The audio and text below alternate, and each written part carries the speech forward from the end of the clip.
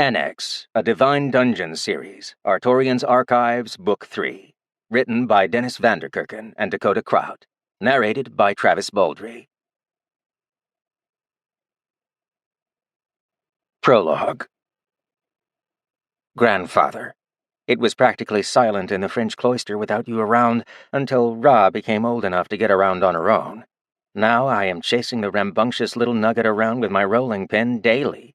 Somehow she figured out how to get at the cookies, but luckily she has not yet figured out how I find her, no matter where she hides. Those lessons with you are paying off even years later. Ha! Keeper Jin indulges her, even going so far as to sweep her up and run when I am attempting to enact discipline. He always runs toward your massively oversized pillow, so oftentimes I am able to cut them off before they arrive. As much as I want to continue my pretend complaints, things are well in the fringe. Wuxius has gained some more fatherly features, making me think that it is not only Ra who is making off with my cookies. On a stranger note, things have started washing up in the salt tides. Not dangerous things, but odd things all the same. Ra has been gaining little dolls nearly every tide and is making quite the collection. Frankly, I find them somewhat creepy, but she adores them, and I do not have the heart to take them away. Ra asks after you frequently, which I suppose is our fault for telling her stories about you since she was born. I can only hope that Ivessa is correct when she says that you will be back. We are still getting letters from you, and we do treasure them. I am sure that you will appear when we are least expecting it, likely with the rest of the family in tow. Or, who knows, perhaps you'll fall from the sky, like a certain lovely song that has become popular in recent times. Whichever it ends up being, I'm sure no one will be disappointed. Your granddaughter in love, Elder Lunella. Chapter 1. I'm disappointed, the smoggy voice, full of hungry shadows, mused to itself, failing to savor the culmination of what should have been a tantalizing and delicious plot. Instead, its palate was fouled. Years of scheming, dark plots, utmost guile, well-executed strategies, quips and snappy retorts prepared and practiced en masse, all of this shouldn't have resulted in anything other than a decadent downpour of exultation and battling wits. Such time I spent snacking on scrumptious sequoia. I savored every nibble torn from that mind, even as its final spices were denied.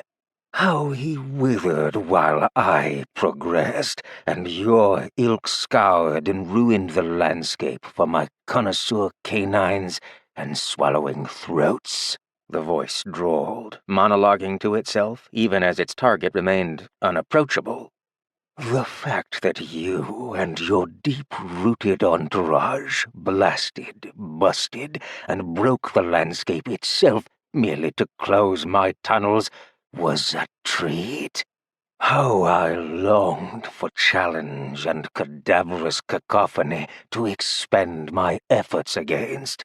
Such inspiration you gave me. Now, at the closing of the curtains, here you lie at my feet. Yet I feel no satisfaction. In fact, I despise you for it. It was difficult to see in a cavern without natural lighting. When Artorian ever so barely opened his eyes, it wasn't any different from the existing fugue states he was shifting between. Reality wasn't yet on the schedule, and the academic remained caught up in his thoughts. Currently, he was thinking of a kitten. Soft, fluffy, will accept exactly 3.14 pets before mauling the living daylights out of your entire hand. The cat sat sphinx-style on a square sheet of warm light while luminance streamed through an imaginary window. Within those exact confines, the kitten sat as if trapped within a box of its own making. The box could be inferred, but was it truly there? Could there be both a box around the kitten, yet not at the same time? It was a paradox box. Such considerations had swamped his senses as they ebbed and flowed like great ocean waves. Both impossible conundrums and flippant conjectures screeched at him from opposite sides of a room that didn't exist, with voices that weren't there. All of this from one single event, his glimpse of the beyond. The sight of the heavenly had been so jarring that even his mind was grasping at straws to find a way to reframe it into a way that made sense. It may have been one thing had he merely seen it with his normal eyes. Perhaps his mind would have simply turned away or ignored the being. But no, his foolish mind had experienced the event directly thanks to his empowered eyes, which made the after effects slap him harder than a dwarven granny with an explosion-empowered slipper. The voice awaiting him in the dark was malicious and full of smiling hunger. When the shapeless mass noticed its stirring companionship, its elation instantly grew. "Artorian, you wordy, delicious thing. How are you?" "S equals 117. The darkness blinked in bewilderment. All subtle movement in the area had ceased entirely as the mass of thought attempted to process the utterly ridiculous answer it had just been provided. Oozing charisma, it voiced its thought just in case. "Come again?" "It's the calculation for luck. I figured it out." One blink was an accomplishment.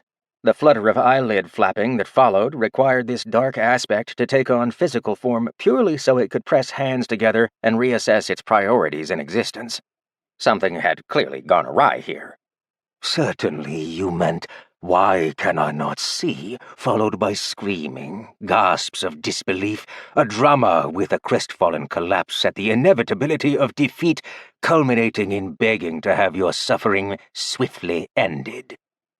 Artorian was used to being blind. He remembered it well enough that this temporary setback didn't faze him one bit.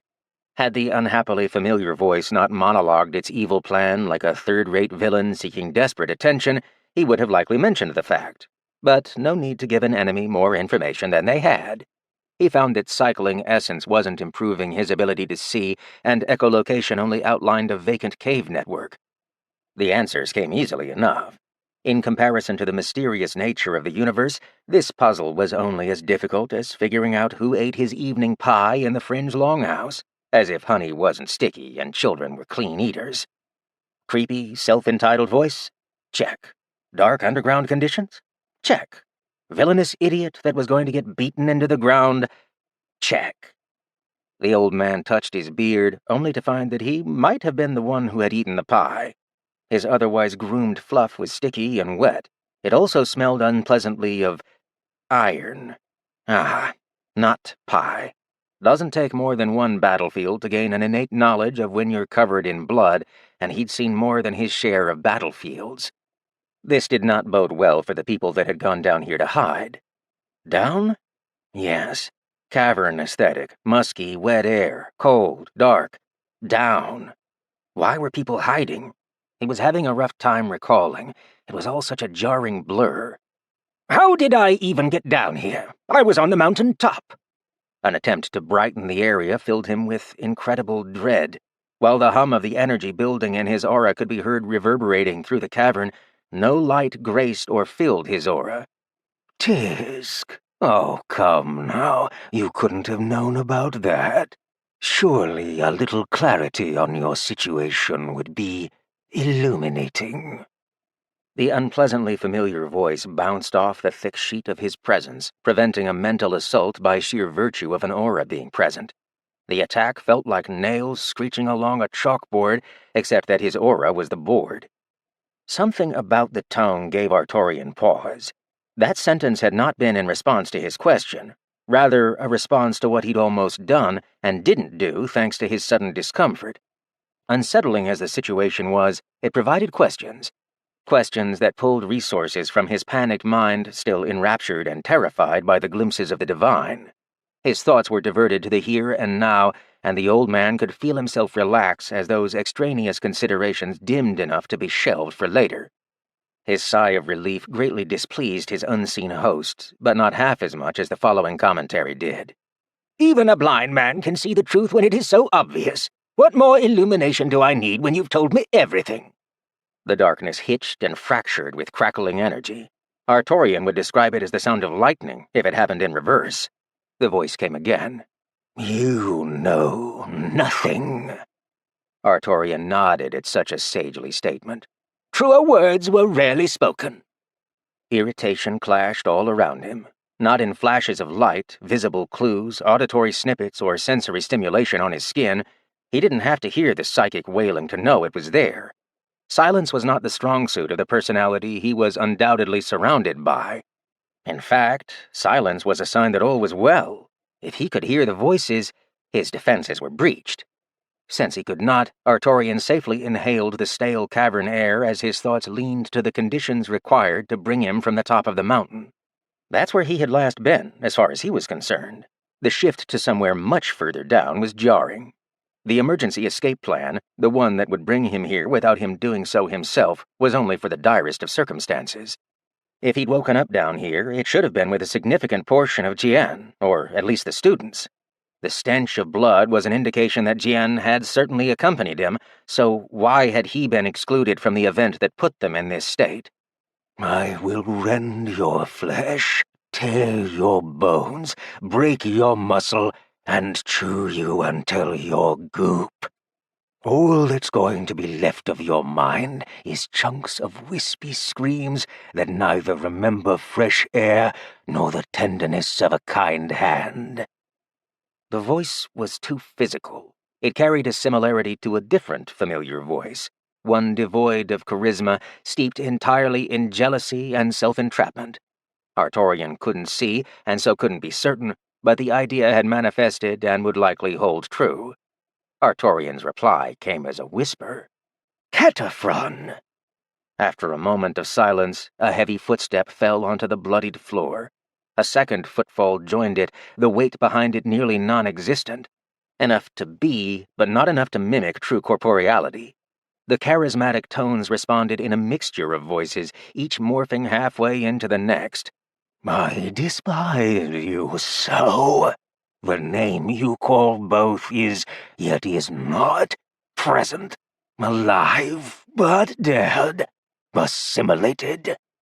The arrangement of voices made Artorian clutch his robe. Not merely Cataphron mixed in the whirlpool of voices, but the three prior masters of the Academy each lent their own voice to the amalgamation of sound. It seemed that Cataphron had found his old masters after all, or what there was left to find, at least. Still, the amalgam did not pursue him. How strange. Had the positions been reversed, he would not have allowed his opponent to wake from slumber merely to trade words or deliver a fancy speech. An idea struck Artorian. What if it was not a matter of choice? Were there any circumstances that would make this action so unfavorable that it gave merit to avoiding it outright? The fresh puzzle set his mind alight. New information could be pulled from recent happenings and important events. Think, old boy, think! What had the amalgam said?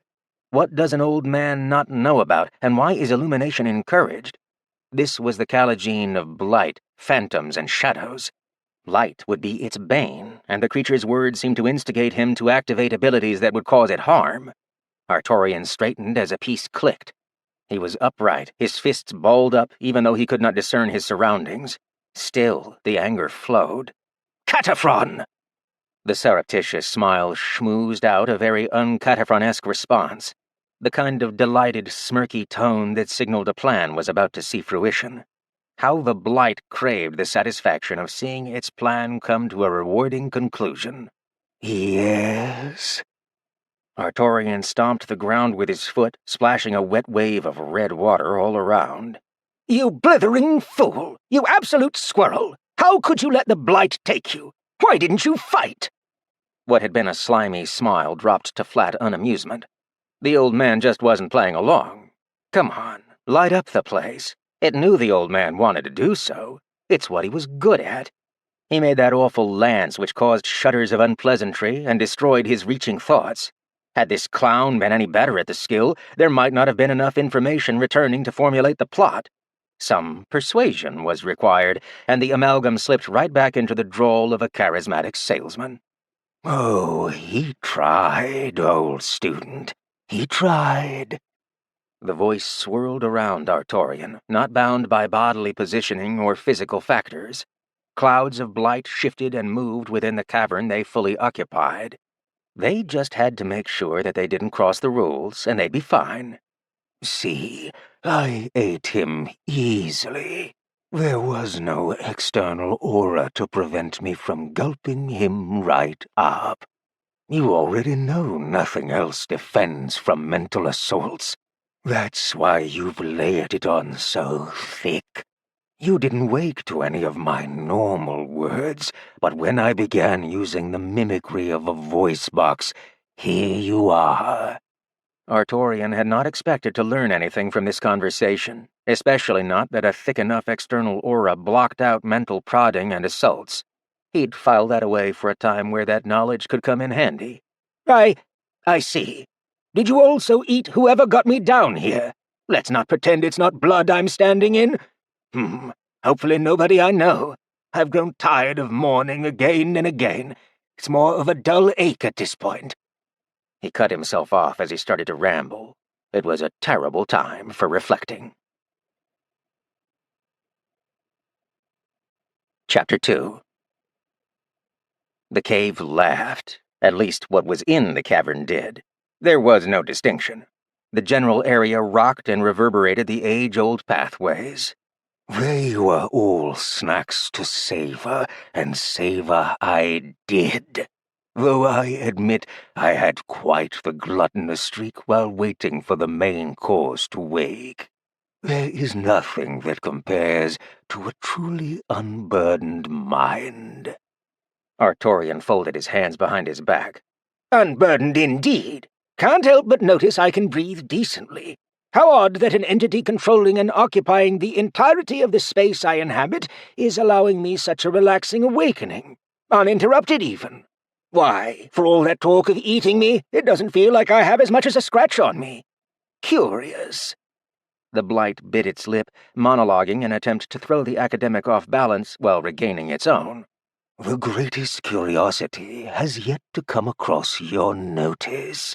If only you could see the complexity of what I'd prepared for you. Were you not on the menu, you might have even found it beautiful. Art only an advanced mind is able to appreciate." It was too late. Artorian had the amalgam by the hanging satchel. "I suppose that hinges on a single question." Phantoms wailed in disgust, but none of it reached the intended target. No screams of mental anguish could breach an aura that was changing to increase in effectiveness against their specific influence. What a terrible matchup this old man was. In disdain, it spat out a retort, using a body to utter the guttural vocalization. "That being." While the Sky Spear Headmaster wasn't at all pleased about the current situation, it did bring a smile to his face to test the conditions under which this war was operating. "Who are you?" The cavern trembled and shook. The blight hated, despised, and loathed this terrible, annoying, unyielding living creature. Could it not just die already? The blight knew all too well that the answer to this question meant two things. One, this despicable wrinkled cockatoo knew. Two, the reply would determine vulnerability. Being an amalgamation of every mind it had consumed, who it was remained a matter of sensitive nature. A fact so crucial to its own preservation that it knew better than to reveal the unembellished truth. Deflection was in order. "Who am I, indeed? Who but the stuff of nightmares? The walker of the pale, the whispers one hears in the dark, the reason one does not remember why they entered a room. I am the missing sock in the wash, the full stomach after someone becomes lost in the woods. I am that which one bumps into when there should have only been empty space, and I am what watches you from the creeping corners of the dark. I am the reason one cannot fall asleep at night, for danger is nearby, and it is unsafe to rest." Pausing a moment to relish, it regarded the aged old bat. "I am hunger. I am death." Artorian cackled. That was good enough for him. "Not Cataphrun. Confirmed." Relish turned to ruin as the sound of a heartbeat, coupled with an outward pulse of plasmic light, rippled in spherical form from the starlight cultivator. Refined essence was compressed into the effect as Artorian combined several ideas. Costly, but if he was only going to get this single effect off, it might as well be one for the ages. Echolocation, luminescence, moss, and stickiness exploded from his presence. The blight shrieked as thick, crawling, growing patches of light developed over the smoky layers just like lichen and moss did, simply much, much faster. The effect clung to the walls, spreading, glowing, shining, providing a natural illumination to the cavern as his pulse extended in reach until eventually it struck the ceiling. What a colossal hole in the ground this was! Artorian almost wished he'd remained ignorant upon being greeted by the sight that awaited. Thousands of bodies littered the ground that must have once been a pit. While he indeed stood upon a layer of blood, he somehow hadn't guessed that the soft ground he was traversing was bodies. Bones littered the cavern halls as far as he could see, and he knew in his heart that if there was one thing he should not do, it was to look up. For all the love contained in the heavens and the earth, do not look up. The effect of his essence hadn't ended when it left him. There were instructions contained in the pulse that still tore through underground pathways, sticking its effect to the walls where it could self-replicate in limited form. Costly, sure. However, if his guess was correct and he shouldn't attack his foe in the near future, the near-natural lighting hopefully would not count as such. Artorian wasn't going to get away with this twice, and he needed all the information he could get his hands on. That meant... Artorian's chin tilted before his eyes did. He should not have looked up.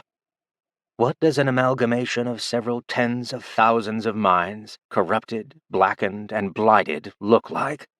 Turns out, like they still had hands and faces contorted in screams as they tried to escape a slimy, moist, glossy leather bag that stretched but never broke. It wasn't even a physical, solid body. Yet the shadows were so dense, and the infernal energy harvested from the torment and continual anguish so packed that it may as well have been. Ew! The burning effect of his pulse of essence was superficial and had been extinguished by the blight. A body in the endless, sickening floor pile of meat? No. Cataphren rose. His eyes were the same ghastly hollow that had been so prevalent in Artorian's nightmares that very first night in Birch's company. With the candles. How sweet the candles made by the wood elves had been. But much like oils, they did nothing to alleviate the true problem. Cataphron's steady, familiar voice spoke up in the charismatic cadence of the blight. How, in the name of the abyss, did you figure it out? The academic snapped to the question. The words had been so human, so steady, so believably from a real body that, had he not known better, he'd have thought the body walking towards him, without a shred of effort, was actually alive. Oh, Blighty, you told me, by not telling me. Unsurprisingly, waking up at all was the first big giveaway. Being able to breathe the second. Threats without action the third. The only true course of action would have been for me to be part of this meat floor you've decorated your hole with. It sickens me, and I wish I knew how to tear you from existence with great vengeance for what you've done to all these poor people. All the elves you've hunted and harmed. All the lives you've consumed and cut short. Cataphren gleefully smiled a sickly grin, snickering. But you can't. Artorian didn't move from his spot as a blight-infested and puppeted Cataphren came face to face with him. He held back a wince. What a few years of rot and decay can do to a person. Hiding his rage, Artorian mimicked the mocking tone right back at the creature. Neither can you. The blight laughed through fleshy vocal cords. Oh, the landlaw you have with this man may prevent me from ravishing your mind like a snack bar at the royal palace, but unlike before, you're in my house now. You can't leave unless I want you to leave. The blight sucked in a breath, and it felt like all the air in the room moved into it. Perhaps I can't harm you directly, but I don't have to feed you or let you sleep peacefully, give you time to think or explore the caverns. I can rearrange them, loop them, maze them.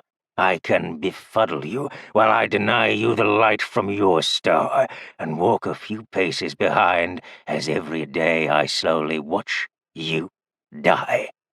Maybe you'll even make mistakes and drop your aura too low, and then I'm in. Cataphren practically giggled. What fun we will have. Artorian tisked. The landlaw was exactly what was preventing the blight from tearing him open, and what was preventing him from full-bore erasing the heart of this thing with the butt of his starlight pencil. Someone else will come and get rid of you." Cataphrone smiled from ear to ear and laughed like a mad hyena, cackling in delight at the absurdity of the claim. He bent over, slapped his knee, and enjoyed the visceral feeling a body provided through infernally altered senses. This body was perfect as a physical host. No external aura to prevent any takeover or interference. Cataphrone had been the cleanest snatch-up ever. No damage to the host, perfect for replacement and inhabiting. The Blight adored having a body this suitable to play with, and play with it he would.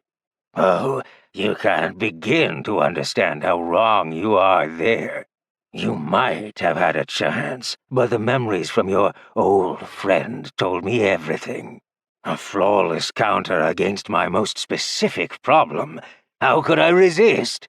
Sure, you achieved the position of Headmaster, but what threat is that when I have you so conveniently in my box?" Artorian raised an eyebrow. Achieving Headmaster was a threat. Now, that didn't fit any narrative so far. Why would that be of note? Earning the position itself is likely due to being quite powerful, but type mattered more than amount for this problem. Caddy here had also mentioned quite snootily that he might have had a chance. The power of erasing starlight was good, but while it accounted for some of the facts, it didn't account for all of the facts. Time to dig. "Ha! I could have defeated you as an academy student. I don't need some fancy title. Had Cat and I gone another round before he went under, I'd have won." The laughter burst out once more, bubbly and thick, as the raucous hilarity struck the multiple minds contained in the Blight, all using Cataphrone as a mouthpiece. "First of all, Shinebug, no, you couldn't have. Secondly, this body would have wiped the ground with you so hard you'd have been the courtyard's new paint scheme." Artorian grit his teeth. "Where there's one, it's usually not done." The Blight ignored the strange phrase. "I can't wait to see if you cave in to your baser needs. There is food for you here in plenty. I've left the bodies for you. They were never for me. I eat minds. No, my old friend, these—" The infernal body moved its arms about, gesturing at the thousands of bodies. "Are for you. Will you go hungry, or will you force yourself to suffer and survive? I don't have to feed you, but can you stop yourself? I've learned that you're as big of a glutton as I am. Think of that. We have something in common after all." The academic felt poorly for all these people, but he couldn't help them now, not even to clean up their bodies. His most common aura effects would incur the land law violation.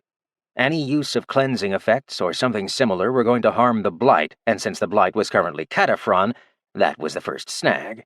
The second snag was that there wasn't just one land law at play. He surmised there must be a second one that specifically had to do with the Headmaster position, or rather, the landowner. If he was the landowner of the sky sphere above, this Blight must be the owner of the below. That created quite the tension, and while the details were unknown, needing to be a landowner to face a landowner had a reasonable sense to it. Artorian recalled an old passage from the sky sphere creation myth. He thought it was silly for someone to carve a menhir from the moon and launch it planet-side to entrap an enemy? Not defeat it? How annoyingly fitting. Sounds like someone else may have lacked a means to kill old Blighty before. He recited the memory in a whisper while the phantom Blight cackled at him.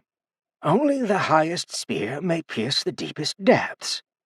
That was good and all, but he was stuck in the kitten's box. Blighty still had him trapped, and his light moss didn't have a long duration. Still, it had given him the information he needed.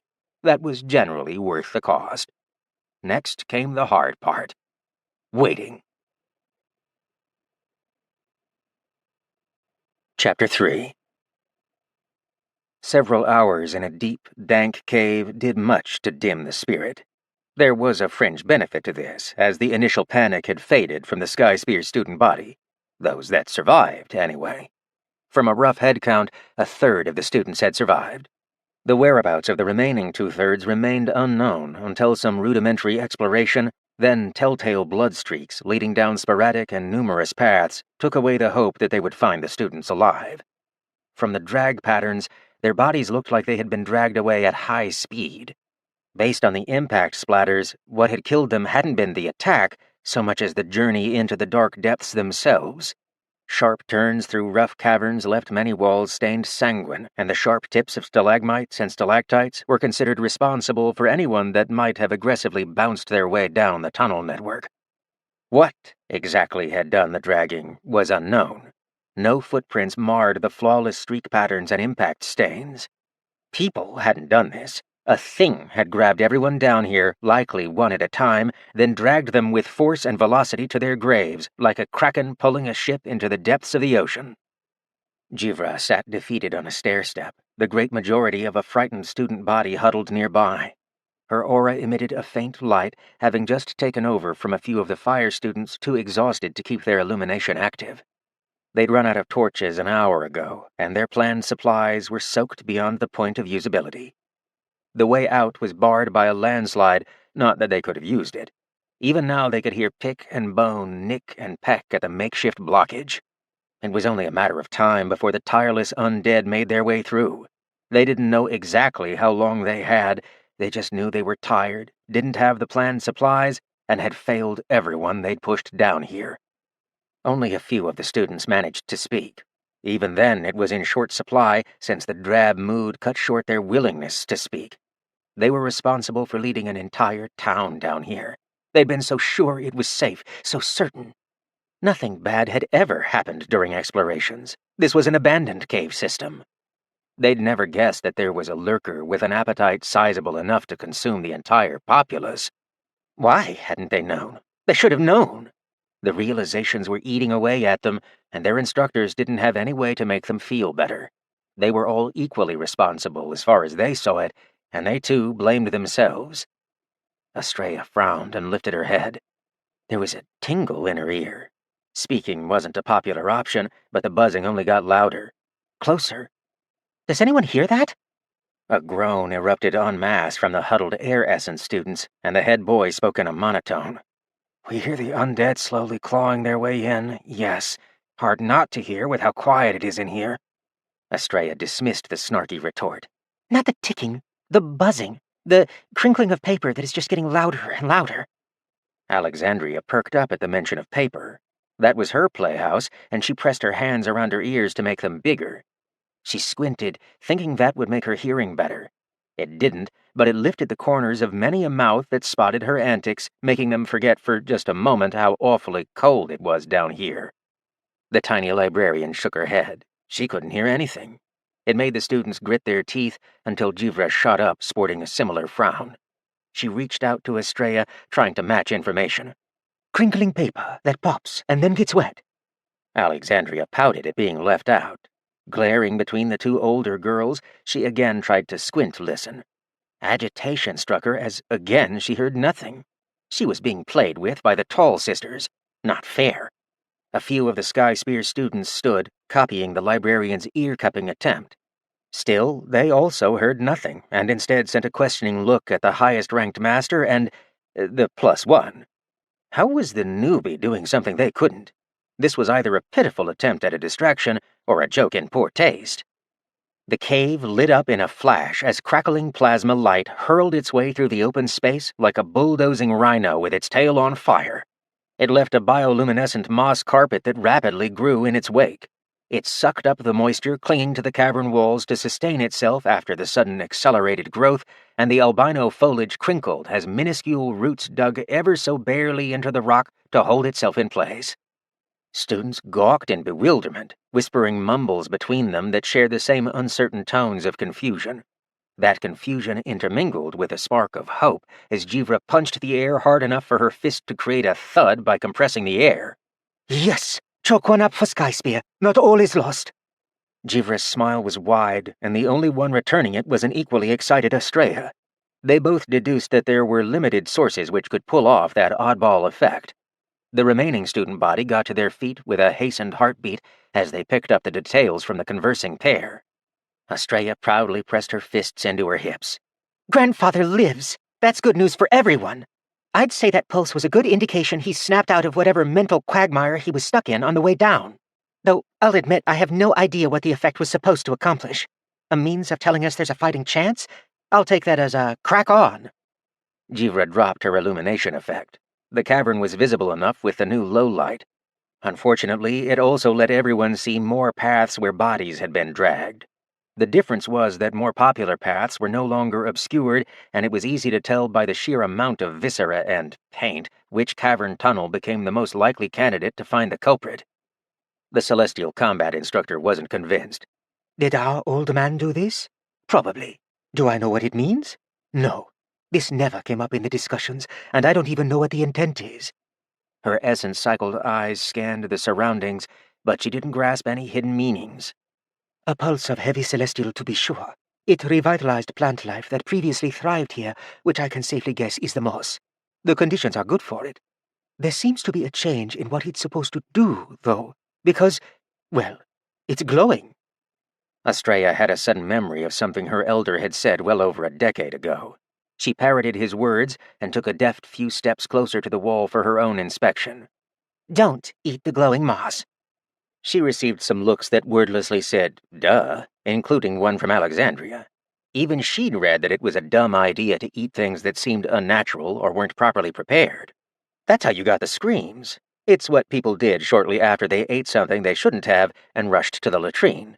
Don't eat weird things. Don't get the screams. Easy. I know I heard it. The wave passed, and I felt incredibly uncomfortable as it bounced off me and shot back. Estrella shrugged at the nonverbal reply from her surroundings. Ugh, it took a chunk out of my cultivation, too. Oh, that just feels awful. She wrapped her arms around her stomach at the realization, groaning internally as she kept her complaints to herself, though the momentary discomfort was a good uptick in the general mood of the students.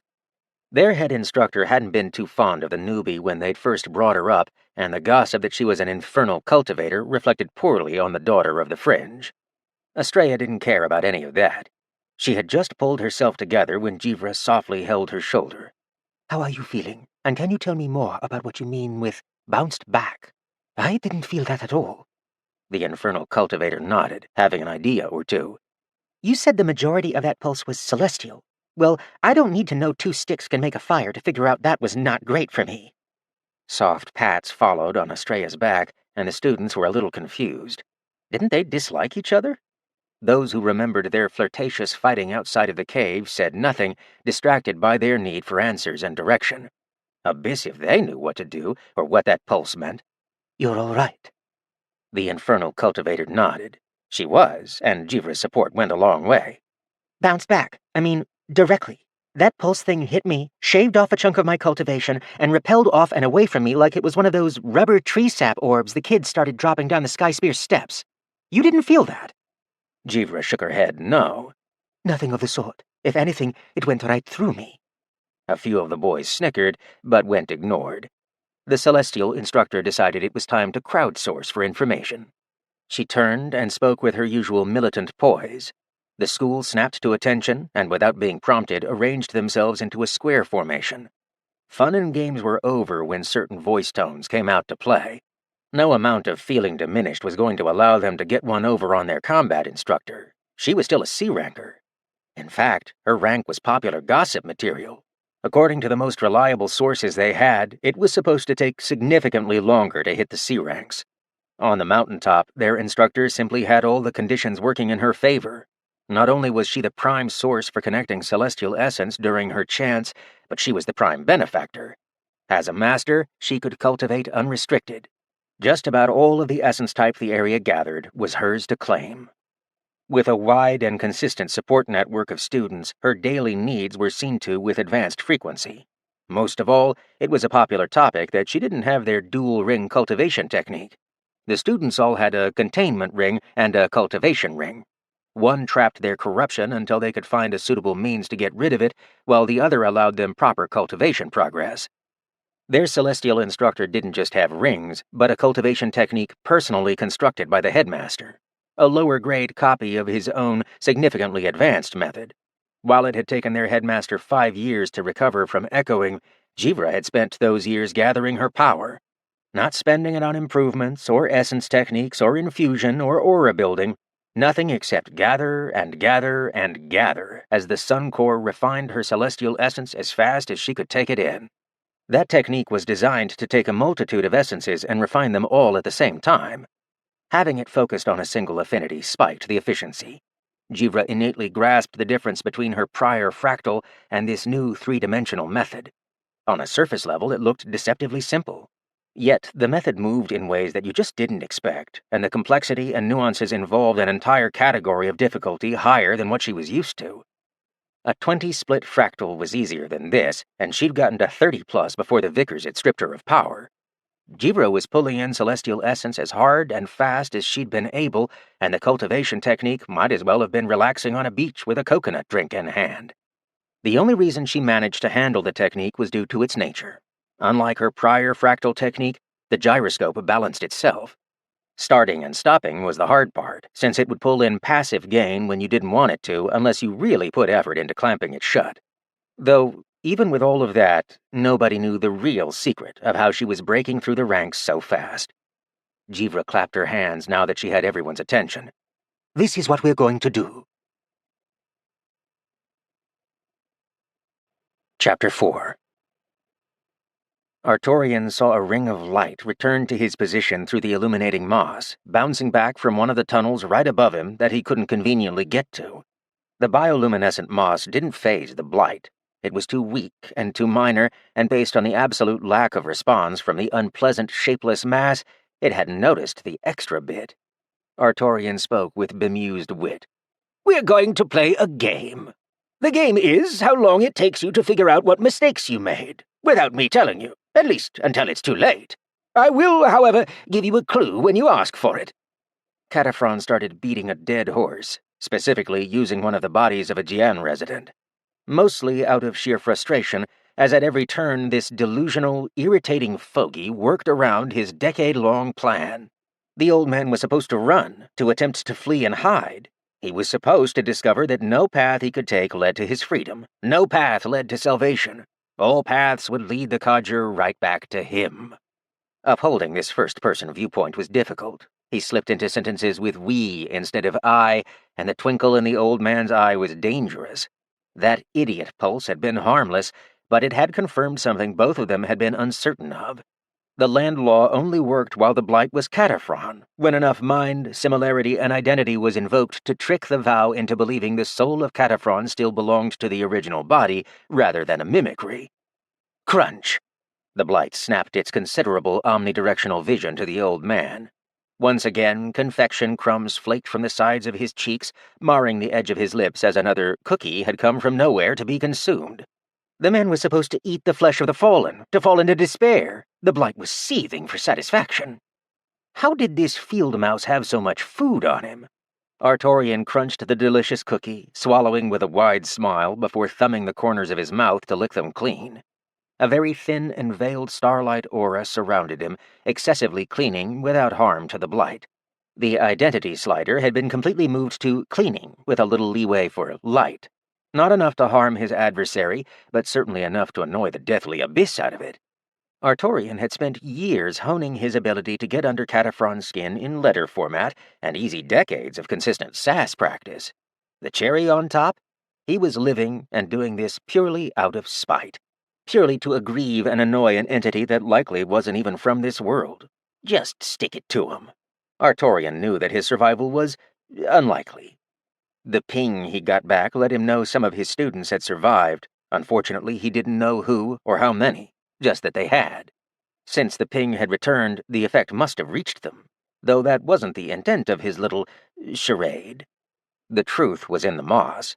Artorian didn't know it, but his fringe daughter had been absolutely right on the gold coin. Blighty here was a glutton. It liked to eat. Eventually, it was going to eat some of the moss in counter-spite. Artorian knew it would. It would think of it eventually as a way to get back at a creature it couldn't touch, since it wanted so badly to see him suffer. Specifically, suffer slowly. If the blight dropped the entire sadism routine and went after him in earnest, then it could not do so while maintaining the method by which it was somehow holding the land law vow together, much like the armor that was currently still of no use to him. Artorian just didn't have a good grasp on how the blazing heavens that worked. Why did land laws even work at all? How does a patch of ground have the ability to punish someone for breaking a promise or oath? That just didn't make any sense, because that's not how it worked in the Fringe. He knew well how rights of land ownership functioned. but not abyss-blasted why. Cataphren spat back at him. "Burn you and your games." Artorian raised a brow. "You're hurt by fire. I'm surprised to hear you make such a comment." The blight infesting Cataphron's body reeled unnaturally, cracking the spine to bend the body in twisted ways before aligning it to face Artorian with sickening pops. "No, I'm not.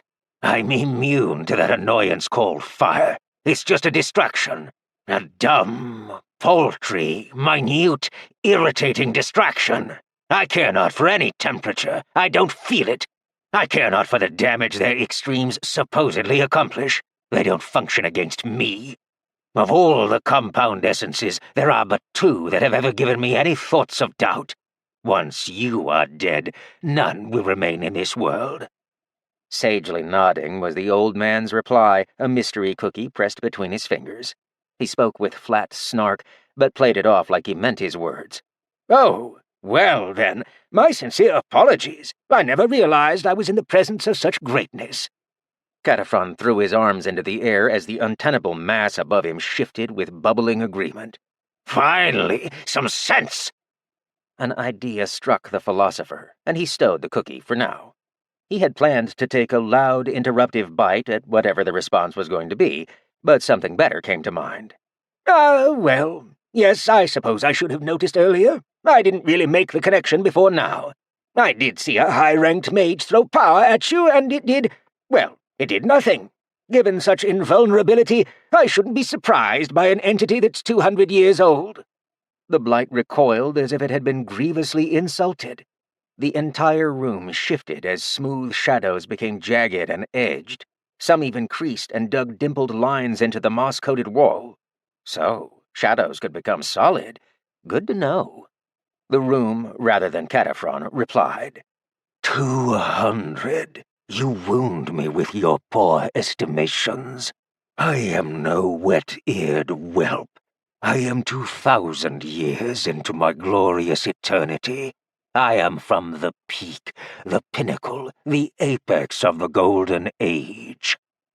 Cataphron's body stilled, and Artorian was hard-pressed not to test an attack. It was too likely that was a ruse, a purposeful moment of weakness to eke out an aggressive response that would spur his own demise. Cataphron's neck cracked, and his face did a full-moon turn to regard him, sad to see there was no flicker in the old man's aura. Artorian let out a calming exhale.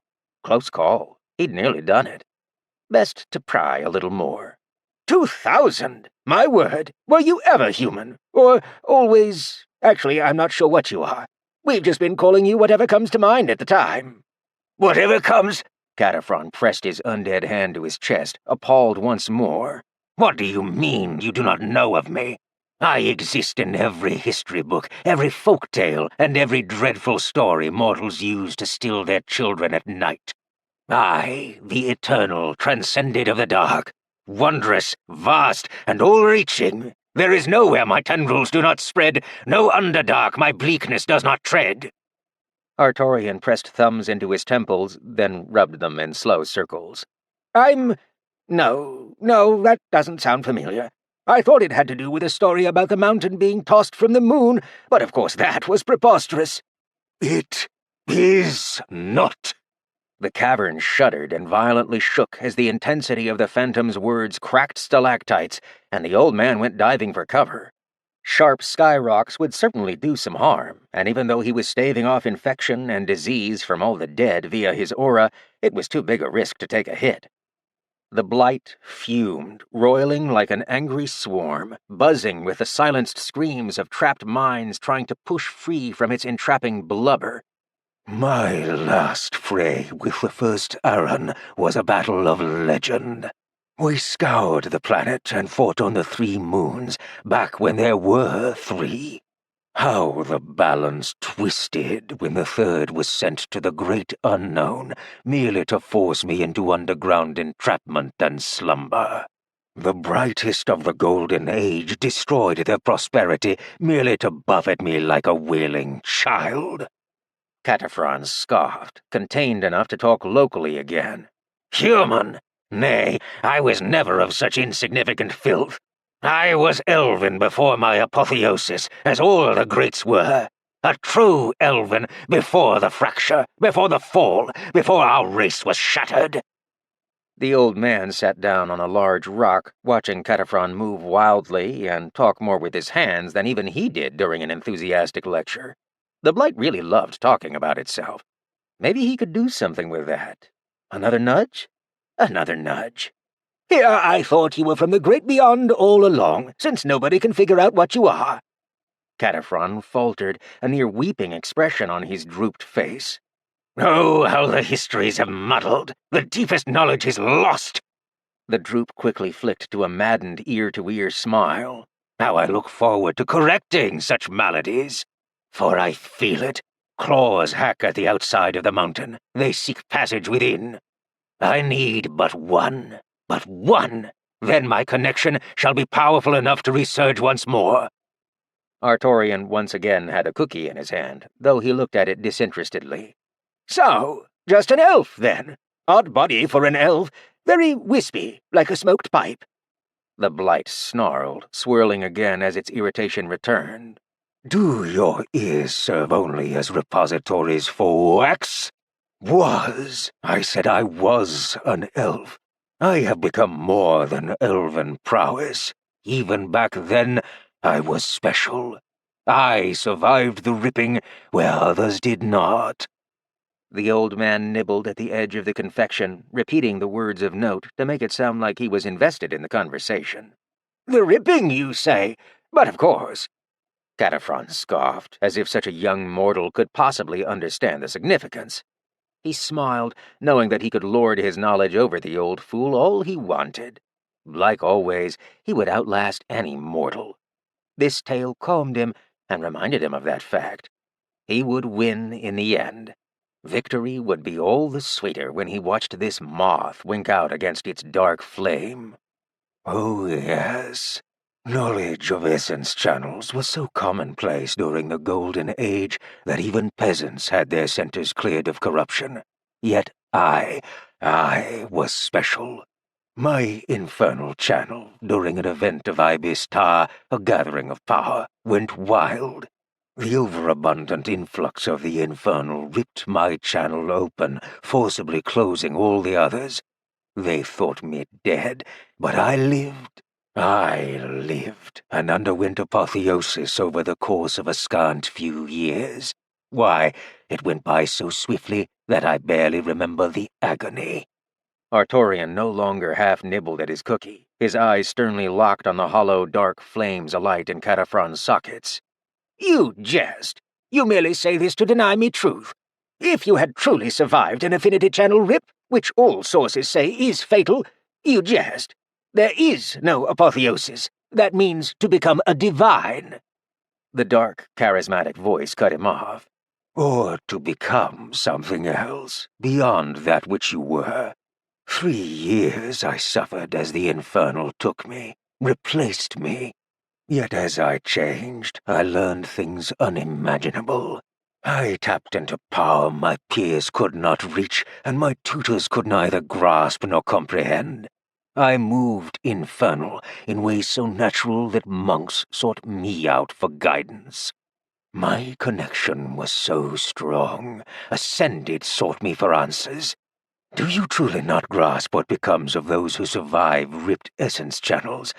We become something else. We become elementals." Chapter 5. "Tychus, did you have to kill another one of our retainers?"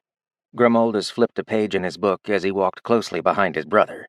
They had been evicted out of the ziggurat until they'd regained enough honor to be seen by the vizier once more. In any other situation, this would have been a gift from the heavens themselves. They were out unsupervised, surrounded by thousands of refugees, and were far more powerful than the standard person they would encounter. Grim looked down at the bone bracelet he was wearing, grimacing as he recalled the vizier's words. "While you wear these, you have my protection, and I will always be able to find you. There is nothing that will unintentionally break them, which means the moment it happens, you will have proven that I can no longer trust you. Then I will have no use for you. The mistress, on the other hand, can always use more bodies. His brother tisked at the reminder. I already told you, it is not my fault that their bodies are so frail. Tychus currently stood at 6.5 feet tall, muscled so heavily that he nearly looked obese. I gave him a supportive pat on his back when he was yelling at you. It is not my fault he died from a suggestive nudge. Grimoldus flatly accused his brother. We both know that you have trouble controlling your body cultivation. We both also know that your control is not that bad. Just because someone is yelling at me does not mean they need to die. I know it is frustrating and hard to understand, but it is better to serve the evil you know than an unknown. Tychus rolled his massive shoulders and shoved yet another refugee-turned-raider out of his path. Well, at least we get to enjoy some fresh air. I am certain that you are as sick of the pits as I am. Any thoughts on what we can do to get back in the good graces of the sublime vizier? Grimoldus narrowed his eyes. Sometimes his brother truly did not know how to hold his tongue.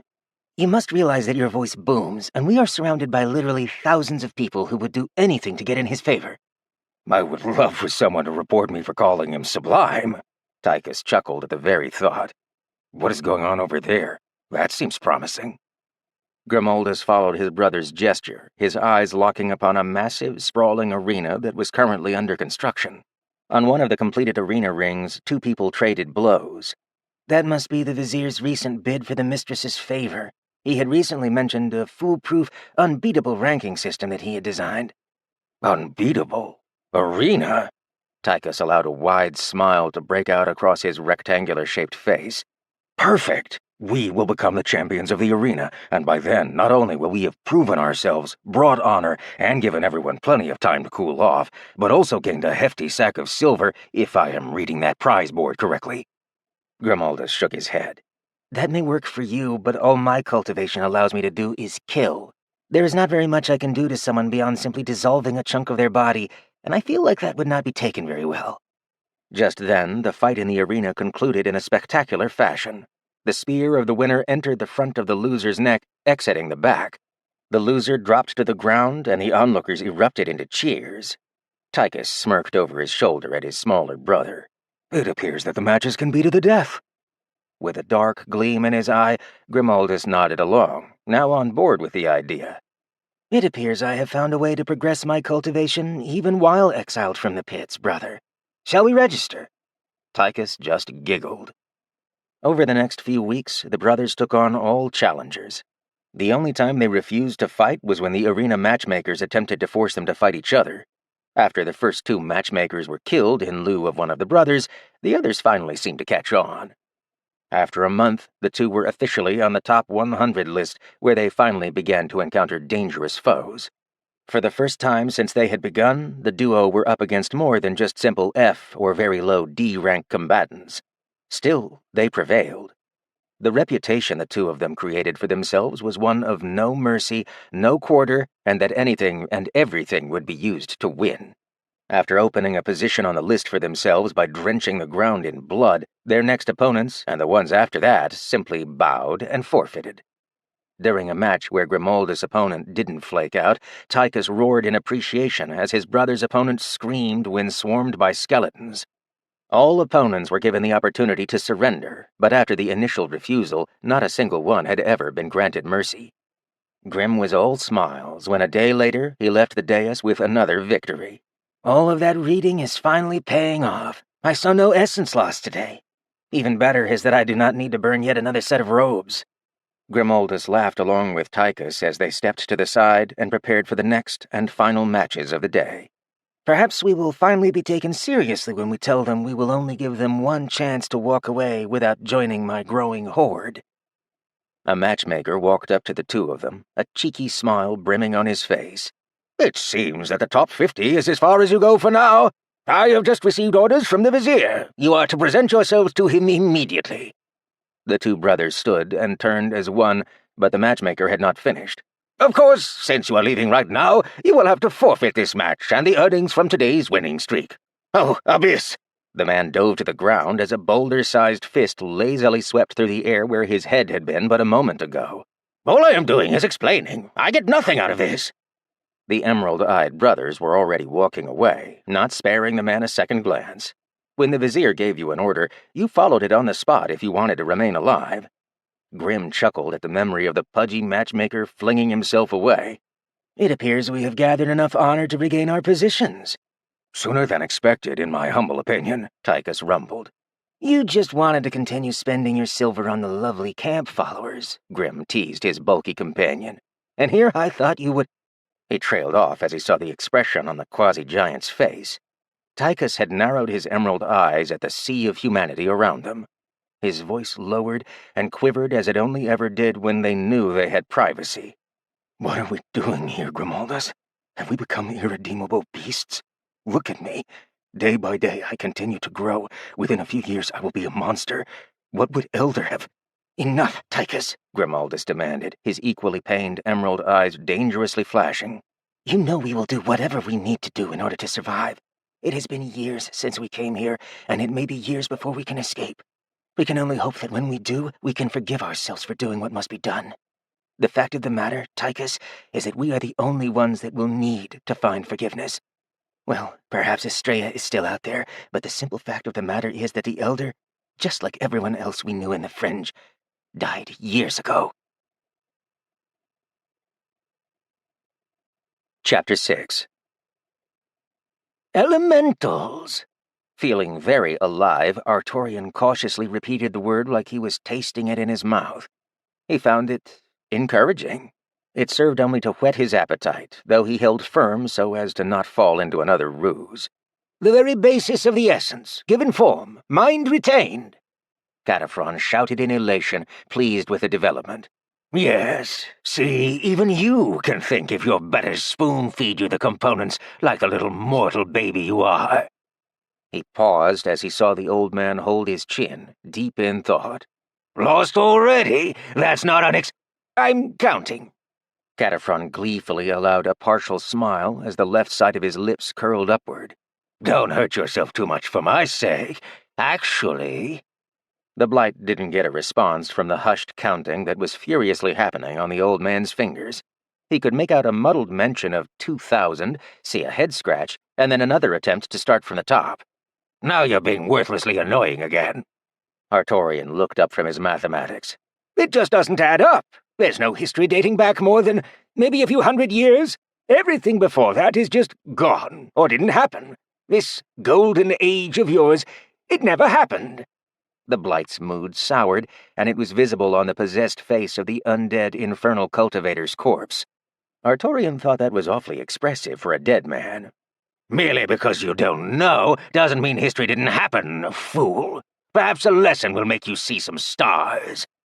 A malicious grin followed, and without waiting for a retort, the blight launched into a full I know better than you tirade. Perhaps he could bore the codger to death with history. Don't worry. Unlike mortals, I have done well to keep up with what you have so wastefully cast aside. If we say that the point we are at now is 0 BC, before Cataphren, then the years work as follows. 2000 BC, the height of the Golden Age, the apex, the midpoint, the glorious spread of the Ever-Empire.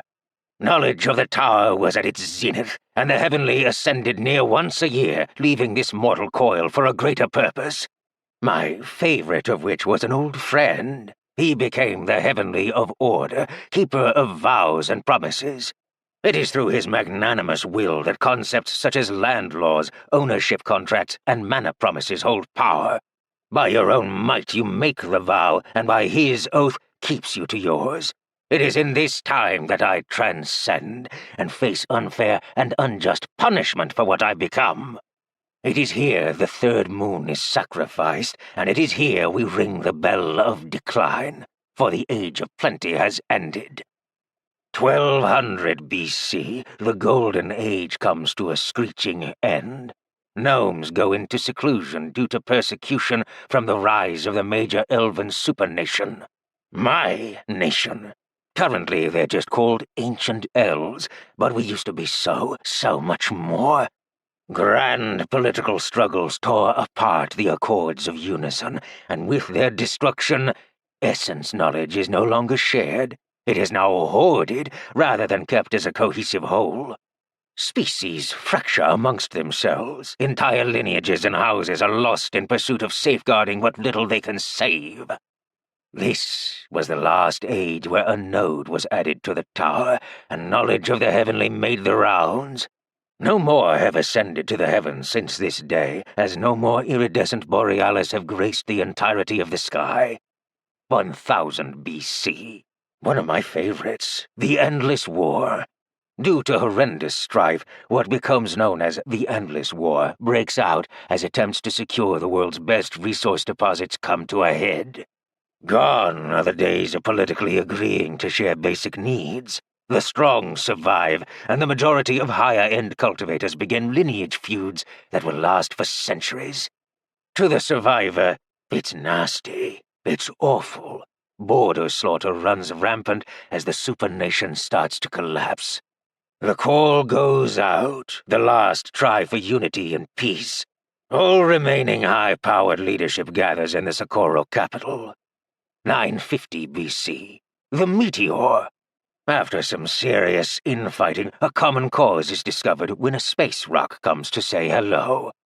It turns out that when you kick a moon out of orbit, it just comes back for revenge. It impacts the capital's smack center. The majority of the effects are mitigated at the cost of the lives of thousands of mages and a grand majority of S-rankers and up. They saved the world as a whole, and I have my first taste of sweet vengeance. They lost their world, no matter that the world itself survived. The elves shattered into splinter species. Ancient elves become wild elves, since their entire civilization is gone. Only rubble and ruin remain, their ways of life split along with their self-aggrandized species. Knowledge of cultivation retreats into the recesses of the world, and those who have it become the new nobility as the endless war comes to an end. There are none left to fight, and those who do remain are broken. It is time to consolidate and plan anew. The old world is dead. Long live the new world. A mere century afterwards, the new generation of mortals that have come and gone have no clue what came before. History is different. The old ways are taught no longer. It is taboo to do so, for those teachings brought only ruin. The powerful are reclusive, despising intervention into their personal affairs. Interlopers are silenced, scholars are culled. Knowledge is scoured and stolen between ancient houses for scraps of a monument that no longer stands. New ways of life spring up, and the old world ignores them. New wars break out, and the old world lets them happen. Undead march the lands, and the old world lets it happen. Conflicts are waged between forces not their own, and those who survive remain of the opinion that the new world is not their concern. Hundreds and hundreds of years, and the old world remains passive, culled by their own hubris, locked in their own torment. All who live from that age are mad, lost, broken, or me. The blight savored that last syllable with a succulent slurp. How it had eaten, and eaten, and eaten the minds of eons of people. How each mind added to its intellect, even as it added to its propensity for distraction.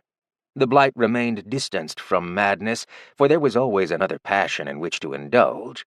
A passion of hunger, for existence was to feast, and all the world had been laid before it on a table. So, yes, elementals, we are endless and unbound. Our minds kiss the fabric of the universe, unshackled by flesh. I do not bend the infernal to my will. I am the infernal.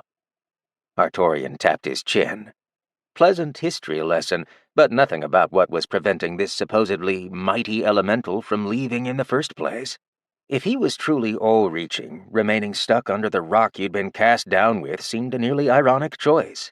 So the only conclusion was that the blight had omitted important information, specifically on why it was stuck here. No, it had let slip a few things, a few crucial details. That's quite a children's tale. So, your attempts to lure me into violating the land law came about due to your friendship with a person that became the reason such laws are enforced in the first place? Devious. If the Blight didn't know his plan had been seen through before with certainty, it did now.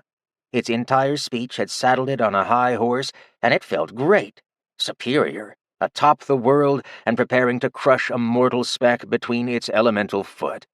Then that got mentioned, and it was right back to feeling lemon sour as the scrumptious crunch of a cookie, being loudly chewed, echoed in the darkness.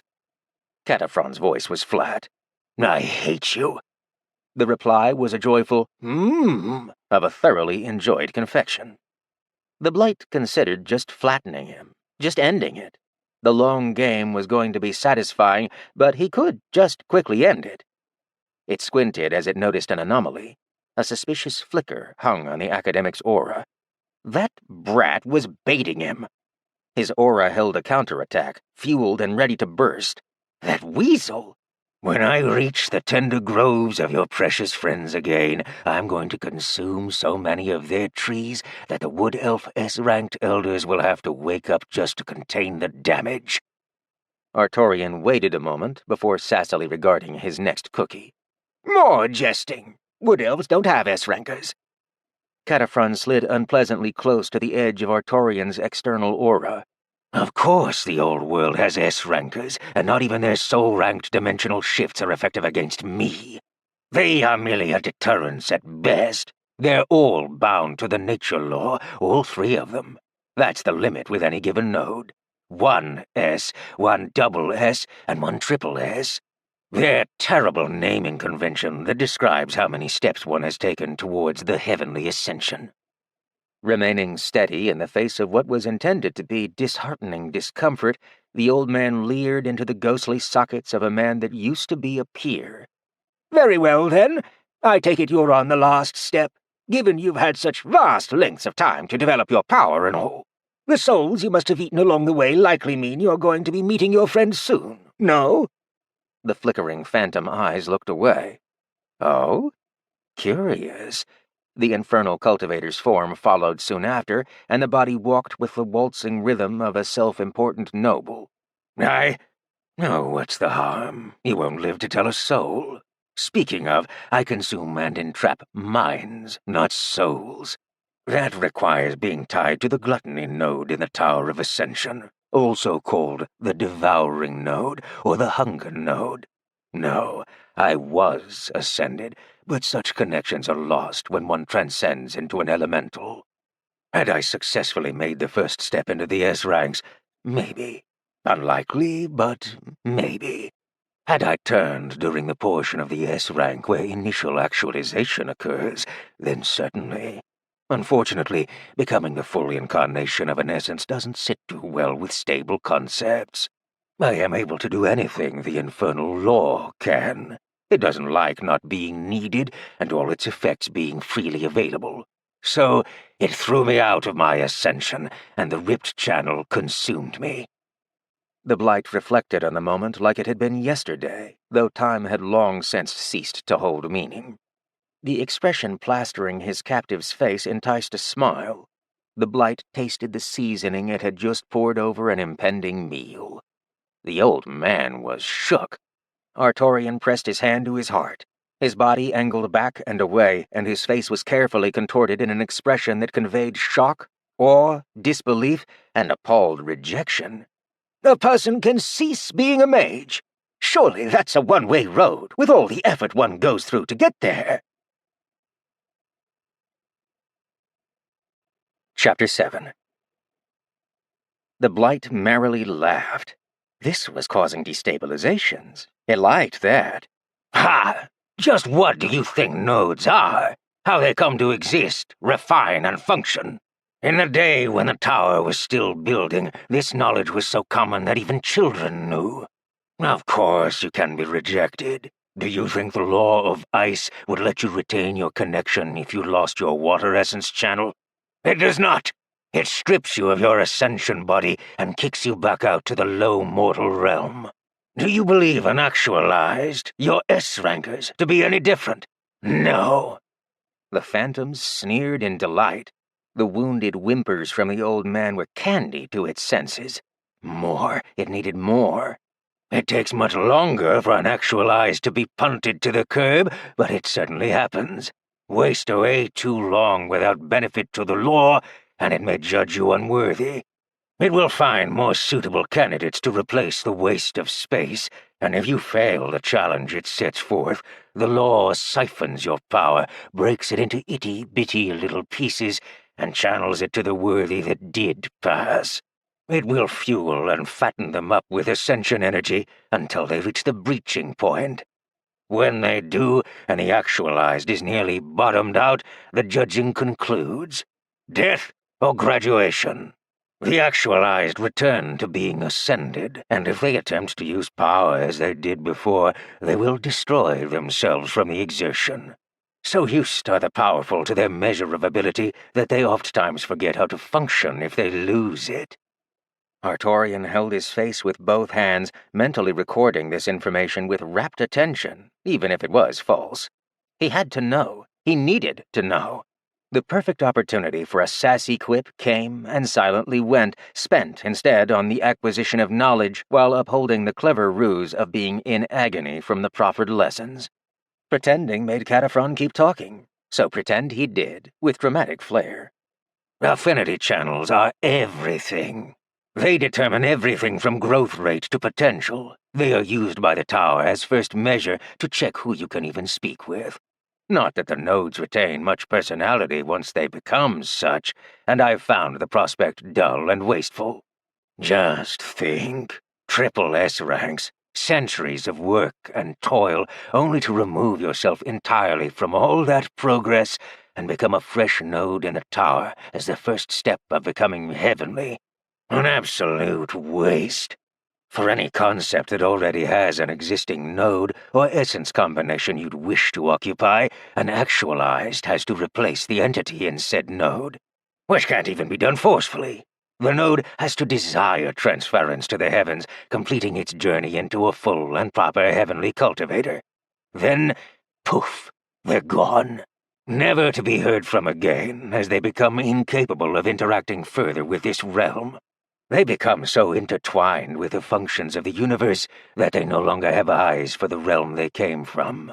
Never has a heavenly been contacted that didn't address the one who did so with disdainful dereliction and disinterest. Artorian didn't interrupt what had become a full-on rage vent. The blight didn't appear to have noticed it was serenading the fumes of its agitations now that it had someone to listen. Like a toddler that spoke at length merely because someone was present in the room to hear it craft a calamitous cacophony. The heavenly have lost all care. All the wants of this realm are foreign to them. As an entity without body and free will, I understand how they view such things now. Time erodes connections, and lack of communication burns all bridges, much as I care only to absorb ever more scrumptious minds. Those conceited things only care to uphold their function. Even their slight nudge towards this realm is appalling, releasing celestial essence onto the land like a dumped sack of glitter dust. Cataphrone quirked a curious brow at his captive. The academic was sweating. Beautiful. Suffer, you little twerp. Something wrong. Rubbing his chin, the lecture attendant hummed to himself. So, if there was an error in the universe, a rip, a problem, an inconsistency, they would fix it. Undead groans sounded awfully guttural, and Cataphrone lurched away excessively. If those interest-devoid grown-up nodes don't, what's above them will. If there was ever something truly egregious, such as a time loop or tear, they attend to it quickly, resolving the issue as soon as the essence reaction runs dry and stops being able to sustain itself. It happens painfully often any time celestial and infernal were used together in great quantities. Chaos is a law that several heavenlies angrily hold by the scruff of the neck. Chaos, entropy, and discord. There have been eons of discussion about why any time there's a significant problem, it always comes down to those three. Artorian wished he could write this down, but he'd have to settle for burning the knowledge into his memory. His sweaty outwards appearance wasn't a ruse. The bodily reaction happened in response to a great weight falling from his shoulders. So, when in the scriptures it mentions the progression path, and godly is mentioned after heavenly, there is really a divine tier cultivator. the blight was right back to superiority boasting. It was thoroughly enjoying grinding the scholar's face into the ground. That type did poorly when their beliefs came into fundamental question. Back when the Heavenlies could still be enticed to turn back enough to spare us a few graced words, that's when the Golden Age truth-delvers were told of the rank above theirs. Grasping the meaning was just utterly impossible. We already can't grasp the full power of a Heavenly. There was something higher, something more. Entire schools went mad trying to puzzle it out, and even made a node for madness simply to be able to cope. The fools. They made the base layer of necessary potential thought intricately complex and equally impossible to understand. With so much group-minded unity and essence behind it, that the madness law burst through the tower and made a home for itself all the way up on the 720th floor. The top? What were they thinking? Cataphren composed himself as he reached the answer to their own question. Well, madness? I suppose they weren't thinking at all, if they were even able to at that point. At least it barred anyone who didn't have all the essence channels from tapping into that awful mistake of a node. Locations are precious. Don't make nodes in a tower unless it follows the pattern. 6 per floor. It was 6 per floor. The old man sassed. Odd. I was told 7 was the correct number to aim for. Phantoms screeched at Artorian for that inane comment, not knowing he'd said it on the fly, lying through his teeth. How dare he assume he knew better with outdated and incorrect knowledge? The old man's off-the-cuff statement made the sealing body roil. How would you know? You weren't there. You didn't take the lessons, or attend the equation lectures, or scribe the reasoning for why having more than 6 nodes on any given floor would destabilize the interconstruct pattern of the tower matrix itself. Oh, sure, you can put 7 nodes on a floor, but at what cost? You can't add a floor after that. When one of the nodes in the tower loses their concept because it's outdated entirely, it can lose its place if the Heavenly in it goes on to finish his cycle. Without anyone to replace it, that kills the node and connections and opens up a slot where it used to be, but it's not like the essence combination will be different. This is the entire mess that led to nodes carrying multiple concepts for a single essence mixture. Suddenly, everything earth and air is in the same place. Lightning, earth and air node. Easy, simple, no problem. Mud, slime, clay, quicksand, all of that suddenly the same blasted node. If they were going to just let that slide, they could have at least made the growth additive and sequential. No, they threw nodes at the tower like monkeys throw feces. As soon as the Prime 6 were down, they went on a heaven-cursed race to fill the slots. No thought was given early on to adding nodes in a reasonable method so that climbing resulted in a pattern that could be expected. First floor, water. Second floor, water and air for mist. Then do all the combinations of 2s, and once you've done with them all, proceed adding the combination of 3s in higher levels. Reasonable, yes? Did they do that? Cataphren punched a corpse so hard that the channeled might of the blow created a 20-foot deep hole in a perfect cylinder. His voice was breaking, and the personality of Cataphren faltered as a melange and mixture of several other voices all spoke and aired their grievances at the same time. It was like with the Wood Elves, but without the soothing quality, and a reverb that was more doomy. No! Second floor. What do those idiots slot? Infernal and earth, water and earth, air and water celestial, fire and celestial, then water, earth, and celestial. What? That's a tri-combination. Then I turn the page for the next tier, and the first thing I read is an infernal, fire, and earth. What is another triple combination doing on the second and third tiers? Who thought that was a good idea? A second cylindrical crater joined the first. Everything in the area disintegrated within the affected region. Artorian was watching this time. It was the goose effect. Goo wasn't what was eating away at anything in the zone this time, so it must have been infernal touching it directly? Not through a medium, but directly? This must be the prime benefit an elemental had over its cultivator counterparts. A cultivator gathered and then expended. A mage channeled based on Ember's lectures. It seemed that an elemental generated. They were a source of their relevant energy. Wouldn't that mean elementals were cultivation sources for a whole host of people? That was a very good reason to keep knowledge of them tightly shut in a box, an advantage people would not want to share. Did Artorian know anyone that could benefit from this? Why, yes. Yes, he did know of one. That knowledge was mentally shelved for later. He paused his musings and calmly unpacked his hookah, preparing it while the seething blight worked to reclaim the hold over itself. Artorian could attack now, but it appeared there was surprise company. He looked up to blow out the first smoke ring and noticed a patch of cavern moss was brighter than its resident counterparts. His essence sight was what picked it up, and the written message was a deviously intelligent ploy. Someone needed inside knowledge of the infernal to get that past a being made entirely from it. Estrella, you clever girl. Yet it wasn't the right moment. Keeping a note of the message, he turned his attention back to the screaming phantoms now present in the large, empty cavern, not counting the dead. Multiple see-through wispy forms were arguing with one another. The multitudes of minds were having a row since they couldn't reach a consensus.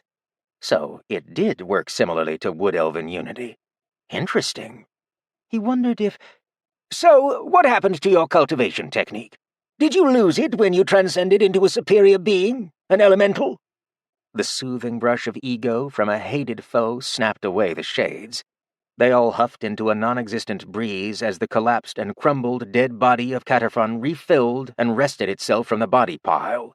That is not your concern.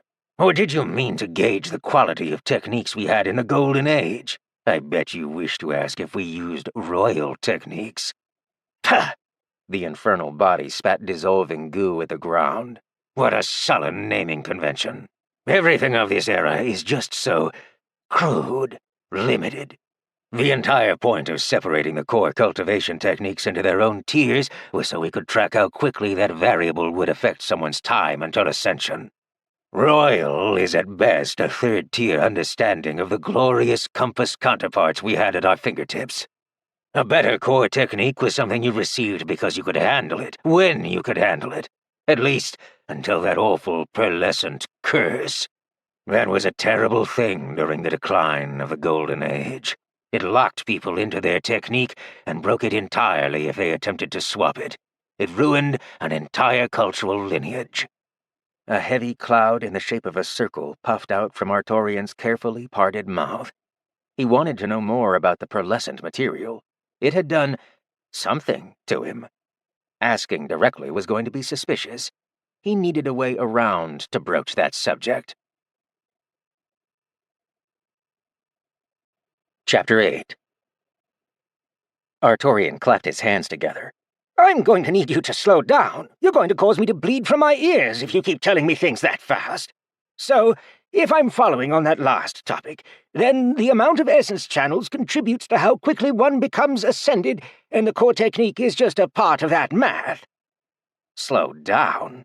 Had the Blight heard that correctly? How it loved the idea of watching his captive bleed just from being overburdened by mere words. Oh, there would be no stopping now. Mortal bodies come with roughly the same limitations when it comes to cultivation. You're trying to make yourself into something else. A person with one essence channel will usually take around 200 years before they can enter the tower from sheer essence requirement alone. The requirements drop by roughly 3 to 5 decades for every additional channel. Some variation is accounted for based on channel quality, but none in my era had anything other than perfect channels, which cut the time down by an additional 10 years per channel. Opening new channels you didn't start with was tightly regulated. On average, a 3-essence channel individual can knock on the tower's doors in a century if they do things decently well. Assuming that you have nothing special boosting you during that time frame. Average everything.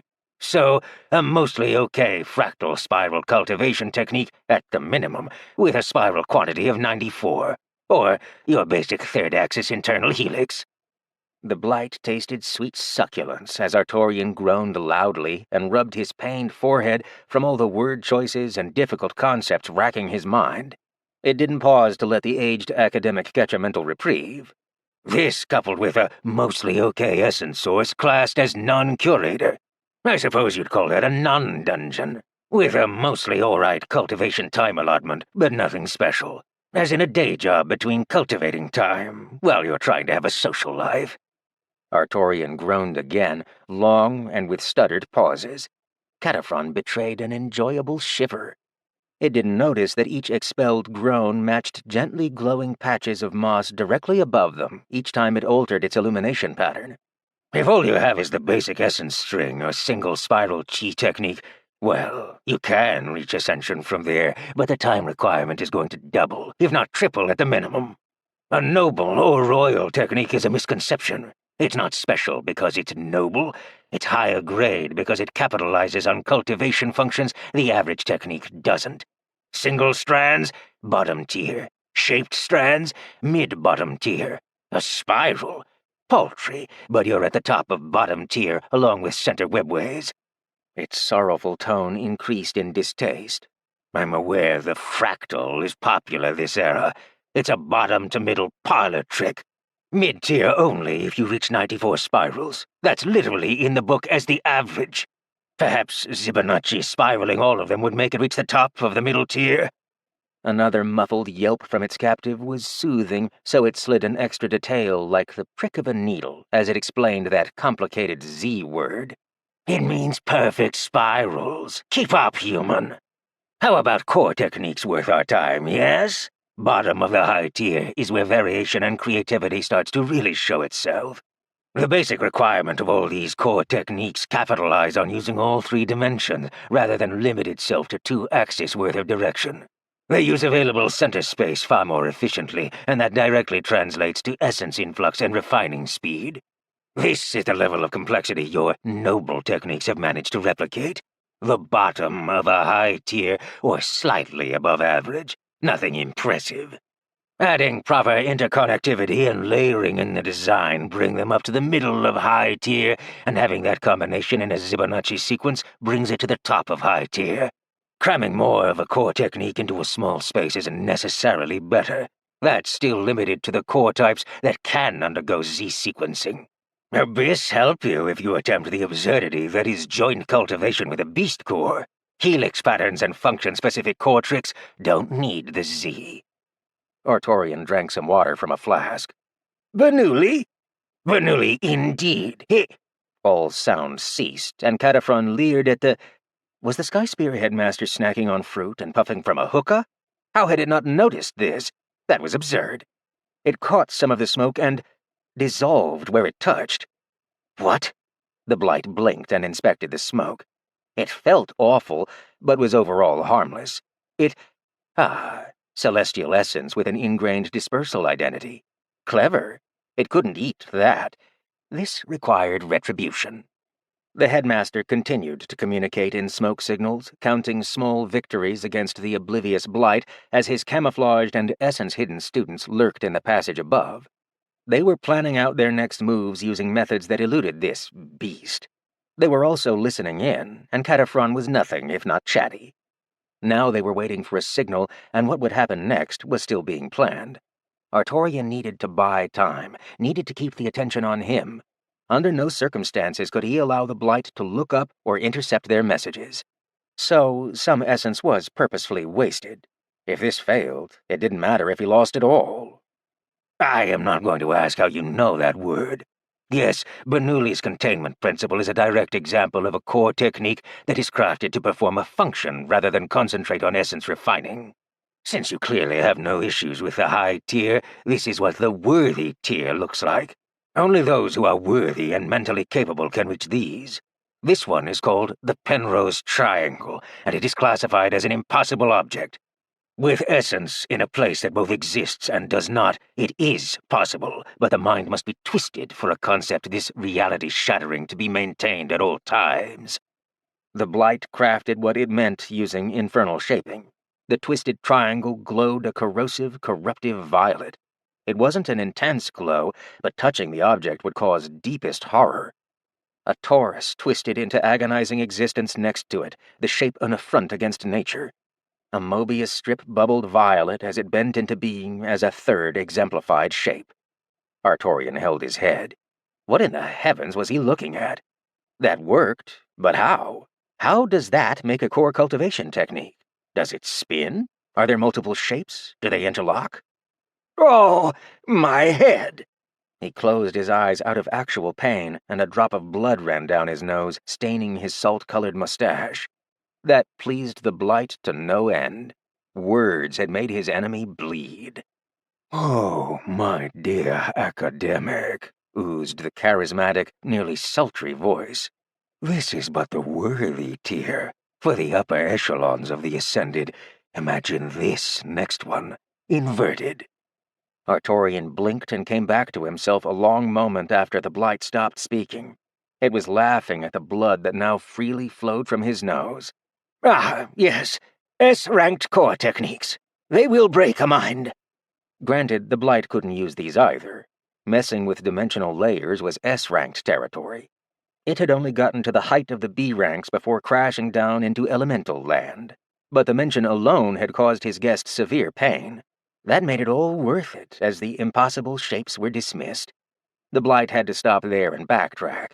It had but a scant few minds that could uphold an impossible object, and it was expending them quickly, which forced those minds into a state of rest. The Kalecgene could afford this cost. The well-being of his companion was far more limited. This exposure to abundant information was beating Artorian to death without causing direct harm, successfully subverting the land law. The old man was hurting himself with the inherent difficulties of grasping these topics. Cataphren was blameless. Artorian wiped his nose with a part of his sleeve, and a light twinkled in his eye. The Blight was incredibly prideful about its superior knowledge base, and he verbally stabbed it right in the metaphorical kidney. "I think you missed a step. You mentioned the pearly stuff." A hiss cut back at him. "Pearlescence is theft. That curse is nothing but a demerit. It provides a mimicry of the layer between Cultivator and Ascended, but steals part of your progress without your knowledge. Worse, your entire journey can now break to brittle ruin. Most of the energy isn't even returned. It is taken. It didn't used to be taken. What is now a necessary step and lauded as the mighty C rank is nothing more than trickery by a particularly insidious dungeon core. The effect will never go away now that it is in place, even if the originator is slain. At best, the siphoning effect could be redirected. That snivelly little cheat. Can you guess, just guess, what the affinity connections on that cryptic miscreant are?" Crunch. The grandfather chewed on a grilled sandwich while thinking it over, downing a chunk with some water. With a full mouth, Artorian tried to reply, not expecting to have been put on the spot with an actual question. The Blight had seemed content to just monologue eternity away. "Celestial and infernal." "Plus water," Cataphren corrected him, but the initial assumption had been on the nose. That mixture was nothing but problems. On top of that, it just shouldn't exist. Except it did, and it could. Artorian ran a hand down his spotless beard, his aura cleaning up any lingering crumbs or bloodstains. "So it just siphons some progress and improves the power of the core. That still sounds like an improvement. It's not much of a curse unless one specifically considers the no-return issue. Not much of one if you never knew the freedom of swapping cultivation techniques in and out beforehand. It does nothing to your progress otherwise. Doesn't it make the C rank special?" Blight spat at him. "All cultivation progress is preparation for ascension. Nothing matters until then. The tower is the personification of purpose. It is sought above all else until you realize purpose is self-chosen and not found within a poorly built tower of another's making." The mass turned ashen in coloration, but Artorian had heard what he needed to, and more. So that hadn't been what made it feel like his C rank had stifled and essentially done nothing. It was still something else. Abyss. He'd gotten the listed improvements while he laid in the raider camp. His core improvement, faster draw, better refining, all marked and crossed off on the checklist. So why hadn't his improvement felt like an improvement? He was loath to ask directly. That was giving information to the enemy. He'd dallied long enough. Packing his treats, hookah, and other sundries that had been pulled free to annoy the abyss out of this self-absorbed creature, Artorian got to his feet on the rock and began rudimentary stretches. "By the way, do you sleep?" Cataphren crossed his arms and squinted vacant eye sockets at the man. "None of your concern." Artorian smiled from ear to ear. It was time to drop the ruse. "Oh? Good. I had a question. Have I told you about my children? I'm awfully proud of them." Cataphren already didn't like where this was going. What was this ridiculous segue? No, you haven't, and shouldn't. The grandfather was beaming. As an example, one of my youngest. She has this nickname. I didn't know what to make of it at first, but I love her, so I wasn't going to raise a fuss. However, it has struck me that names have power. Shall I tell you what it was? He spoke the words with flair and pointed a single digit to the sky, spinning in place on one leg like a top. The old man's stunt caused Cataphren to take a cautious step back. Falling silent, the phantom blight searched around the cave system. It tasted touchable air and prodded the general local region, just in case something was odd. Cataphron's sockets burst with violet infernal flame, his chin tilting up to regard a piece of space it could not access. There was an oval dome of some sort. Abyss. It consumed the infernal essence he was creating. His infernal presence was absorbed so slowly and gently that it hadn't noticed the drain while distracted. With all the boisterous fever of a performer, Artorian channeled essence into his voice and legs. His explosive, boosted words rang loud through the cavern, reverberating off the walls as he announced the next performer, the star of the show. Introducing Astraea, the Nightmare! Chapter 9. 3, 2, 1, bounce! The Blight's viewpoint centered upon its aggressor as the thrumming waves of Astraea's essence-laden voice reached the elemental. Expecting some vocal shenaniganry, infernal defenses slammed into place in preparation of something meant to induce a cave-in. It's what it would have done, an indirect attack that didn't violate a spoken oath. A list of such events had been meticulously prepared, and strut supports to prevent exactly such an event came into being. The truth of the attack was far more nefarious. Had the creature perchance had more than the span of a moment to grasp what his enemy had said, it might have grasped its crucial mistake. The words hadn't been an attack at all. They were a distraction. Astraea's technique slammed into place. With a plethora of targets that had practically no defenses against unexpected mental assaults, she felt invited to attack. Her nightmare technique had never possessed such power and had never been this effective. Where there was usually one mind, or perhaps a few napping in a dormitory or barracks that she could spread this effect, here minds were packed like sardines. Her practiced nightmare ability spread like a wildfire in drought conditions. The technique drank volumes of infernal essence to fuel itself, but for once it didn't even need to take it from her. Free energy bloated within the Blight, so the supplied nightmare rampaged unabated. To the Blight, the initial assault was akin to having its face grabbed without warning, only to have it sharply snapped upward. Even though it saw with sight beyond sight, the landscape orientation and associated gravity turned a full 90 degrees. It saw the old man flying sideways as it heard the sound. An awful, dirty wavelength. "You can fly?" A gnashing claw made of lacerating mouths lashed at his captive, but the complete alteration in its frame of reference made the strike miss by a large margin. The old man caught the hand of a woman in white who hoisted him the rest of the way. That insufferable academic spared him a smirk. "Nope, I just jump good." The new down trembled as the fleeing group of academics booked it down the cavern hallway. The Calagene's outcry turned into a tarry, howling roar. Its ability to respond with reason had been temporarily stripped as internal problems wrought havoc on the otherwise carefully controlled mental prison. Looking inwards, the Blight found a riot. One did not need walls or doors to trap minds that had no will to escape. It was but a few who sought sanctuary that were kept at bay, denied their futile attempts to escape. Those shapes against its near-physical outer layer, that was his method of letting minds wail against the inevitable before they broke and stilled like the rest.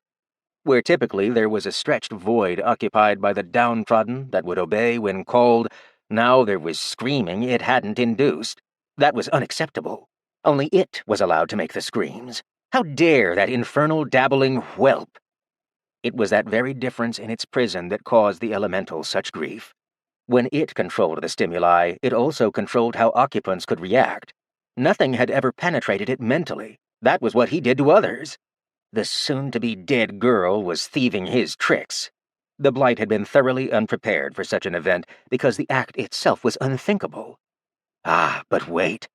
Had his nuisance guest referred to the whelp as his daughter? The elemental felt his frustration growing. His detainees were rioting, fighting back, refusing commands, and worst of all, dancing. The Blight couldn't apply complicated efforts in the world around it when it couldn't even properly control the prison of its own mind. He'd regain control in time, but for now his near-physical body uncontrollably thrashed around the caverns. The elemental raged as it fought the technique, cutting off the nightmare's essence supply once the effect was isolated, just so it could actually make some progress against the percussive festival. That one-trick whelp was at least true to her name. Dealing with this was a nightmare. Dodging incorporeal infernal tentacles was a surprisingly taxing bit of parkour. The energetic arms ranged in type and size, from spindly string to kraken-sized slappers. While some bashed aimlessly into the cave walls as they thrashed, others came into being only to whip out from an unexpected angle. They'd have been sliced thin enough to slip through a fishnet if Estrella hadn't been calling out incoming attack vectors as if she were a seasoned sergeant. Artorian pondered that last thought. It was entirely possible she was used to commanding people, given where she'd been on the totem pole when he finally managed to whisk her away. As per usual, Artorian had chosen a terrible time to ponder. Duck! Throat-level horizontal slash from the left! All heads dipped moments before a violet blade, looking like a guillotine, whiplashed from the left wall and slammed into the right, only to get stuck and dissolve the space around its impact point while the group ran on. They didn't spare even a moment to look back. Artorian felt tired.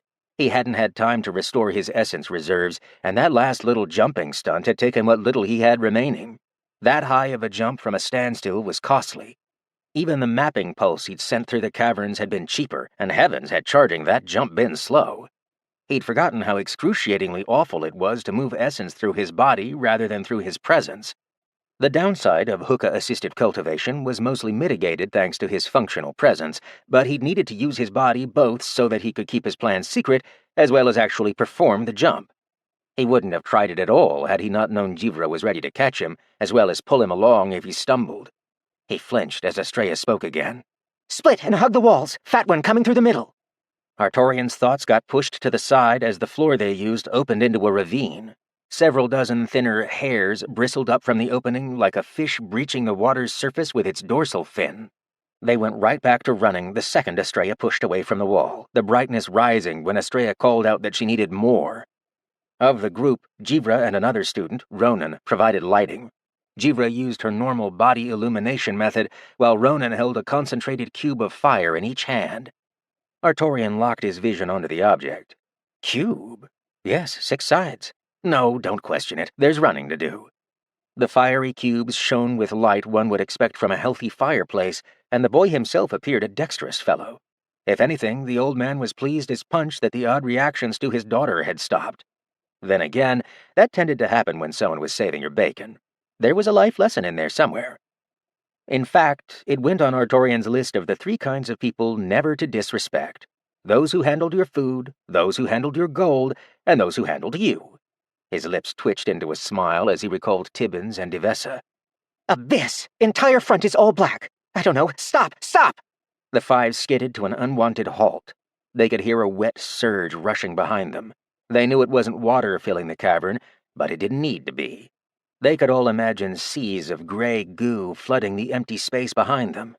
Their heads turned when the pathway before them squeezed shut like a violent muscle spasm, crushing solid rock into gravel.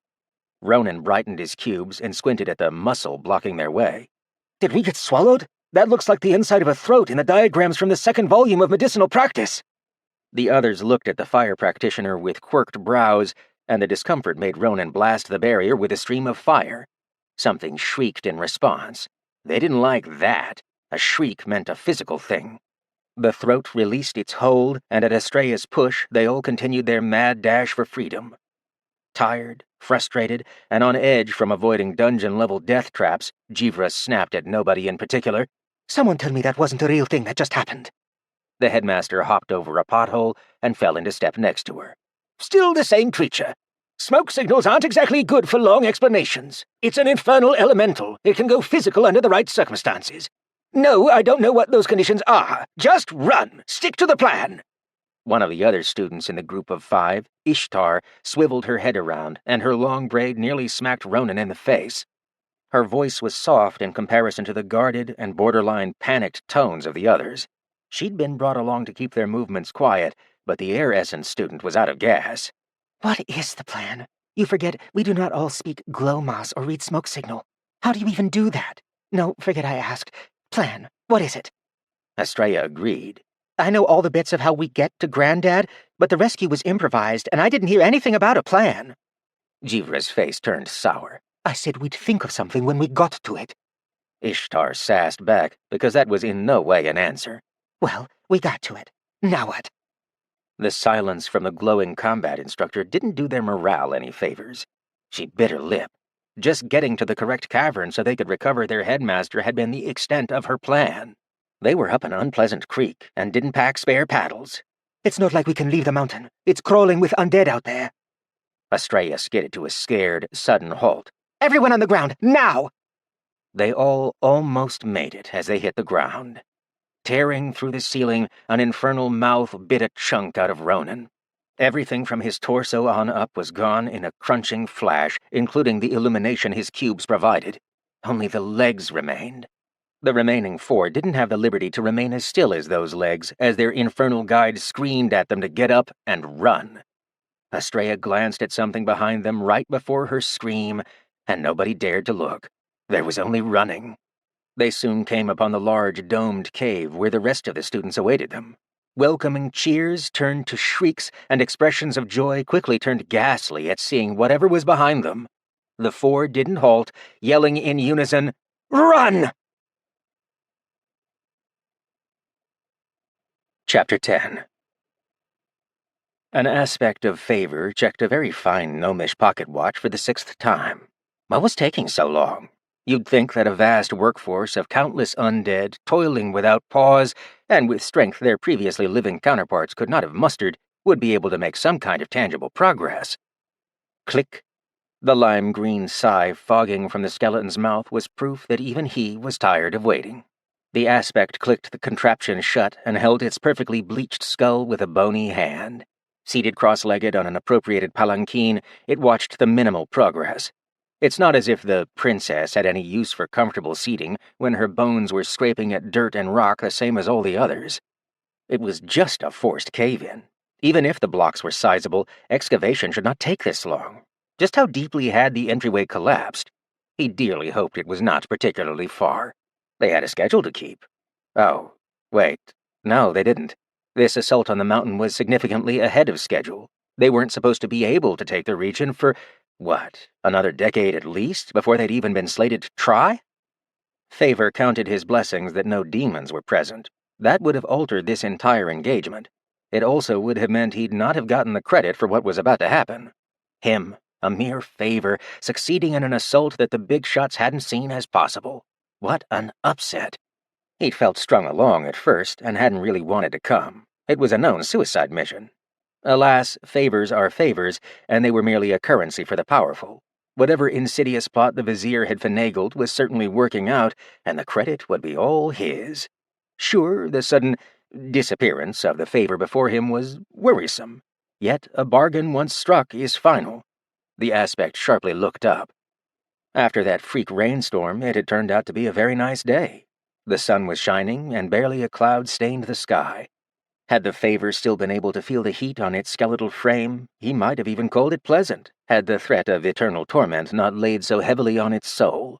Alas, such was the fate of a skeleton, and the reminder was always there, where you'd go if you'd fail, how easily failure came to pass. All it took was a little pull from a displeased caster, and pop! An unimpressive pile of bones clattered to the ground, and off you went, screaming back down into the abyss. As an undead, one really needed to work and show results to stay connected to your summoner, especially as an intelligent undead. Those were expensive and problematic to raise. Having been a necromancer several hundred years before this raising, this particular bag of bones was exceptionally keen to show immediate fealty. It was what had landed it in the ranks of favor instead of being stripped down to a ghoul or ghast or other near-mindless undead that would have guaranteed a downfall. Even undead, Favor shuddered from that thought. His bones rattled unpleasantly. Anything but going back to the abyss, and he did mean anything. The abyss was entropy personified, infinite yet contained in the worst of ways. The place was timeless, yet you could feel the seconds grind past. You didn't have a body there, therefore you couldn't do anything. Yet one could experience the violent, unknown, chaotic changes that occurred there. Things existed, but they were named such because they were otherwise indescribable. The aspect had no clue how he'd held on to even a scratch of sanity. It might have been the type of energy involved when he was fished back out. It had certainly been nothing like his own vague recollections of being a mage. He never, not once, brought an undead into being which was something other than an angry, mindless murder pile. Your mind is one of the first things you lose in the abyss. Then, when you come back, the return to a lack of pain is— Favor didn't know how to describe it. Maddening, perhaps? He heard a chunk of rock cave in, and a glance let him see a fresh dust cloud obscuring the crushed bodies of easily a dozen undead. Maybe that was the problem. His poorly controlled army was digging a hole that just kept collapsing in on itself from above. A two-steps-back scenario. His bony hand pressed to his forehead. Some intellect was certainly lost. How had it not noticed that sooner? Craving a distraction from failure, Favor glanced the other way. Some infernal geese honked at one another, having a tiff with undead catowls. The catowls. Now those were things of beauty. Sure, they're the puffiest little monsters alive, but dead, they're all murder and no fluff. He loved them, which was an odd concept for a creature not actually capable of love. Was an undead skeleton even a creature? Probably not. A worry for another time. He scratched the losses and rough time of day onto the vellum. That's odd. Hadn't it been barely morning? Why was it so bright? Forget that question. Why was there a second sun, and why was it getting closer? Favor pressed the sleeve of its robe over empty eye sockets out of habit, not that it did anything. The blindness only grew, and something suddenly enraged Favor. It didn't even know what or why, it was just so angry. That a skeleton could feel anger wasn't considered. All higher thought was tossed out. Similarly, the other undead in the region also reacted in the same way. Favor reached out a clawed hand toward the incoming meteor and saw his hand melt? What, the abyss? A creeping, awful feeling crawled over its being. It felt soothing. What an agonizing, terrible experience. No soul that spent time in the abyss, that acclimated to the normality of pain and discomfort, could accept this atrocity. This feeling wasn't just harmful, it was insulting. Being basked in this glow was akin to being afflicted by an essence healing effect. Those tore undead up like a salt block in water, and the light from the fireball was no different. Something about the descending ball of doom made all the afflicted undead in the region howl bloody rage at the object's impending planetfall. The burning meteor turned sharply in the sky, veering down at a 45-degree angle to steadily whistle towards them. They wanted to attack it, rip it to pieces, charge it en masse, and tear asunder whatever dared to take pity on them and take away their pain. They had earned their resilience. They should have known to hide, to seek cover, to do anything other than charge towards the depths of peril. Such considerations didn't happen. There was only wrath, and only vengeance was accepted. The light had to die. They would make it die. It didn't matter that their legs melted away to soup. They would crawl. It didn't matter that their arms broke to brittle pieces like sugar cubes in hot tea. They would hinge forwards on their jaws and bite. The enraged hordes didn't get to do any of these things. They, along with all the vegetation, nearby land, and most other objects not bolted down with the weight of a mountain, were wiped from the map. The mountain, unsurprisingly, was the only thing that didn't budge. Everything else wasn't so lucky, as the full force of a meteor impact wiped the slate clean. The previously hilly and wall-burdened city of Jian was reduced to flattened wasteland in a bright flash. Nothing remained as shockwaves uprooted and tossed matter out of the way. Stone wall sections flung far into the distance, sure to give whoever was below them an exceptionally bad day when it was time for the projectiles to come back down. The burning wreckage would be one thing, but the thousands upon thousands of Jian-made swords and spears that zipped off into the distance like glimmering dots of glitter were sure to cause all sorts of strife. What would a lone adventurer think when a shining blade flicked through the sky only to split the clouds and stab deep into the ground before them? So it was for a great many people. They thought that the heavens had suddenly destined them for a new calling, for the weapons didn't just retain their Jian-quality luster, unique shape, and honed craftsmanship. With the meteor's impact, something more imbued itself into the crafts. The resulting dust plume mushroomed the sky. Mana crackled and flared into being at the impact point, drenched the region in aberrant fire essence that set aflame any wreckage and uprooted any greenery it could get a hold of. The landscape of waste and ruin was soon a raging caldera, a pyre that fueled itself. The inferno even caught lingering clouds of dust aflame. What had, a few minutes prior, been a war won ahead of its time was now reduced to a total loss. An explosive wave of mana repelled rogue particles, and an orb of incinerating swirls helixed around a rising figure at the center bottom of the newly born caldera. The impact had crunched and packed Earth much more than anticipated. Unknown underground tunnels that wildly sprawled were all empty space and didn't hold up as well as solidly packed ground did when a several-ton object comes knocking from the skies above. Ember brushed off her shoulder and took a single step before looking at the devastation she'd wrought. Her power-absorbing body emanated visible waves of burning energy.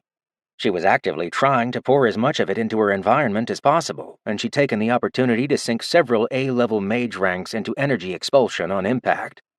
Securing her own well-being had been worth the cost of the resulting nuke she set off.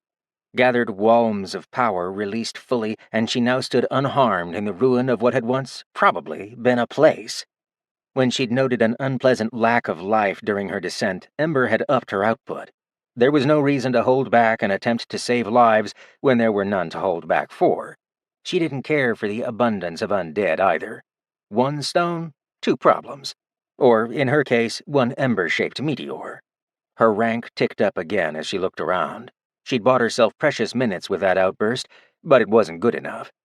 Ember had spent far too much time looking for her friend, and she had more than a limit. She had a deadline. She was sure the current S-rankers were enjoying the few extra moments of game time, but she didn't have time for that. Calling out seemed pointless, and since she'd only gotten a single response from her mana-fueled echolocation tracking, she was happy to have even gotten this close. Who gave up when so near to victory? Certainly not her. Yes, good. That was a stable personality trait. Hold on to it. Keep it. Hold it tight, and don't let it go. That was one more thing that could provide a basis for her S-ranked actualization. The new body that would come into being couldn't survive or thrive under the shaky self-image she currently had. Where in the abyss was... A ping reached her mana, and Ember's vision snapped straight down. A wave equivalent to a solar flare burst from her body as that tiny motion was performed at mage speed while at full emanation. Ordinarily, this was so wasteful one would die from it, but she was in a judging. Below? Realizing what she'd said and what she'd done to the ground made a chill grip her heart. Oh no. Panicked, Ember grabbed empty space above her head and spat blood. Blood? Yes, blood. Sure, it was mostly mana, but mages did still bleed. It was that darn ripped fire essence channel, and the new celestial one wasn't exactly helping. The channel had previously mended to a perfect connection, but the sheer mass of energy moving through had torn it right back up. The injury to her affinity channel was throwing her off. If she wasn't currently being gorged in energy influx, she'd have no idea how to cultivate now that such affinity channels were present. How was she even going to cultivate as an S-ranker? Did that even work the same? She tried to push through the panic, which only caused increased blood loss. Her aura laughed at the cost, shifting into the horribly expensive Starlight variant, even if it did little. Expensive was good right now. So was thinking she'd make it to the S-ranks. She would make it. She could do this, and Ember screamed to build herself up. Come on, you're a Yaren. Yarens can do anything. Rogue firestorm mana wreaking havoc in the region and starting to do its own thing stopped when it felt the pull. Turning, it hurried to fill the space between the A-ranked mage's hands. Ember squeezed her eyes shut, trying to think of something, anything that could help her find the mind that she needed right now. Think. What was connective enough? What would be a message that could be recognized when she couldn't directly talk to who she needed? What would be the one easily recognized thing that would make someone realize she needed help and either rush to her or let her find them easily? She glanced up and winced. Mana storms were no joke. Mana storms actively being fed without a solid intent were even worse. It crept into surviving material, and upon being called, sought to find form and meaning before answering to a hierarch. Mana was no different than essence in that regard. It needed direction, or it would go wild. Ember's pull was enough for it to adhere, for all of it to adhere. Some, however, had already self-generated things it was going to accomplish. While the mana gathered, so did all the objects and items it had crept into, similar to the distance-flung weapons, but on a far more deep and intense scale. While the weapons that flew far and wide had been ingrained with a mana that changed their internal composition and structure to allow for a randomized fire-based effect, the effect in Ember's immediate vicinity was far more profound. Entire suits of armor dug their way from the ground, rising to heed the sounding bellow of the warhorn. Weapons burst from scorched earth to freely float to her beck and call, circling around Ember's being in a wide ring before being grasped by the empowered gauntlet of living armor, adding to their collective intent. Because Ember's intent was to find anything that could help, her mana did its best to improvise. Like a toddler trying to be helpful by bringing you a handful of mud when you casually mention needing plant food. Storming the region, mana lashed out in its wild search. What was the region plentiful in? Weapons, crafts, creatures. Such scant options. Crystal cobras remade with mana now sported 3 rather than 2 affinity beast essences. They herded in a manner Ember was used to, adhering to a tactical rank and file. Each of them rose up once in ordered place, hoods flaring. They felt threatened because Ember felt threatened. Her power, freely emanating from her panic, bled over into everything she was wantonly calling. Catowls with fire instead of fur traipsed into formation with their common cat-like grace. Owl intellect shone in their eyes as the geometric symbolism on their foreheads absorbed rogue mana, forming into B-ranked beast cores as they sat on their butts. Geese rose, but exploded, burning to cinders as the infernal basis of the creatures couldn't hold up to the trickle of celestial that was present in the raging, jagged light show pervading the area. Ember closed her palms around something, and it filled her with a sensation of relief. All the other entities nearby mimicked the mage's behavior, calming as she did. Yes, you are perfect. Ever so barely parting her hands, she kissed her chosen creature sweetly. Fly, find, give, and let me know. She released the chosen just as a blackened skeletal arm punched its way out of the ground. Angered by how the undead thought it was wise to delay her further, she altered her vision. Ember saw a great multitude of unfriendly, shambling shapes come up from the ruined, burning ground, survivors that had been buried instead of having the decency to be crushed. There was an unpleasantly great number of them, and most were crawling from the place Jian had once stood. She didn't have time for this, and she was seeing thousands and thousands more crawl from the ground. Some of them didn't stand up to the mana storm, but far too many did. While Ember didn't know it, removing Favor as an intermediary had latched the skeletal control of the fallen horde to someone a tier higher on the rung. Someone with actual power was now holding the reins of these puppets, and the increased power tier connecting to the undead boosted their power, blackening their bones in the process. What Ember did know was that she'd seen the effect before. This wasn't her first anti-undead war. Unlike the last time, she looked around. Where previously she'd faced such a group alone, this time she had an impromptu army of her own, eager and willing to receive identity. Her words were terse, and with her little sweetling carrying the fate of all her hopes on its tiny wings, she did something she was good at. No, something she was excellent at. It was time for war. Destroy all undead, everywhere, forever. Sapience burst into being within the army of the Eternal Pyre. They chose to call themselves this as they received Ember's strength through an utterly overabundant stream of mana. While it was ordinarily folly to give anything enough power to self-sustain past the point where easy control was ineffective, Ember did not care. She was not here to babysit. She was here to survive. Her hand slowly reached out, and a blazing suit of armor dropped to a knee, offering fealty and blade. Ember had wanted a sword spear, but subconsciously she knew that it was swords that were held by the hand of a leader. She didn't know why it was that weapon specifically which inspired such a connection, but that is what her subconscious told her. Ember took the Jian. Granted by a soldier that knew no fear, knew not what it was like to tire, knew not of disloyalty. It like every other scorching entity, was an inferno of purpose. Together or not, they would fight and persist to the last drop of their mana before fizzling out. Their duty was paramount. It was prime. The eternal pyre turned to face its enemy, and a spark of righteous might flickered with the touch of celestial influence from within them. Lifting the Jian, Ember rose the tip to the sky and twisted on her heel. Her order boomed through what was now a valley, and individualism bloomed in each burning warrior as they set forth to carry out the order. Charge! Chapter 11. The world caved in. Blight was crushed, entrapped and smothered in the avalanche of dirt, rock, and heat? The Skyspear survivors didn't have the luxury to really think about it, as the massive cavity they occupied decided to cease being a cavity. Huddled together, screams and outpoured essence were all that kept a hexagon-shaped area of space from collapsing in on itself. Earth Essence students, and anyone with even a hint of an Earth affinity, were pouring out energy to support those who were trying to keep them all alive. The shape they occupied cramped and crunched to become smaller and smaller, but now was not the time to be picky. People were shouting as emergency backup ideas sprung into existence, ideas certain people had never wished to use again, had hoped they'd never use again. Ali had been the saving grace, shouting the intended hexagonal shape out with the idea of repulsing earth and matter in that particular formation. It was just a shape. They could do shapes. All the Earth Essence students had been through the ringer when the self-important Cataphron had still been a quasi-instructor. That man wasn't one for treating his students like anything other than expendable workhorses.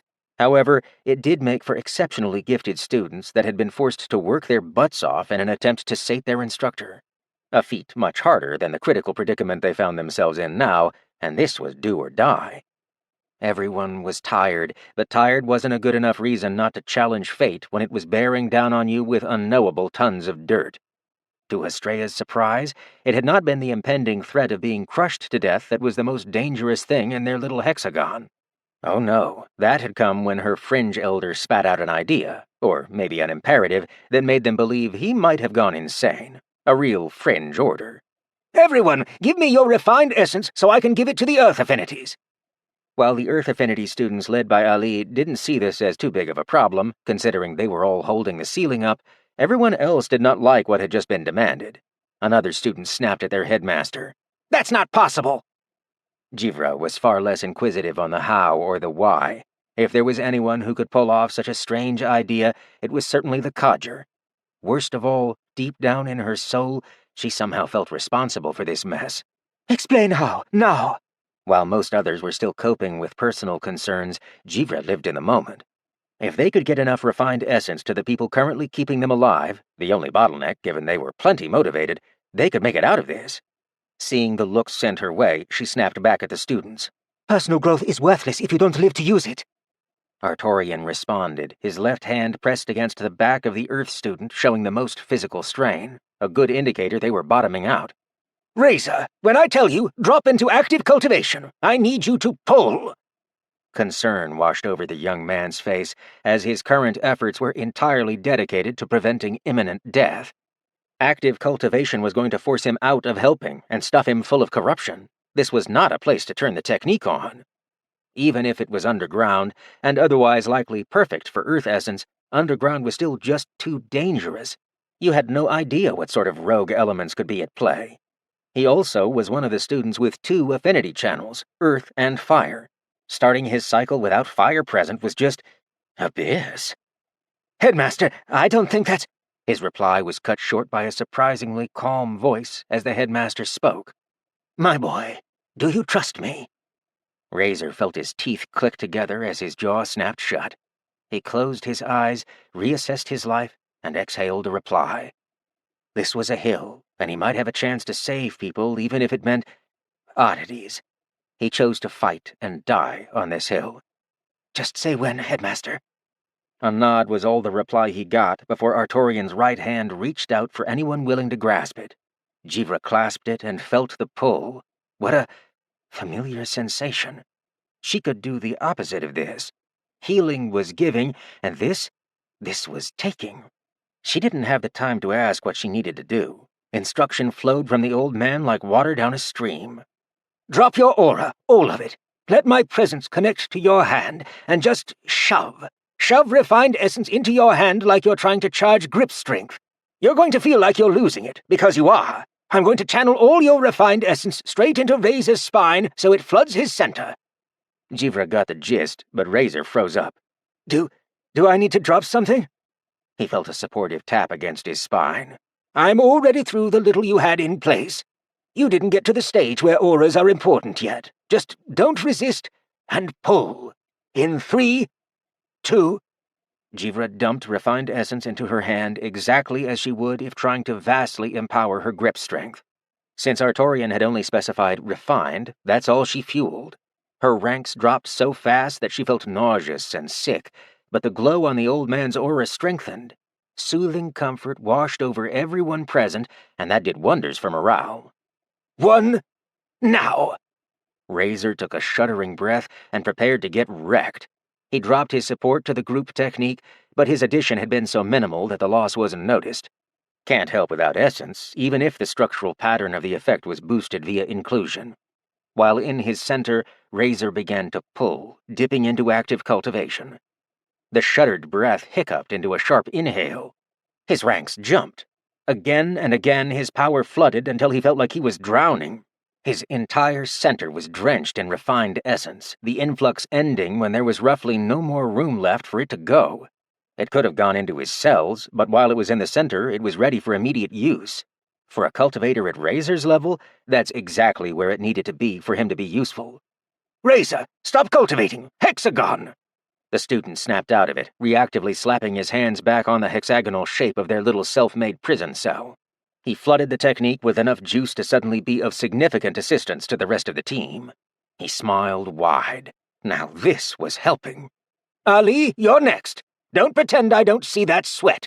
G, let go. You're too close to dropping below your death plane essence level. You dying is not worth the rest of us making it. Someone else grab my hand." Jivra weakly trembled as her hand released. Her hand felt desiccated and cramped. Letting go was so difficult to do. A great amount of Sky Spear students couldn't give essence without hitting the death plane, but since their combat instructor had set the example, those who could, did. Estrella stepped in to follow suit. Her ability had been forcibly cut along with the destruction of their surroundings, so she knew their foe was going to quickly recover now that she wasn't actively causing problems for it. She'd likely not manage to fire her nightmare effect off a second time. The chance the Calagene's mental defenses would be as down a second time was unlikely, even in the best circumstances. Estrella grabbed hold of her grandfather's hand and joined Jivra after a weakened tumble. 7 ranks had vanished from her body in a flash, and the loss had been violently disorienting. She dropped like a rock, caught by now prepared students after seeing it happen the first time. Their little hole wasn't much of a hexagon right now, more a squeezed-down bubble that was trying to bounce back into shape. Ali's improved output became a turning point when she woke back up from active cultivation, slamming fresh essence into the technique once more. Alone, this would not have been successful. As a group, it made all the difference. Sharing their ranks wasn't something they wanted to do, not really. Still, refined essence was transferred to the students whose skills were directly relevant to all of them making it out of this predicament. When the ground tremors ceased, the strain on students holding the hexagon together visibly lessened. Razor and some of his friends groaned, falling to their butts to recover. Ali exhaled out relief and coughed out the first spot of good news. "The crushing stopped. We're stable." Estrella pushed herself up against the slanted dirt wall, very much aware they weren't out of this yet. "What's next? We might not be doing so well on air." Eyes turned to their headmaster, who was doing something odd. Then again, judgment was withheld since odd might be exactly what they needed. He was whispering to some of the moss? All right, maybe not that kind of odd. Touching it with a finger, a luminous plasma wave sparked along the bleached greenery, which glowed in response as a pulse shot through the rock and stone surrounding them. He grit his jaw, borrowed essence cycling in his eyes. "Abyss! I have the worst of it against Earth. Earth affinity students, which one of you can cycle essence into their eyes well enough to find the closest cavity or passage?" The huddled mass of students broke into hushed arguments amongst themselves, pointing out strengths and flaws. Boasting was no good here, as they needed to pin down exactly who had the skill set for the next task. They were also aware they were about to lose whatever refined essence they might have left, so it was a swift game of pass the baton. Jimenez became the final choice. Artorian couldn't say he was surprised, given the lad was the second earth and fire affinity mix. He did not like the blight, but there was something to that one statement it had gleefully lectured him about. Affinity channels were everything. That thought was dismissed. No amount of natural gifts could beat out sustained practice and hard effort. Artorian momentarily considered a well-trained single affinity user and an untrained all-affinity user, and didn't like that he'd probably just proven the blight correct. He despised how much accurate information that awful mass had given him. Lies would have easily been dealt with. That annoying blob likely deduced as much and had told him mostly truths, successfully unseating him from a position of comfort. The gall. He loved comfort. "Jimenez, you're up. Do you know what you're doing?" The boy jumped up and shuffled closer. "Find a cavity or open space closest to this position so someone else can tunnel to it before we run out of air." That shut the headmaster up, both because it was grim and right on the nose. No other explanation or questions were needed, so Artorian channeled refined essence into Jim's spine. The boy needed as much essence as his eyes could hold. It took a few minutes, but the announcement arrived nice and quick. "I've got something." The congregation thought that was too fast? They didn't complain. Fast was good. Artorian's curiosity still got the better of him. He had to know. "So swiftly! How did you accomplish this?" Jimenez pointed at a hexagonal corner going down. Sharply down. Down was not a good direction to go, but if it meant a new source of air, new sources of air were a positive. "While it's not the closest, there's a tunnel network there that has remained mostly intact. It's a metal tunnel rather than an earthen one, so it held up against the crushing. When I cycle my vision, I normally see all the rock. I had the thought to invert it instead, so instead of the rock, I see the empty space as big black blobs, while the earth is just see-through. I couldn't do this without so much essence powering me." Razor frowned as Artorian cut in. "Why aren't we taking the closest?" That sentiment was shared by a few, but Jimenez started moving his hand in a wavy circle. "The closest one is actually right on the other side of that part of the hexagonal wall, but particles of dirt are somehow very wildly swirling inside of it. It reminds me a lot of blight," Estrella pitched in, finishing Jim's sentence. She was squinting at the wall, confirming the worry with a thumbs down.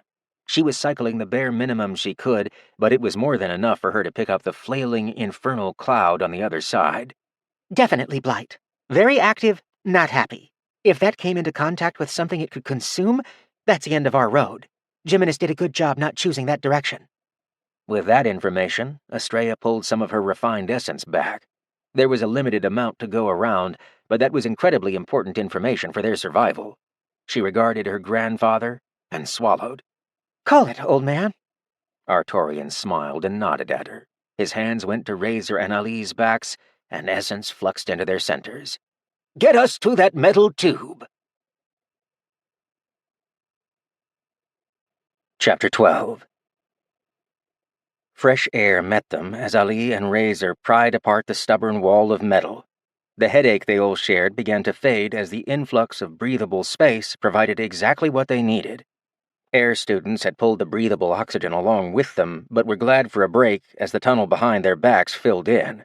There was no other way to make a tunnel. That dirt needed somewhere to go. Skyspear students spilled into the sizable metal tube as soon as they were able. It was malformed and difficult to traverse, but they didn't care. This tunnel offered one more step on the path to survival. Jivra called out, "Jimenez, Estrella, where to?" "Not that way, for certain." Estrella tiredly pointed at the tail end of the dark tunnel while holding the side of her head with her free hand. The lack of air hadn't done her any good, and she was the only one who didn't currently benefit from her grandfather's soothing aura. Sure, it was nice. Her infernal essence simply didn't agree. Jimenez spent a little longer looking around as the rest of the students spilled in.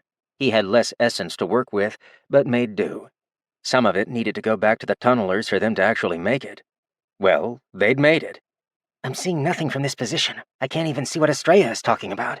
If we can walk to the mouth end that goes up a little, I might see something after some climbing. For now, it's all bad in all directions." With no better options, they made their way up the tunnel. The passage lacked the expected cave thematic. No stalactites or stalagmites, no damp walls or anything of the sort.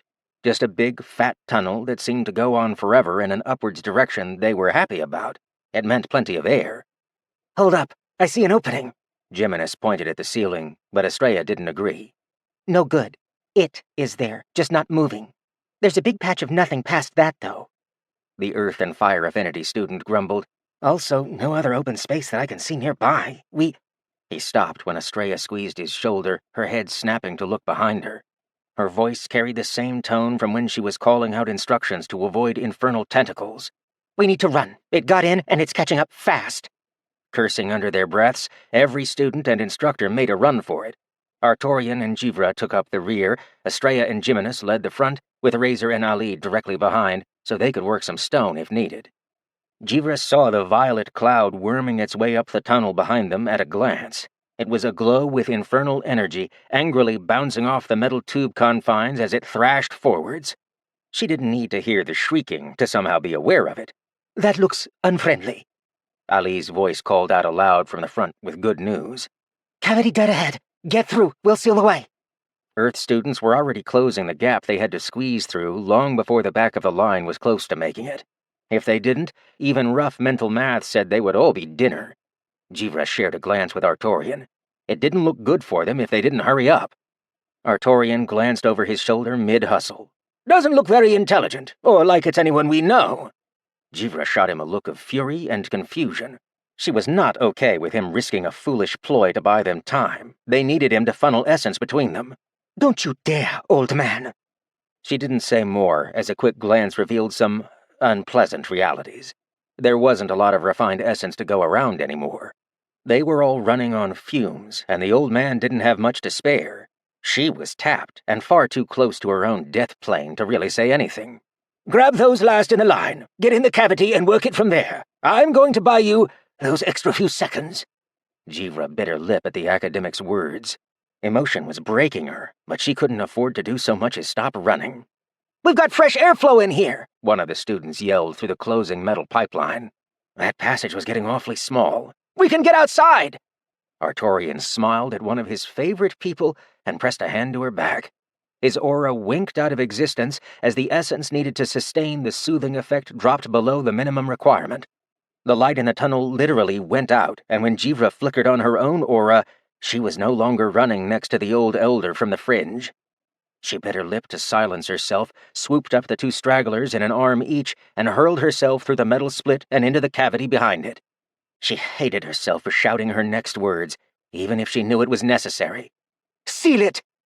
As the metal creaked to a smashing close, a tiny, buzzing red dot zipped through the final remaining inch of the passageway. Artorian turned, his back facing the closed metal seal. He was panting, sweating, sore, and out of breath. He relied fully on his presence to carry him through life, and now that it was teetering, there was no point in running. He sucked in a breath, and his external aura just barely sputtered back to life. There we are. A little extra light to keep the violet worm at bay. Gah! A violet claw was 3 inches from his nose. It had moved so fast. Based on the speed the blight had been going, he should have had easily another 7 seconds. He'd been deceived. While watching the tendril retreat, the charismatic, oozing voice clicked at him. Abyss. Cataphron. Tut, tut, tut. A familiar shape crept into being as the amorphous worm-shaped blob took on an appallingly familiar violet body of infernal energy. Cataphron soundlessly clapped his hands together. Why didn't it make a sound? Ah, right. No real body present to make sound with, probably just the voice box. All that running. Look at where it brought you. I was so close. You were nearly on your knees. I thought, I have him. Alas, it appears that I'll have to wait, maybe a minute longer. Artorian's aura sputtered, and in that blink of time, the infernal violet body flashed forwards as close to the old man as it could get. The elemental ended up a scant 3 feet away compared to the 30 it had been before. Not good. I told you I was willing to wait for my sweet, sweet satisfaction. I had prepared follies and fogies as distractions. pathways and prefectures of dead ends. Years of quips and one-liners. Here it was all for naught. I'll have my vengeance, and so much sooner than anticipated. Can you hear it, my friend, the rumbling of my stomach? I wonder what you taste like. Salt and vinegar. The old man took a deep breath and steadied his aura, regardless of how weak it was.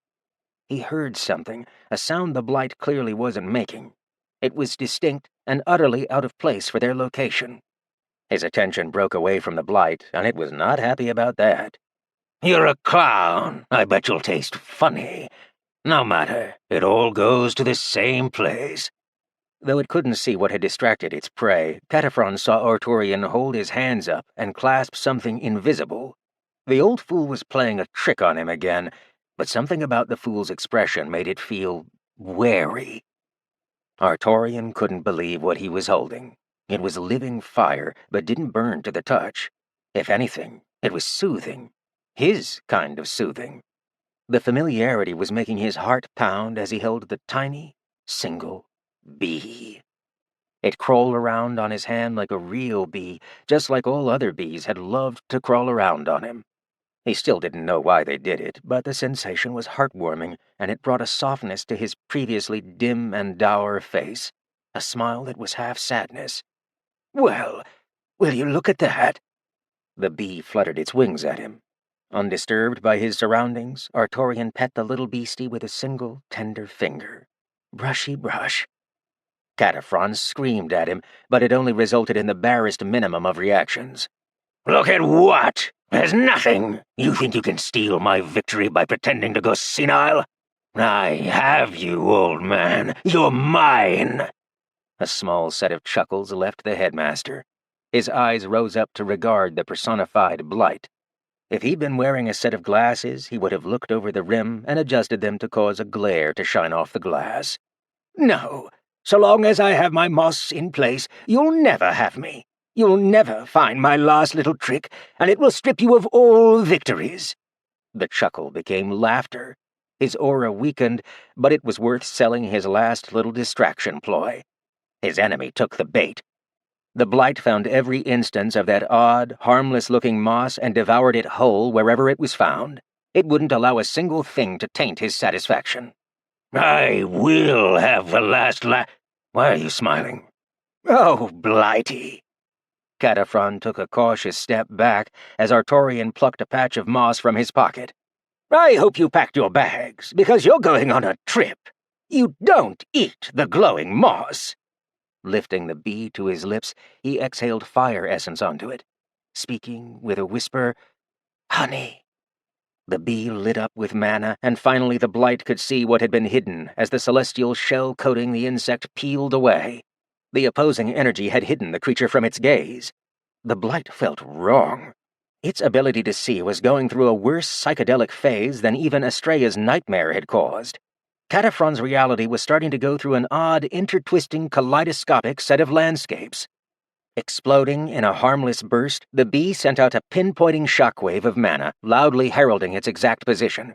The cavern filled with ambient mana, providing the general region an outburst of fire essence as the mana followed the direction to give and purposely disassembled itself. Artorian's eyes shot open wide at the realization. Kicking his sun core into gear, the confined fire essence slammed into the cultivator. This was, in part, a terrible idea, but essence was essence, and he was almost out.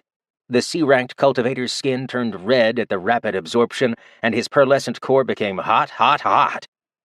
The blight wasn't doing too well. All that awful moss had been imbued with celestial energy.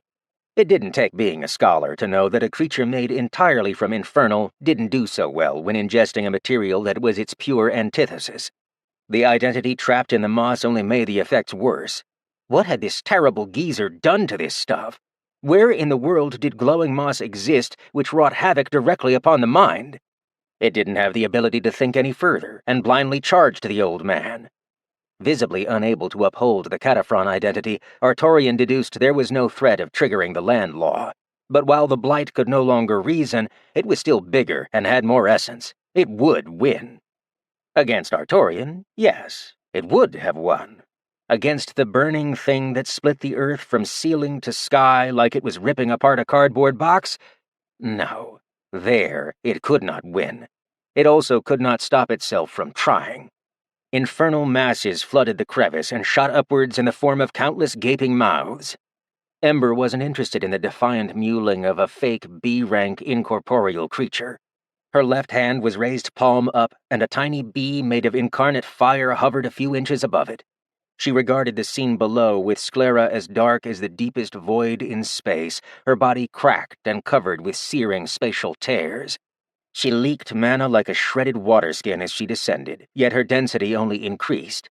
Ember hit A rank 8, causing a wave of energy to explode outwards. Her mana easily burned away the oncoming darkness storm and reached out to grip the culprit. A mana-shaped hand comprised mostly of flame, and a touch of celestial squeezed the life from the blighted cloud. Phantoms shrieked, and her light shifted from torrential pyrostorms to radiant starlight. Artorian gasped in relief, feeling invigorated. His active cultivation drank in the essence generated by the rapidly deteriorating mana, except that this variant was already in the configuration he desperately needed. He'd been a toe away from his essence death plane, and he collapsed upon the ground, no longer even attempting to uphold the charade. The ploy had worked in the nick of time. While he was certain the Blight would recover from consuming celestial essence sooner than he liked, Artorian had known that in terms of raw power, the Blight was going to win out sooner or later. He was still stuck in a hole in the ground, living on a timer that was ticking toward done. When he squinted his gaze to look upon his savior, his hopeful smile bled away to horror. "Ember!" he called out to her, hoping that the fractured creature in her shape was actually her. It was getting hard to tell, and it had been a taxing few days. From rescuing Estrella until now, life had been a non-stop wild ride of activity. He was exhausted. Still, from the look of it, the rest would need to wait. There was no rest for the weary, nor the wicked. He tried again. "Ember!" The spaced-out mage blinked, her head jerking back an inch as she saw rather than merely looked. Mage speed was incredibly swift, and Artorian hadn't finished his second call to her by the time she hovered before him, her arms embracing the old man as softly as they could. He still felt a rib creak in complaint.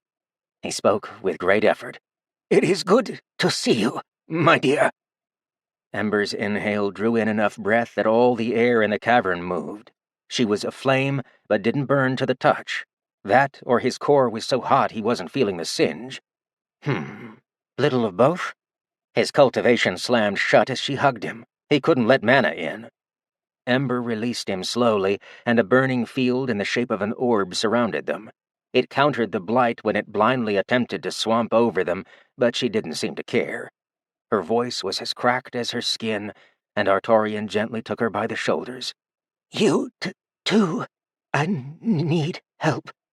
His nod was sharp, and he mentally caught up faster than her mage speed could move. "Details, short." Ember tried not to break her friend's arms when she gently squeezed for support. She'd found him. She'd actually found him. But she was out of time. Ember would hit A9 shortly, and then she'd have seconds on the clock. Her voice was hasty and frightened, her tone streaked with gasping tears as she tried to get the words out at the right speed. "S rank. I'm actualizing. I'm incarnating. I don't have a stable self-image. I don't know me. Who am I? Artorian, who am I? I'm going to rip apart without a proper personality, and I didn't have the time. I don't have the time." He'd never expected the knowledge from the Blight to have been such a boon, especially this soon. His arms shook off her uncertain grip, surrounded her shoulders in a hug as his mind raced. "I've got you. I have an answer for you. It's not the answer you want, because it doesn't answer the question you want answered. A philosopher does not find the right answer, they find the right question. The correct question for you, my dear, is not who you think you are, nor who I think you are. The right question is who do you want to be? Those values, those viewpoints, those core patterns. Grasp those. Think of that which you would want most in this world, and claim them. Grasp them tight and hold them close. Find that which you would promise yourself forever and ever, and never betray, for that is the core of a person." She swallowed away a panicked breath as tears stained her cheeks. They were vaporizing as they touched her skin. She was here, listening, because she was placing her trust in the hands of a frail little human that wanted the best for his world. She desperately wanted to believe that she was part of that world. Where? How do I even begin? Artorian clasped her hands and closed his eyes. An idea came to mind, but he didn't want to tell her. He considered it a violation, but if it might save her. He had already prepared to die just earlier. What was a few extra minutes with a friend? Ember, tell me again. Please, if you ever told me before. What was her name? The name of your youngest, the one they called the Fire Soul. Ember frowned. That was a sharp left turn away from a useful topic, but there was no way in the celestial heavens that he wasn't asking for a good reason when the timer was so close to ticking. She hit A rank 9 and swallowed as she diverted the energy away from the confinement of their safety sphere. Everything outside of their sphere became molten slag, but that detail would need to wait. She closed her eyes and sent her mental hand reeling into her heart to open up a box she did not wish to open. Gritting her teeth as steaming tears ran freely down her cheeks, she opened the box and pulled free the memory of her child, her precious, dearest little one. Her jaws moved, but no sound came out. He spurred her on, adding volume to his concerned words. In your language. Her breathing became hectic, sporadic, shuddery. She snapped her eyes open, and within them Artorian saw only the void of space. The depths of the unknown, and blazing irises that swirled as a mighty supernova. She was different. Something had happened to Ember, and it was tearing her apart on more than just the S-tier level. He had a thought. It was a terrible thought. Ember swallowed, and this time her mouth moved, and words were spoken. Dawn. I wished to name her Dawn, for she smiled bright and playful. She greeted the world with a noise of elation, and when I held her, she was at peace until the end, until her last breath. My little one was the first ray of light on a new day. She was my hope, the first and last Zaran, taking the name of Yaran one iteration further. Artorian held her tight. This was taxing, heart-rending, and a deep burden. Yet he had to say it. He had to. Think, my dear, of how you would have raised her. What values you would have taught, what lessons you would instill over the centuries of her growth. What would you have said if she stumbled? What would you have done had she been hurt? Where would you have been had she needed you? For she needs you now. She needs her mother to think of her and all the things you would have done. For the soul of fire is named Dawn. The incarnation of the will of flame awaits her calling. He squeezed her harder, though she would never know it. Who, my dear, is about to become the incarnation? Who better to honor the daughter that embodied hope than the one who holds tightest to her memory? You have named the soul of fire, and she awaits you in the spirit of the law. Greet her. Give her the life you wish to give her. None knows those values, those lessons, those desired personality traits better than you. He swallowed hard, trembling. You are not stuck being what someone else wants you to be. That's not their choice to make. A sense of identity, who you are, is decided entirely by you. Let me meet you again. Let me meet the soul of fire. Please, let me meet Dawn, for that is the name of hope you have always embodied. The cracks on Ember's body tore wide open. A rank 9. Zenith. Chapter 13. Death or graduation. This was the universal motto by which the S ranks functioned. Pagako and Duke hadn't moved an piece on their board in over an hour. They just sat there and watched, unable to speak. They didn't want to admit the failures they'd gone through to be so thoroughly stripped of their remaining S-ranked power. They could feel the inversion looming. It was just a matter of time before Ember was completely topped up and the judging concluded. They knew the outcome to their ranking decrease. They were about to suffer incredible, horrific pain as their incarna bodies turned inside out, reverting to the original A-rank bodies they'd had so long ago. Neither of them liked the idea of those forms after eons of being what they wanted to be, but it was inevitable. They had no good ideas on how to keep their current niveau of power. Even the Dungeon Karakum was silent, albeit for different reasons. The fire law-bound Dungeon Corps knew something was afoot, it just didn't have the intelligence to puzzle out what. The silence was palpable and intoxicatingly depressing. Its two annoyances were about to lose something. It didn't know what, it just knew it had to hide its unbridled joy. It had plans. Several, since it recently had a mana influx that let a dungeon of his type and color actually do something.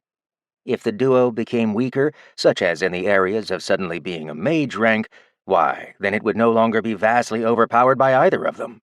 Oh, the games they would play. It didn't have time to consider further. The dimension it occupied, the one considered reality, froze in a world made entirely of grayscale. It could not hear, but it could see.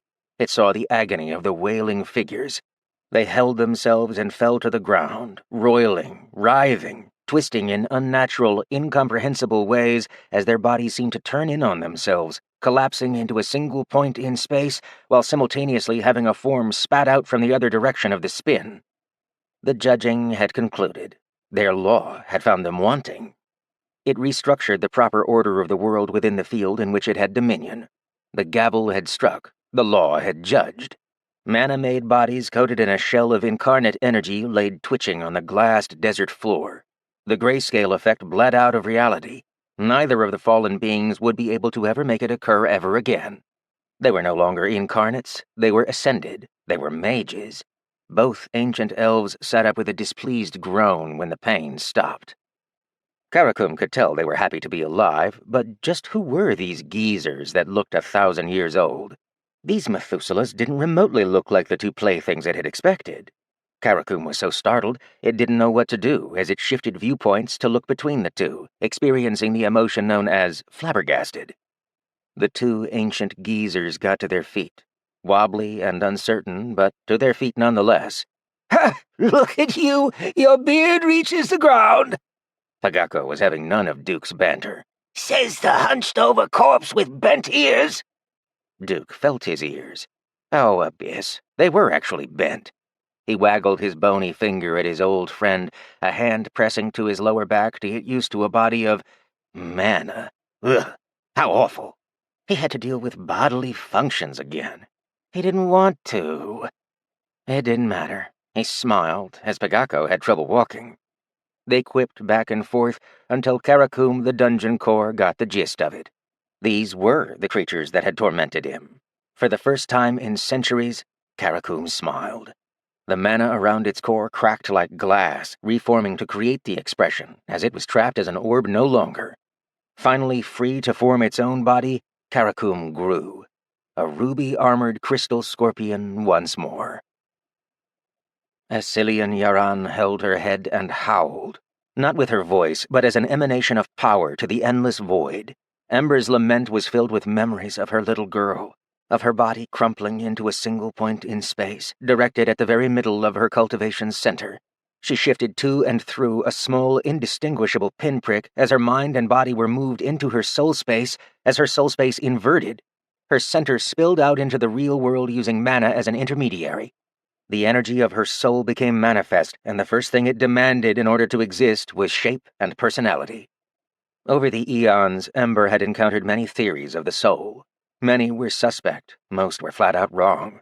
Her favorite was that the soul served as a mirror image of the traits one had as a person. If one was a good person, then it was to be said they had a good soul. The theory was named Hunpo, after the scholar who came up with it in the Golden Age. She passed before her time could truly shine, but by the age of 30 was said to have grasped the will of the heavens and earth. Hun's peerless mind divided her writing into conjoining segments. Yin, vital force expressed in consciousness and intelligence. Yang, physical nature expressed in bodily strength and movements. When the yin and yang move in unity and harmony, they express themselves as the nature of the soul. A person is how they carry themselves, think, react, and act. These reflections are carved into their soul, and the soul reflects it on the endless lengths of a still ocean, silent and unmoving for all to see. Ember's soul was no lake. It was a twisting helix of rampant fire, her pyre. The soul energy needed immediate information on what she was. She realized the old man hadn't been wrong, even if his words had been the epitome of recollected pain. It wasn't who she was at this moment that needed to be actualized, it was who she wanted to be. The person about to come anew into the world did not need to be broken, and didn't need to be a war-torn Yaran. It did not need to be a Zaran, for that was a title afforded to only one who had passed. The shoes of her daughter, however tiny they were a pair too big for her to fill. Still, the words of the wise resonated to a soul that needed them most. The person going back out into the world did not need to be her. It did not need to be her grief, her loss, her damage. It could be hope, a new perspective and horizon. Yet, how could she do this? She couldn't just... A memory played before her. It was small, and it was weak. It was haphazard and frail. It wasn't hers? Her mind latched to it, absorbing the information in less than a moment as she experienced the wood elf technique of memory-giving in a fashion so direct and profound that she was assured her incarnation energy was somehow involved. In the space between worlds that Ember currently occupied, the law of time snapped its fingers and acted in accordance with the rules. An incarnate would have all the time in the world to actualize. So it was written, so it was agreed, so it would be. Yaran blinked. The pain was gone? No, it was not diminished. It didn't disappear. The ticking time bomb that was her mana-made body simply no longer applied as the first droplet of soul energy blossomed into the real world. Cracks still coated her body, and while she was unable to move, this was her soul space. She looked at herself from outside her own perspective and found everything frozen in a landscape of gray. Her eyes closed, and she absorbed the gifted memory. A footfall on a bridge that didn't exist stepped into her vision. A walkway of darkness, without borders or walls, squeezed into being, and at the end of it, there was a bonfire. There she saw her friend. Then a younger version, and younger still. All were seated on stumps around the fire, versions of a personality that were partially discarded. She watched and listened as the elder of the fringe sat and surrendered. He could go no more. He could live no longer. The task ahead required someone not better, different. Traits and choices that would lead him to a path his current self could not walk. As that elder looked to an empty stump, Yaran saw a new man appear from nothing. Perhaps not from nothing, but from the traits needed, the traits wanted. This person, she recognized, this was Artorian, her Artorian, the version she knew. The nosy, distractible, excitable, gabby, foxy, playful old man. There had been something else. Beneath it all, that veneer of personality was hiding core traits, the required curriculum. She looked deeper, and the memory allowed her to see. Where she expected resistance, she found only welcoming warmth. Where people would ordinarily wish to hide the truth of their being from all others, Artorian trusted her to see the truth. The awful truth of who he really was beneath it all. What he sacrificed to become him. Ember had to see. She needed to see. Peeling away the coat of paint, there was wrath, rage, fury, and there was war. These aspects she knew ever so well. Dropping a layer deeper, she found something unexpected. She found that the previous layer of action was built upon a layer of reason. She couldn't believe her eyes when 3 moving pictures played over and over. In the first, it was the old man, the elder of the fringe, holding his adoptive children from families not his own. He smiled, and they beamed back. How he loved them. They had bright minds with bright futures, if only he could give them the opportunity. The second, a youthful, spry warrior decked in the imperial regalia of a commander. A practice before he ever needed to go to war, the first preparation before the first battle. A young woman smiled at him and held a tiny baby in her arms. His baby. He'd never spoken of his child, nor the woman. How he loved them, even when they were gone forever. In the third and last, he was a youngster himself. He was playing around with some kind of animal. It pounced on him, and he held it tight. It licked his face, and his childish hands rubbed down the bristled mane of what by all rights should have been a dangerous beast. That didn't matter to the little boy. How he loved it. How sad he'd been when he'd buried the creature under the cover of rain. A layer deeper, Ember fell. She understood now that his wrath, his rage, his war, they were not the driving force of his being. They were the tools to accomplish his means to an end. A willingness to do what had to be done. the incarnation of a good man going to war to protect that which he loved, even when it was gone from this world. Her feet hit the floor, a hard, unforgiving floor. There wasn't a moving image here. Instead, she found two replicas of her friend. Yet they were scarred, bleeding, dying. Falling to the ground once again, their broken forms stirred. She tried to step closer to help, but found herself unable. The sheer force of the absolute core of his personality rebuked even her. Even broken, even battered, even pushed to the brink of losing all that was worth living for in the world, a single shining trait did not quit. It did not stop. It did not surrender. It would get up, and get up again. Ember was moved beyond words. He'd said it to her before. A hint, perhaps? Never had she taken it to mean anything with such incredible willpower. At the very basis of her friend's psyche, the bottom-most fundamental core of his being, the truth he wanted to show her. The truth he needed her to see was that through endless trial and tribulation, there was a trait he wanted her to have, the only gift he could grant her that could possibly have some meaning. There, at the very basis of a little human's mind, Ember discovered what it meant to be unyielding. She looked up and saw that the figures had stopped falling. The bloodied, broken, tired, and identical exhausted men looked over their shoulders at her. It made her freeze or feel the sensation of frost. It passed when they smiled at her, the second core trait with an arm around the first showing itself. It was the truth, that he could not do it alone. The figures mouthed words at her, and while unspoken, she heard them loud and clear. "I believe in you." A strength filled her, a knowledge that, while this was the most difficult tribulation of her life, she wasn't alone. The core personality traits watched her go, keeping fists to the air in solidarity of her journey as she moved back up the layers. The three stilled images moved no more, they only regarded her. All three versions of her friend smiled at her, a companion in all walks of life, as they raised their hands to wish her well. The tools of strife did not quarrel or shout when she ascended to their lair. They saluted her proudly as a fellow compatriot of endless trials.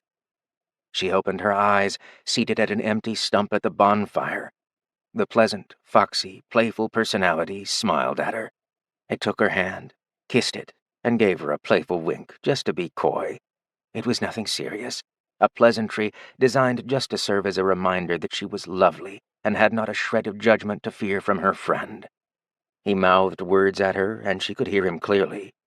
"I leave this place to you. May you find yourself in the exact place you need to be." With those parting words, she was alone in the bonfire construct, the mental room where an old philosopher came when he'd failed and needed to try again. She took the idea and left the memory. Back in her soul space, she squeezed her metaphorical hand into a fist. Ember imagined and built her own bonfire. Hers was the helix of her cultivation technique, but it functioned all the same. Opening her eyes, old versions of herself littered the camp by the hundreds. She was, after all, much older than her human friend. Feeling far less alone, relief washed over her at seeing how far she had come. She smiled, and they all smiled back. Taking a few steps, Ember exhaled deeply and seated herself on an available stump. The others around her said nothing as she turned to the empty stump next to her and spoke from her heart. "I can't do this anymore. Can you?" A copy of her current self manifested slowly and smiled as it regarded her. The new self looked younger, more vibrant, full of life. "I can." The new version reached over and grasped Ember's shoulder. "It has been an honor and a privilege to have been you, as Ilian Yoran." Yoran swallowed her worry and shuddered as the next words trembled out. She knew the answer to her question, but she needed to hear it, just to be certain before she passed her torch. "Thank you. What is your name?" The new version steadily gained the perspective that the old one lost. It beamed at Ember and took her hands into theirs. "I am the one that will finish what you have started. I will be who you wanted me to be, with the lessons you wanted me to know, with the memories and sights you wanted me to see, with the actions you would have wanted me to take. I am the life you wished you would have had, and I can't wait to show it to you. I am the hope you always wanted everyone to see. My name, Mother, is Dawn. Ember's viewpoint dimmed as her personality came to an end. She let it go willingly. Made anew, Dawn Aran rose from the stump and became certain of herself. Chapter 14. Artorian could have sworn he'd heard the snapping of fingers as his connection to Ember closed. He didn't have the luxury to ruminate the fact that his last-ditch effort to give Ember information was cut short before he felt he had gotten it across. Abyss. He had hoped that if words failed, a memory dump of a key memory that could help might be of some use. Alas, he didn't know if it had gotten anywhere. Artorian watched the flaming orb that was their protective dome fade and thin. On the other side, Blight hungered. It beat against the shield now and again like an animal testing for weaknesses. It lost some darkness in the process, but it had plenty to spare. Worse still, the moss effect was either in the end stages of fading or had fully expired. The academic couldn't tell while the shield was up. Though, in truth, he didn't really want it to go down. His core had cooled since he'd stopped the influx of essence gathering, but he'd accrued far more fire corruption than he'd liked. He'd need to be careful in the short-term future, as he now had more of it than any other. Artorian knew he could be quick to anger now. Even if it was contained, corruption wasn't that easy to just stop. When her shield flicked and showed an obvious gap, Artorian closed his eyes and took a deep breath. He could flicker on his starlight aura, but that was only good if the personality present wasn't Cataphrons. From the look of it, that wasn't the case, but he'd still be overwhelmed by the sheer amount of infernal energy. That would be the end of the story. He didn't have the essence to go toe-to-toe with an elemental. He might as well be challenging a mage to fisticuffs while in his skivvies. To his surprise, no flood of infernal came. Peeking open an eye, he saw all of Ember finish collapsing into a single point in space. She was gone, and only a black dot remained at chest level. Her shield followed suit in the next instant. Artorian's arms fell limp to his side as a figure he didn't know made its way forwards. Some ancient elf with long ears clapped as it approached him. He could hear the claps, so it was a fully physical manifestation. It was here to gloat, no doubt. Clap, clap, clap. So close, yet no victory. Artorian dejectedly dropped his eyes down to admire the black hole. At least he had something he'd never seen before to look at before he got eaten. His words carried that dejection in his defeated, insulting tone. What's with that ridiculous body? Who are you supposed to be now? Someone exceptionally good at gloating? The phantom laughed to itself, and that Artorian could hear even more clearly. It was a cruel, clever laugh. Oh, this body? Well, since you aren't exactly a threat, I had to reconfigure against that which was. You see, just in case I heard right, and that person was a Yaran, I have to uphold the land vow that protects me from attack by that particular lineage. After all, it never hurts to be too careful when it was Aran that knocked me from the moon using a mountain as a club, then trapped me beneath it. This was a part of history that Artorian did not know, and it countered some prior information. A flicker of an idea played behind his eyes. Ember was gone, but he didn't know the details of S-ranking. Just some hearsay by a possibly disreputable source. Too bad. I hope that hurt. The blight reached its clawed hand for Artorian's neck at the speed of darkness. Still, before it ever touched his throat, the world stilled. None could move, and Artorian couldn't even slide his eyes sideways. He could, however, see that the new color of the world was gray.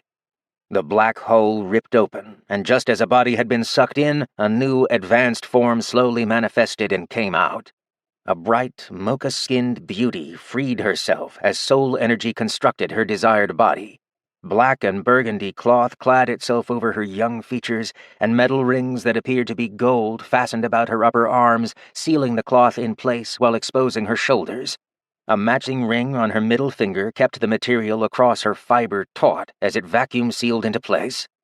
Lush lips matched burning orange eyeshadow as a flock of fluent, wavy locks spilled from her head. The coloration began as bright yellow, and with umber's smoothness turned orange, then red, until the tips showed a soft, deep dark Tyrian purple.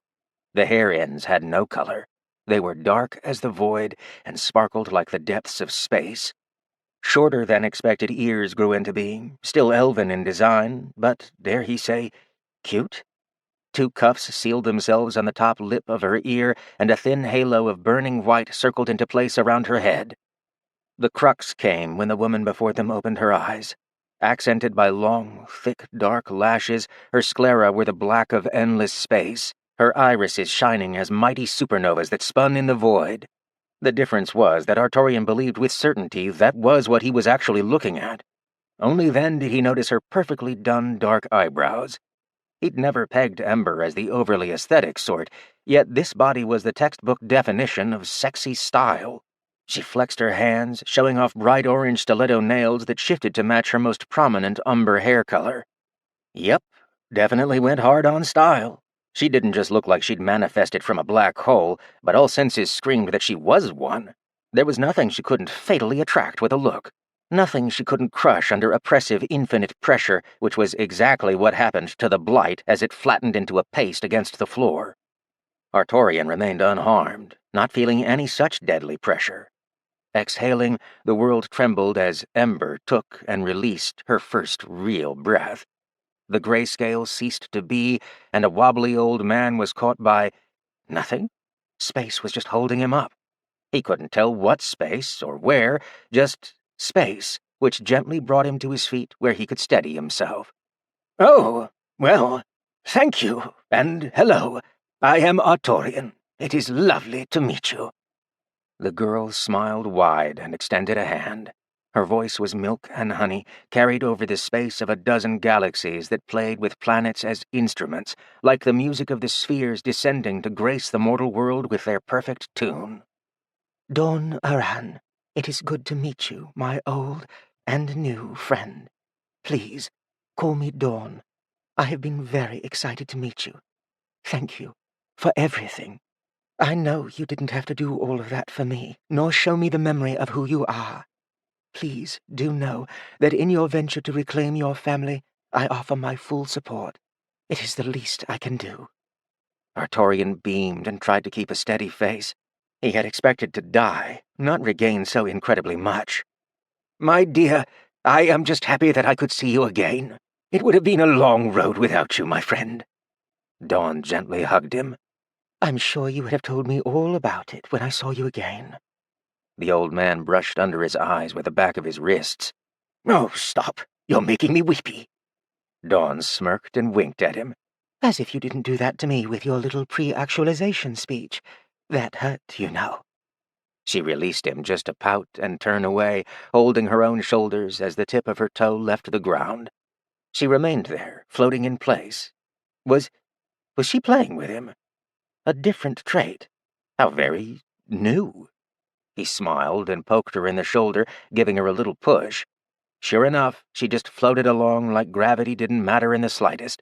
She turned from the push, her eyes shooting sweet daggers at him as her pretend pout gave way to a beaming smile.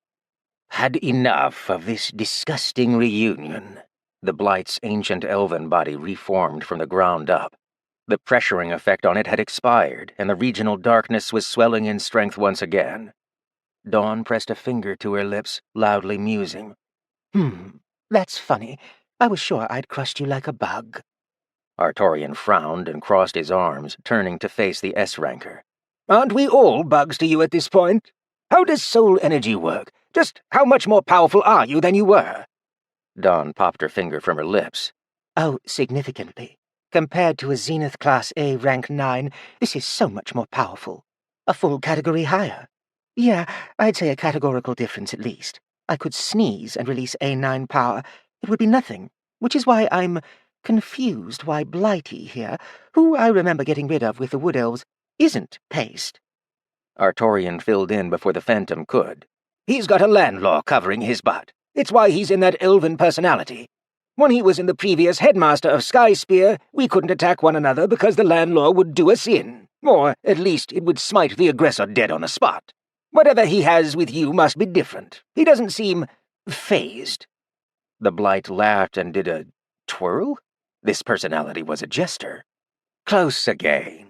However, I won't tell you anything." I'm more than aware she's got the power, and you've got the mind. As if I'd tell you anything after that trip you sent me on. Clever boy for hiding that trap. I'm afraid you're all out of tricks now, and your essence count can't be doing well. She can't kill me, and you're unable. Sooner or later she's going to look away, and then it's bye-bye, Headmaster, and hello, afternoon snack. The violet blight rubbed its hands together with a self-assured grin. It stopped smiling when it saw the academic ponderously running a hand down his beard. "Kataul got your tongue?" Dawn quirked a perfect eyebrow, leaning on empty space as she patiently smiled at her friend. She knew what she was good at. She knew what he was good at. Dawn was just waiting for it all to fall into place. She had an eternity. First thing she learned, S-rank lifespan? Permanent, unless killed. It was intrinsic knowledge. The blight leered at Dawn. "Since we're all still figuring out what to do, why aren't you on fire? I vividly recall from the forest days that you were a fire mage, so they should be more whoosh, less mystical." Turning on an axis in the space she occupied, she defied gravity just by existing. She spoke aloud. Well, S-rank of the law of fire, correct. There is just a minor difference between ordinary actualizations and the one I went through. She pointed at her chest. Even the blight thought it rude to stare at the given location. Ripped fire affinity channel, though that's to blame for another problem I'm going through. What you likely can't get your whittle head around is my new celestial affinity channel. Got it from trying to copy an ability from my thinking friend over there. Oh, looks like he didn't even hear me. That's fine, he's going to do his thing. The blight spat at the S-ranker. "An affinity channel? That late into your ascension? That's paramount to suicide." To his dismay, the floating woman agreed with him. He didn't know he would hate her agreeing with him. Oh yes, having multiple affinities doesn't prevent a low-tier law from accepting you. It does, however, open up additional options when incarnating. See, it offered me 2 choices freely out of 3. The first is your average S-ranker. Nothing special, just as normal as they come. The second, well, you're within proximity. I know you're an elemental. She opened her hand, and fire sprung freely into being. You have also been denying yourself the innate feeling that you know that I am also one. At least partially. Maybe fully? Don't know. I was only born today. Third. Dawn righted herself and did a little side-to-side shimmy. Third is a little bit of this. She snapped her fingers. A little bit of that. And a whole lot of look at me because I'm a fancy cat. The blight thought she was crazy. "So you're a cat. Could have gone for Kataul. They're superior in every respect." Dawn beamed a smile at the creature, and something deep within it became unsettled as the woman phased out of reality. This caused some sort of void that started sucking him towards it. Just him, nothing else. Only her supernova irises were visible in the absolute depths of the void. They were so pervasive that even as a creature of the dark, he feared this space. Never should he go there. Not even the land law might protect him, wherever that black hole led. Then it clicked, and he understood. The law conspired with a higher law because it couldn't account for your peculiarities. Dawn manifested back to reality and blew him a mocking kiss. Got it in one. The law really didn't want to give me the option, but being quasi-elemental made quite a stir in the tower. It had to contend with a higher-tier law, holy fire. I was bound to fire, but the higher law outright gave me the option to ascend. Special circumstances. You're right, it is suicide to unlock an affinity channel that high into the ascended ranks. Given how much I'd done for the law of fire, the other heavenlies existing in matching nodes were all in an uproar. You should have heard the law of celestial. Oh, it tried hard, but unfortunately it has active S-rankers. She danced around the air like a ballerina. The laws came to a compromise. So long as I took on an aspect of incarnation that didn't conflict with existing incarnates, I could do it. The law of fire was ecstatic to keep me. To conform to the rules, I gave Holy Fire a big hug and whispered sweet thoughts into its ear. I wanted to send a message to a higher law that I knew wouldn't want to talk to me. Yet I was surprised at how the big shots pay attention when you least expect. She giggled, of all things, while hovering in loose geosynchronous orbit around the violet manifestation of blight. See, the big contribution I made to my law was how to replicate my friend's starlight effect using mana. I was surprised to find there is no law of sun. I was hoping my message was going to go there, since the incarnation idea I had directly correlated to the concept, even if I have but a measly 2. Yet, 2 was enough, for the concept involves no air, no earth, no water, and no infernal. There is nothing to further break down. Whereas the sun is a star, there are holes in space where no light can escape. I wanted to be what happens when a star reaches the end of its lifespan and comes into existence anew as something else. My best friend is my sun, so I will be the dawn of the endless void that comes after." Her grin widened, intent clearly evil. No, there was no evil in her smile. It just felt as such from the apparent malice she was directing toward the Blight. She'd answered his question in a way that guaranteed he understood that however long it might take, she would end him. There was indifference, apathy. Her expression was heartless, emotionless, and callous. She was the void where things went to end, and she had chosen to hunt him. The Blight wriggled as its bodies shuddered with temporary deformations. They recovered quickly enough as Dawn's expression returned to normal. He might have been a monster, but this wench was on another level. Luckily for him, he was untouchable. "I think I figured it out." Dawn beamed her smile at the Blight, her body language and posture slowly turning towards Artorian.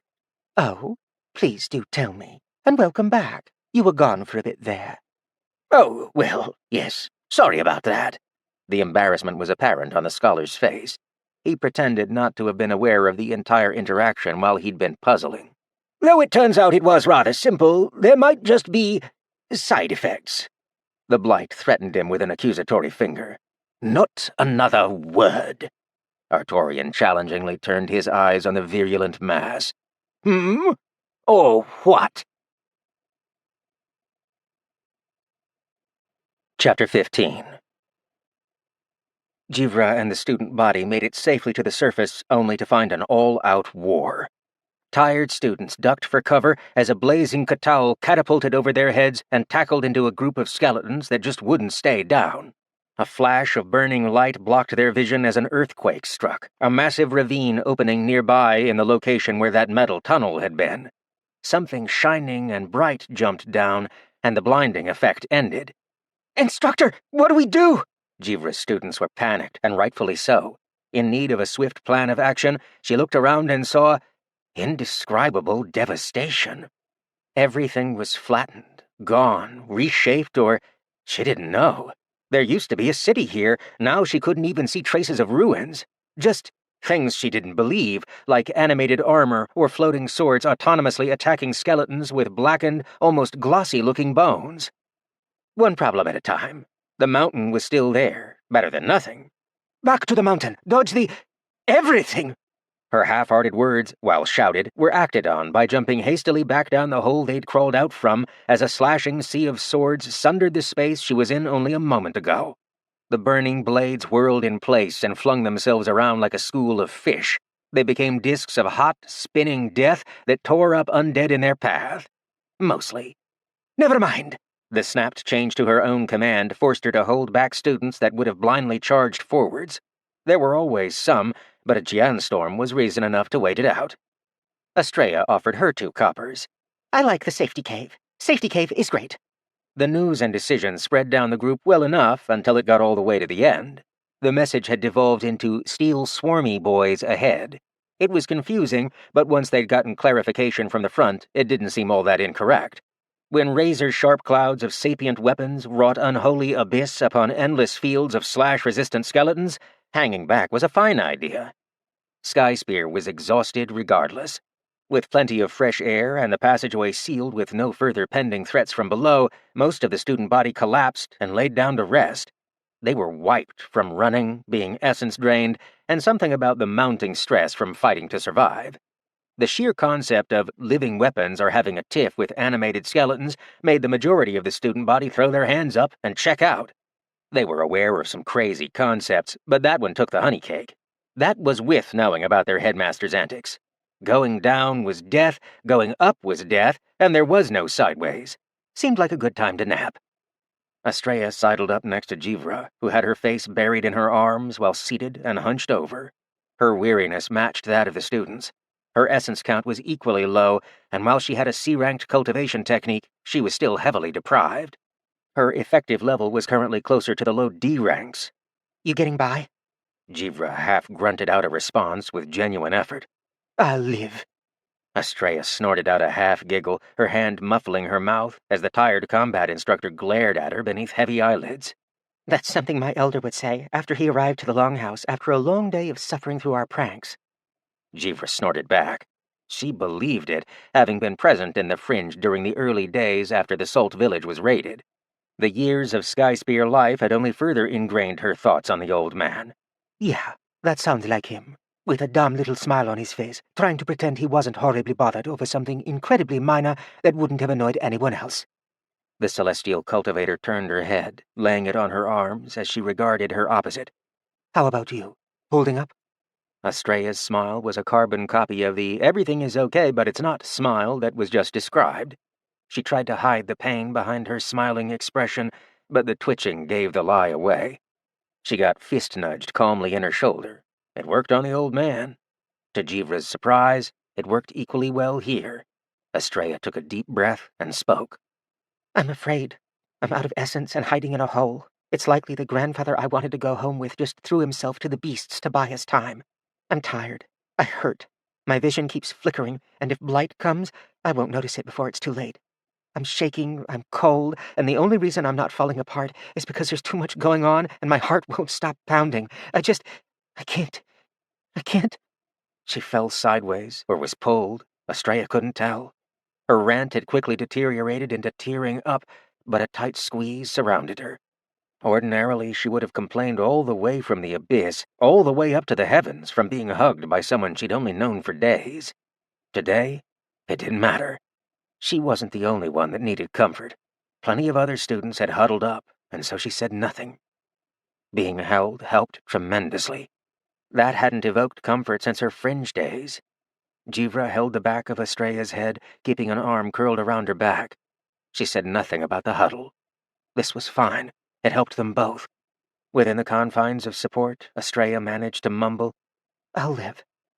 Jivra nodded. They'd be all right. We will. Just have to wait out the bar fight on the surface. I bet when we get up there, your old man will be standing there with one arm behind his back and a hand on his beard. Oh, there you are. What took you so long? She sassily mimicked Artorian speech pattern. Estrella snorted again, a little smile playing on her lips. Jivra continued. I've got some confections in my pocket. Stuff this in your face so I can stand here and look bemused, nodding to nobody while asking you questions to make you talk with your mouth full. I find your embarrassment humorous. She received a minor jab to the ribs. All right, maybe her gag had been a touch embellished past the truth, but Estrella was smiling. That was worth the entire affair. Jivra would have said more, but a tiny, familiar snore came from the curled-up bundle sleeping on her chest. She smiled and wished she had a blanket. Wait. Jivra's hand reached for her shoulder and found the soft, familiar brush of a snoozing, oversized sugar glider. Had this snooty little mongrel slept through the entirety of their nonsense, remaining so still and silent they'd forgotten he'd been there? She pressed her lips together in the patented Tibbins squeeze. Because yes it had. You cheeky little... She tickled it under a wing, and the sleepy C-ranked beast stirred. His celestial ignore-me field lifted. Blanket mewled upon waking, chittered, and licked its nose. It had a few seconds of looking around, released Jivra, and stretched. After a few of the still waking students jerked from the sound of the chitter, Blanket made a loud squee. While everyone else was dead tired, Blanket was happy as a clam to go around and meet absolutely everyone. There was petting to be had. Group morale improved drastically when there was a creature of pure fluff that wanted nothing more than to give you some kisses and love up on you. Those who were awake adored running their fingers through the incredibly soft fur. It was soft and comforting. Most importantly, it made them smile. A harsh crunch repeated as something scorched and glistening dark color tumbled down the crevice that would get them outside. The ones that were awake felt momentary terror grip their hearts as a skeleton shambled to its feet. The drop hadn't killed it. The attacks above hadn't killed it. They were out of essence. They were abyssed. Blanket blinked at the entity of hate and murder that looked at its family like it was about to tear them asunder, mostly because the mindless thing was about to do exactly that. The sugar glider took exception to a threat. Jivra didn't quite believe her eyes at the sight that came next. The waking students were silently glued to the fight? That couldn't have been called a fight. It was easy to forget that, between the love and sweetness, Blanket was still a C-ranked beast. The glider zipped over in a celestial flash and clamped jaws on the back of the undead's glossy skull. One crunch later, the pile of bones harmlessly collapsed into a pile. They watched as individual bones dissolved into misty black sand. Blanket bristled. Standing up on his hind legs, he looked up to the crevice the undead had fallen from. Oh, it was not having any of this. Slowly, the glider sat on its haunches. It chuffed at the ceiling light, daring another to try and come down here. A few glances told Blanket that his family was tired. They needed sleep. Blanket was awake and strong. When it saw Jivra smile before weakly nodding off against Estrella, it took on the mantle of responsibility. Blanket defends. Blanket protects. Chapter 16. The Blight glanced up to the ravine above. All it needed was one undead, just one, to fall close enough for it to grab. Since its vision couldn't be seen by others, it was confident that this plan wasn't something his company had seen through. There were things it wanted to do, but it had held off on wantonly attacking in favor of a higher priority. As usual, distractions were getting in the way. "What was it you said?" Artorian rapped his knuckles against his forehead. He recalled and mimed the words with as much insult as he could muster. He disliked parroting the Blight's words, but it was all for the sass. "Oh, you can't begin to understand how wrong you are there. You might have had a chance." A cruel smile crossed his lips, so unobstructed and visible that Dawn quirked an eyebrow. She didn't know the old man to be one for malice. Her senses felt the change on his skin before his lips pursed into an expression of cheeky amusement, like a child that knew something a sibling didn't and couldn't wait to tell mother. The violet blight elf hummed as it pressed a hand to non-existent hip. "Shame that you really don't. You're more drained than a twisted rag, squeezed dry of water and left to hang in the sun. You're holding on. How, exactly? You should be crumpled." The academic laughed back with a mocking, "Ho! A comment on my well-being. I'm in better shape than that pitiful excuse of a body you're trying to form. Your ears aren't even. Might want to work on your shaping technique, boyo." The blight elf snarled and lashed out a dissolving violet whip of desiccating energy at the irritant. There was no reason to let the mongrel keep talking. The desire of watching the bug suffer over a long period of time to savor his slow demise had been fully replaced with a need to just shut him up. A pleased smirk graced the blight's locally formed body, but it faded and dropped to dissatisfied agony as its attack was blocked by it didn't know what. The invisible orb surrounding the old man had stopped whiplashes from 20 differing directions and bent angles. All the hostile energy stopped dead in its tracks. He shot a glare to the actualized hovering nearby, but she silently blew the blight a kiss. Of course, she wasn't going to let her friend be threatened. The protective energy wasn't even visible, like it occupied a part of space not active in the real world, but still prevented his assault all the same. S-rankers were known for their grayscale effects, yet it had perceived none needed to put the shield into place. Wasn't it a requirement that the field activated if they used any soul energy? Clap, clap, clap. Artorian mockingly copied the clap Cataphren had given him shortly after he'd first woken in that awful pit of despair, filled with countless dead. "Look at you, trying so hard. Really, though, fix those ears." The old man winked and pointed to his own left ear, whispering, "I'm sure you've heard this plenty of times, but it's a little short." Dawn covered her face to stifle a brutal giggle. The blight wasn't remotely as amused at the 2 millennia-old stab. "There is nothing wrong with my ears. They're supposed to be like that. It's stylish. I won't have my favorite technique be spat upon by a creature such as you." Artorian brushed his ears and nodded sagely. "Correct, and you saved me the need to ask a question. Awfully kind of you." The darkness screamed at him with 100 raging mouths, but didn't advance. Its attacks repeated, only to be equally rebuked as the hot orb made his essence whips catch fire. Essence catching fire? Soul energy was a cheat. Artorian held his hands behind his back, face aglow with maximum snootiness. "You see, you're right. I'm awful at techniques, absolutely terrible at them. I've been relying on a trick I learned from my dearest friend here to get the essence back by creating a zone of sovereign presence, a space owned by me. Mostly I just throw essence out, carefully crafted with identity, purpose, shape, intent, and a myriad of other factors. However, if I throw it out, it mostly isn't coming back. Not much of a technique if it isn't stable and fails to reel in the majority of spent energy. He trotted towards one of the energy tentacles bearing down on an invisible shield. Yet his walk seemed to move the shield, forcibly altering the attacking whip pattern as well. He wouldn't be able to inspect it closely. A shame, but he described the knife the Blight was about to get shanked with. Yet, for all my ineptitude, I could not have even attempted such a feat if I didn't have one particular thing that let me do it. To manipulate essence, I need a cultivation core, a refining technique that lets me gather, store, and use relevant energy. Why, I would venture to say even Dawn still has one, and so did the Wood Elves. Strange thing, that last one. You see, theirs weren't in their actual bodies, yet still they use and refine techniques with skill I haven't had the time to replicate. He paused in his stride and winked at the floating S-ranker, who promptly pretended to react as would a shy noble lady to a troubadour playing beneath her window. So that leads me to a simple conclusion, Blighty. As you just so kindly confirmed for me, you've been using techniques. Honestly, you think you're brooding and clever, but your ideas have as much spice as a salt sandwich. The Blight didn't like where this was going, but couldn't do much about it.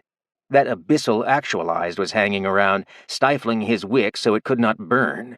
That failed student from the mountain was also still not shutting up, and electric distaste sparked through its mind when Artorian asked a question that no one ever should. Sure, you generate essence, yet that isn't enough to satisfy the requirement of control. So, my dear boy, you say you can't be killed. I say, where is your spiral?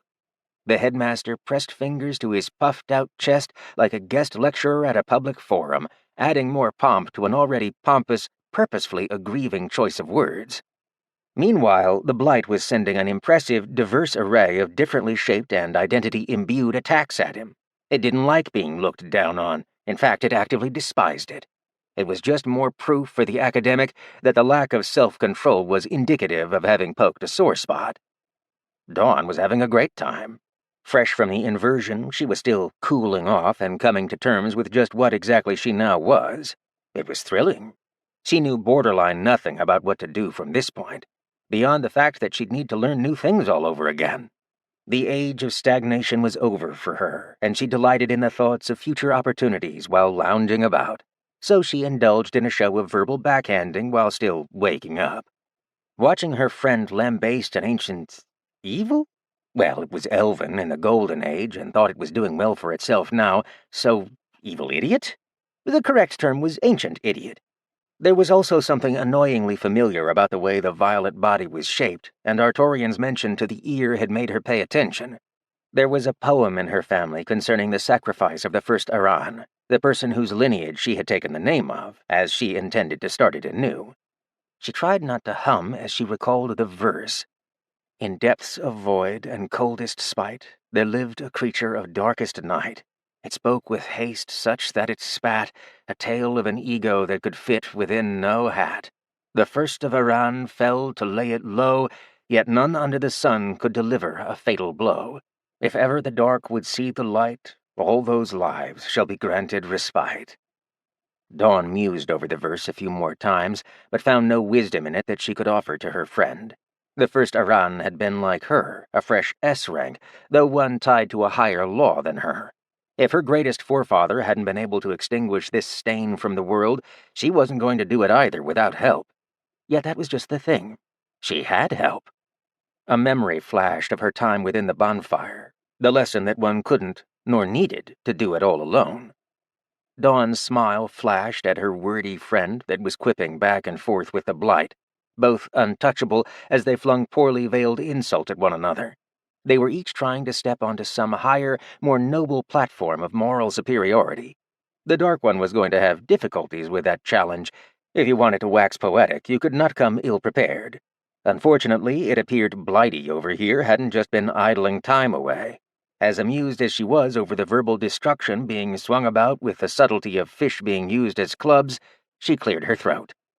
Space warbled. Gray exploded from her being, and Dawn frowned as she found that she was the only one capable of moving freely. Everything else was stuck, stopped. She hadn't done anything different. Why was there a field now? Could she make it go away?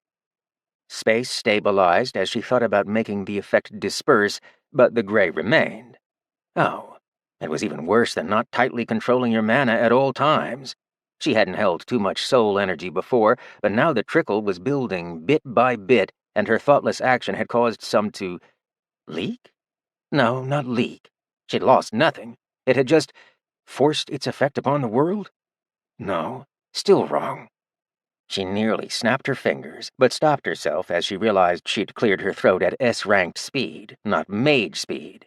Mage speed was sluggish in comparison. Where was the sound she made in her throat? Oh, it was still here, traveling as a visible ripple of sound waves. Not very fast, but in motion. Dawn realized the effect of those tiny waves might utterly reduce anything within a sneeze's radius to fine particle dust. The gray field was preventing an effect from being unleashed upon the world. It wasn't an attack or some special feature. It was a defense, a precaution. Well, a little late now, it was out in the world. Her own fault, really. So it was her task to stop it. What to do? More energy wasn't going to fix this. A voice played in her head as she tried to ponder. You looked, but you didn't see. Without trying to physically do anything, she looked around. What was different? What was new? Aside from the world being gray. Gray. It was gray. Why was it gray? She could feel a smile in her thoughts. Now that is the correct question. Dawn was imagining Artorian's voice, but it helped. The region of space she occupied didn't defy the rules of nature currently in progress. It more took them elsewhere? This was her space, and the earlier mention of sovereign territory came to mind. Not exactly the name using presence should have. It was just presence. It also just happened to make it easy to reclaim resources spent in an area, like taxes. Oh, sovereign territory. She got it now. Clever. So what was here and what was elsewhere? Motion in the space wasn't present. The world was still. Her grunt was still here. Could she move the grunt elsewhere? She focused on it, since the world was essentially not moving anyway. She could see the sound wave fade into obscurity and successfully move elsewhere. Well, that was going to need significant exploration in the future, but as soon as the threat she hadn't intended was gone, the gray effect on the world dropped, much like her friend did. The blight brushed itself off, then pointed at the fallen academic just to laugh. It had experienced S-rank pressure before, and Artorian hadn't. Gasping for air, the headmaster heaved in a breath and sat up on his butt. Great Woa! What in the name of cultivation was that? Dawn pursed her lips and said nothing. She was keeping up a shield of mana around her friend, since that's what she'd had available at the time. Yet her control was starting to crack as her mana was fed into her soul space, and her soul-ranked something gulped it down to trade it in for soul energy. It was just like trading essence for mana, except she couldn't discern the source. A world of gray washed over them all again as Dawn turned. Just turned. Oh, this was hard. Even just thinking of the mana shield made the orb suck away from its current position, leaving Artorian vulnerable. No, not acceptable. With a wave of her hand, a new bubble formed in place. She'd done it hastily and had forgotten something. Still, protections were in place. Artorian was on the ground again when the gray field lifted. He heaved a deep breath again. Dawn, my dear, please do be careful with those. I can't breathe when you do that. Controlling herself, she really pressed herself to drop to mage speed, then mundane speed. Working on it, she realized that the confines of that bubble didn't have a replenishable air source. She altered it to allow for some imperceptible holes to allow filtering. She kissed out the words, "Sorry, BB." She got the conversation back on track. If she was losing control of her abilities, the more powerful they got, a quicker resolution was better. He'd been onto something early on. So, why is the location of Blighty's spiral important? Chapter 17. Artorian brushed himself off. He could have sworn something odd had occurred in the space around him.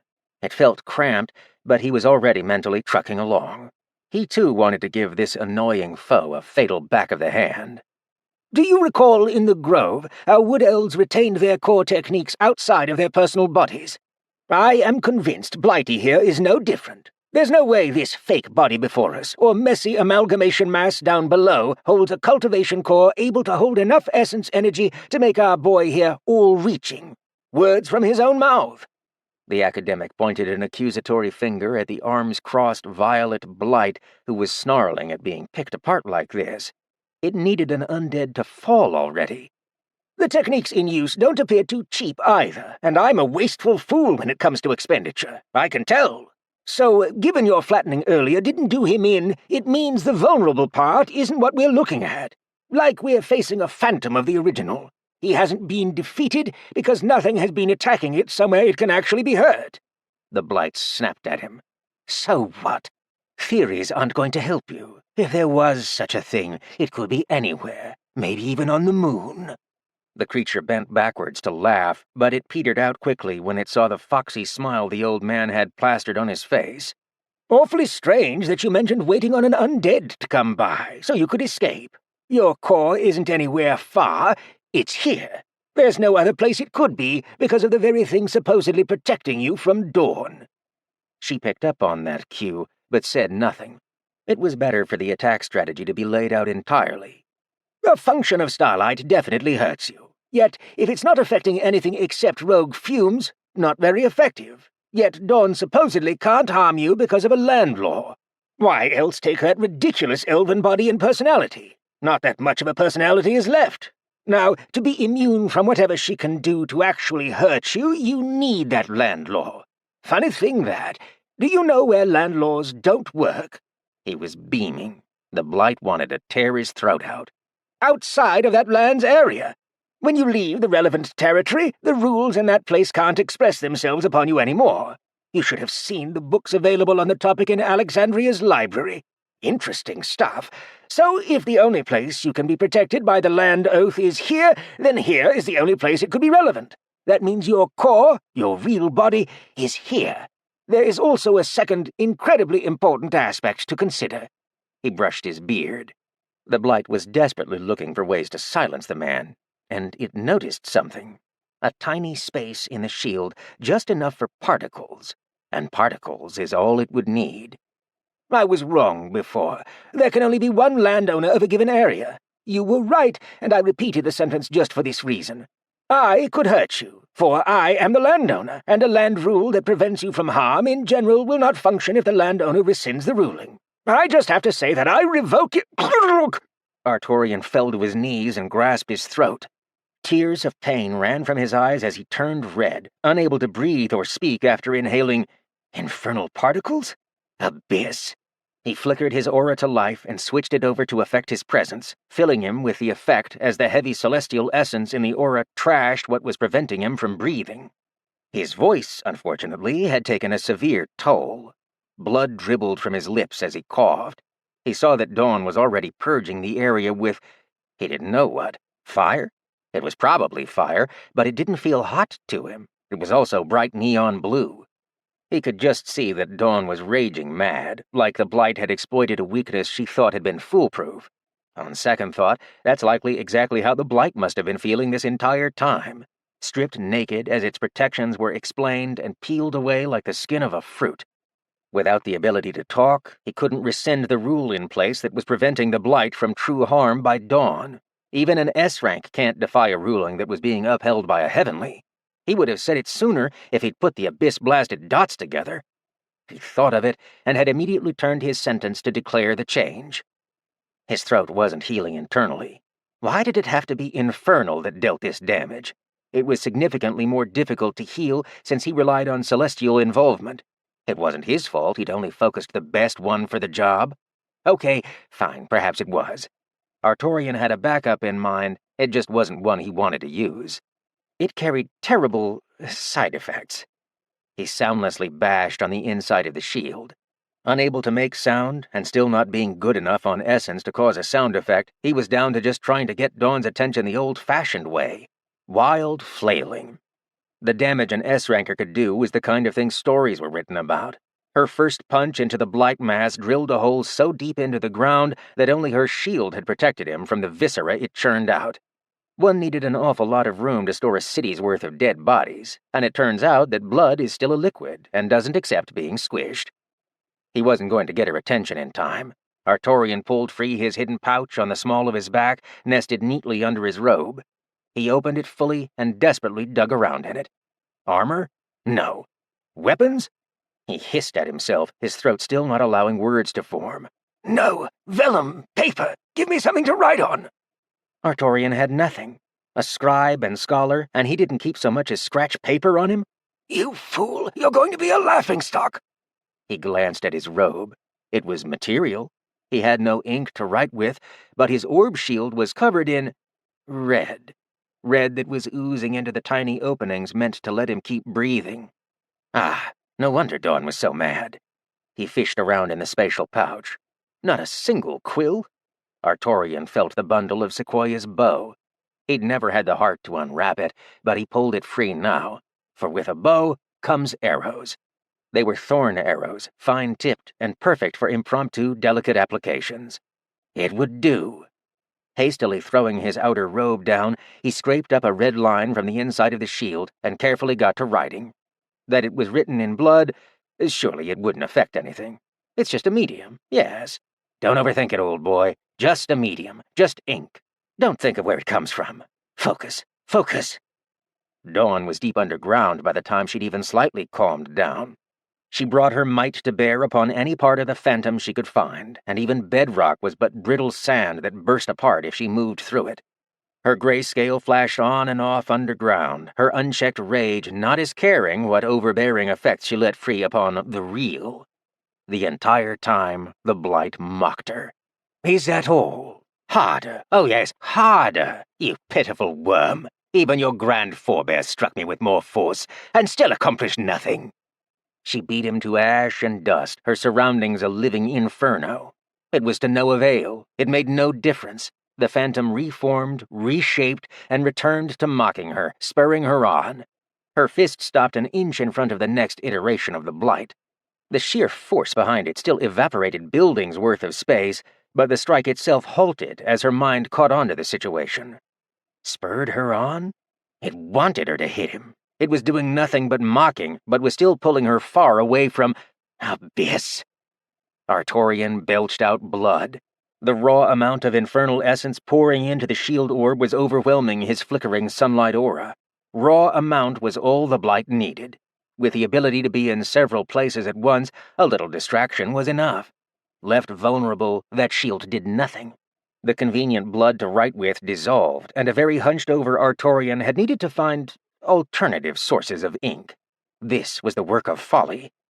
Putting the final touches on the robe, he felt weak and pale as his lifeblood ran down his arm.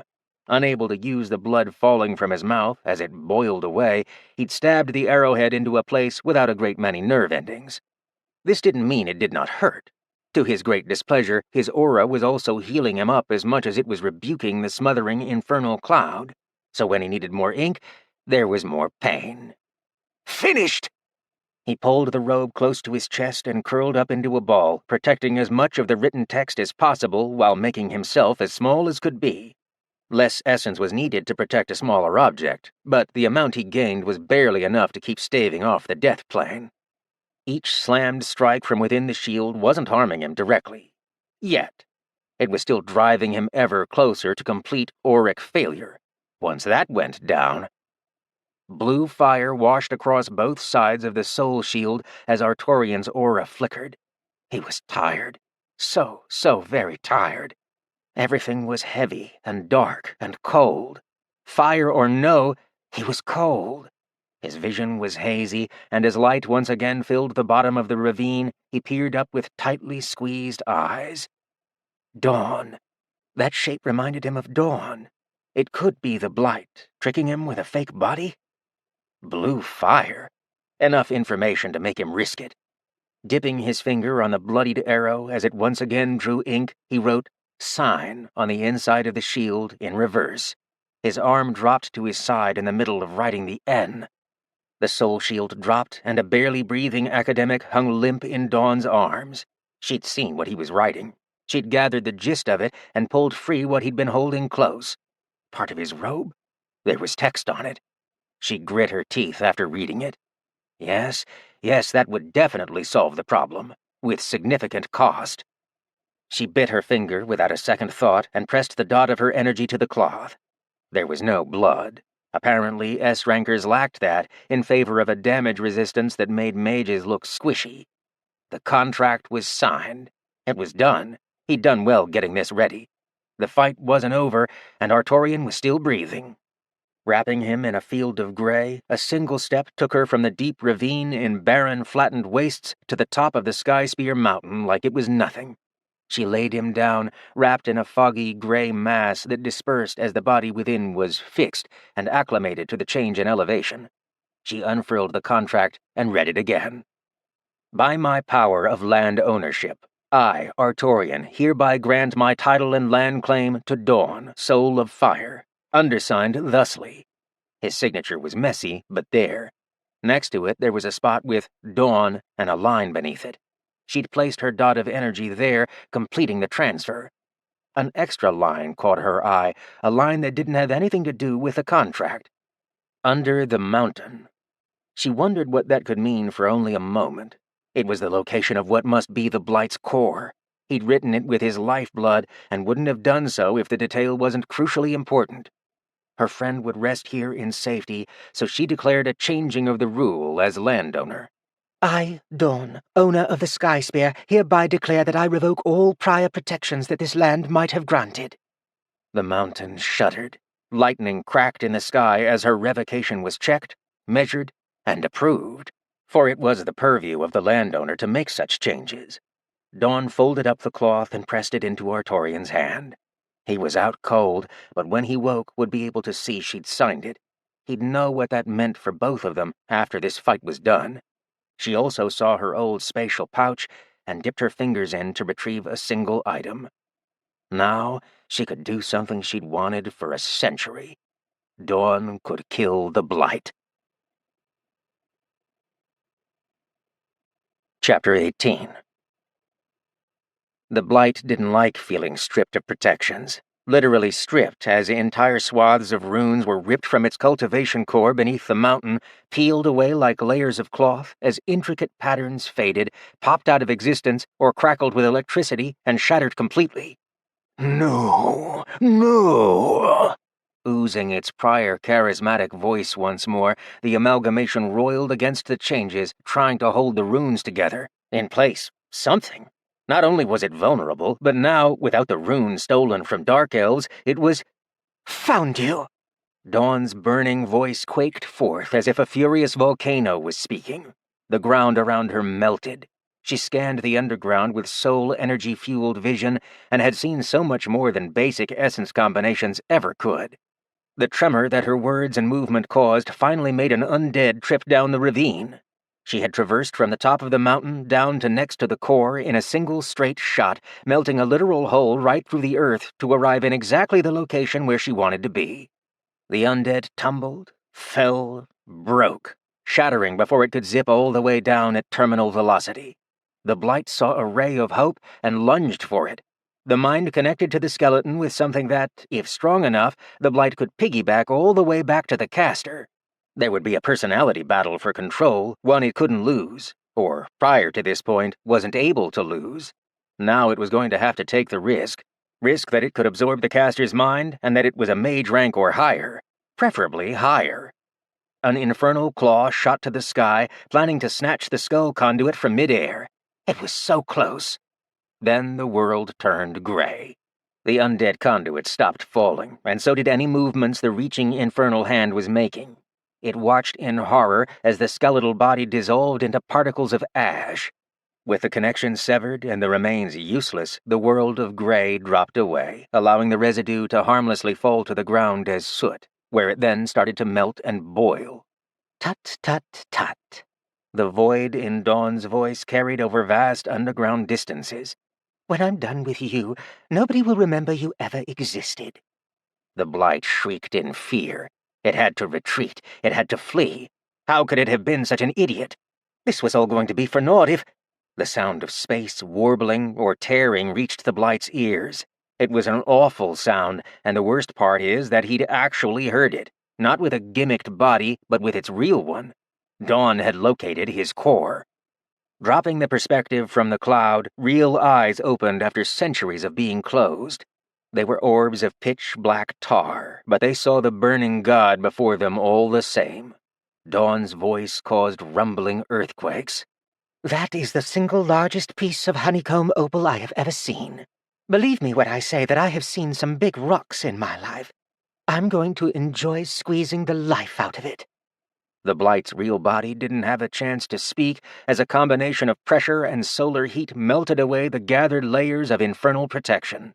It was pulling together all its infernal gas, tendrils, and anything else it could get a hold of at a prodigious rate, just to collapse everything around it as a shield to stave off the torrential, cosmic heat for just a few more seconds. It needed to think of something. Like lightning, an idea struck its elemental brain. It was going to perish here. It was too late for anything different to happen. Still, dark laughter filled the area. Even if you destroy me, here and now, I will return. So long as the Sky Spear stands, I will come after you and all you care for again and again. An elemental cannot truly die. I am bound to this land. You will not wrest me from it. I curse your lineage and the lineage of Artorian to be fouled by blight. Dawn swung her arms outwards as if grasping the piece of mammoth-sized opal from far away. Heat rolled out from empty pockets of space where her soul energy was condensing. So long as the Sky Spear stands, I promise that you will do no such thing. The Blight madly cackled at her. That had been so easy. His assailant was so wrapped up in her fury that she hadn't noticed his last, cruel little ploy. It had no power now. It couldn't actually curse her. But words had power, and promises even more so. I accept. Dawn felt a cold shiver in her soul as the vow she'd unwittingly made clasped around her heart. She would die on the spot if she broke it, and realized too late what the infernal elemental had done. She was trapped. Even if the elemental was gone, she had promised against the possible threat of his return. Even as a landowner, this was not something she could simply overturn. A promise against a possibility was a no-win situation for her. While Sky Spear stood, she could not leave the territory it occupied. Dawn screamed dark vengeance, burning away the last of the defenses with ease as the Blight's main, actual elemental body became visible. It was person-shaped, of all things, with one ear shorter than the other. It was as black as the abyss and spewing out infernal energy at a relatively stable pace. Had an infernal cultivator gotten a hold of this, they would have had unimaginable power. Abyss, you! She pulled the item nicked from the spatial pouch off her back. Grasping it firmly, she squeezed the grip on Sequoia's bow. A string of soul energy sprung into being between the ends, allowing the wood to bend taut as an arrow of similar make particulated into being between her fingers. The arrow sprung to life as it took on the incarnation of the sun and became fueled full of identity meant purely to erase. Dawn took a deep breath and for a moment regarded the memoriam bow as she opened up a connection. Distance was nothing to an S-ranker, and she was pouring energy into this effect just to uphold it for a few seconds. A few seconds was all she needed for a reply. Call it! Across vast distances, a grove of roaming wood elves felt a knock on their forum doors. The familiar warmth that radiated through made several of them toss the connection wide open. Rosewood, Snowbell, Oak, and more held open the strained passageway that was trying to slam closed from the demanding new connection that burdened their communal mind space. The congregation present looked at what was being shown, saw the reality, and heard the call. The answer was swift.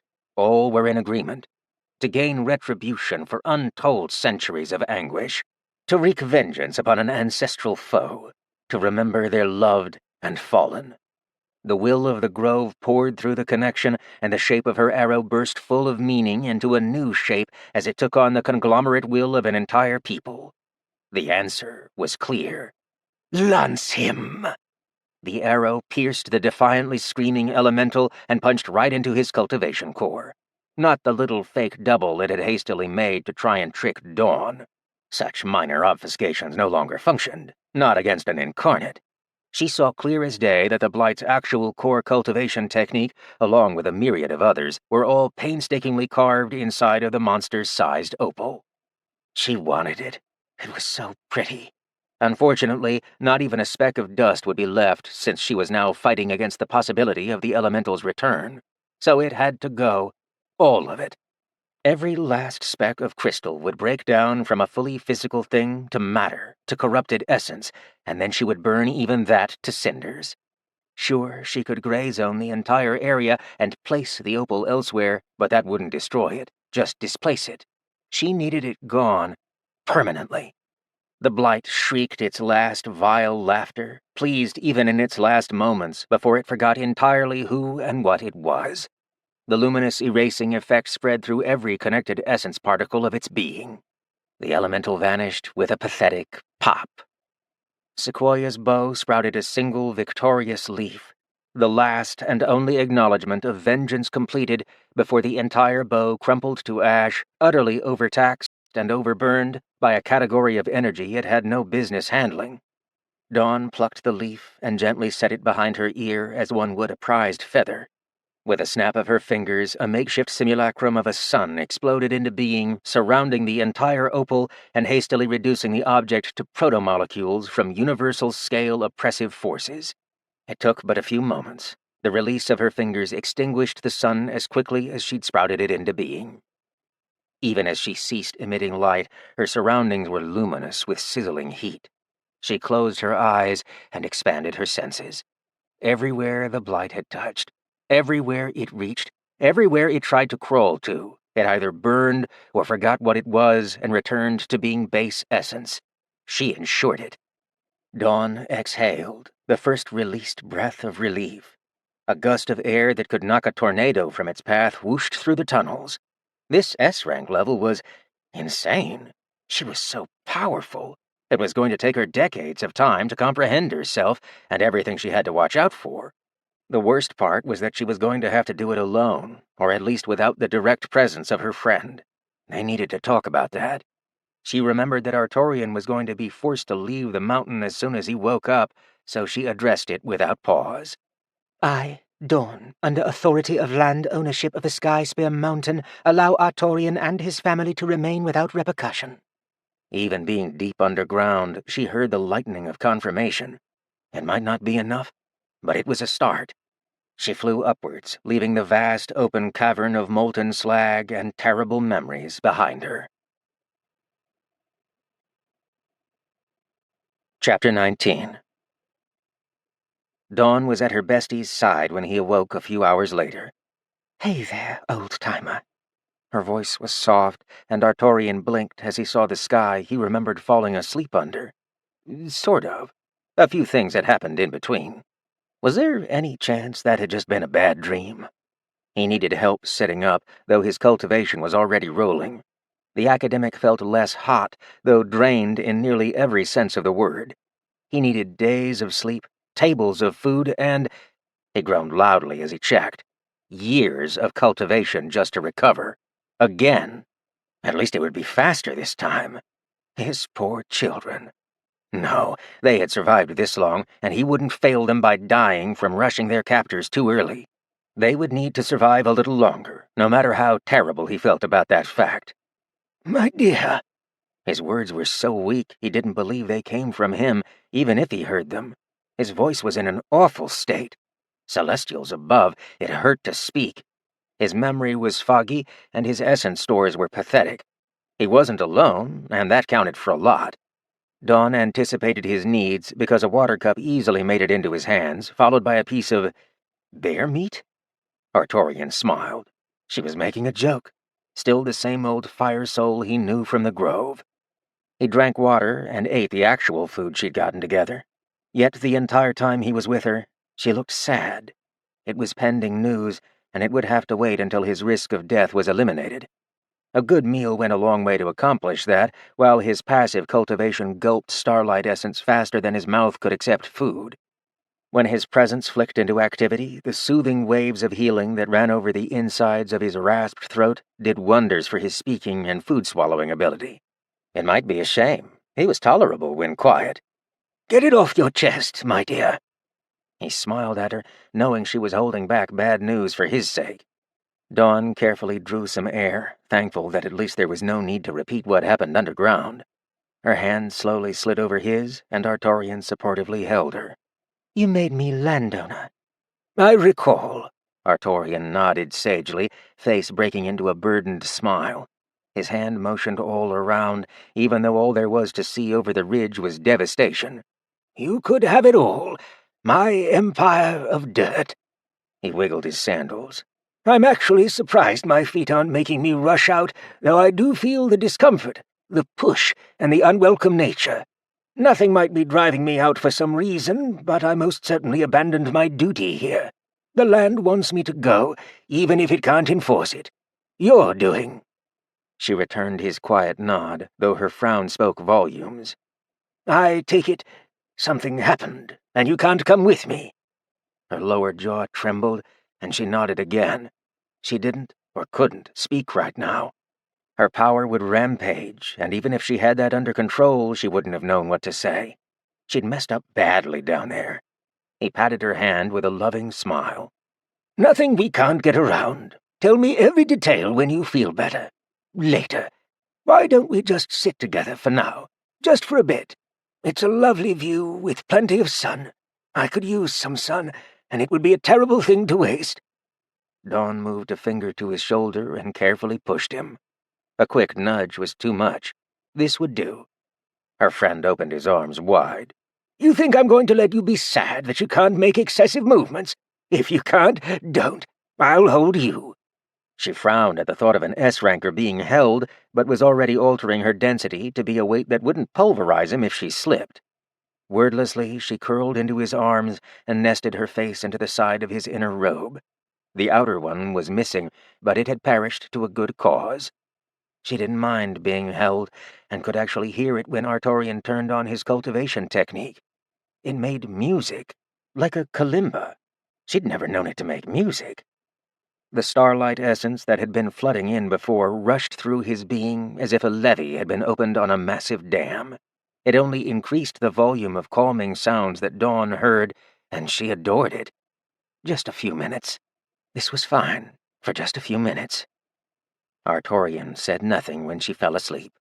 No amount of physical or essence power to shape the universe changed how taxing some experiences were on the mind. Physically, he doubted she'd ever know harm again.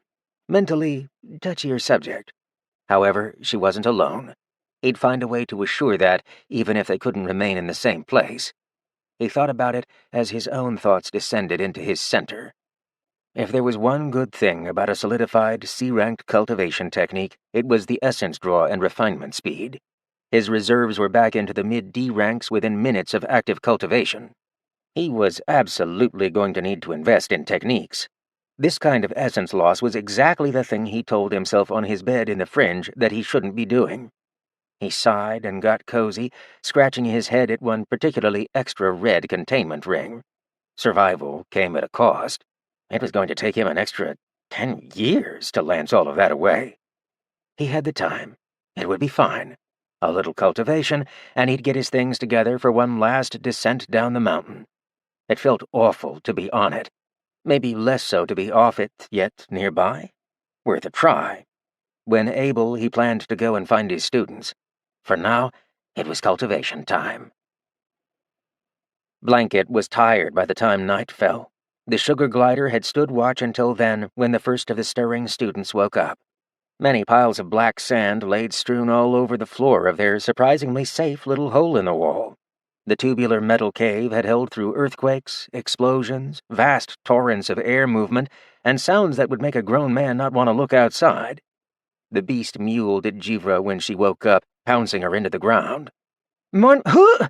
Tackled into the dirt, Estrella woke up in midair as Jivra tossed her in the progress of tumbling backwards. She flailed in the air, a breath gasped in panic as her senses started picking sensory data up on the way down.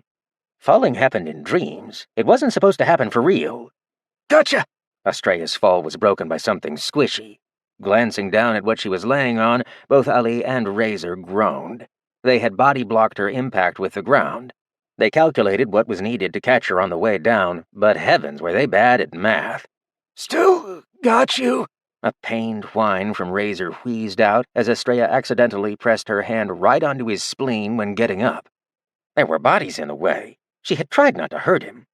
While brushing herself off, the students got up as well, though Ali had to drag Razor back to the wall. A defeated sigh rang out from Jivra. People turned to look at her and tried not to giggle at the sight of a very large sugar glider having decided he was going to curl around her for a nap. It was nap time. Then after nap was eating time. He was tired and hungry, and social decorum wasn't something a beast understood. "Blanky, get off." Astrea leaned against the wall, rubbing her eyes with bemusement. The fall from midair had woken her up in a hurry, but she was still incredibly tired. "I don't think he wants to do that. He has the face of a content beastie." Jivra groaned, actually whining. "Is it safe outside yet?" The infernal cultivator shared some glances with other students. It was considerably quieter up there, and the light show seemed to have ended.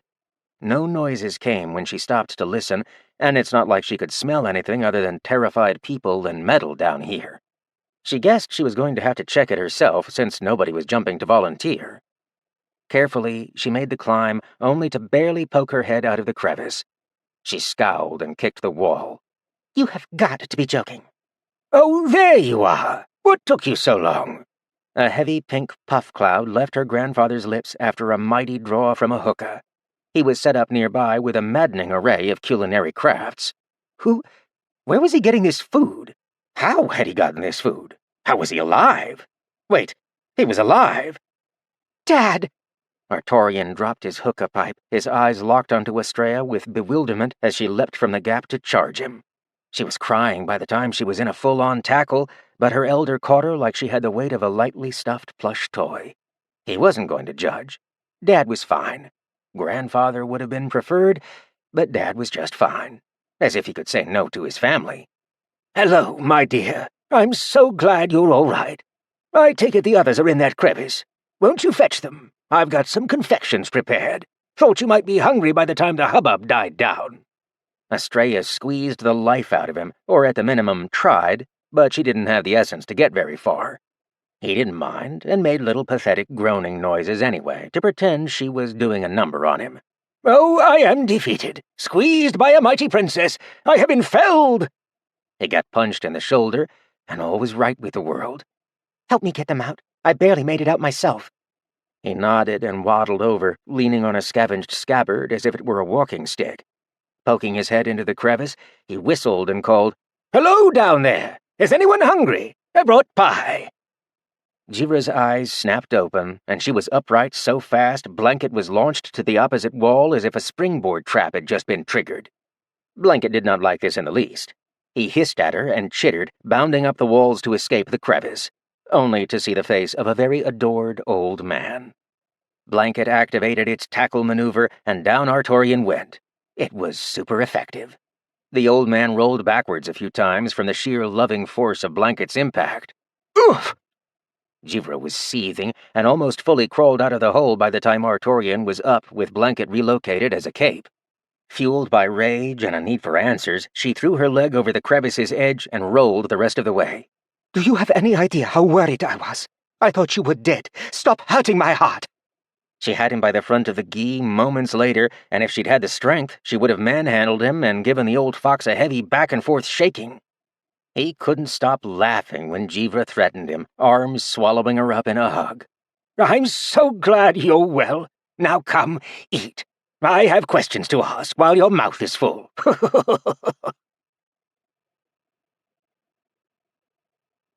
Chapter 20. The rest of the student body was hoisted to freedom in short order. It took a while to get everyone out, and their reactions of what had happened to the surface became repetitive copies of those who'd come before. Some thought they'd arrived in a different place entirely. It was all so devastated, save for the sky spear. Large blankets had been brought down from the still mostly intact academy. They served as picnic blankets on endless lengths of desolate dirt. A variety of hookah, fresh dishes, and fruits were strewn out in clay pots and bowls. Piled-up tapestry rolls were systematically rolled out to make more room as an ever-increasing flow of hungry, tired students joined the survivors' encampment. Nobody questioned where the food came from. They were just glad to have it. Stuffing their faces and downing whole vases of water, surprisingly little was said. Most remained shell-shocked at recent events, and many had suffered great losses. Friends were gone, instructors were gone, and, well, the city was gone. It was a lot to take in. Jivra popped a grape into her mouth and clambered to her feet.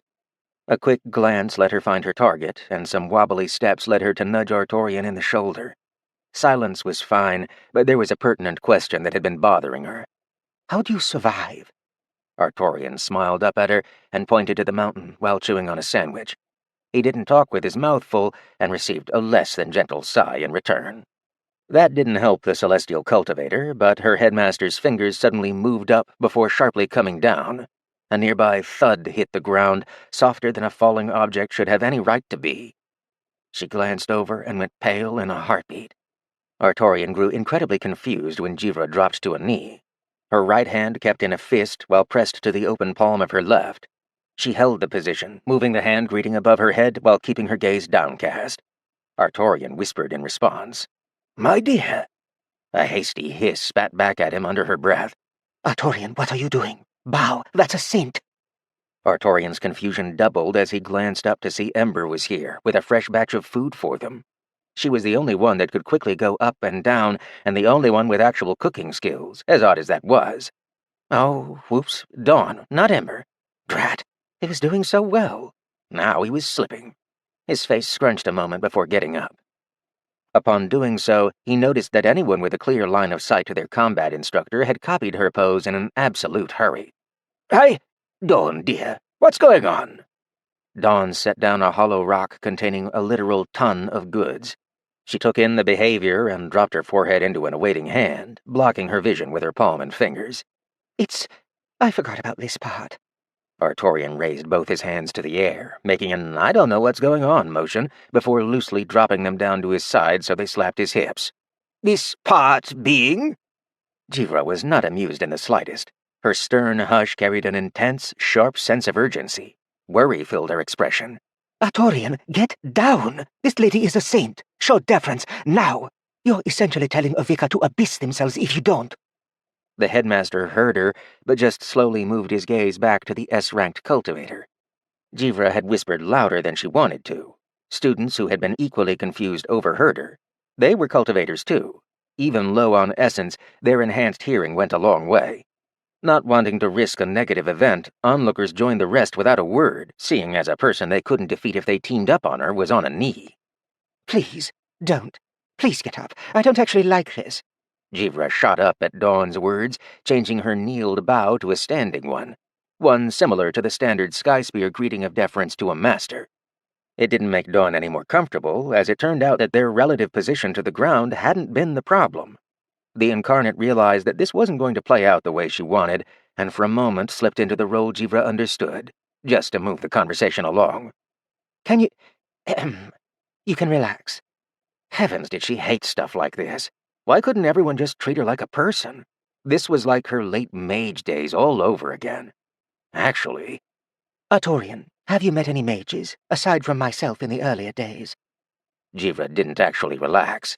Her posture did, but her hand motion and bow remained unchanged. Jivra feared for her life, regardless of the fact that the saint was talking to her headmaster with a distressingly casual tone. If she and the students would not have been present at all, that would have been preferable. Holding to tradition was far safer, so she would. Insulting a mage spelled the end of your entire lineage. Failing to placate even the slightest whim of a saint spelled the end of your dynasty. Artorian held his beard, answering the question. No, I don't believe I have. Why are they all bowing, even though you said it was fine for them not to do so? Dawn pressed a finger to her lips, her elbow leaning on an arm that she kept around her midriff. How to explain this? Do you recall that, as a mage, I was potent? Artorian affirmed with a positive nod, his arms crossed as he tried to follow where this was going. His thoughts weren't coming easily at this particular moment. Since he was paying attention, she filled him in just as if they were having a lesson back in the forest. In your measurements, that was the scale of an A-ranked cultivator, also called a high magus. A B-ranked cultivator is just called a mage, what I keep referring to as an ascended. To me, there is no difference between your B rank and A rank. However, to all your students, that difference is one of life and death. A mage has such power that their desires change the course of history. A body of mana makes one nigh invulnerable to all the ordinary threats a mortal can face.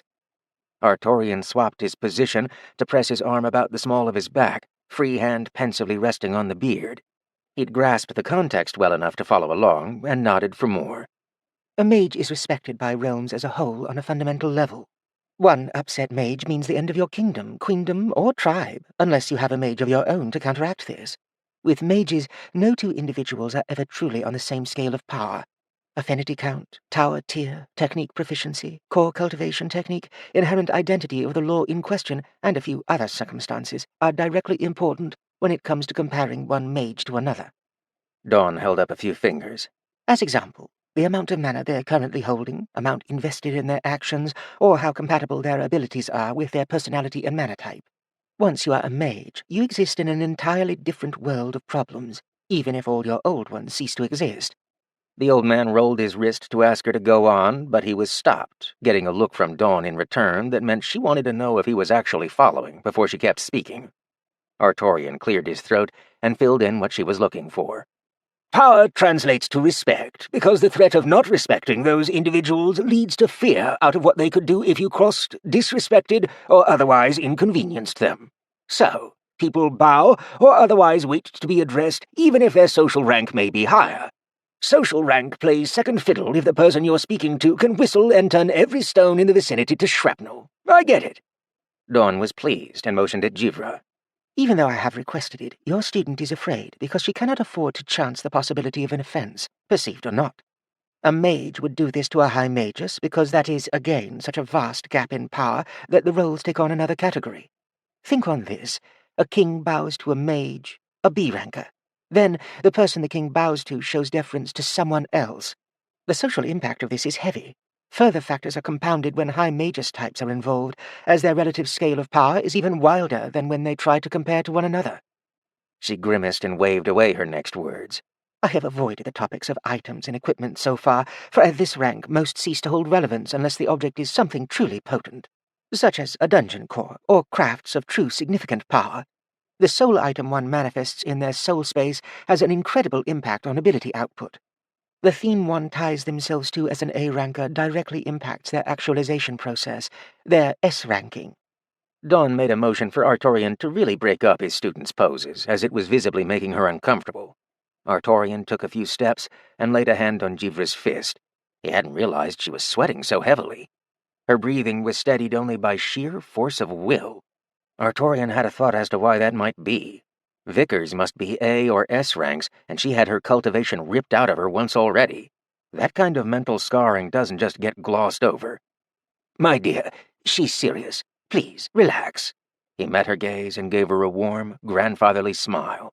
You asked how I survived. I would like to introduce you to my best friend, Dawn. She just so happens to be an S-ranker.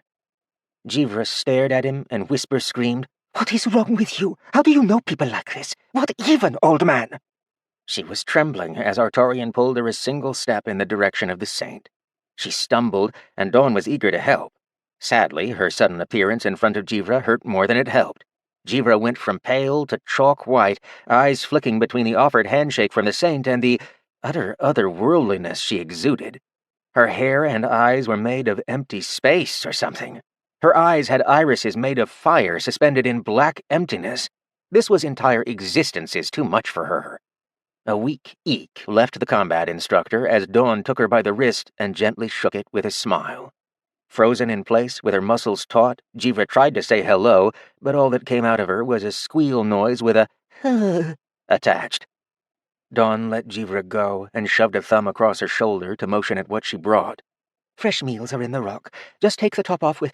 Never mind. She snapped her fingers and the lid of the pot popped off, revealing steaming piles of meat buns. All that bear had to go somewhere, and steamed buns were easy to make in large amounts. Artorian spoke to fill the silence. What makes Saint so different from a high magus? For a mortal like myself, I'm not sure the difference is graspable. Just another tier of who bows to whom. Artorian received a nod from Dawn in return that said, essentially, and she pushed up from her toes to hover in midair. Blanket awoke and did itself a startle. There was a thinger next to it, a floating thinger. Its tiny eyes blinked at Dawn, and it didn't know what to think for a moment until it got a very gentle scritch under the chin from the floating warmth that smelled of fresh buns. "Do you want some treats too, big boy?" Blanket's loyalty was bought with honeycomb within the minute, and Dawn beamed at him as he lapped the sugar up with munchy pleasure. Artorian harumphed. "That little traitor!" Jivra nudged her headmaster in the ribs after an hour. She had to get comfortable while the entire student body lined up to give Dawn a handshake. "The saint title is the faith version of what adventurers call the S ranks. Those people are so powerful that I don't even know if I can make a comparison. They end up ruling countries because there is simply nothing to oppose them. Entire wars have been decided by which side's S-ranker fell first, as that single detail determines an outcome immediately." She swallowed and steadied her voice. "In the choir, all S-rankers automatically become saints. Even if you were an A-ranked vicar before, the title swap is instant, as are the expectations. There's so few left in the world that you just don't see them outside of positions of incredible influence and reach." Artorian nodded and motioned for another bun. He was handed a few and copied Blanket's eating pattern of more food in the stomach is better. Jivra said nothing, even though she would ordinarily scold him, since it put a fraction of a smile on the saint's face. She was glancing over far too often. Also, she was an instructor, not a student. Jivra quenched that thought immediately. The saint could call her a piece of grass, and her only response was going to be a resolute thank you. She sipped her tea with a hint of spite and a long slurp. The tiny smile vanished from Dawn's face, and the celestial cultivator just about gagged on her drink. "Oh, come on." Jivra stood with a grumble and quickly took steps away to plop herself down next to Estrella. Abyssal saints and their abyss-blasted preferential treatment. Estrella enjoyed the addition of the company. Her social status had risen significantly, and she was no longer getting the cold shoulder. Fully included in a very familial-feeling unit, as the Skyspear survivors paid no further mind to her infernal nature. She was getting buns and water refills with the rest of them. Estrella was included in jokes and jabs, and didn't get flack for returning them. Artorian noted the interaction, pleased as a busy bee after finding lots of honey that his granddaughter was getting some well-deserved social time. His little one was smiling and laughing. Surrounded by devastation or not, that made his world just one bit better. "She doesn't look like you." Dawn weightlessly leaned on Artorian's shoulders, curling around his back like a ghost that didn't bother to adhere to gravity's rules. Her hands were atop one another, placed down just so she could rest her chin on them. Artorian smiled with a grandfatherly sigh, matched with an expression that signaled both pain and pride. "She's my daughter, all the same, and I love her so. We've 2 more kiddos to rescue. I'll figure out the rest from there." Dawn nodded as she bit her lip. "About that talk, is now a good time?" Chapter 21. Artorian held his chin as Dawn told him about her mistake, that she'd accidentally been fooled into making a land vow which prevented her from leaving the region. She was full of guilt since she wanted to help his other ventures. It's not like she was otherwise tied down with social responsibility or the usual confines an S-ranker tended to lock themselves into. She was fresh, with the ability to freely do as she pleased. He pressed a bun into her hand when she was getting too down on herself. "Eat something. You'll feel better." She just ended up shaking her head. "I no longer need to eat, or anything of the sort." "You'll feel better." He pressed the bun into her hand regardless. His tiny, supportive little smile made her take a weak, unnecessary bite from the dumpling. He gave her a look of, "Go on," and she took a bigger bite. It gave Jivra a migraine to watch her headmaster making a saint eat. So long as Skyspear stands, you have to protect it from a possible threat. I've got that right." Dawn pursed her lips, body language making her seem small as she curled in on herself. Her tiny, almost non-existent squeaked out at such a pitch that Blanket thought there was another animal around. The C-ranked beast momentarily poked his head up out of Estrella's lap, but went back to napping while several people rubbed his fur. Such was the difficult, rough life of a soft sugar glider.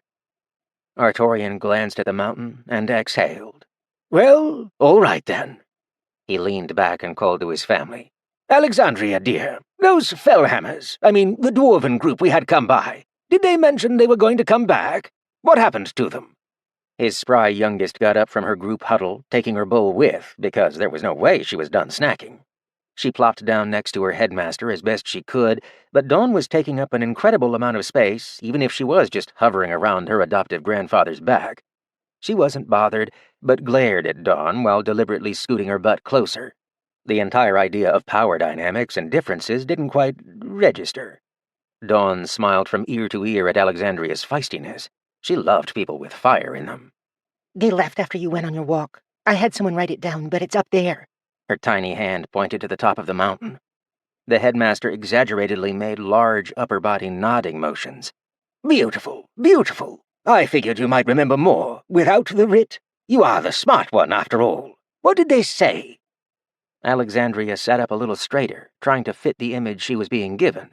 She didn't dislike feeling smarter than the tall ones, and her chest puffed out a bit even though her eyes squinted and her forehead frowned. They...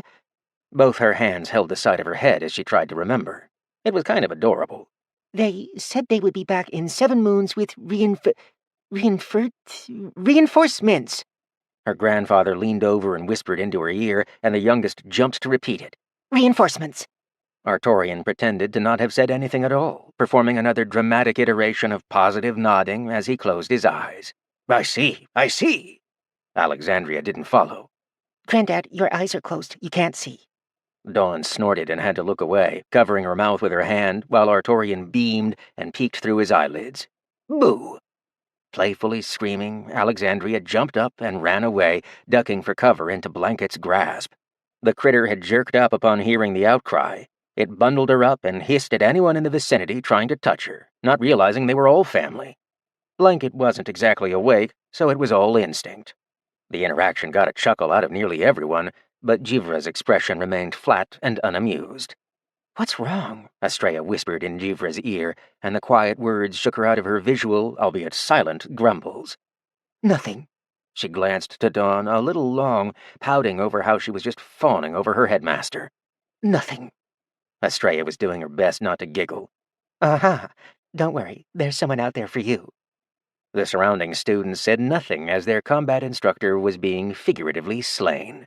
It was feed for the gossip mill, and the sheer discomfort of their instructor fed them better than any feast Artorian could plan. The red-faced instructor was on her feet and marching away, while Estrella smiled broadly with her teeth showing. Interrupting Dawn was preferable to this torture. Sure, it was harmless, and nothing was meant by it beyond being the butt end of a joke. Still, she was terrible at handling it. Headmaster, what do we do from now on? Everything is gone. The students quieted down.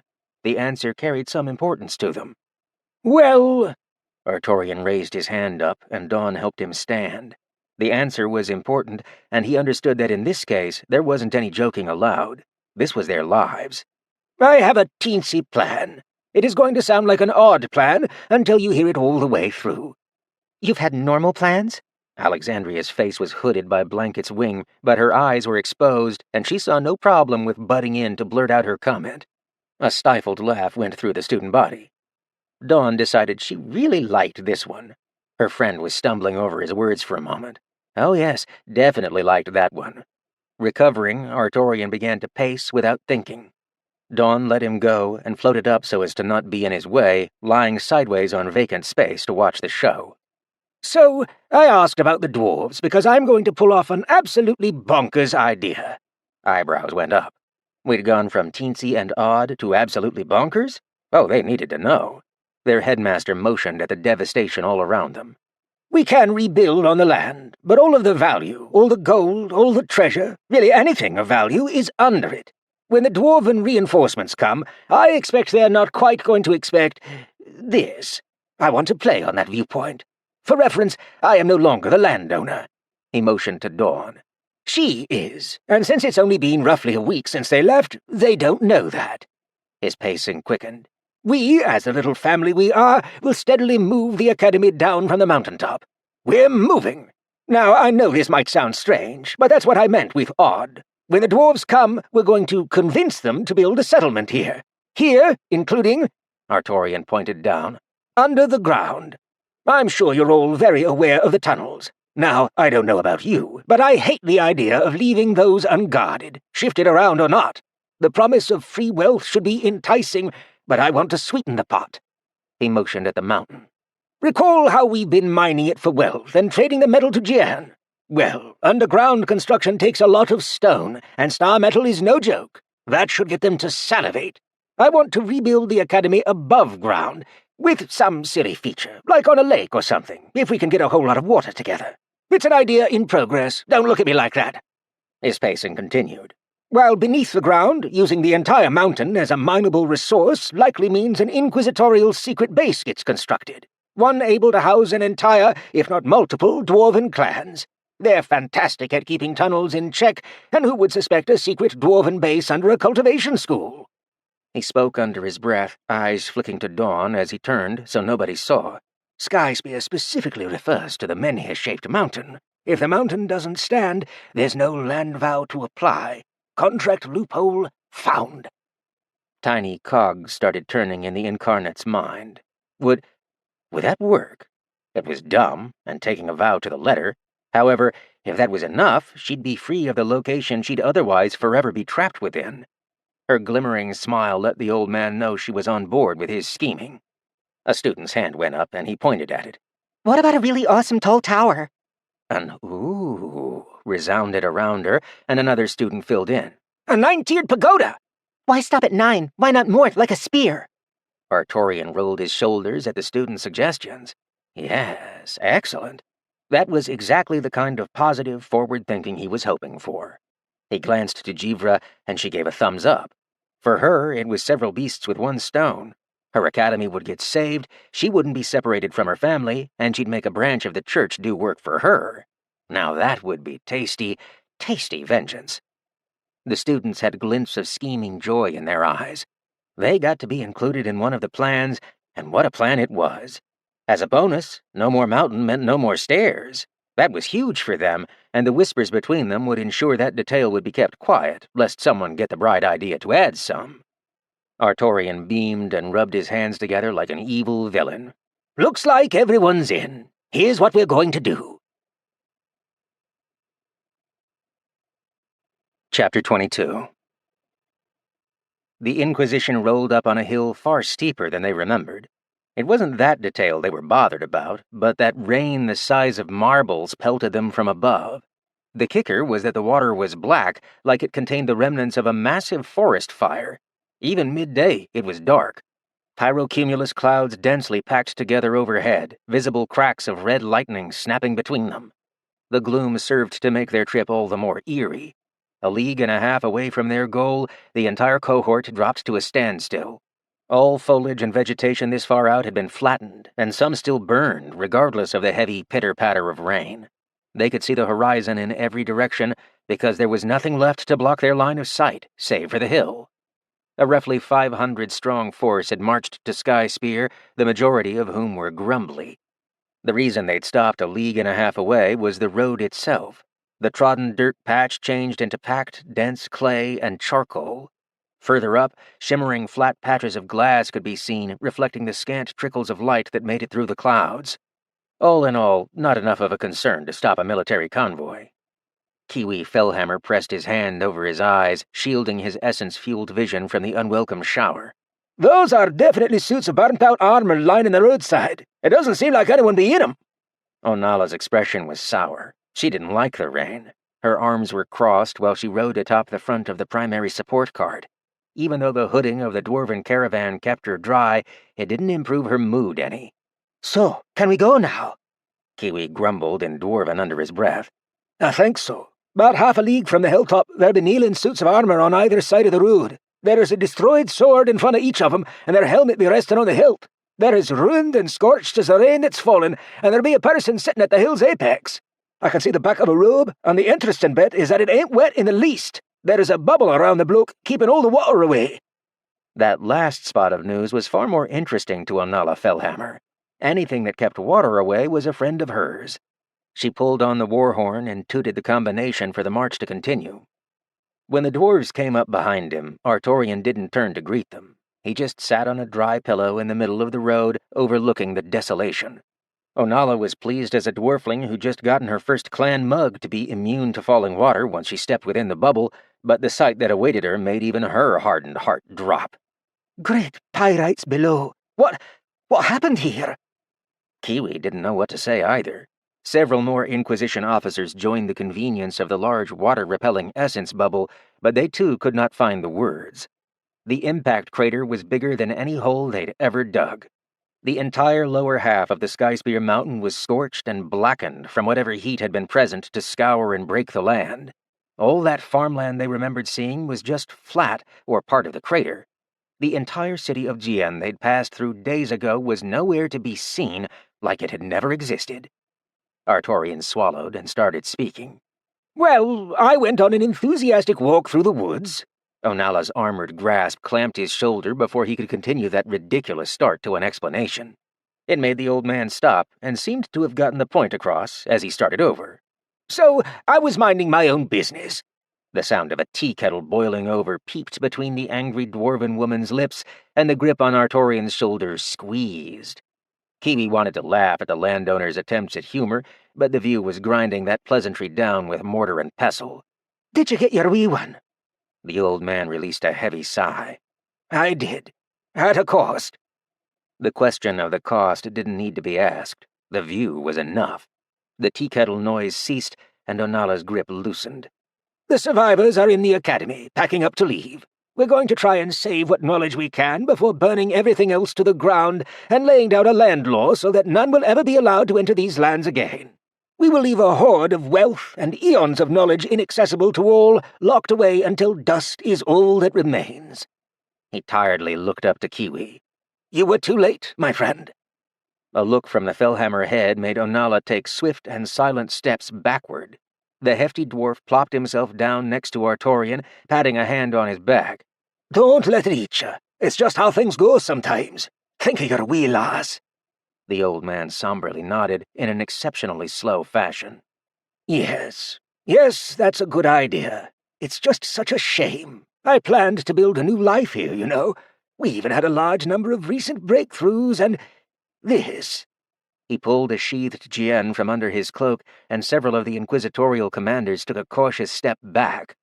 Even sheathed, the raw power emanating from the gap where the hilt-touched scabbard was viciously palpable.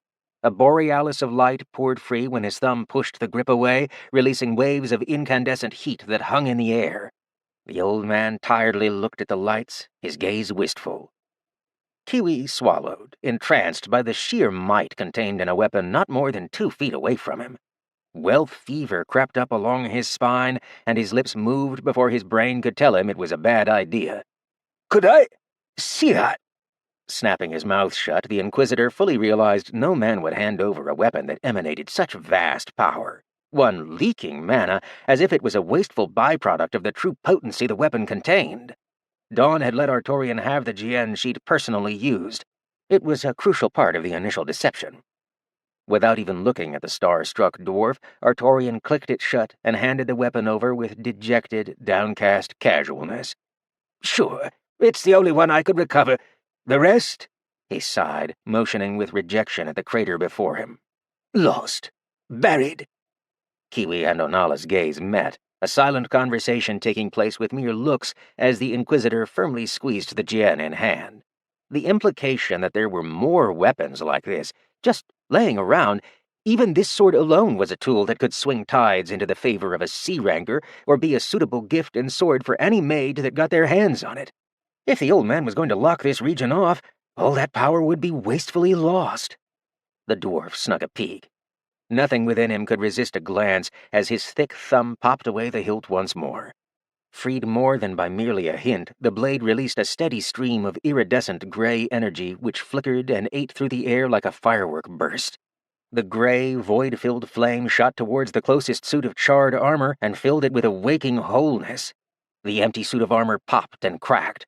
The insides were fueled with the growing, silver-gray flame as its charred arm reached out without a body inside to control it. The helm was taken and placed upon the space where a head should have been. Held firm by an unseen force, the helmet remained steady and in place. 4 sharp lines burst into bright silver behind the burnt-out helmet. eyes of energy that judged all, flaring to life as it sought the eternal enemy. Dwarves close by drew their weapons and jumped back. Wary troops realized the existence of a possible threat and bounded forward, bearded axes in hand. They circled the kneeling armor, which did naught but place both its gauntlets atop the blade's pommel. It remained there, like a loyal knight awaiting orders. Kiwi released the blade from its prison no further. His concern, stained with worried eyes, flashed to the landowner. The man was still and downcast, unaffected by the events that just transpired, which meant he must have seen it happen before and was jaded to this spectacle. Kiwi connected the dots that there were many blades and many suits of armor, that wealth and knowledge was going to be abandoned. This was a gold mine for the Inquisition, if he could but claim it. He needed to convince a single, depressed old man that lost the majority of his region not to lock it off. He also wanted to keep this sword. Kiwi badly wanted to claim and hoard it. Yet, if he did, it would be seen as the act of greed it was. The old man would not take him seriously with any talk if he kept it. Seating himself back down, he bit his tongue and said nothing as a very shaky, unwilling hand returned the weapon. The old man smiled weakly, took the sword, and pushed on the pommel to fully sheathe it once more. He laid it on his lap like it was a piece of plywood, giving it no further thought as the light within the armor began to fade. Taking its helmet back off, the scorched suit placed it back upon the sword hilt. When it took the position of rest, the same as all the others in a very lengthy line, the 4 silver lines faded. When the potential foe stilled, the nearby dwarves relaxed as their commanders gave hand motions for them to stand down. Kiwi paid it no heed as he leaned sideways. You know, you don't have to leave. Could always rebuild. Artorian rubbed his forehead. Yes, I suppose I could. However, with almost every piece of silver, copper, and gold buried beneath the dirt, I can afford no work crew. With the materials to the sword stuck in mountain veins, we can mine them no further. The secret knowledge of the breakthrough of a new kind of weapon empowerment is equally buried in the dirt, along with most everything else of value. His next words seemed to ring out from a hollow space within himself. I have no workforce, no money, no goods to trade with for reconstruction. There are no more local resources to rebuild with, and there isn't a human in my academy that knows how to work stone well enough for new housing. I have students, but they are children. Tired, drained, and injured children who just lost their families, their lives, their friends. Artorian sighed once more and buried his face deeper into his hands. The time it would take to recover essence alone, for my tiny group of scholars and lads to recover enough to do work, would leave us starving a good few months before we could commence any sort of work. I have nothing, just an empire of dirt. I cannot hire, and I cannot pay. I cannot grow on desolate land. I cannot retrieve what is lost, for we don't even have a single shovel. Those with knowledge on how to build settlements agreed that those conditions were dire. The man before them was a landowner in name only, but that didn't mean he couldn't set the land law to kick them all out.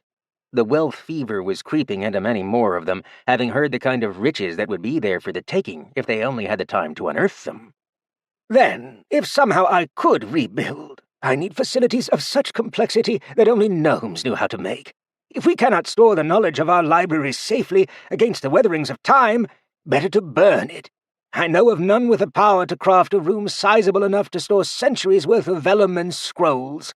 I might know how to move them, but— He shook his head, hiding his face in the crook of both arms. The robes he wore hid his expression, but he had all the bearings of a man defeated. Onala motioned at the hunched-over figure, mouthing angry, soundless words at her superior not to let this opportunity go by. An upset motion at their cohort of troops and sharp point at the crater was enough for the inquisitorial leader to get the message that his subordinates were on board with the claiming effort. They'd come here to fight a war. Instead, they could go home without a single casualty, bringing the Inquisition a golden platter of resources. The honor they could bring to their clan for such a feat was massive, and such a gift didn't come by every dynasty. Kiwi cleared his throat. Well, I'd say that's not quite right. You know at least one who can make that sort of building. Chapter 23. Artorian placed his hand over his heart and shook his head. Please don't give an old man needless hope. It will only hurt bitterly in the end. Kiwi Fellhammer gripped Artorian's non-sore shoulder. Look, lad, listen, I've got 480 soldiers behind me that came here to help. So we came late to the fight, it's true. That's still nearly 500 heads worth of smarts and 1,000 hands with dwarven muscle to get something done. Why don't you tell old Fellhammer here what's in your heart, and we see what we can do? You look burdened. Get it off your chest. Artorian's heavy exhale failed to be masked as he pressed his mouth against palmed hands. Lord Inquisitor, really, I cannot afford your services, no matter how kind and heartfelt they may be. What could I possibly offer you for this boon? I have rocks and dirt. Rocks and dirt! The dwarf slapped Artorian's back and didn't let up. Humor me, one old soldier to another. Those words made Artorian's eyes sparkle. He knew that saying, and he knew it well. With a stern breath, he righted himself. Motioning to the crater, he spoke with his hands as much as his mouth. Oh, very well. I apologize for this old man's childish daydreams. If I could do anything, I would strip mine the mountain tip to base, crack every vein of ore, find every grain of star metal, and gather every handful of rock. I would wish to rebuild a brand new city in the crater from this. The edges mark a perfect city border, and as much as it pains me, the burnt woods will allow for farmland that would yield fantastic crop yields. He swallowed and motioned lower. It was joked that we could have a lake now, a paltry attempt to get a smile from the weary. I would dig deep into the rock, reclaim the lost riches, the lost swords, and the lost arts. I would have ordered massive construction projects to allow for an underground library with exact conditions. A hidden city under the surface, masked by a sprawling cultivation school above it. A multi-tiered pagoda at its center, the new Sky Sphere. He dropped his hands. Ah, such dreams I have. Onala sharply head-motioned at her superior, sending hand signals that translated as, "Clinch the deal already." Kiwi's attempt to say something was interrupted as an interested sound came from the headmaster, followed by a message that wasn't great for them. Though perhaps you are correct. I do know one who could help. It has been quite a long time since I have encountered Modsugnier. I don't know the name of his clan, but he was a merchant. I might work out some kind of deal if I, perhaps, sold off some land in recompense. Kiwi's words were short. Done, Modsugnier. Fox fur trim gambazon, fine wolf pelt boots, buttons of platinum closing his Arctic elk jacket. Artorian's eyebrows shot up. Oh, you know one another. The Inquisitor did his best not to grumble, but the sourness spilled through regardless. There wasn't any bad blood between dwarven clans, but there were frequent opposing viewpoints that resolved in a violent manner. Few do not know of Clan Modsugnier, which, so you know, is the clan name. They're a kind of merchant, yes. However, the one I was referring to was your connection to the Inquisition. I'm aware you've encountered a Fellhammer brother in the fringe. It was my hope you were on good terms. Since you mentioned them, I see no reason not to inform you that contract would be acceptable. However, if you would be willing to let the Inquisition do the work, we would be willing to do so for only salvage rights. He motioned at the sword with a thick finger. It'll pay for itself with coin and goods you would have owned regardless, and it will save you the trouble of needing to dig it up. He saw the old man frown and hold his chin with a hand. The landowner was clearly considering it. Can you do anything about the immediate survival of my students? Onala stepped in behind her leader. We could certainly add that to a contract if you were willing to draft one with us. We could speak of terms and conditions and the like. Not only would it give you a chance to specify your worries so we could address them, but a contract would ensure that we would not back out of assisting you. Your wee ones benefit, you benefit. The surrounding Fellhammers nodded in agreement as well. They were in on the ruse, and they were going to take as much land and resources as they could get away with. Still, the old man had to agree to actually sign the mana contract. Sweetening the words used even if the contents of the pot didn't change was a perfectly acceptable Inquisition tactic. It was even in the rulebook. Chapter 3, Section 7, Acquisition without Assault. Artorian released his chin. If salvage rights will do for your immediate assistance, does that mean to imply that you would be willing to indulge the entirety of my childish dream for more? Kiwi's wealth fever struck him hard, and his tone was sickeningly sweet. Why, my dear Headmaster, whatever could you mean to offer? As a scaled force of the Inquisition, not to mention that we're comprised of dwarves and half-dwarves, your dream isn't only possible, it's within reach. Artorian sat up and shifted on his pillow. Land? Land sounds like it would do, though you'd likely want a duration. He pensively opened his roughened hands and looked at them. I'm not getting any younger. It might be best for another caretaker to take over in my stead. What about a full land transfer? With the caveat that it occurs when the last of the Skyspear Mountain is mined away, and not a single rock of it remains, and that I see the majority of construction to completion, particularly the school and main pagoda spire. Would that be sufficient? I'd like the chance to see my children happy before I leave for greener pastures. Kiwi roared orders over his shoulder. Fetch me vellum and ink! Onala was beaming. That was perfect. Aye, this sounds like good business. We can begin right away, after we get some signatures sorted and inform our men. Even with the heavy rainfall, well over 3/4 of the cohort was already aware of the entire goings-on. Essence-enhanced hearing, while it made the rain worse, was plenty for keeping information well gathered. They were the Inquisition, after all. Inquiring was their specialty. Those who didn't know were filled in swiftly as events occurred, and the wealth fever spread.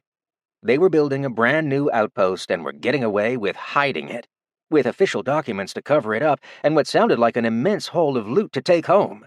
The honor they were about to bring to their clan. Blessed Pyrite was looking out for them this day. All this trudging through rain had revealed a mountain of gold at the end. Kiwi tugged at his shoulder, whispering lower than needed. Greener pastures. Artorian leaned back in his direction. I might be a cultivator, but it isn't buying me the time I expected it would. I have a few years left in me, certainly. However, I'm doubtful that I have more than that. No amount of refined essence can indefinitely keep my wreck of a body together. C-rank wasn't what I hoped it would be, and I've expended many years dilly-dallying. I have 2 more children to get back home, and for that I need a home for them. Do you recall when you told us where they were? The Fellhammer recalled well, and the thought wasn't pleasant. Deep in enemy territory. You're thinking of leaving the territory in someone else's hands so you can go on a last-ditch effort for your children. Can't say that ain't noble. Also, can't say it doesn't make me understand why you'd set the transfer on completion of a task, rather than, say, your life ending. You want your wee ones to have a home, in the likely case you don't actually succeed. The old man pressed a hand to his chest again, leaning back in shock that he'd been so easily seen through.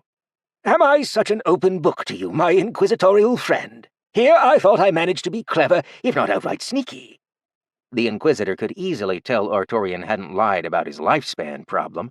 It was a well-known issue for older cultivators. They never got the same results youngsters did. That's why so many young adults tended to run the show and go on wild adventures. Their physique could handle explosive growth. Well, it is my profession, my friend. And what father wouldn't want a better life for their wee ones? We'll build you a fantastic hold. Artorian mused it out, a small smile on the corners of his lips. Imagine that. A dwarven hold named Skyspear. You'd never even guess it. Kiwi nodded generously. He was counting on it, in fact. The vellum was delivered, and a small, flat surface was prepared before them, as if a small table was a challenge for an entire squad of Earth-gifted cultivators. Anything else? The headmaster folded his hands and pursed his lips. Maybe a small little place, for me, here on the border, overlooking the crater. It'd let me see the progress, and when the time comes, I can slip away without too much notice. The place could be a little shrine for when I'm gone. Maybe we can gather up all the statues from the mountain path and plunk 'em here. What an honor it would be to spend my days within the sculpted presence of Woa the Wise, Cori the Mountain, Scout the Succulent, and Danielle the Detailed. Artorian chuckled. Who knows? Maybe one day we could have a whole host of sculptures with personal scriptures from their lives. Why, I remember a vivacious squire lad who wanted to be a scholar. How nice it would be for him to succeed. I can see it now, the obelisk of D. Cota, greatest scholar of his age. The Inquisition gave the sermoning old man a nudge and a quill. Artorian blinked and looked down at it like he'd forgotten what in blazes it was. Then he took the implement, dipped it in ink, and began scribing. The Inquisitor had no issue making Artorian do the majority of the writing work. His scribing talent and clarity was impeccable. The cohort was directed to proceed and get comfortable by setting up camp. They each smiled as they passed. Their head Inquisitor was securing their clan a hold. As if to herald the success of their glory, the rain slowly ceased and the skies cleared. Rainbows and additional light peeked through, shining honor upon the birthplace of a new legacy. Chapter 24. Do you think they bought it? Estrella sat hunched over, hands pressed above her knees as she squinted to the crater's edge down below. Every now and again she could make out the pinprick that was her grandfather, but that was the best she could do. Dawn lounged on a floating carpet nearby. Why bother with rocks as flooring when an anti-gravity hammock was just so much better? Her voice wasn't salty or sassy in the slightest, confident in her assessment. She'd heard the entire goings-on through all the husks of armor nearby. Oh, they bought it. Students jumped victoriously into the air. They had gotten things set up just in time before needing to flee to the spire to make it look like things had been properly staged without their involvement. Can we make it stop raining now? Jivra walked by and gave the exhausted group of water and air students a proud thumbs up. They collapsed to the ground and were glad to be done. She sat in the makings of a hedonistic hotspot, glanced over the ridge, and pulled out her pocketbook when satisfied. Estrella quirked a brow when the quill and ink came to bear, watching the woman start scritching words into it. Does that pocketbook have a title with your name on it? She nodded slowly, not wanting to interrupt her writing progress. It does. Your old man put it together for me in the fringe. I was a different person then, and would have tumbled off a cliff had this tiny thing not made it into my life. Estrella leaned forward to try and sneak a closer peek. You make it sound like that booklet is your child. The scritching paused, and Estrella's words were considered. Guilt for leaving it behind in order to live panged into her, and her fingers squeezed the pages. If it wasn't before, then it certainly is now. This booklet is the closest I'll likely ever have to a little one of my own. Hey, you have us! A student chimed in, and the group around the speaker smiled widely as instead of being rebuked as expected, they heard a chortle followed by the pleasant bump of Alexandria running to tackle into Jivra's chest at full speed. No making Mommy sad! Jivra melted from within. She stood corrected and curled a loving arm around the youngest student of Skyspear, her little librarian. Alexandria giggled as her head was peppered in kisses, trying to weakly push away at the invading face with tiny hands. It tickled. Laughter broke all around them. It was good to feel like a family again. Yes, they'd lost much, yet this was worth the world. They lived, they were fine. They were going to make it and get back up on their feet. One of the students, Dame, cracked her back during a stretch. It made a few eyes look in her direction, and a pink flush coated her cheeks from the attention. Given that she had it, she shyly raised her hand into the air. Can I ask a question? At a positive response from the people she recognized as instructors, she formed her question. What do we do now? That part wasn't in the plan, and there's a lot of small dots moving down there that are getting closer to the base of the mountain. Frowns replaced the nods, and people scrambled to the edge for another look. Sure enough, there was a great amount of motion in the crater down below. Jivra snapped her booklet shut and got back to her feet, cradling Alexandria while leaning the child on her extended hip. Everyone, up and at 'em.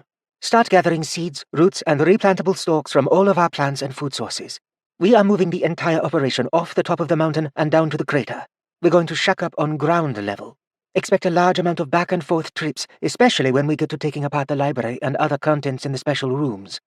I'm sad to see them go, but that's the plan, and we're sticking to it. The students each got up, and when their instructor had finished giving orders, they got to work. Except for the snoozing air and water students. They were sleeping off their exhaustion. Those young adults would be filled in later. For now, this was fine. She let Alexandria go once the child began to wriggle. Nobody is doing anything to my library without a proper order of what gets moved when. She smiled as she watched the youngling zip off.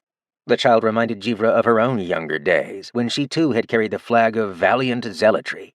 What a young and gullible fool she'd been. She sighed and turned, taking a few steps so she could clasp her fist and bow to Dawn. My Sentes, may I ask a question? Dawn came to a jerky stop. She'd been glancing down at the crater, keeping tabs on her friend and the details of the contract being worked out. It essentially abandoned the region of Skyspear to a faction of dwarves which comprised a good majority of the inquisitorial branch of the church. It also solved several problems they couldn't have otherwise done anything about. Just Dawn is fine, Jivra. Please, no more with the formalities. It was a jarring request. A lifetime of having status differences hammered into you tended to do that. As you wish. I don't understand why our older man wanted you to remain hidden. That seems entirely counterproductive. Where would you go? You'd be found anywhere in the region if someone did as much as think to look. Dawn twisted on her lounging axis, gently descending so the tip of her foot connected with the mountaintop ground. Since she was blocking the path of the sun, a long shadow extended. A feat accomplished more easily than one might believe. Why? Well, if I knew I was going into a land where a saint resided, I would need to go fetch another saint to handle that encounter. Considering we are dealing with a faction our darling Longbeard is holding at the pointy-edged distance of a blade, that's not a pleasant endeavor. Jivra was incredibly surprised. She, in fact, didn't believe it. Our headmaster adores dwarves. He went off on a whole half-sleep lecture once on how he can't get enough of their vivacious energy and the rambunctious never-say-never spirit. She stopped what might have ended up being a long defense had she not caught the edge of Dawn's lips move upwards.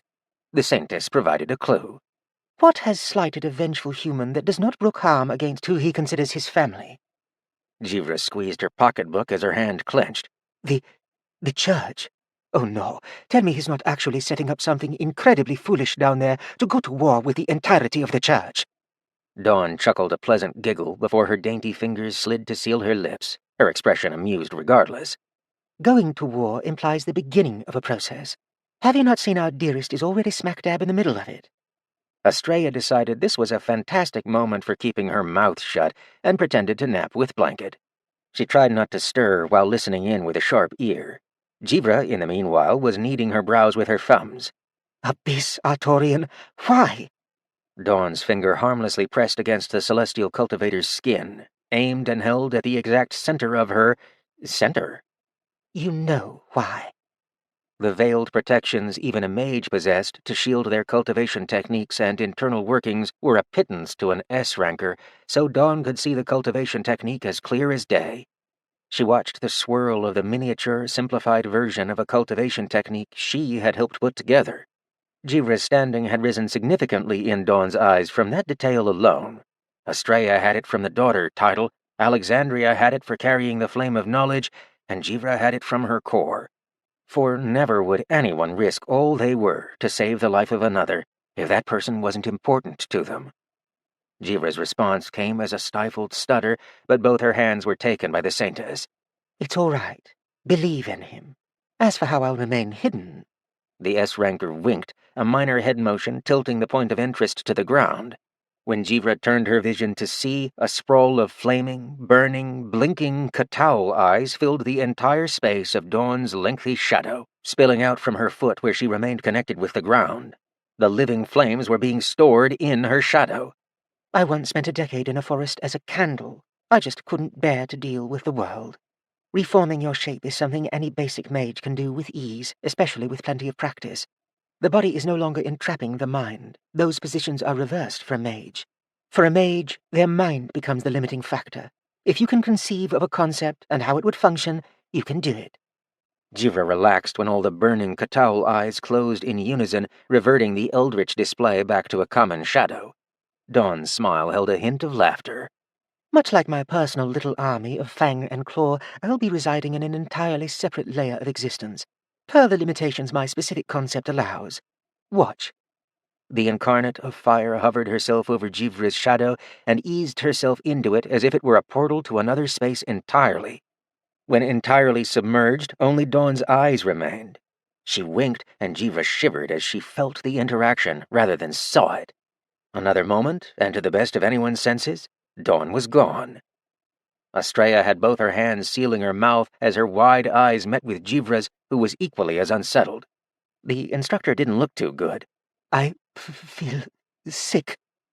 I have no idea where she went. Estrella pointed at the shadow. It was just a normal shadow. Nothing odd about it. Is she in there? A wordlessly mouthed, "I don't know," snapped back at Estrella with barely controlled panic. She took a few more steps, and her shadow crossed with Estrella's. Neither thought anything of it at the time, but Jivra went pale when she looked behind her and saw movement. The combat zealot going pale was enough for Estrella to silence herself, head slowly turning to find a pair of swirling irises in the form of supernovae hovering next to her face. Boo! The nightmare didn't know where the voice had come from and didn't care. Reason left her as she yelped out a scream, running at full tilt away from the scene. The laughter that followed her was something she'd have to deal with later. Dawn's eyes had gone with Estrella's run for a few meters until her shadow crossed Jivra's again, at which point she managed to stay in place and reform back out of the shadow she'd originally sunk into. Jivra shuddered. How are you doing that? The fire soul ran her fingers through her hair, once manifested enough to do so. S-ranked perk. I just reside on a different layer. I'm not gone and have perfect awareness of my surroundings. It's like looking through a window. All that changes is which side of that window I'm on.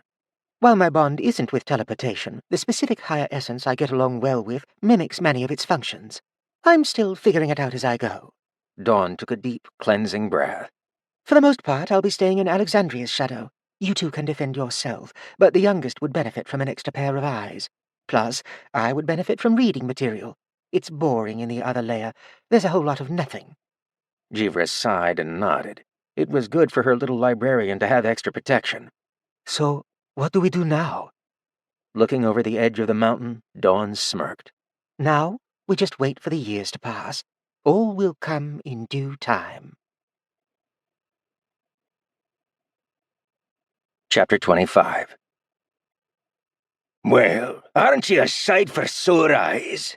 Hadron Fellhammer beamed a smile so wide it could have illuminated the entire eastward shrine. Situated in the eastern cardinal direction, the small shrine sat on the territory edge of Skyspear's crater border. 3 more similar shrines bordered the lands, each in their appropriate cardinal direction. Yet it was in this one where Hadron had found the long-bearded old man from his early days in the Fringe. Look at ye, a spry, celestial pyrite. You're in the middle of the sea ranks. I saw you a wee few years ago, and you could barely crawl. The half-dwarf's thick hands shot into the sky, cheerfully swinging around to embrace the old codger. Artorian laughed and gave the sturdy rock of a man a good squeeze. Not that it did much to him.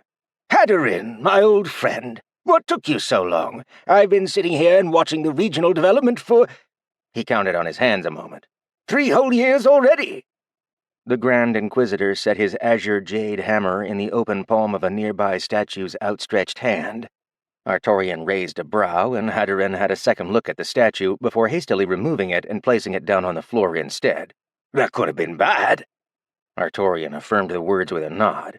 Indeed, it could have, old friend. Laying any item in the hand of Danielle the Detailed is sure to bring ill fortune upon the item, for it will be lost swiftly as it is broken down into its component parts for study. The Inquisitor picked it back up and cradled his weapon to his chest like a child. Not me hammer! The old men both saw each other's half-smirk, snickered, and then bent over in mutual laughter as the joke concluded. It is good to see you, old friend. I was concerned on why there had been no vellum from the Fringe lately. Are my youngsters well? Hadron reached into a spatial pouch and pulled out a stack large enough for the headmaster to be taken aback. The dwarven man snickered as he heard his fellow warrior's words. What's all this?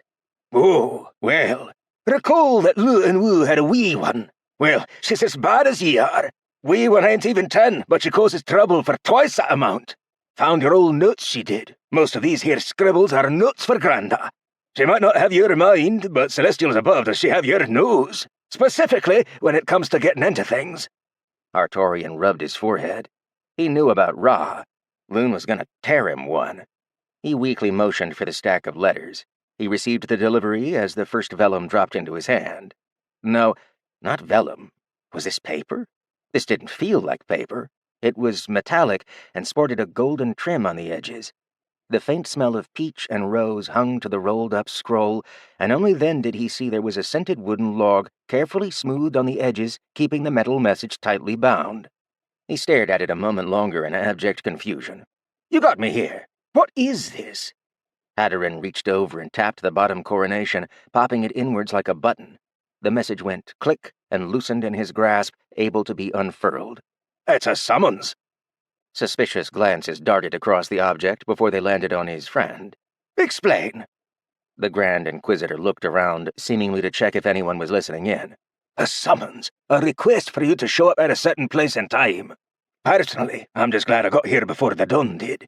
He's got one of his own, and I wanted to make sure you got mine first. You're looking at an eventful year, my friend. Hope you didn't get too comfortable cultivating. Speaking of, got all your wee ones? Artorian gingerly unfurled the oddly light metal letter and started reading. He half responded while his mind remained elsewhere. Some of the text on this document was less than to his liking. 2 to go. They're just a little difficult to... This is in a year. I can't make it all the way to the Seat of Sorrows in a year. They can come get me if they needed me in such a hurry. That's the opposite side of the abyss-blasted map. His friend pursed his lips, silently moving his hands behind his back as his raiment came to bear. Artorian realized that the dwarf was here on official church business. This wasn't a house call, regardless of how pleasant their meeting had started. Oh, they'll be coming to get you, all right. Keep reading. Artorian grumbled and moved his finger down the writ as his face turned ever redder as he read the ever more irritating information. Mages will come get me if I don't comply. For what? Haddaran just looked at the floor and cleared his throat. Keep reading. The Inquisitor could tell when Artorian had reached the best part because his jaw dropped. To bestow the Medal of the Divine Order. His long beard whooshed and slapped a statue from how quickly his head moved. I'm not even a part of the church. Why do they want to give me this? Why the entire list of threats for non-compliance? This isn't an invitation to attend. This is a death missive. Artorian was fuming, finishing up the last few paragraphs before an earlier mention finally clicked. Wait. Don is coming. Haddaran made a holy motion across his body to forgive himself. He sighed heavily and pressed his hand to cover his eyes, hunching forward slightly. Aye, he's got the other one. Artorian's concern was instant. The other what? Crack! Wood burst as the shrine door was kicked squarely off its hinges, the voice of a very upset and familiar dwarf tearing his way through the front easily heard. Inquisitorial guards had not been able to stop the man, and slowing him down had been equally unfruitful. Haddaran had heard the stomping coming through tremor sense and merely stood there, not really wanting to deal with this right now. The other missive from the family! Don Modsignir's glimmery platinum coat buttons came into view before the rest of him did. An equally metallic missive was in his hand, and a drinking horn in the other, which angrily pointed at his dwarven brother. And the family always comes first! He stomped to a halt and deeply inhaled through the nose. You know that, so don't be sending my boy here to your blasted vicars. I don't trust it, and I knew you was doing it too. I diverted my whole caravan and ignored the whole trading route to try and cut you off, and I still got here too late somehow. And, Artorian, drop that, quickly! The academic didn't hesitate, parting his fingers wide and letting the metal message clang and clatter to the ground. Don was nearly in a panic. Did any of your blood get on it? Artorian checked his hands and then looked down at the message. His hands were fine, but now that he was looking for it, at the bottom, where his hands would have gone, he saw the golden edge coating was razor sharp.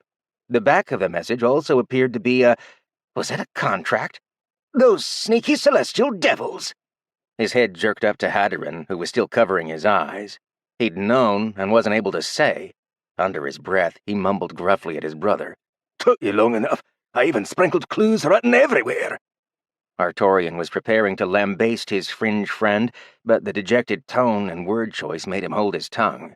If there was a contract on the missive, then it was very likely Haddaran was under one as well, unable to say or do certain things. Now I can at least tell him I got here first. That'll have to be enough. Please, hand yours over, will you? I really need to sit. Been getting dragged around by my oath for weeks. The Don handed over his message, but the Longbeard did not unfurl it. It was inspection time first. He carefully handled the prior missive to compare them in structure and hidden message contents. Modsignir went over to his brother and gave him a solid dwarven hug. Their foreheads knocked against one another in familial greeting. Must be a dwarven thing. Haddaran relaxed shortly after, another heavy sigh of relief escaping him. I got here in time. That's what's important. Let me guess, your Vics were going to invite the old man over and tear him to pieces. Haddaran shrugged. I can't tell you anything of the sort, but I also can't tell you it's not something they'd do. Give me a bit longer. I feel some oath chains fading. He got an understanding nod in return, and Modsignir moved to sit down next to a human that was going through every line in each missive like it contained a cipher. Find anything? The headmaster grumbled, glancing up only for a moment before flipping both missives over, pointing at several off geometric lines he didn't understand. These are identical, but abyss if I know what they are. It looks like a rune, but I know awful little about those things.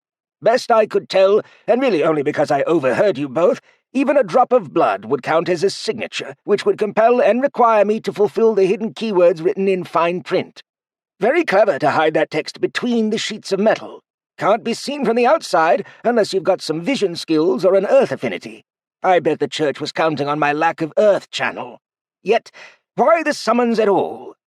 Don pointed at his. Well, if you sign this one, then you can't sign that one. The dates and times of where you gotta be then conflict, and since you can't uphold both, there'd be a wee problem. Which is why you ought to do it in that order, so you can go to the church, but not be stuck under whatever scheme this is trying to entrap you in. Artorian lifted the second missive. This one says I'm to attend a party. Did I get that right? The dwarves shared a look, and the Don patted his friend's back. Never been to a dwarven hold and family gathering, have you? The matron wants to see you. Some of your exploits got leaked last year. We're aware you probably don't know. Heather, can you fill in yet? Haddarin nodded, looking much better. At least his movements no longer appeared stern and rigid like he was a rusty golem. A freedom moved through his limbs, and he stretched them for sheer relief. Aye. So about a year ago, I got a visit in the French from a person I can't tell you about, save that their rank be higher than mine. They be asking how we got the land, why it's going against ancient regulations not to build in the French, and why we're still putting the whole cathedral up regardless. And yes, you heard that right. Cathedral. And the salt flats, by the way, on the water.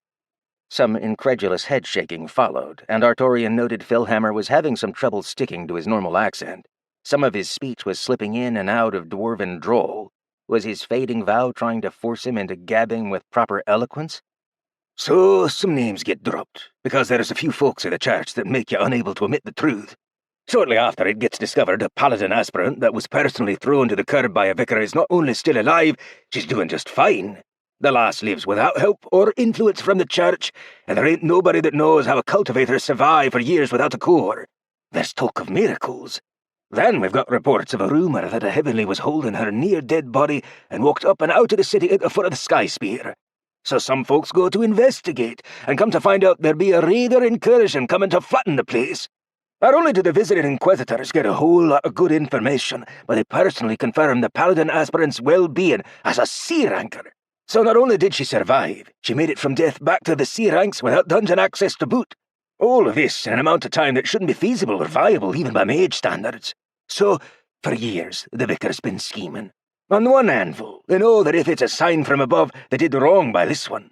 On the other anvil, knowledge of a certain someone's cultivation creation notes were recovered from the fringe. They look awfully similar to verbal accounts of what visiting inquisitors saw.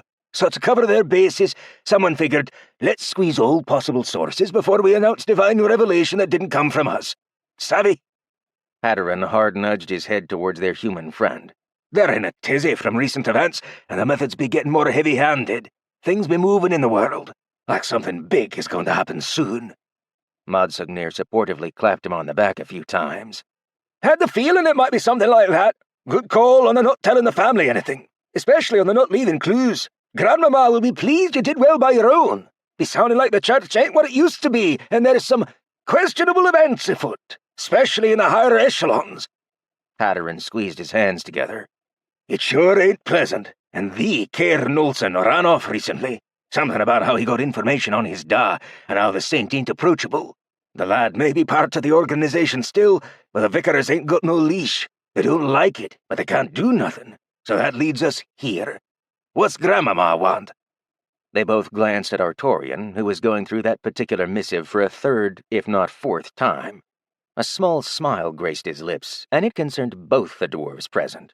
From the details the old man was reading, they should be nervous. Madsugnir, my friend, can I take it that you did not read this message before delivering it to me? The dwarf pressed his fists to his fine belt. Don't go through other people's mail. I ain't my mother. Artorian nodded and marked the contract on the back of the missive without further thought. That's exactly what he was hoping to hear. Then I will accept this task, for 2 reasons. Lightning cracked the sky outside, and the old man was smiling at both of them. The dwarves felt unsettled. What had just happened? Madsugnir was the first to react. Longbeard, what was in that missive? What do you mean, task? Artorian exhaled from his nose, thinking of all the time that he had spent cultivating and watching the new city of stone being built in record time. Well, rather than built, rock was being shaped with a function that the academic categorized as convincing. He likened it to an argument. One side was attempting to convince the other side something was correct. In this case, a hard-headed dwarven earth cultivator against a literal rock. How the dwarf won those arguments was beyond him. Rocks and entire patches of ground reshaped into new forms before his eyes, and had for the last few years. Who needs wood when condensed stone worked just as well? Apparently better after some runes got slapped onto it. Sometimes literally slapped. He knew construction workers snapped and scowled at inanimate objects, but this kind of shaping was unreal. The region had been divided into hexagonal quadrants, a little nod to his honeycomb network, even though it was what was preventing him from gaining extra years of life. Each hexagon was dedicated to something specific above ground. Below the ground was a different story, and he thought it fine to let the dwarven clan moving in do their thing. The main pagoda smack in the middle of a lake was already 27 layers tall. More secret layers existed under the ground. The building slowly rose as new layers were added below. A few of the architects had taken Skyspear as a challenge, so 27 was just the start.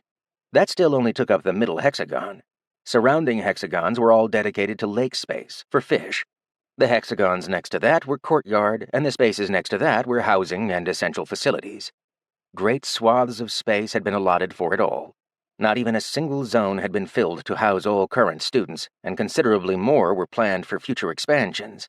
Another lake layer bordered housing, followed by another district that was meant to include shops and crafting zones. Bordering that was undesignated, currently set aside for anything growth and production related. Artorian shook himself and closed the letter with a snap. After folding the metal message up, he figured out how to lock it and handed it back to the Don. Modsignir did not like the feeling of Artorian's hand on his shoulder, and he did not know why until the man spoke, and his stomach crashed through the ground along with Hatteran's. Here are the 2 reasons. The main one is that this trip will put me within spitting distance of the 2 children I have yet to save, and the second is that Grandmama says to bring her grandsons home. Both of them. Chapter 26. The Modsignir and Fellhammer clans got along exactly as well as could be expected. Nearly the entire trip had been filled with bickering, the most passive-aggressive of quips, and a nightly brawl shortly after the alcohol provisions were passed out. The next morning they were all marching with bruised lips and black eyes as if nothing had happened. Offering to patch that up for them was taken poorly. "You'll not be touching my battle trophies," Don threatened him. Artorian gesticulated with his hands, upset they weren't letting him help. "Why not? You look like a fruit that hit every branch on the way down. It'll feel better, and you'll be fresher for the next brawl, since it appears none of you can live without one." The Modsignir clan dwarf grasped him by the robe and tugged him down to eye level. "Don't touch me trophies! It be against tradition, and tradition be more important than the rules. You break the rules, you just get castigated. You break tradition, Matron be sending diamond-class death squads to hunt you down and present you before tribunal. You'd be lucky to retain your skivvies as you're tried in front of everyone, adding massive shame to their clan and family. There'd be worse reasons to flee to the depths, but I don't know of any. Got me?" Artorian's hands went up in the air, admitting defeat. The dwarf let him go, and the academic dropped the entire topic of helping them out. This was not how he was hoping the caravan trip would go. This whole tradition business was news to him, but the weight it carried was significant. It likely meant far more than the dwarf had let on, but he wasn't going to get anything more out of them. These men and women were immune to his usual wily tactics. He would have more luck getting information by sweet-talking a cliff face. He plopped himself back into the caravan, hiding away from the ruckus outside. Rubbing at his brows, he sighed as he crossed off yet another idea from his mental list. A whole year of travel, and he'd been none the wiser about their destination and customs than when he'd left. It was frustrating. A massive hand opened up the caravan flap, and Dimi leaned in. "There you are. Hey now, you look ill. Need a poultice?" Artorian held both sides of his head and groaned. "If you've got anything to fix frustration about tight-lipped dwarves and not having the slightest clue what I'm walking into, then yes, I want that poultice." Dimitri bellowed out a laugh. He didn't see this as a problem. He had a reputation for being able to fix everything after all. "What's eating your gullet?" Artorian was getting desperate for something to work with, so he decided to open up. What are these traditions? It sounds like even though I'm the one with the mission, I'm in the dark on the social customs that will actually let me complete it. Dawn and Hadron aren't giving me a speck of their time, and haven't the whole trip. Did I offend them? How? If I had hair on my head, I'd be pulling it out. My poor beard has been suffering. Demi smiled wide, showing teeth. I've got a poultice that supposedly helps with hair growth, if you want to give that a try. Tastes like a boar's behind, but I won't stop you. Taste? Don't you rub poultices on? Given the massive D-ranked boars that were pulling all the caravan sections along, Artorian had gotten his fill of that smell. He just waved it off because, ew, no. Why would one even make... Never mind. He didn't want to know. Traditions. Anything? The soft head shake from the massive man just made the elder drop his head into waiting hands. This was hopeless. Demi shrugged. You don't need to fret about it too much. We're at the mouth of the ancestor, so a few more hours and we're home. Expect to get a lot of scowls. They know there's a human coming. The massive head tugged free of the flap, and Artorian was left alone with his thoughts once again. Abyss. They were specifically telling him nothing. Now hold on. Expect to get scowls because a human is coming. He was the only human on the trip. Would that mean the treatment would be different if his hosts could not discern his race? His hungry mind grabbed at the concept and shot out ideas like a child made messes. He'd never had much use for this before, but now was different. His essence reserves were holding strong at the C rank. Reaching into his spatial pouch, he tugged free Dawn's iridium helmet. It completely obscured his face, and he had a full set of this armor. A couple hours before arrival? He could get full plate on with a couple hours. The ancestor's mouth was a gap in a waterfall held open by two humongous statues of dwarven nobility in regal full armor. Each held a shield that was used to part the falling water, while in their main hands they held a hammer and axe, respectively.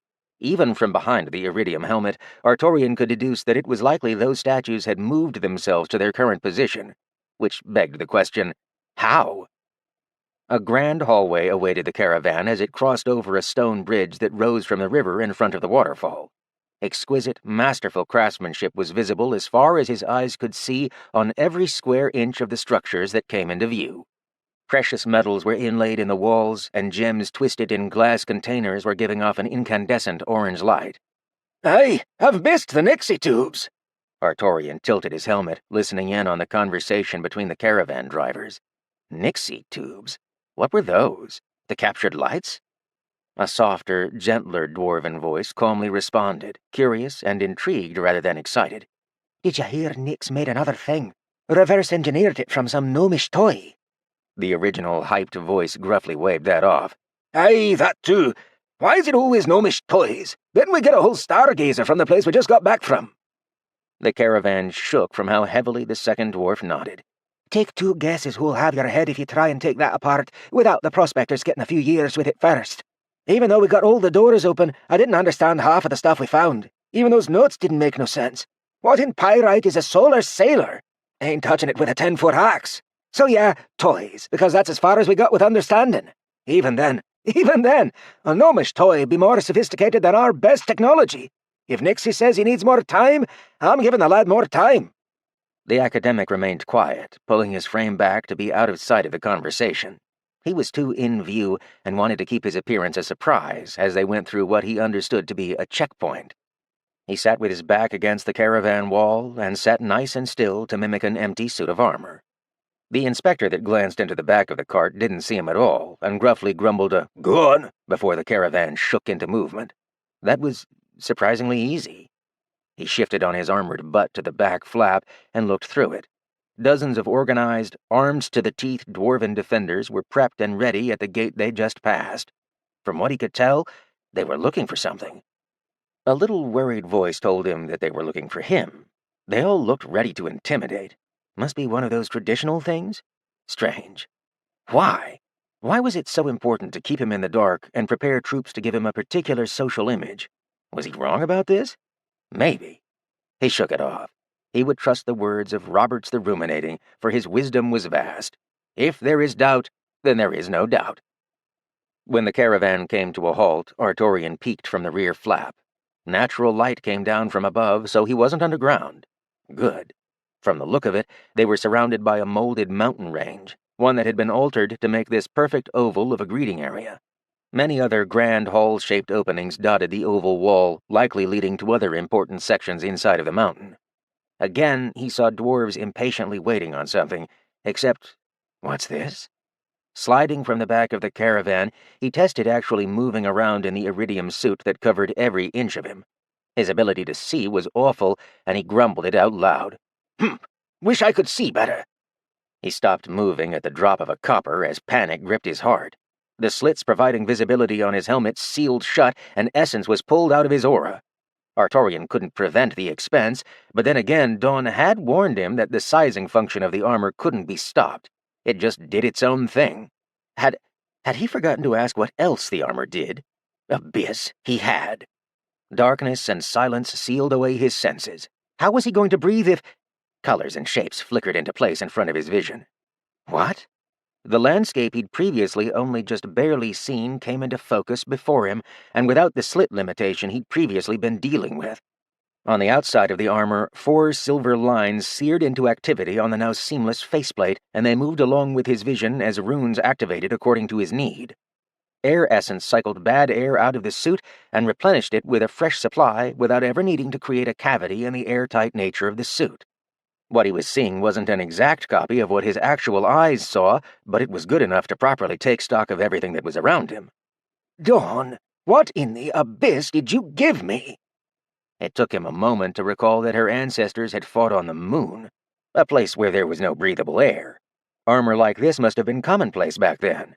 He bet he could even go beneath the water with this suit and not drown. It wasn't a big leap for equipment that freely reshaped itself to fit the user. Okay, so it cost him half of a cultivation rank. Worth it. He flexed his hands and smiled widely. No issues. Oh, why had he never tried putting the entire set on before? This was amazing. He cursed himself from having close to no knowledge on runes. His time was precious, and techniques had taken priority while he worked to gather as much essence as possible to hit the zenith of the C ranks, which he'd not remotely managed to accomplish. Most of his plans, going forwards, seemed like they needed a body that could handle the strain he was going to put it under. Oh, I could get used to this. He paused. His voice was different. It was similar to the gruff, growly tone that Dawn had those first few days in the Grove. So the depth of the voice had something to do with speaking from inside of the suit, and it... helping? He didn't know what any of this ancient elven craft did, but there was no time like the present to find out. Walking? No problem. General flexibility? Fantastic. Strength? Not the right time for this. Couldn't let enthusiasm take away from the main reason he put this jester's suit on in the first place. Looking around again, it didn't seem like dwarves were giving him a second glance aside from "is warrior." Artorian strolled to the front of the caravan. The hooded cart he previously occupied was roughly 4th or 5th from the back. Arrival was interesting. Diverting to where a few merchant stands had been erected to sell food to incoming groups, he spun up a conversation. The nearby dwarf daintily held a fine teacup in hand, his 3-headed hound resting nearby as he read something from a tablet. Fine reading glasses perched upon the end of his nose, and he seemed comfortable in his padded, stone-shaped chair. Wonderful creature. Does they bite? The dwarf looked up, smiled, and reached down to gruffly love on his mutt. Oh, Fufu here be a downright harmless bull-chasing fluffball. Don't be put off by the 3 heads. It was a compromise for the missus. I wanted 3 dogs. The missus only agreed to 1. In a way, we both got what we wanted. Fufu is the creature's name, but each head has their own name. This one here is... Hold up. Is that the one with the human on it? The pleasant dwarf stopped sipping tea from his glass and squinted at the caravan. Artorian chose not to reply verbally and just nodded. The hasty response he saw from the dwarf filled in a lot of details. They're early. Blessed pyrite. The tea was quickly slotted into the cabinet next to his workstand, and the glasses were stored. The merchant dwarf pulled free a bearded axe and a sharpening stone. Slowly, his face melted into a scowl that the man looked like he could hold for days. He gave his axe a practiced sharpen and tried to appear threatening. Fufu, puff up and snarl. The 3-headed hound bristled. Its eyes reddened and muscles bulked unnaturally. One of the 3 heads didn't get the message, remaining a tongue-lolling, derpy little bundle of happiness, whilst the other 2 turned downright hostile. When snapped at, the 3rd head followed suit. Good boy, Moon. Faster next time. You, how's me scowl? Artorian wiggled his hand back and forth. I'd half close one eye to really sell it. The merchant did so, and thought it satisfactory. Aye, this'll do. Come back and play with Fufu when the hubbub dies down. The suit of armor nodded and returned the way it came. Tradition was interesting indeed, and Artorian fought against his usual bodily behaviors. He copied how dwarves held themselves, where they kept their hands, what gait they strolled with. How did they not notice he was taller than an average dwarf? On second thought, never mention that. Ever. It was a great way to get kneecapped. Chapter 27. Where'd Longbeard go? Don Monsignor was looking around after an aide informed him the man was no longer in the back of the fourth caravan. Hearing, "I don't know," had not been the answer he wanted. They couldn't let a non-dwarf roam around the hold. There were rules. At least he'd be easy to spot. Lanky man, look for fluttery robes and a beard as long as I am tall. Bold, so you might be able to pinpoint the lad from reflection alone. Some laughter went around at Artorian's expense, but it didn't help them locate the old fox. He couldn't have just slipped away. He was an obvious standout amongst dwarves, and the Inquisition had no knowledge of the old man having any tricks that let him hide or disappear. So where was he? Artorian stood in the middle of the caravan with his arms crossed, more confused than ever. In a full iridium suit, he was a shiny man. A tall, shiny man. Why wasn't a single dwarf giving him a second glance? Sure, they saw him, but it was like they saw him and he was someone else's problem. Even the merchant he'd spoken to hadn't noticed. He took steps to be out of people's marching path, but they didn't do as much as acknowledge him. He wasn't in their way. He wasn't their problem. Was this the suit's doing? This was the best. He'd never been good at sneaking about, but if he could just walk wherever and not be given a second thought, he could— There you are! Crackers and toast. The plan sunk like a boat full of holes as Hatter and Fellhammer marched right up on the iridium suit. What's this chicken fence you've covered yourself with? Whole caravan be looking for you. I had to cycle me essence just to find you, and I really had to want to find you. We'll talk about that later. Can you end that effect? I'd prefer to sort this before a centurion shows up. Artorian sighed. Well, I love to not be ignored by everyone, but— He didn't have time to end the sentence as the someone else's problem effect lifted, and only then did the cultivator realize a rune had been siphoning away his essence. It was so minor that he hadn't noticed, and right away did he grasp the value of a well-crafted rune. While a good technique might recoup essence used, this rune stuff streamlined their use and discounted the cost. The rune must be a technique in its own right, but finished and heavily optimized to really cut down on the essence draw while accomplishing the same effect. Had he tried that without the rune's help, Artorian would have been back in the D ranks already. A marvel. What wasn't a marvel was the sudden silence that fell over the oval region. Every dwarf that hadn't given him a second glance became very aware that the human was in their midst and tradition must not be crossed. Tea brewing stands closed up instantly and almost threw mugs of ale onto a rough wooden slab for people to take instead. Those who had been imbibing the hot leaf juice spurted it out in a misty cloud and snatched up a flagon to down in a single go. A few inquisitors that had been spending time gossiping and working on crocheted baby booties threw their work into a box and pulled free weapons. They scowled at one another as pleasant banter turned to threatening tones and snarled half-insults. Gardeners stomped their feet, causing entire flower gardens to descend a foot downwards into a pit as they called for their pickaxes and blamed everyone who was around for taking them. There was mining to do. Those who were knitting did much the same as the crocheters, dropping their tasks just to jump on another dwarf, scream, and begin a brawl that half of everyone in the oval decided to join without a second thought. Hatteran held his face with an embarrassed hand, hiding his eyes. He didn't want to accept what had just happened. The Grand Inquisitor suddenly became incredibly polite, dropping his dwarven drawl. Please don't tell the matron. Taking his helmet off just to make sure he was seeing what he was actually seeing, Artorian's long beard spilled free. When Hatteran peeked between his fingers, the old man was flashing him the widest smile. Oh, pyrite, no. Artorian decided to give his friend some leeway. Hatteran, you know I can't see so well. What's this ruckus I hear all of a sudden? What's going on? Is Tibbins around? I've come to sneak a meal without Yvessa knowing so I can try and get a double portion. Where are we? It's all so blurry. The Grand Inquisitor cleared his throat and quickly waved everyone away before a centurion showed up. The order helped significantly, and all the dwarves who heard it made themselves scarce. Maybe a minute later, Artorian stood in a far less populated oval entry area. "So, gonna tell me what I just definitely didn't see?" Hadron squeezed the haft of his hammer. "No." Even with the armor on, Artorian felt Dimi's hand on his shoulder. The pressure was firm and strong. While he didn't feel the squeeze the large half-dwarf was trying to add, a smiling Artorian turned to pleasantly greet the poultice carrier. "Hello again, lad. I sorted my headache situation."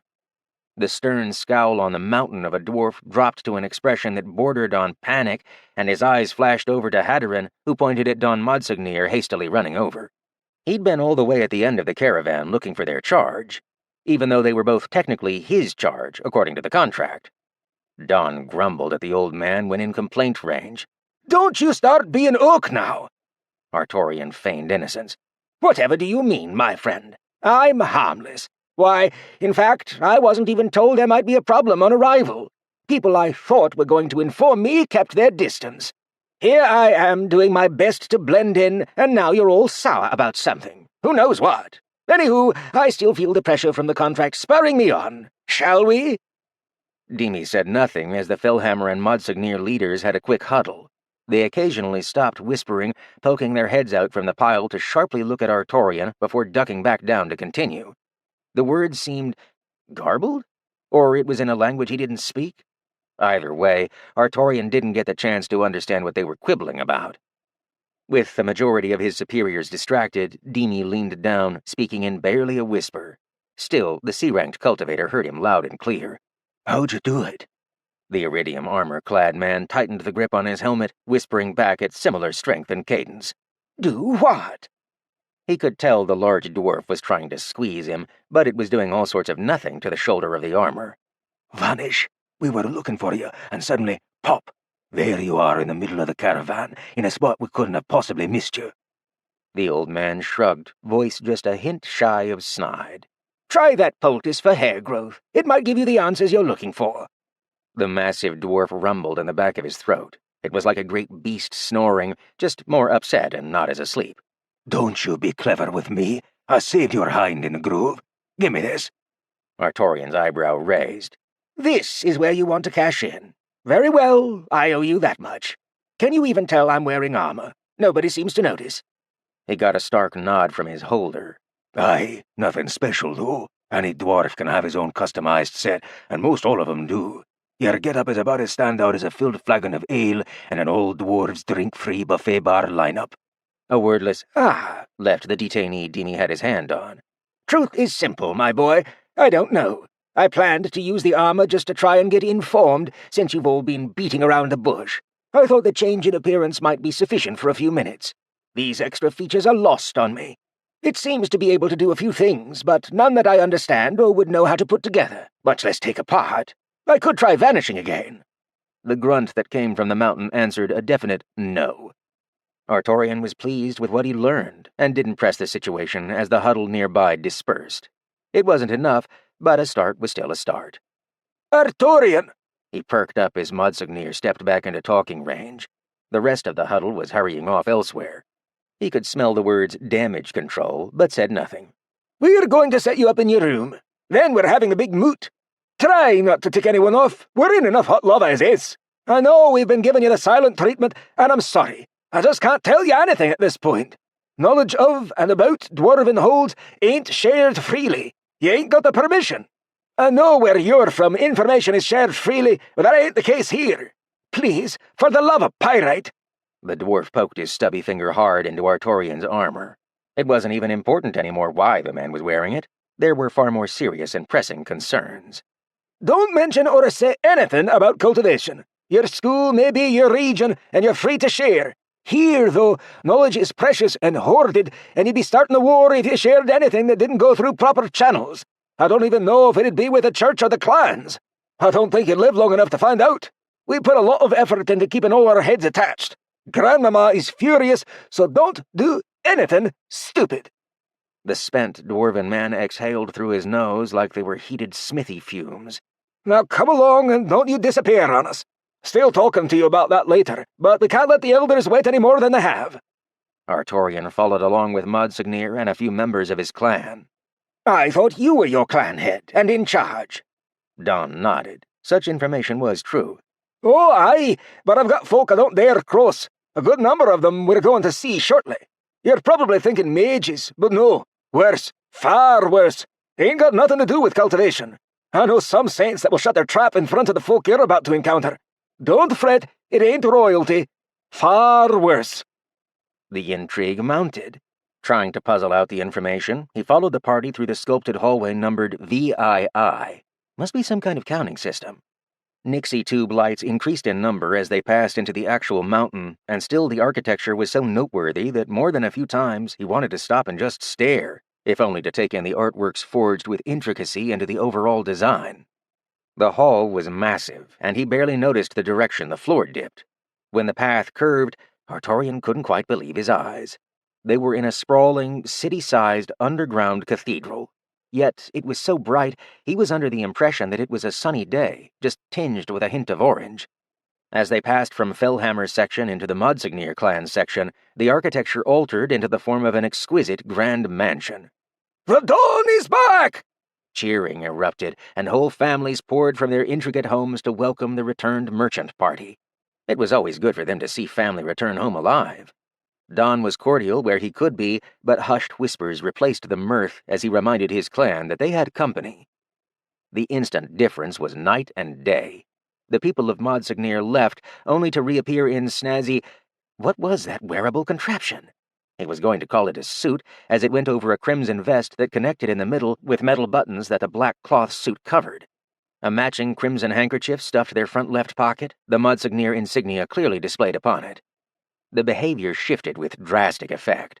A happy, fun-loving people with a penchant for partying and a great love of community were now a well-organized, stoic, and silent mob.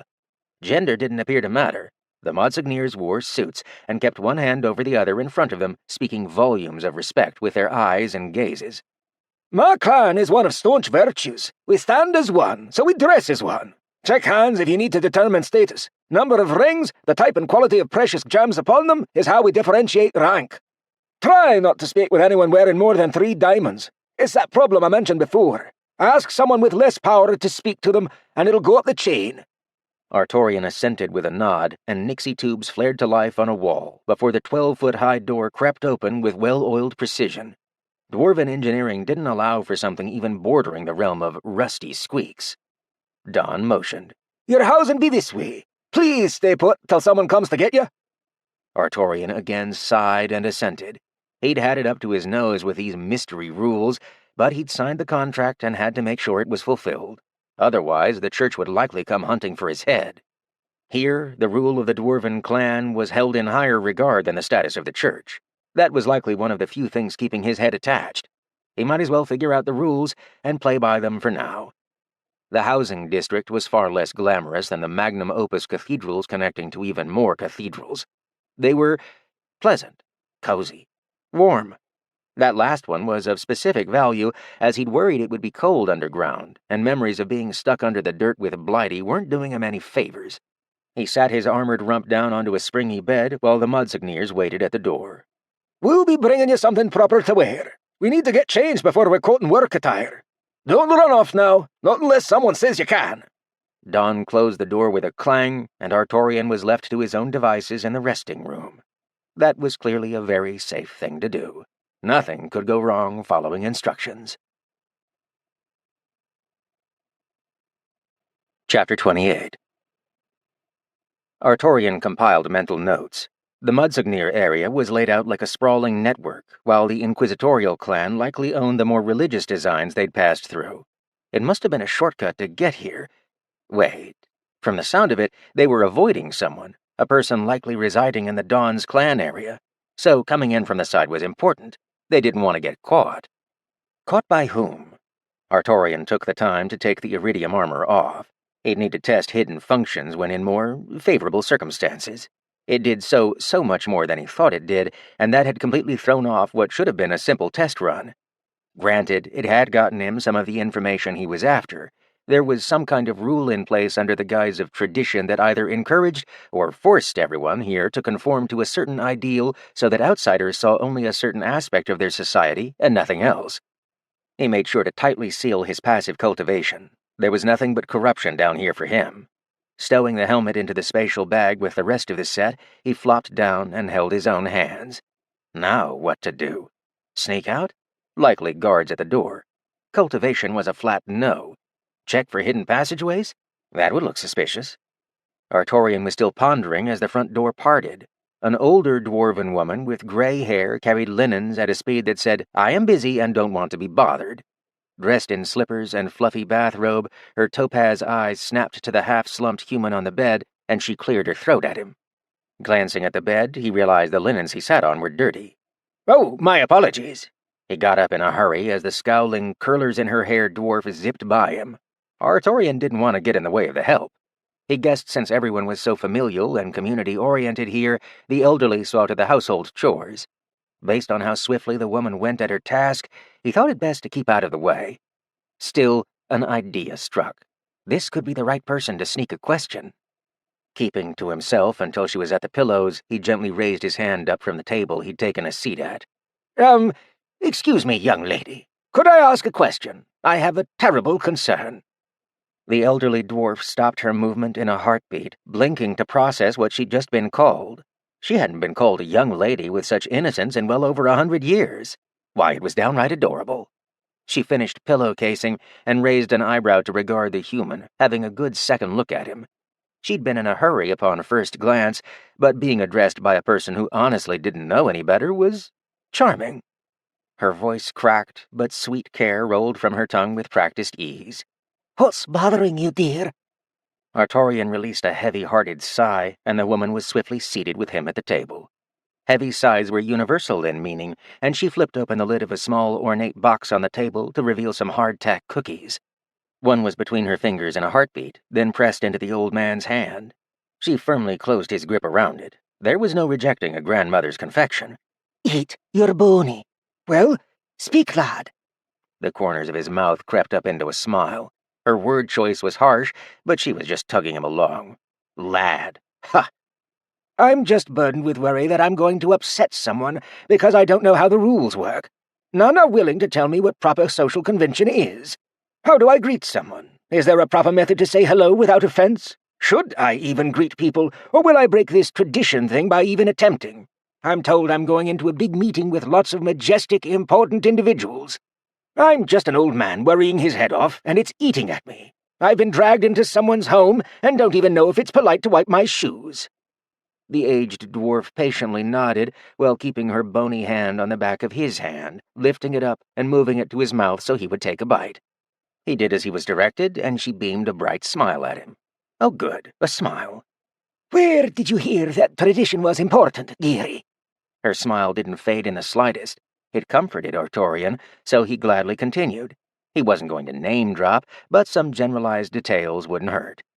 "Overheard it while I was on the caravan that brought me here.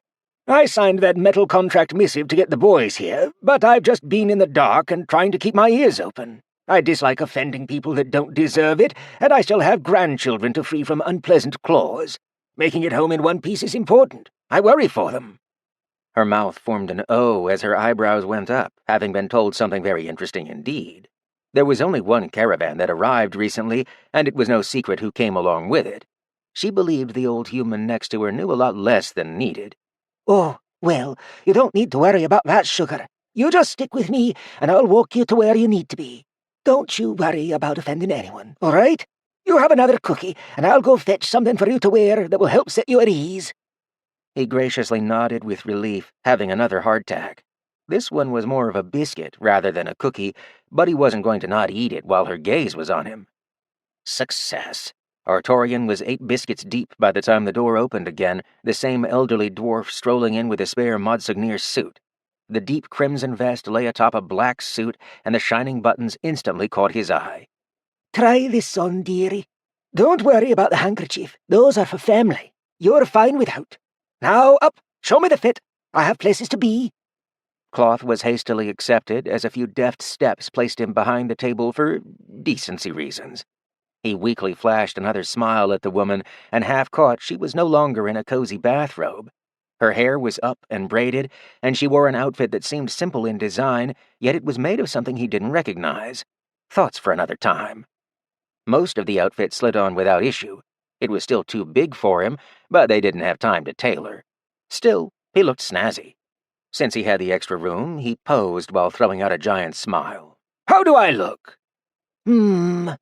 Turning her nose up, her hands were on his outfit and adjusting things against his will to fix some minor details. A button was out of place, and that wasn't acceptable. She sorted it and looked him up and down. It will do. Now come, we are late. Artorian hurried along, not knowing if they were actually late at all. Once at the door, he opened it for her, since that seemed to be the polite thing to do, and she waltzed through it. Following her into the vast hallway of exquisite craftsmanship, he did his best not to be distracted as he saw the woman hold her hand up, palm open. Without a second thought, he slid his hand beneath the waiting palm to provide support. Clueless to where they were going, he couldn't lead the walk. The lady seemed more than content to tug him along without a second thought. They strolled through the under-mountain Madsugnir mansion, encountering few people even though they took, as far as he could tell, major routes for traffic. When they arrived at the bottom of an immense staircase that led to what the sign indicated as the tribunal, he paused. He knew the stairway must lead straight into the middle of it, while split, fancier stairs veered off towards the side. He gulped and tried to quickly think of something to take his mind off the matter. This was likely where his guide was parting from him. Turning to the lady that had gotten him this far, he slightly bowed. Could I please have the honor to escort the wisest beauty in the hold? It was a bit of a gamble, but entering alone left him vulnerable to mistakes. His worry was misplaced as she smiled at him and tapped him on the hand. Of course, dear. You stay right by me, all right? Her smile once again put him at ease, and she ascended a few steps so he could properly offer his arm. She didn't need his help, but the offer was just so charming. It was rare anyone let her feel young again, or attempted anything in the realm of romance. The human was adorable, even if he could mean nothing by it. The stairs were made of lustrous geodes. 1,000 rocks were cracked and turned inside out, followed by 1,000 more to form each step as they ascended the glowing pathway. The stairs lit up as pressure pressed down upon them, illuminating a piece of dwarven history carved into the walls with the addition of their shine. Stone plate guards waited at the top. These men were retired, stationed at a cushy, low-risk task after a lifetime of service. These grizzled veterans could stare down a great worm and not blink an eye. When they saw the human come into view, they contained their amusement and calmly stood to attention. Uphold the rule of... Oh, pyrite! When the person Artorian was with came into view, they felt their rears clench hard enough to form diamonds.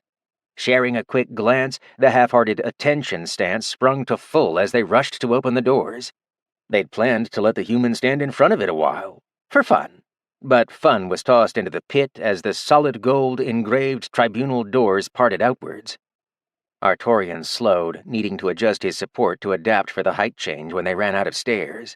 A strong light poured from the opened pathway, and he had to squint to see rows upon rows of dwarves seated deep within. Passing the threshold, they passed guard after guard that stood against the wall in a long, well-lit tunnel. This path was nearly 100 feet all by itself. How deep was this tribunal room? He squinted when they exited the tunnel, and his jaw dropped as he saw they were in a massive coliseum? Arena? The words felt inadequate on his mental tongue, as the area was just so much more. Multiple thousands of dwarves, separated cleanly by outfit and clan, sat in designated quadrants. From the recognizable suits immediately in their vicinity, they'd entered at the Madsugnir entrance. Not a soul turned their heads to look at them. Silence resounded as the human entered. Oh, he felt so bad. This was so embarrassing. Artorian glanced to his right. There were some empty seats in the back row of the Madsugnir section. He wasn't particularly important and should stay out of the way. The back is where he The lady grasped his wrist and tugged him along. There was no argument, even as his discomfort rose with every step. Maybe the middle? Maybe she wanted him to sit in the middle. Sure, that was still out of the way. He nearly paused when they reached a row that had some empty seats, but her dwarven stride neither stopped or slowed down. They were going at her speed and her speed alone. Silence had fallen so completely upon the tribunal that her shoes were the only noise in the space, with every click of them echoing through the area. Reaching the front, Artorian solidly needed to control his breathing. He saw Hatteran Fellhammer between the middle and the front row to his left trying to blend in. He said nothing as they approached the geode thrones. Inlaid with precious metals, the imposing seats of power were arranged in a ring around the middle of the arena. A dais in the middle caught his eye, but he just barely broke his eyes from the sight to look at the single empty seat available in the front row. Ah, that's where he— The next steps dropped his heart into his stomach. Why were they still walking? Why was he in the throne ring? This was not the place he should be, but the woman dragging him along was undaunted. Not a single person stopped her. He didn't dare say a thing as she motioned for an aide to bring something over. The young dwarf, full of worry, frowned towards his direct superior that was already motioning for him to get a move on. The young dwarf scampered from his position and fetched an old wooden chair. With some direction, it was placed next to one of the geode thrones. Artorian gazed at the seat like a death sentence. With eyebrows raised, he silently looked at the lady with topaz eyes, and her flat expression squeezed into a smile as she motioned towards it. Sit. Stay. We're having a conversation. The academic's eyebrows felt like they were about to touch the roof. For most of the walk, they hadn't spoken a word. Her saying that they were in the middle of something, and that he was certainly included, made him defeatedly fall into the seat. The tactical section of his mind was blowing the whistle and waving white flags.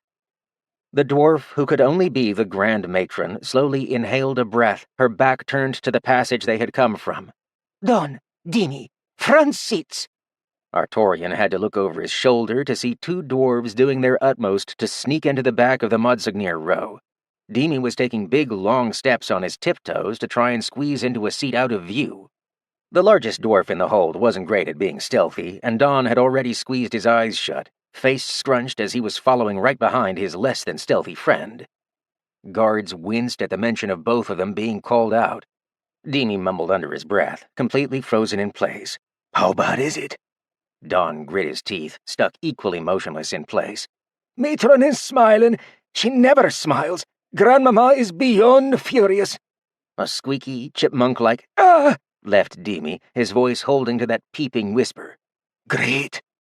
The Grand Matron didn't take a seat, and Artorian felt like a slow runner at the track. The lack of being deterred at leaving his chamber. The outfit. The lack of commentary. The silence. He closed his eyes, deciding to keep out of this as the Grand Matron drew another deep, angry breath. Chapter 29. Grandmama exploded. She was furious, and her voice thundered through the area. Don Drameris Modron Modsignir, you are late! Don was in the middle, walking up the main aisle as the mana pouring off his grandmama slammed his feet to the ground. His voice hitched, words trapped in his throat as his hands went up defensively. He was going to explain, but already knew the matron wasn't going to have any of it. Don glanced at a very pale Dimi for help, but he was equally trapped in the sinking boat. Dimitri, giant blood wolf from Modsignir, you're also late, but I know that wasn't your fault. You may sit. Don pleaded with his eyes for Dimi not to abandon him in the middle of the aisle, but the giant dwarf ever so slightly shook his head. He was always there for his blood brother who had adopted him into the Mudsignir family. Brotherly bonds, unfortunately, did not beat out direct commands from the Grand Matron. Don stared daggers at the massive dwarf who shuffled forwards, whispering, Sorry, before sitting in a quickly vacated seat.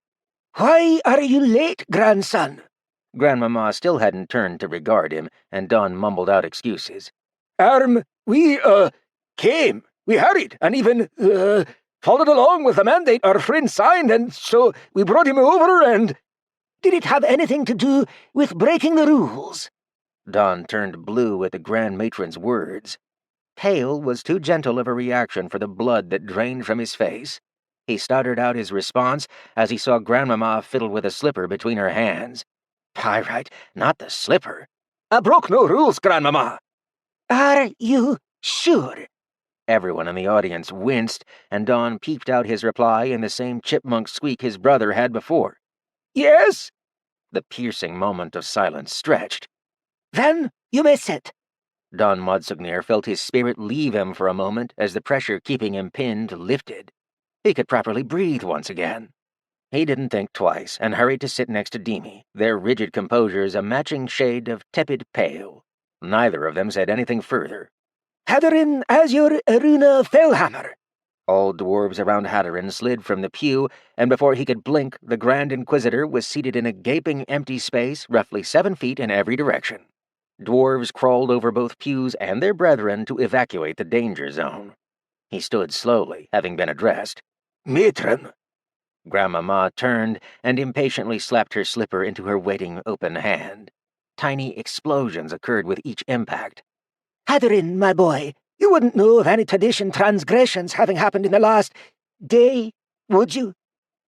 Pyrite. Did the old man blab? He was hosed. His only way out was to tell the truth as best he could. He might be the head of the Inquisition, but Grandmama had the kind of mind that ran circles around Artorians. No way in the abyss that she didn't already know. We may have accidentally lost track of the human for a short duration when we were in the Oval. Oh, accidentally lost track. The Grand Matron parroted his words. Her tone was calm, sweet even. It frightened Haddarin to no end. Grandmama did not smile. Is that all? The Grand Inquisitor swallowed. I think so, Grandmama. The Grand Matron's slipper hurled away from her. Artorian winced and blocked with his arms to shield himself from the sound and shockwave, but there was no need as it never reached him. The slipper whizzed through the air and detonated upon impact. Boom! Artorian blinked. She had explosion mana. You think so? The slipper whizzed back into her hand from the point of impact. Haddarin had jumped out of the way and was preparing to do so again.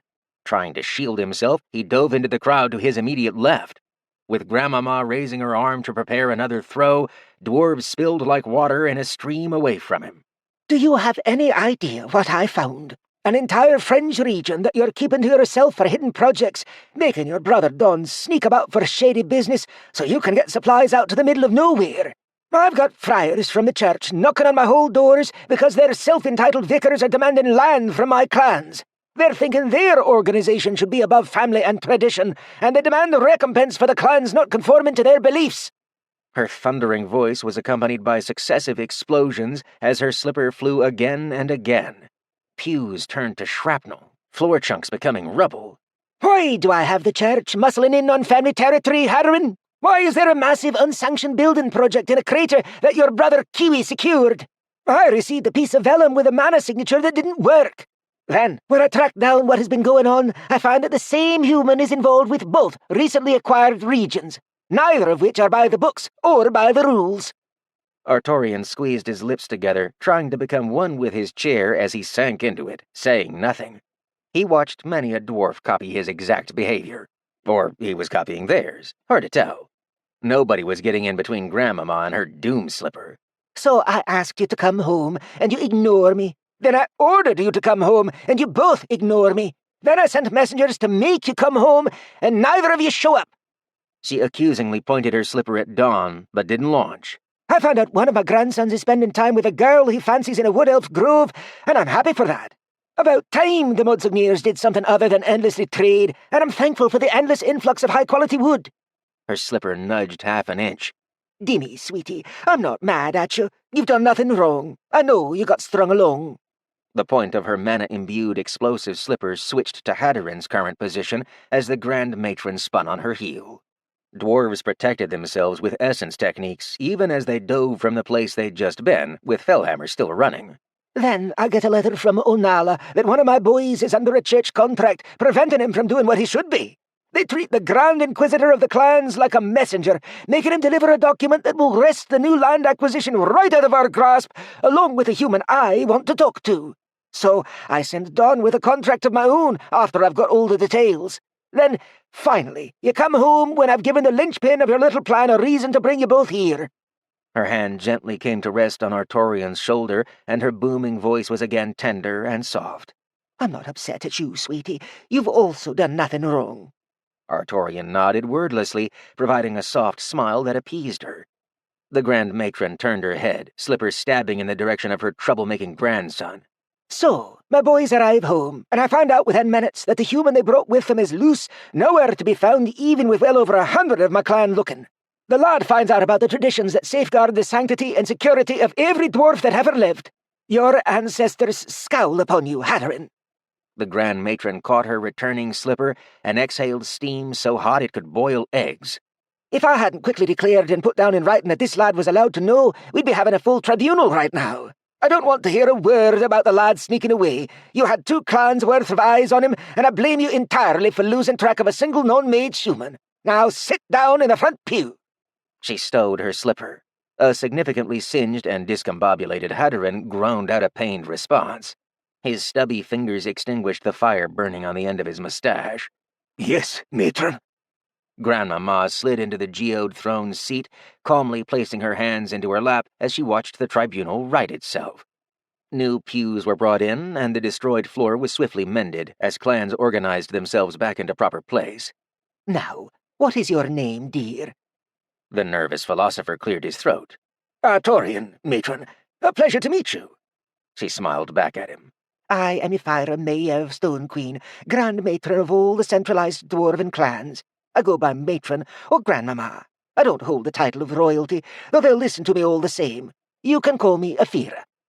Not knowing how to respond, he leaned forward in his chair to make a minor bow. "A delight, Ephira. My apologies if I've offended in my ignorance." The deference this human offered the Grand Matron pleased the great majority of the crowd. Order was important, and his willingness to fall in line sat well with many a dwarf. "It's fine, sweetie. Did you like my biscuits?" "Oh, I adored them. I think I absconded with 8 before realizing it." Artorian perked up and winked, a little drama in his voice as it dipped to a whisper. "I may have nicked a few." His hand patted his left chest pocket, which did seem a little bulkier than it should have been without a handkerchief in it. A chuckle passed around the crowd, but the matron got right to the point. "I'm glad. Since I don't want this to come up again, you're allowed to hear privileged information without anyone getting in trouble for it. I really do need to ask a few things. To clarify, a matron is the female head of a dwarven clan, while the Grand Matron is the head of all the matrons. Being Grand Matron means I hold all the land ownership contracts and the power that comes with that. Why do neither of the contracts you've been involved with work?"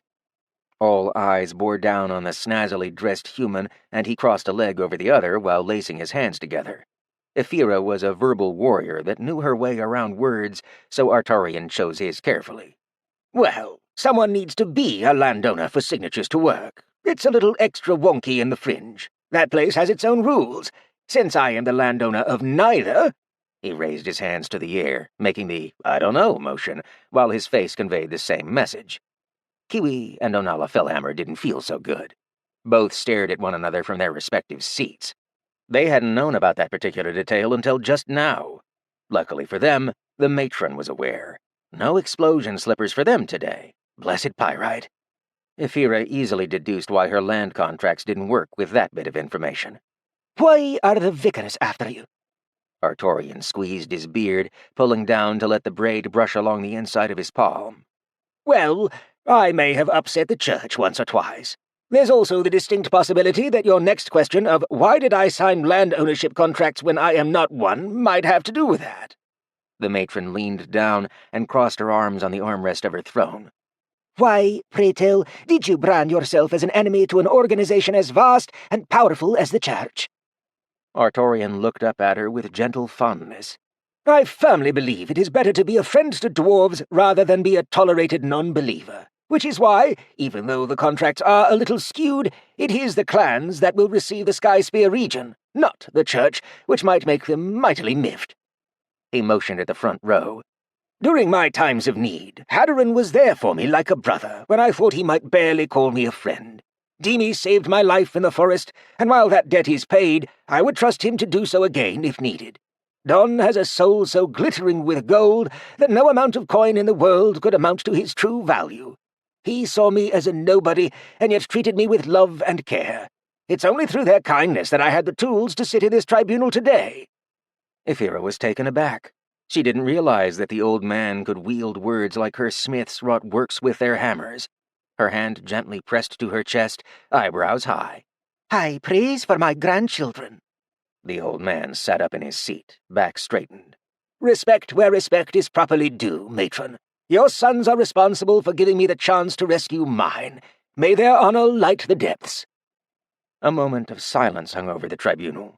None would speak while Grandmama was in conversation. "Can you guarantee the clan's acquisition of the Skyspear region?" Artorian sharply nodded. I can. Ephira nodded, pleased with the truth in his voice. Had the old man lied before her, she would have known. But I am going to look the other way on certain problems, and construction can continue as a properly sanctioned project, though I will need a proper contract for it. Can you introduce one of my sons to the true landowner?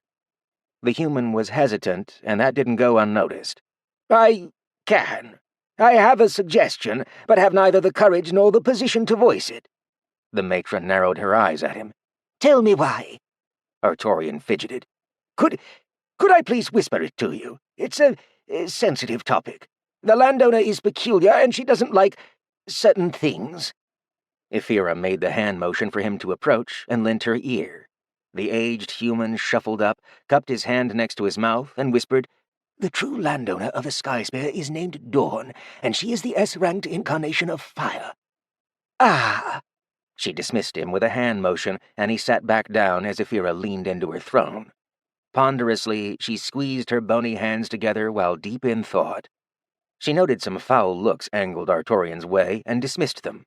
I'll not accept scowling. The human was right to treat what he just told me with caution. The admonishment faded. If the human was under the matron's wing of favor, making a foe out of the man was a poor life decision. Not that many wanted to. Instead of punishment and lambasted castigation, he'd lauded praise and brought honor to their clans.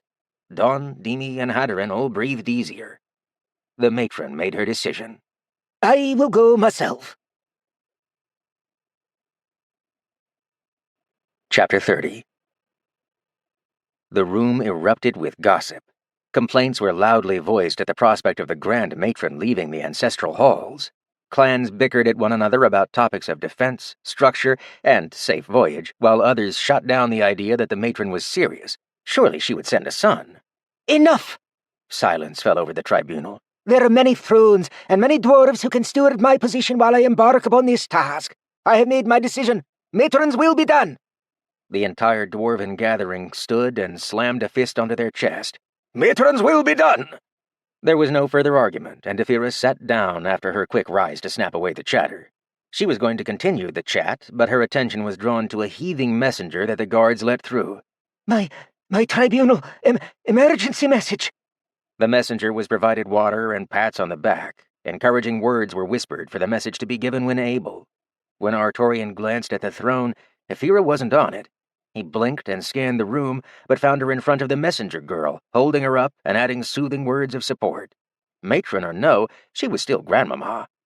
Artorian got off his chair and tried to get close, but a horde of dwarves blocked him. He didn't hear what the messenger was telling them. While he could see the messenger's mouth move, his vision obscured too much to read any sort of intent. Drat. Artorian. He froze as his name was spoken, and a path of empty space parted in a direct line from the matron to his current position.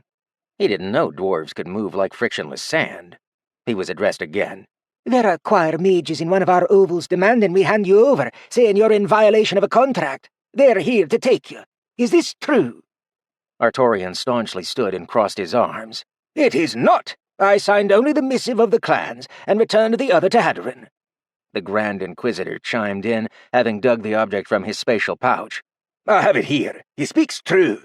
Your plan was a success, Grandmama. The Church has no rightful claim. She nodded at her boy, extending her hand for the object. Through a sea of dwarves, the missive made it to her, and she clicked the object open and read it aloud.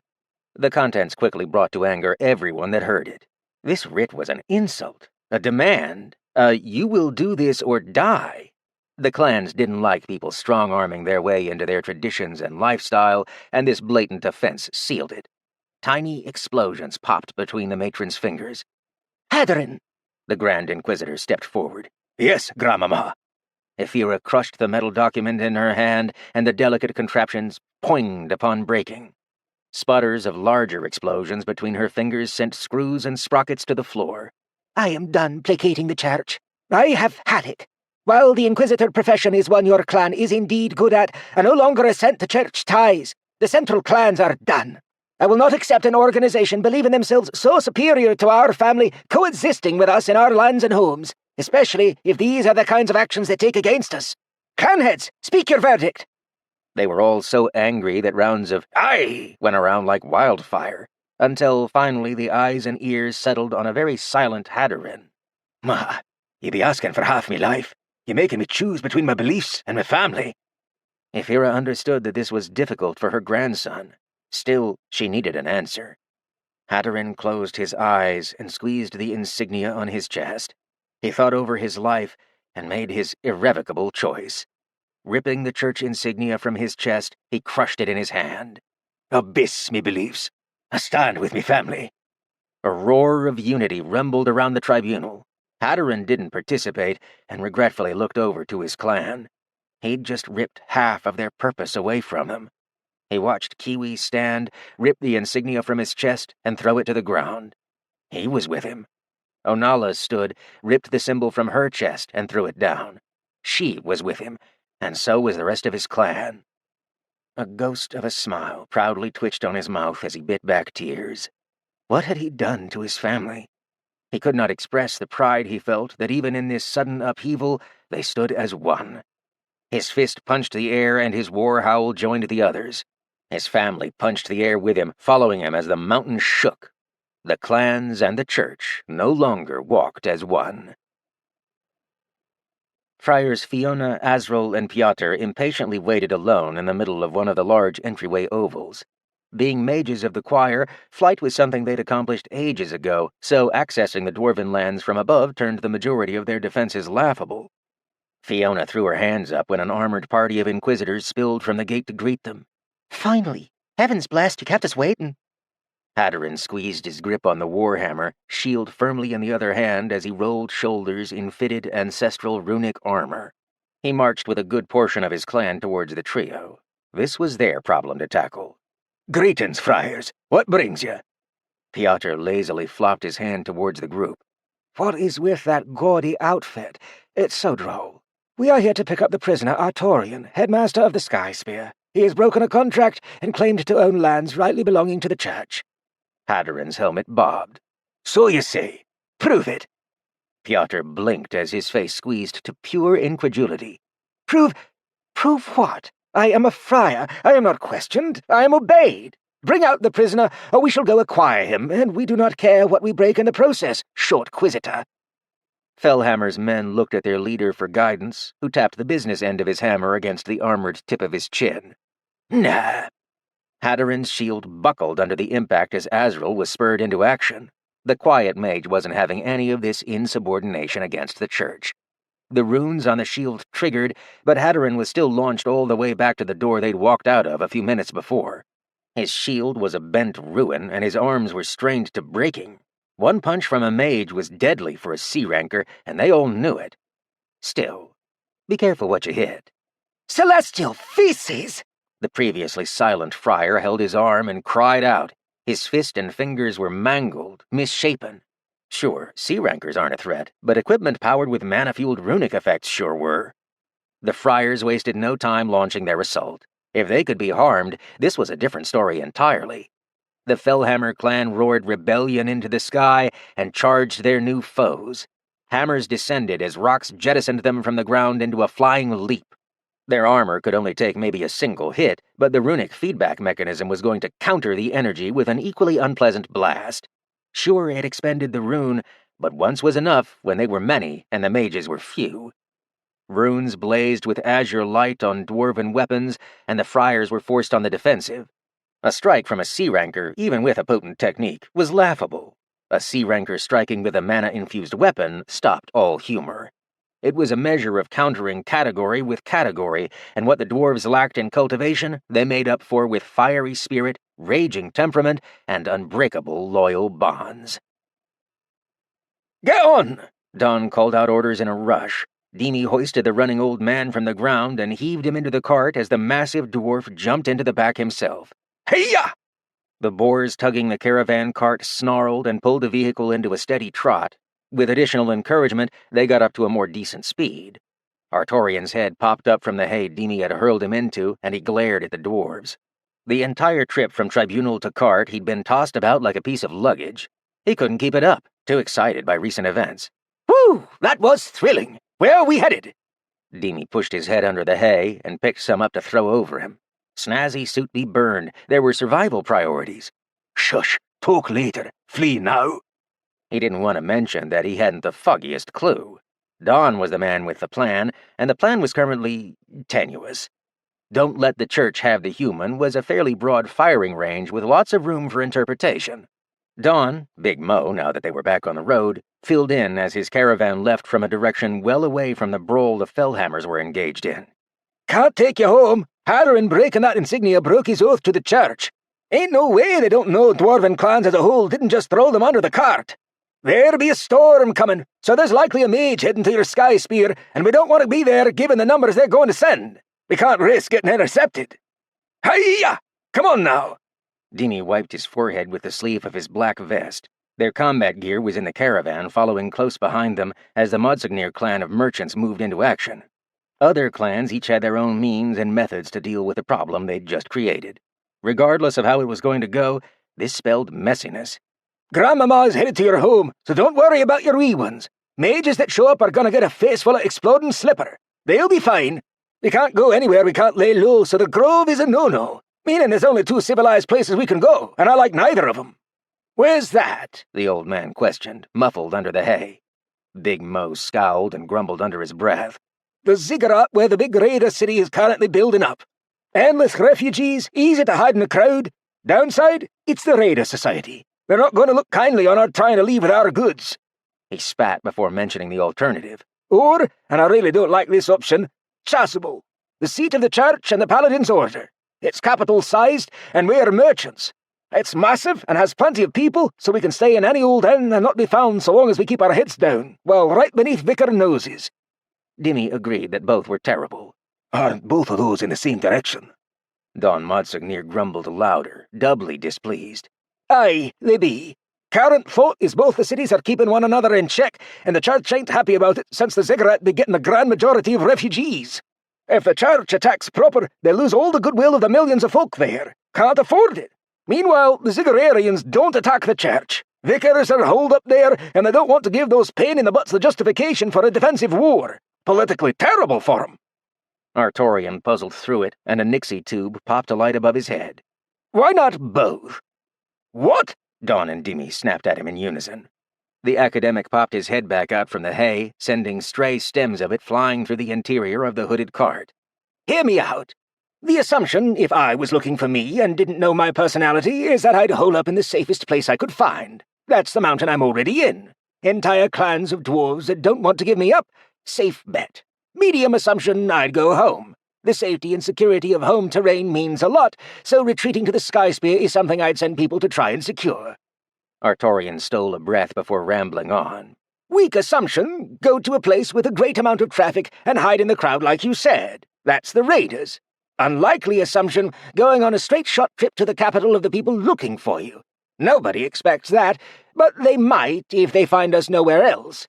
So, if we shack up in the capital first, we're essentially hidden. Then, when they've stopped looking at other sources, we head out to go hide in the crowd unless a better option shows up. There's no better place to get information than literally from inside of their own house. I could easily blend in and walk around and not be noticed in a big city.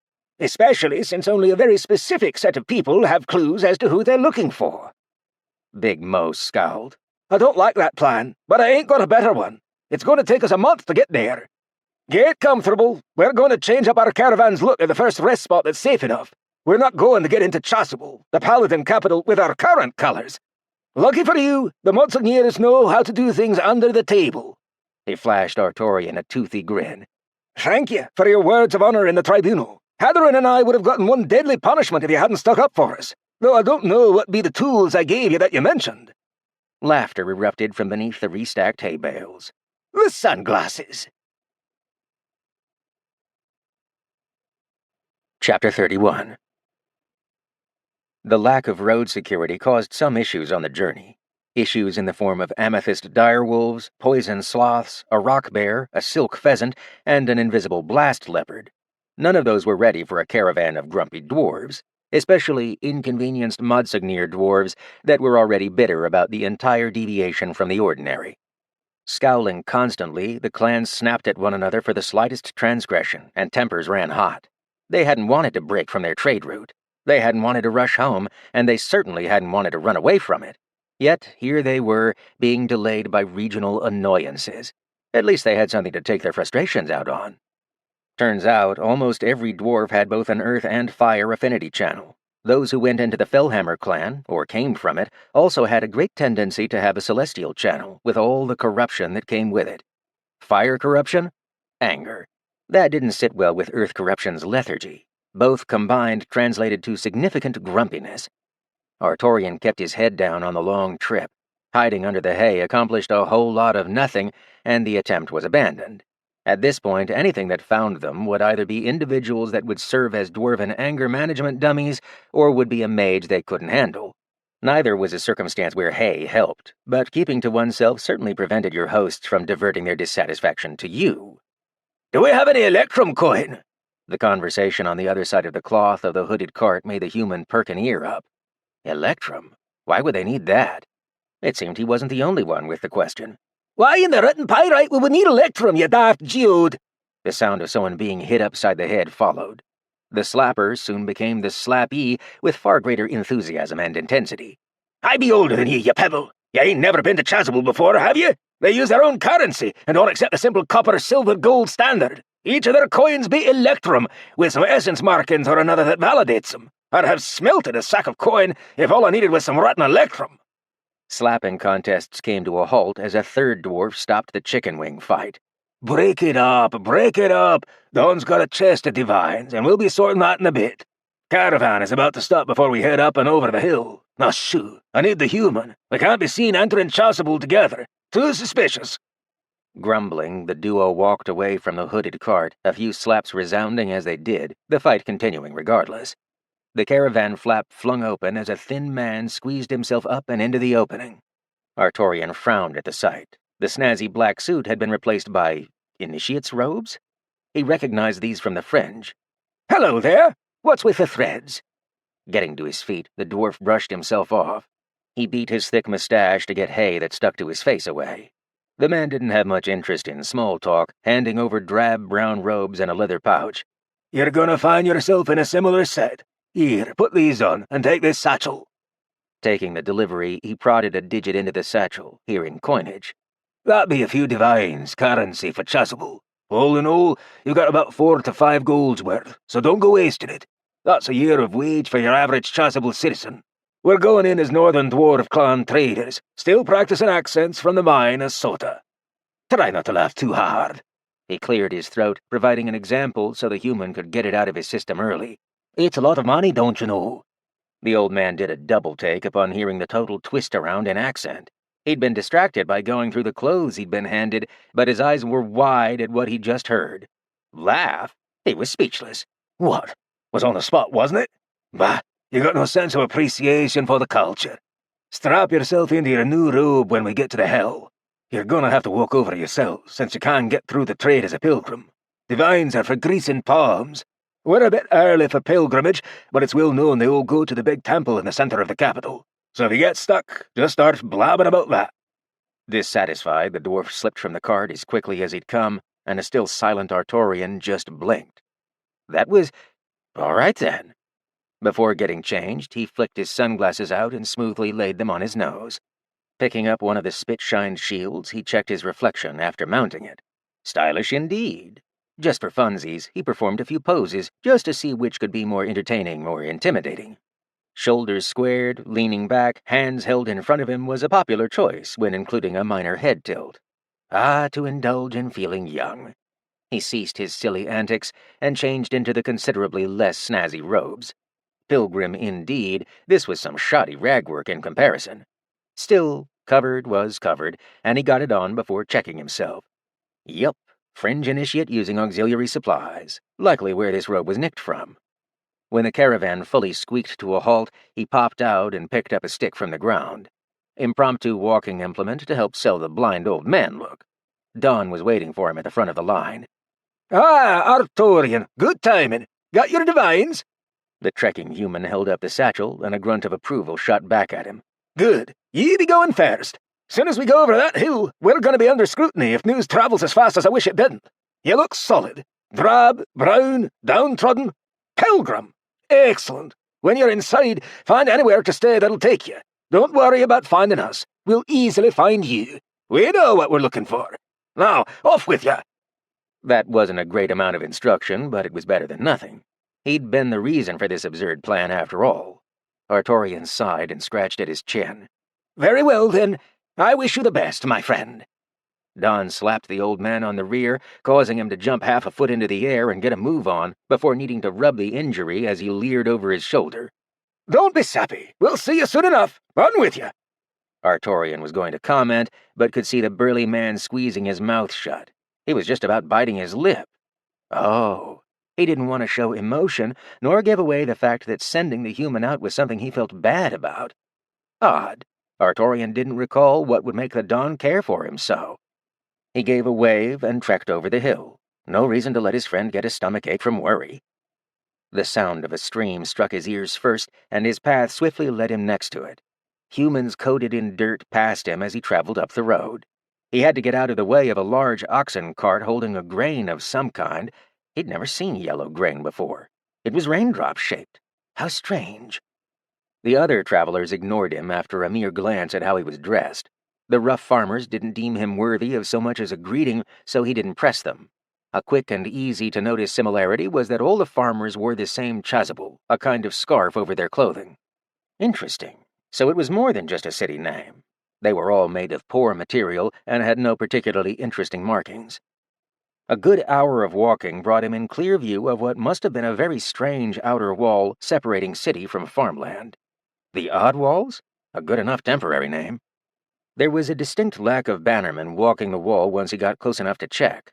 Flags proudly hung and flew in the wind, but no guards? Another point for Odd Walls. Why was this discrepancy messing with him?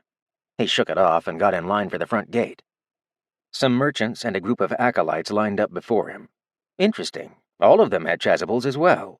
He did not possess one, and that was starting to look like a problem. The merchants wore some with cloth of finer material, and a circle appeared to be embroidered upon the ends. He checked the acolytes. 2 horizontal stripes forming an equals symbol. 1 stripe per rank? Likely. Artorian watched the interactions with the bannermen carefully. No acolytes seemed to give the gatehouse guards coin, but there was a peculiar hand movement they all copied before passing through. Without hand motions, the merchants handed over electrum without complaint. There was laughter, and there it was again, the hand movement. He watched each occurrence and thought he had it down by the time it was his turn. Hello there. Just me, I'm afraid. 2 humans in their early 40s tried not to snicker. The guard addressing him nudged his robes with the bottom of his spear, dismissively rebuking him with a half-laugh as if he was surprised. No beggars in this city, old man. Artorian was forced to take a step back.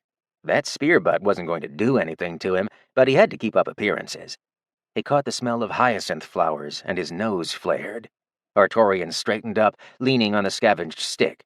Young man, I am no beggar. I am a pilgrim from the far reaches of the West, and I have come a long way on my very first pilgrimage for the temple.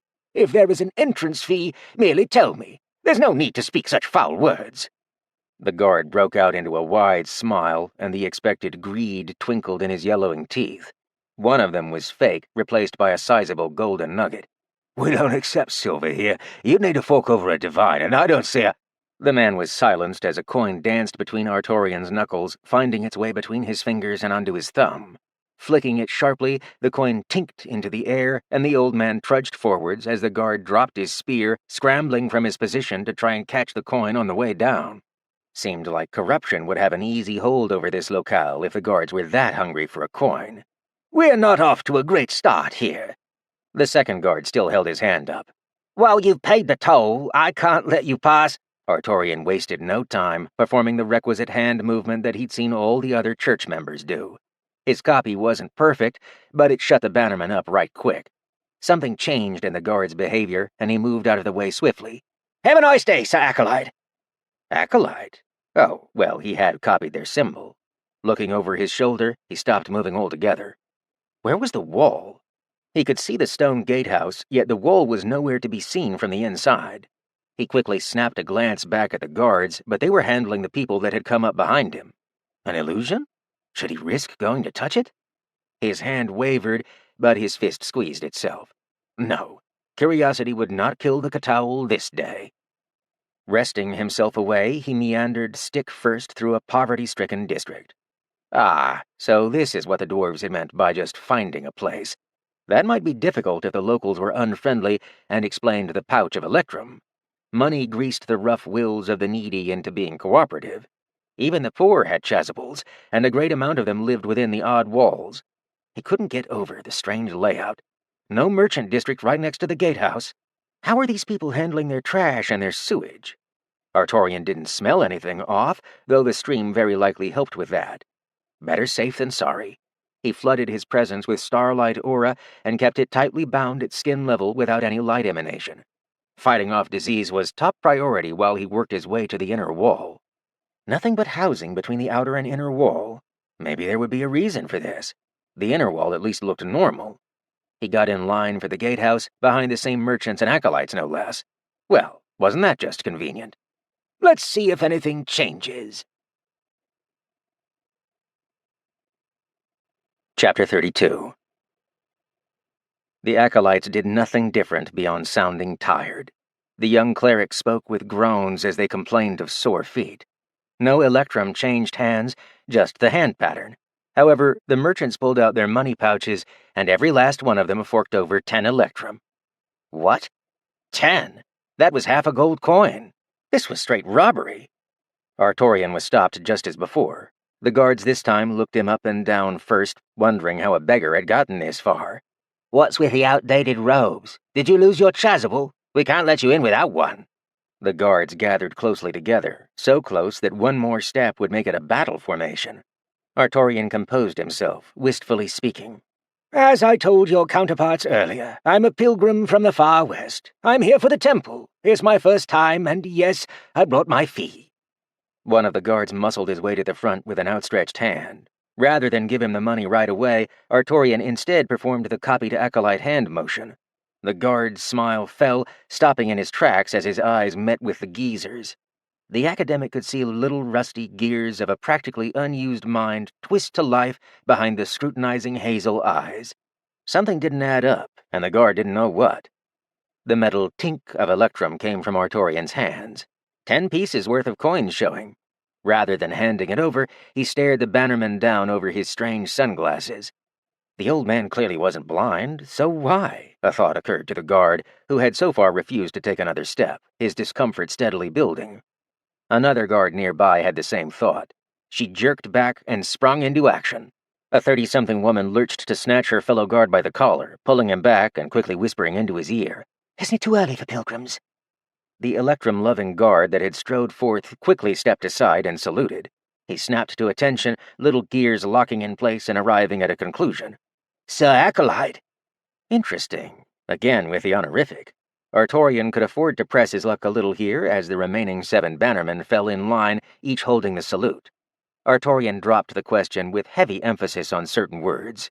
Are you certain you don't want a pilgrim's 10 electrum? Sir, acolytes pay no gate fee, sir. The guard swallowed, not dropping his salute. The academic paused, not prepared for the guard to ask a question in return. Is this an inspection, sir? I assure you that we of the Western Waygate have everything in order. The academic nonchalantly looked away for a moment, more to hide his face so as to keep up this ruse he had just stumbled his way into. Composing himself, he made the coins disappear into his pouch. His tone dropped, and he planned his words so that he could ask leading questions while stepping past the electrum lover, pausing next to the woman who'd whispered. It was easy to add fear to those already believing there was a conspiracy. An inspection? I have no idea what you're talking about. Just as I have no idea where one gets a chasuble. What does the Eastern Waygate say to a person who asks where to get one? The bannermen were nervous. This was a trap. This was clearly a ploy by either the Inquisition or the Order to check on their work without notice. A pilgrim would know an acolyte hand sigil. Those were learned in utmost secrecy. The man had mentioned it was his first time here, but something felt wrong when he also immediately said he'd brought the fee. If it was truly the first time here, how did he know there was a fee? How did he know it was exactly 10 electrum?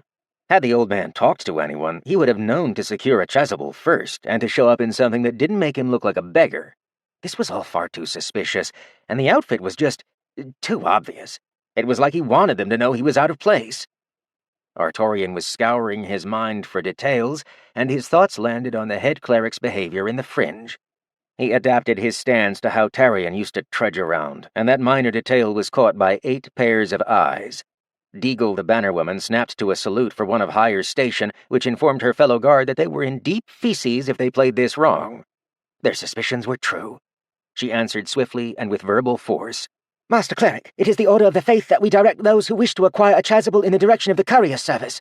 They are to add a writ of intent and have it delivered with a single divine to pay the processing fee. If the faith finds this writ to be persuasive and discovers the requestor to be in good standing, they will be hand-delivered a chasuble and allowed entry into the sanctuary. There is to be no entry without a chasuble. The bannermen shifted their stances and salutes, snapping to attention to a person of higher station. Deagle had the sharpest eyes in their little platoon. They had doubted, but if she saw something, it was usually right on the money. In Chasuble, everything lately was about money. The improvising head cleric nodded, seemingly in approval, and took a step forward to ask something of the next person in line. This was absolutely an inspection.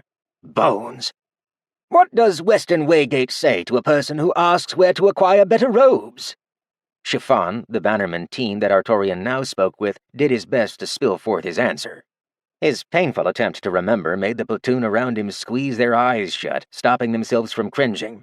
The robes are robes. Raiments are acquired through the temple, or bought at the temple. Chiffon cringed as the person he believed to be a head cleric rubbed his forehead with a disappointed palm.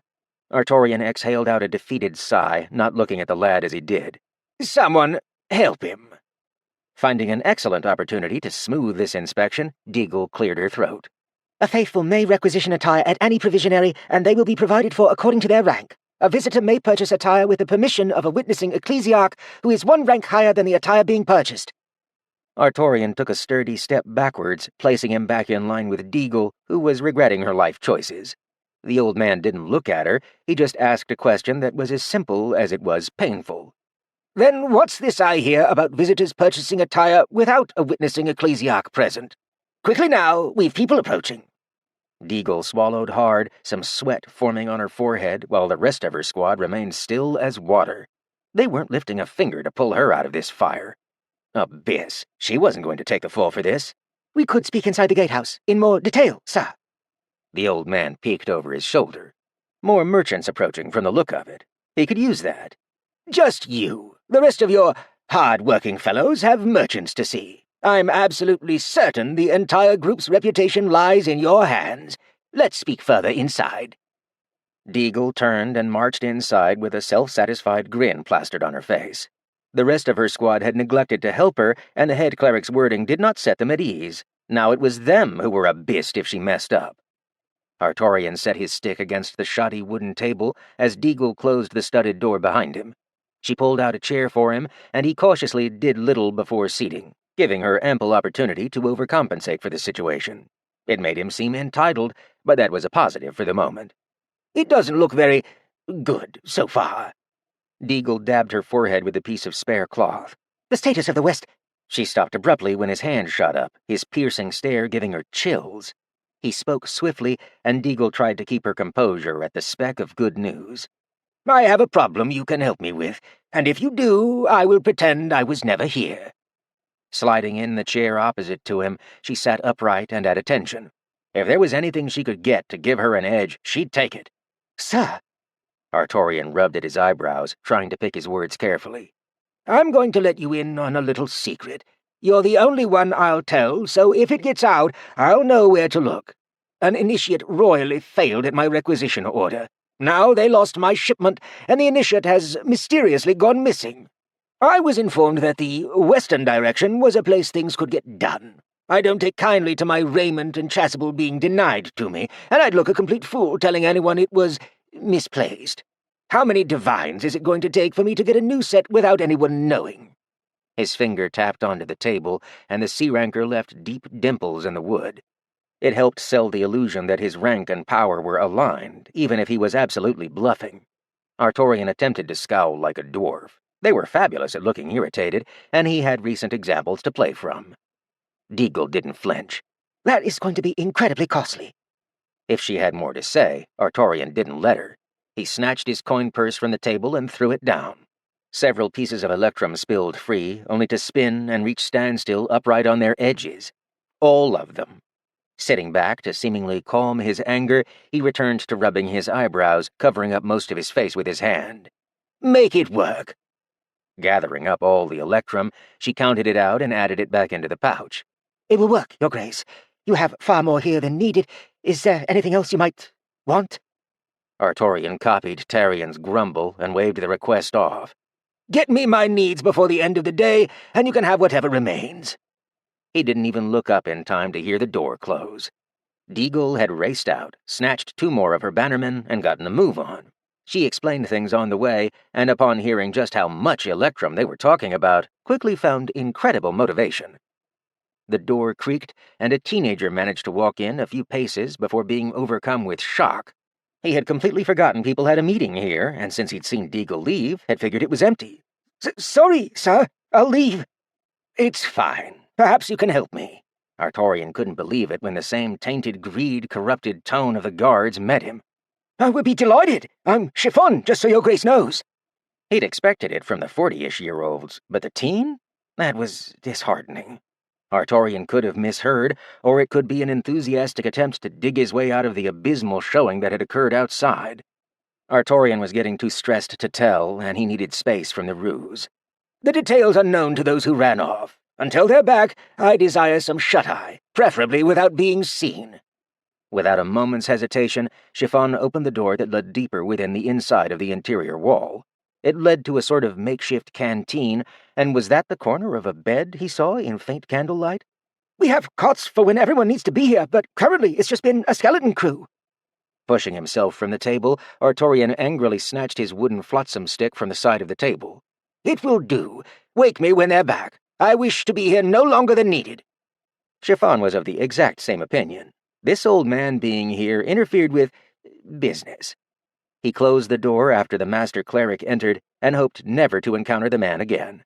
His direct superior could deal with the fallout of waking a head cleric. He wanted as little attention on him as possible, since this hadn't gone favorably. Artorian flicked into essence sight when the door closed.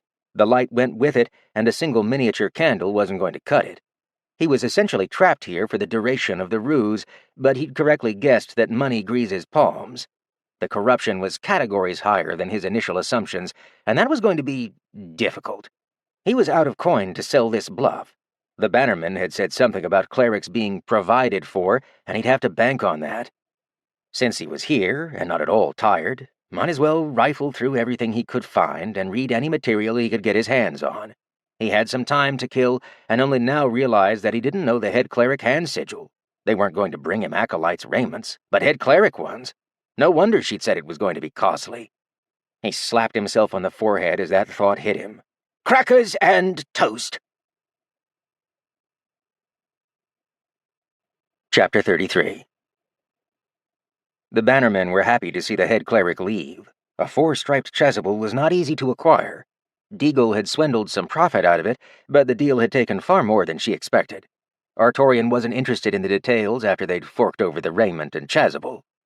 He'd washed up in the miniature dorm and combed the living daylights out of his beard to make it match the requirements of the cleric handbook he'd found in Chiffon's belongings.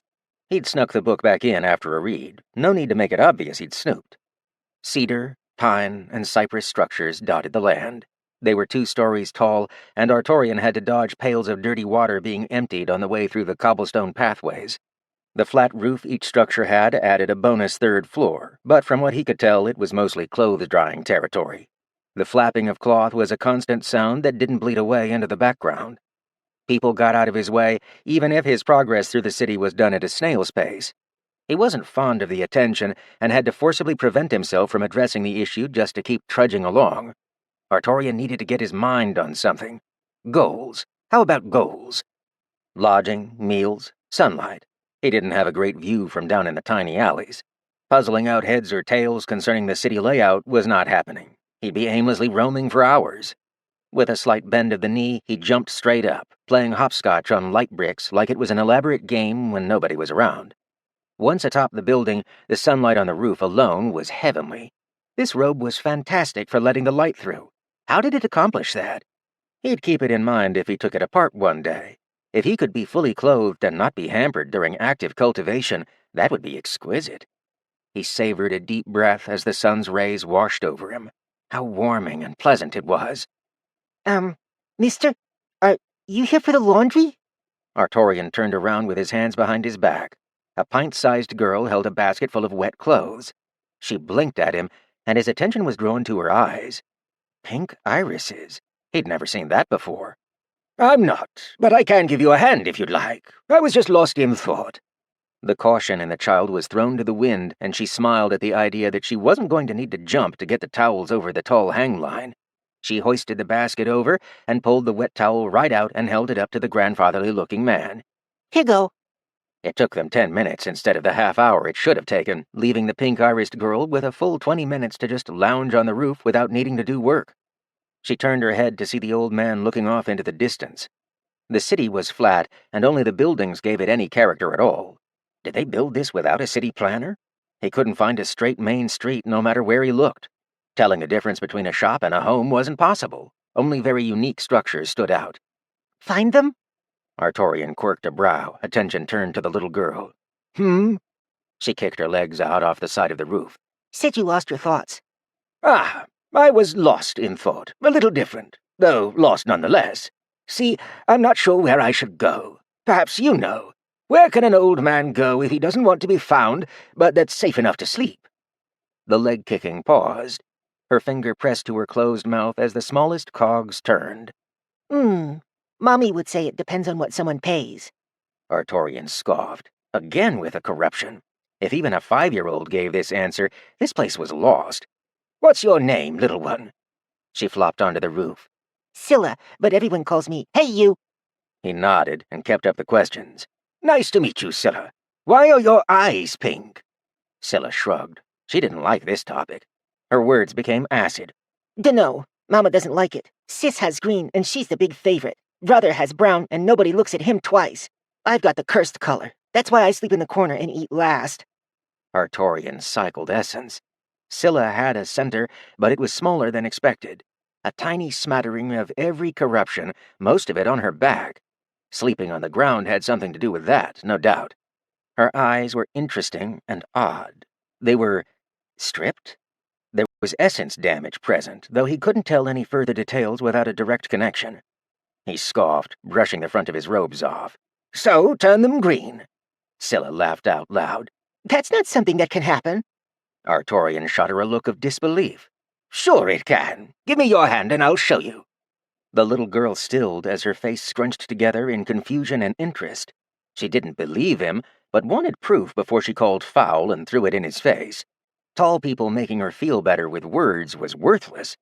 She sat next to him and gripped his offered palm. Access was all the philosopher needed.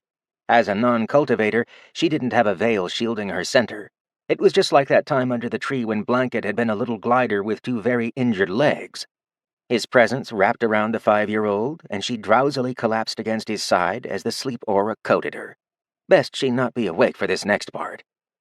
With Scylla out of commission, he was freely operating in her optics, performing a detailed scrubbing. Someone had definitely intended some foul play here. Her cones and rods were scarred. An intruder had swiftly and rashly slapped an essence effect over her irises, making them more receptive to celestial effects. He was knowledgeable about mental effects and essence means to invoke them. This was one of those. She would see what someone wanted her to see. Yet, who? Wrong question. Could he fix this? Right question. A few minutes of work said yes, though jade wasn't the variant of green he was hoping for. Dark forest green was the goal, but for some reason he couldn't affect how light and dark the irises were. Must be a lack of knowledge on his part. Either way, pink to green? Child's play. Though it was permanent. He was glad she was asleep. Had Scylla been awake, she'd have screamed the entire time. This wasn't a painless process. Artorian had to move particles of corruption around in her eyes to accomplish it. Pulling his effects back, he softly tapped her on the cheek. Scylla, wake up. The 5-year-old blinked, rubbing her sore, dry eyes. He smiled at her pleasantly. You fell asleep and missed the entire trick. I'm afraid your eyes are going to be stuck as green now. I'm sorry. Scylla snorted, pushed herself up, and stamped off. More adults lying to her, as usual. Artorian smiled, counting on his fingers. He arrived at a count of 23 before the scream ripped from the inside of the home. He knew she couldn't resist checking. Artorian could hear the 5-year-old run to her mother. The mother didn't believe what she saw. The expected questions occurred. How? When? Why? Followed by the expected answers. Old man, roof, just now. So it was that, when the mother burst forth onto the roof, she was expected. What did you do to my— Unlike Scylla, her mother Shamira saw the chasuble, the robes, and the rank with practiced and ingrained ease. 4 vertical stripes, a head cleric, 1 rank below a friar. If she made a fuss— Her face went pale and she bowed. She had never even made it to initiate after a decade of trying, and her chasuble reflected that. No stripes. My apologies for my behavior, sir. Would you do me the kindness to tell me why you blessed my daughter? Artorian played the role, just barely peeking over his shoulder. Could you sit with me, my child? Scylla was shooed downstairs, her smile stretched all across her face. Her eyes were green. Full meals, no more sleeping on the floor. Shamira did as requested and threw her long hair over her shoulder, sliding sumptuously into place next to the old man, always angling for profit. Yes, my cleric. He waved it off, not interested in her wiles. Artorian spoke with an entirely different kind of longing. I'm the wrong person, my dear. I just wanted some distance. Someone I didn't know that I could speak with. Would you be that person? Shamira dropped her lascivious attempts and moved right into mother mode. Of course, Master Cleric. He nodded slowly. I have been gone so long. I don't recognize any of it. I want to perform an inspection without anyone knowing I'm here. Your daughter's eyes are the fee I pay to make this next request. Would you have a spare spot I could sleep for an evening, before I discover chasuble all over again? I don't wish to announce myself, nor barge into— well, you understand. Green eyes held immense social benefits. Their value was not to be underestimated. Scylla could now have an education without cost. Her oldest was in the Paladin Order. Perhaps her youngest could— the choir? It was safer. Housing a cleric usually came with coin. However, housing a head cleric trying to remain hidden might have equally hidden benefits. The choice was easy. Of course we do, Master Cleric. We'll find the room for you. I appreciate it. He motioned into the distance, then all around him. So, what happened? It's been, I don't know, 50 years? More? What's going on? Shamira nodded unpleasantly. She crossed her arms and legs, her face nudging over to the northeast. It was a long time ago, but it all started with refugees. Do you know of the ziggurat? Completely populated now, sprawling tent city, and has been for years and years. Some refugees came here and everything got cramped, very cramped. All the people made food availability low. That made public order hurt, which caused safety to become so poor that our graced vicars had to set up shop here to keep things under control. She pointed back towards the west, where the largest swath of poverty housing was seen sandwiched together. When the vicars settled, order was fixed. Chasubles became required, deadly punishments expanded to include petty crime, and those with money were king. Refugees were constant. Crimes didn't stop. Paying your way out of problems became even more popular, and the rules got even less lax. If you couldn't help till land, or could not pay your way into the inner wall, you were on your own. Her hand went back in the direction it started. So refugees gathered in the ziggurat, and as best as I know, a few people of massive power set up there. Someone calling herself the mistress, or some nonsense. More people with power making themselves feel more important. I have an opinion, but I won't voice blasphemy around you, sir. My apologies. Artorian whispered under his breath. I promise on my chasuble that I will not hold your words against you. Please tell me everything, including your personal views. Shamira swallowed nervously. Well, he did promise. The ziggurat and chasuble have a tenuous relationship. Any people chasuble doesn't take, ziggurat does. And I mean everyone. They turn nobody away, because even bodies have a use. For years we've thought there would be a war to spill over, and one would usurp the other.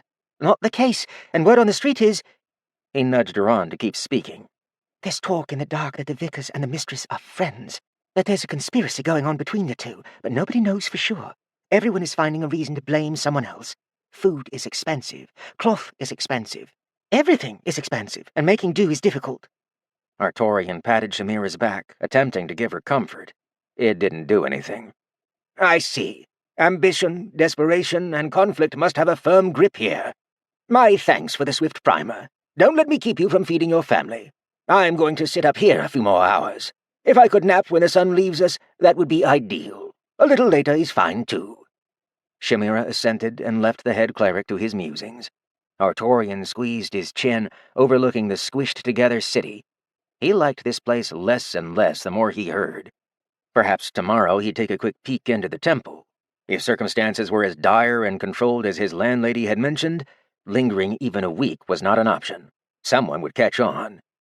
He sighed, dismissing the concern. That was tomorrow's problem. Today, it was time to cultivate. Chapter 34. Artorian studied the temple the following day. Both his hands rested on the walking stick, while he relaxed on a bench in the sunshine, facing the myriad stairs that led up to the deceivingly old structure. Deceiving because it only appeared old. His memories were hazy, but he had been here before. With rough calculation, over half a century ago, when he was a small lad.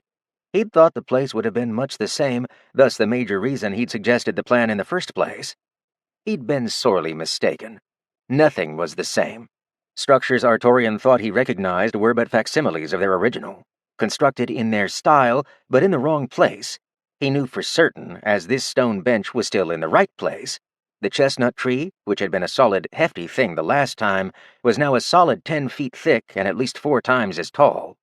Neither tree nor bench had moved, yet the structures hadn't been aligned straight to the cobblestone pathways. They'd been off-center, angled away. The church's structures now faced the tree straight on, so the ruse was clear. His center smoothly rolled along, pulling in essence in an upwards cone. It was doing as much for him as it was for the tree, the rejected energy seeping right into the soil.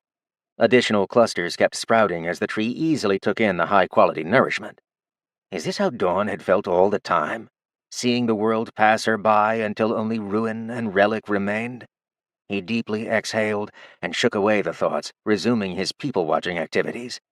Artorian kept tabs on the new going-ons of the people and the movements of their daily lives. One could learn much from being still and observing. People passed him by constantly, but none so much as slowed. They were all busy people with busy lives. At worst, he was in the way, as much as one could be in the way while keeping to themselves under a hefty tree that wasn't in the road. Perhaps that wasn't entirely fair. A staunch person strolling around the temple with empowered steps functioned as some self-appointed peacekeeper, or whatever he might have called himself. Neighborhood watch? It didn't matter. The lanky figure in fashionable robes came up to him in a straight line with all the forward momentum of a mother bear on a mission. The walk staggered to a halt as their heels dug into a mixture of cobble and clay dirt. Their eyes had caught up to their hubris. The peacekeeper, whoever they may have been, had a potent 3 vertical stripes on his chasuble. When their eyes caught the 4 stripes on the cloth of the old man, he promptly turned on his heel and veered away awkwardly. He was not making that mistake. Nope, not today. He could lord his authority over anyone he wanted and stop them for any reason he could conjure up, except those of higher rank. Why a head cleric was just sitting on a bench was not his problem, nor his concern. Midway back to the temple, the peacekeeper paused. His head shot a glance over his shoulder. Surely not inspections. The man whisked himself away with great fervor, not to be seen again. Translation, he fled. The only person Artorian did want a word with was an individual spending his time with actions rather than words. He had initially noticed the man because of the unique aura he was coated with. From the general feel and calm it provided to the surrounding area, it must have been some kind of restorative or regeneration aura. He'd never seen this before, and was having a difficult time cobbling together the essence formula. Regeneration auras must be something specific to clerics, yet seemed to have features similar to what his starlight aura did, only more focused in purpose. What looked to be an acolyte with long brown hair and a ponytail came and went from the stairs. Each time he arrived, he held a basket full of bread and cheese. He handed these out to a flock of children that ran up to him, with naught but a smile to pay for it. They received a pat on the head afterwards. The little ones zipped back to their parents, handing over their bounty. When the acolyte was devoid of goods, he assured the kids he'd be back. Sure enough, a short while later he'd return with a lighter coin purse and a heavy basket. What a good lad! Didn't he have other duties to attend? So many here just about ran over one another to get where they were going. It was well into the afternoon when the acolyte spotted him. The thin man performed a bow, but was beckoned by Artorian's hand when he rose back up. Upon approach, Artorian could pinpoint the exact moment where the acolyte noticed the 4 stripes. His entire body twitched, his step faltering.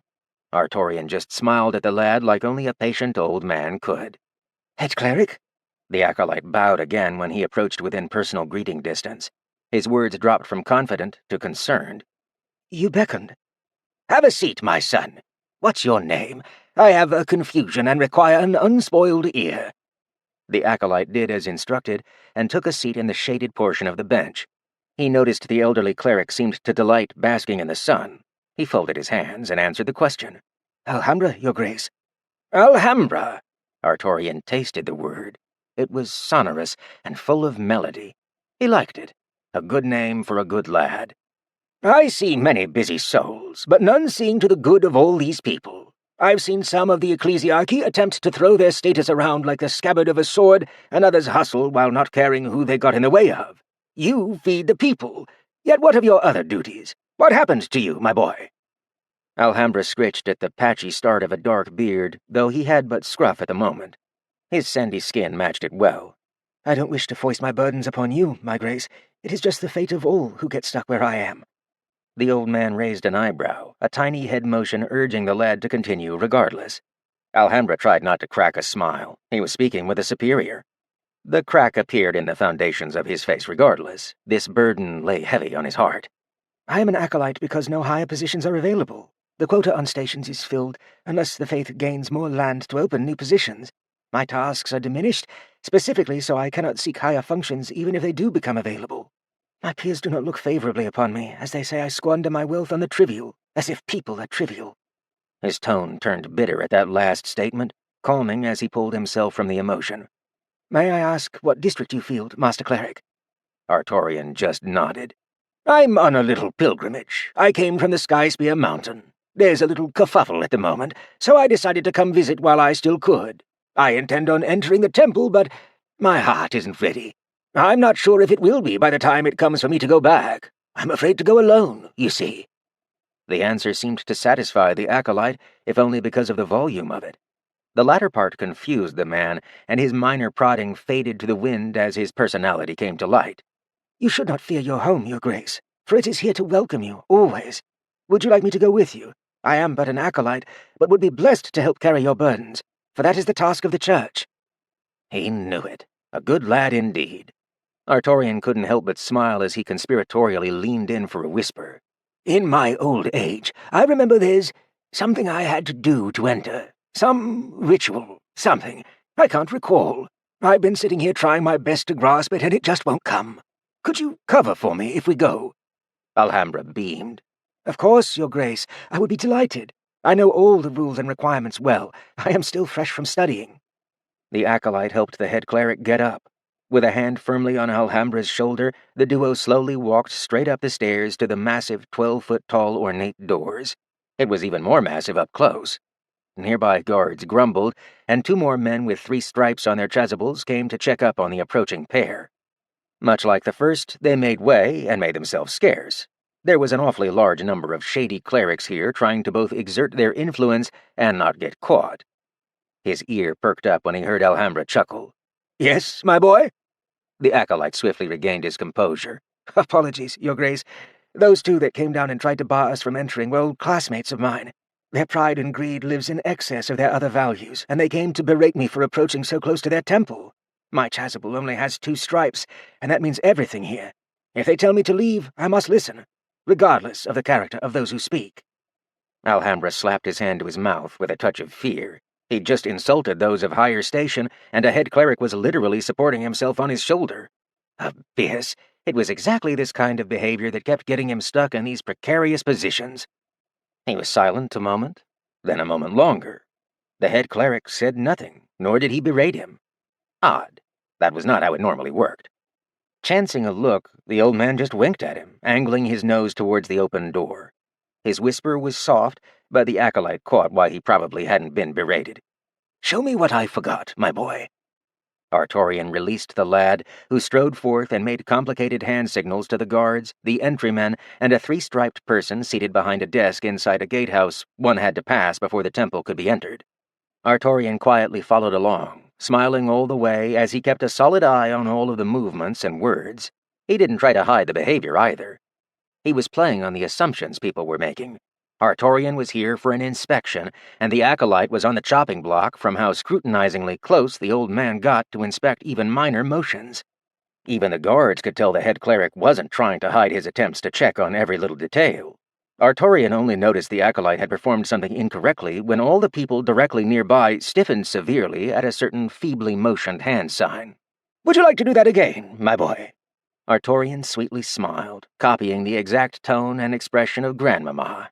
His was soft, slow, and patient. On the surface, everything was just dandy. While Artorian was nervous he'd guessed the moment wrong, some initiates whispered sharply. They'd seen the mistake. Alhambra turned fear-filled eyes upon the head cleric, but Artorian was already rolling his wrist as Tarion did, the get-on-with-it motion. On the second try, nobody reacted. Artorian decided not to act on the retry and strolled on past, his feet gently pittering against the gleaming temple floor. How does one get wood shiny? He didn't know, but they'd managed it. When Alhambra caught up and they made their way through the center of the pews, chanting began. A choir was practicing, all men from the sound of it. When the acolyte attempted to excuse himself, Artorian grabbed him by the wrist and dragged him forwards. Your Grace, I am not allowed on the chancel, nor anywhere near the space around the altar." Perhaps he was being dragged to the ambulatory. He swallowed hard as the head cleric, undaunted and in full view of everyone, dragged the lad to the front left of the altar. "Stand there." Artorian turned to face the people currently seated in the pews. Some common folk were present and curious. Many initiates had gathered, not knowing what was happening. A few acolytes were gathering up, since for some reason a head cleric was presiding on the chancel, yet there had been no planned event for today. Nothing was on schedule for the moment, so what was this about? Had they missed something? The speed of movement in the church increased to a scramble. If there was an event today and they'd failed to set up for it, that would be disastrous. The whispers that a head cleric was doing an inspection grew in speed, and more initiates spilled into the temple from their respective workstations. If there was an inspection and someone was doing a head count, not being in attendance was paramount to dereliction of duty. They couldn't risk it. Artorian smiled as he remained quiet, excluding the moments where he told Alhambra to stay put. The acolyte was a statue, but beaded heavily with cold, nervous sweat. Abyss, abyss, abyss. The old man had heard him and had just waited to be inside before levering punishment. The people with 3 stripes on their chasubles also made a return. Hearing that Alhambra was stuck on the chancel with a head cleric ominously standing still and keeping him there was prime gossip fuel. Was he being demoted? It wouldn't be a surprise, given Alha's behavior and penchant to run his mouth. They filed in and gleefully sat near the front. Why had they ever been worried about this 4-striped cleric? He was on their side. With the temple at about half capacity, Artorian turned to Alhambra. He spoke in no more than a gentle voice, but everyone stilled to deathly silence to hear it, for the words cut off their chatter swifter than a spear through the neck would. "Take off your chasuble."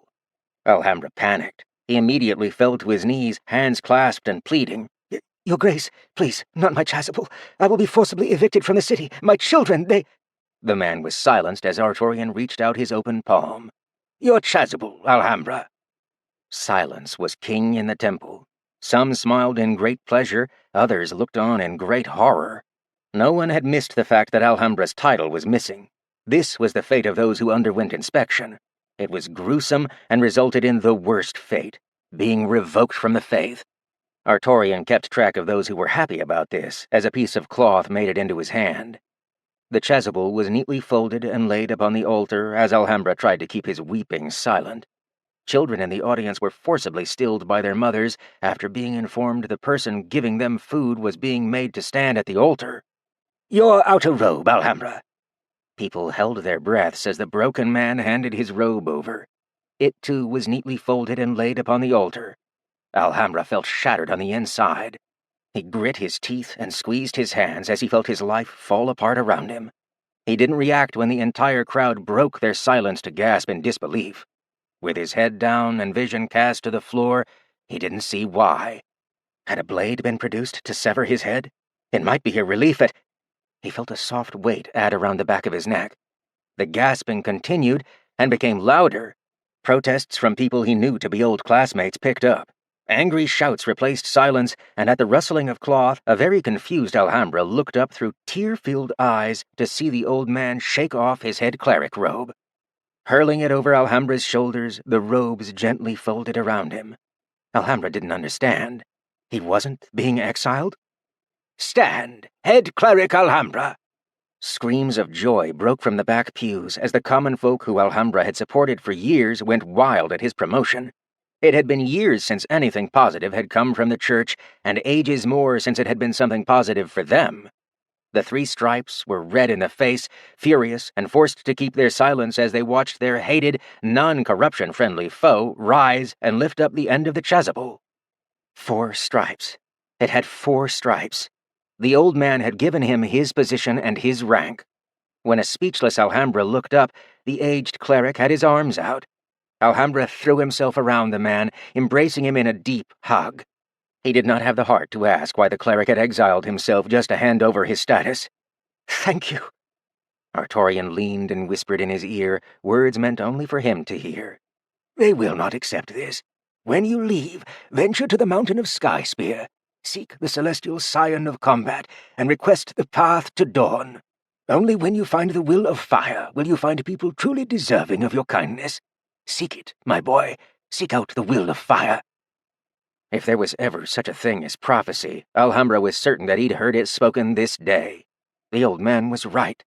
There was too much personal hate against him here, but with the prophecy he had a direction and a purpose. Gone were the days of aimless wandering, only seeking to do best for the people. He could now actually do his best for the people. Should he take them with? Could he? Could he chance asking? No, he had to ask. He was head cleric now. "What? My people? Where?" He watched as Artorian threw on the acolyte's robe and snuggled his old 2-striped chasuble in place along the back of the neck. The old man just winked at him. "Do what you think is best, my boy. I have seen your heart and know it to be celestial." Artorian decided to show off a little and cycled essence to his eyes in a combination that made his irises shine a luminous gold. Copying the wood elf pattern to make it sound like multiple voices whispered in cohesion, Artorian spoke. His voice reverberated against everything in the building made of wood, especially the shining floor. "I trust you." The alteration was gone before the old man turned to walk down the main aisle, leaving Alha behind on the chancel. Stunned and speechless, Alhambra no longer believed it was a mere head cleric he'd been speaking to. What had that been?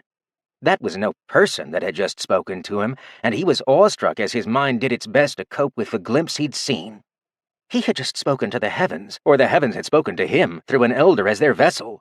A strange old man who, even though he'd been feeding children in the square for years, had never before been seen sitting upon that stone bench.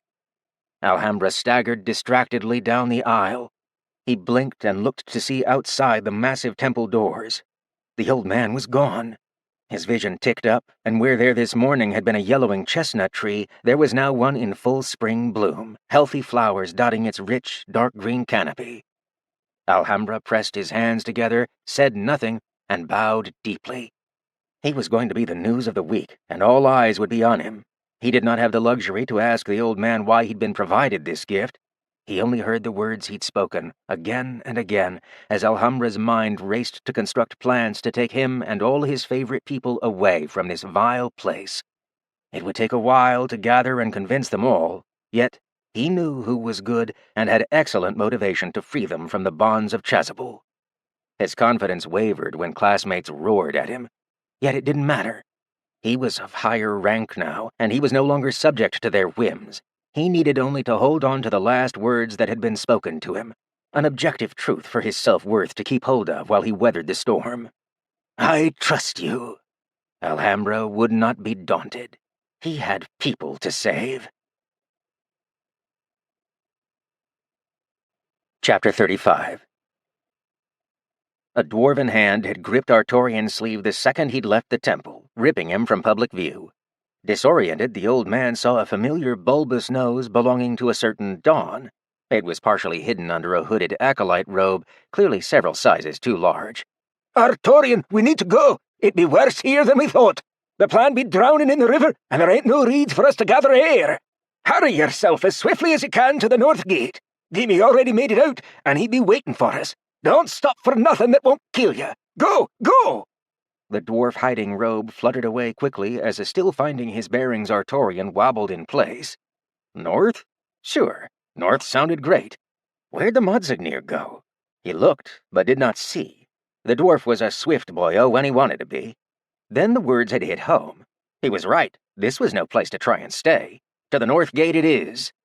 That was noble of you, my cleric, to rescind your position for the younger generation. A figure stepped from the side door that veered off from the main temple doorway. Artorian turned, and he immediately wondered if he'd ever seen a man with gaunter cheeks. His gauntness had gauntness, for crying out loud. Did those cheeks cave in and form spatial bag caverns? Dear Celestial above. Still, he needed to swiftly make himself scarce. Better think of something.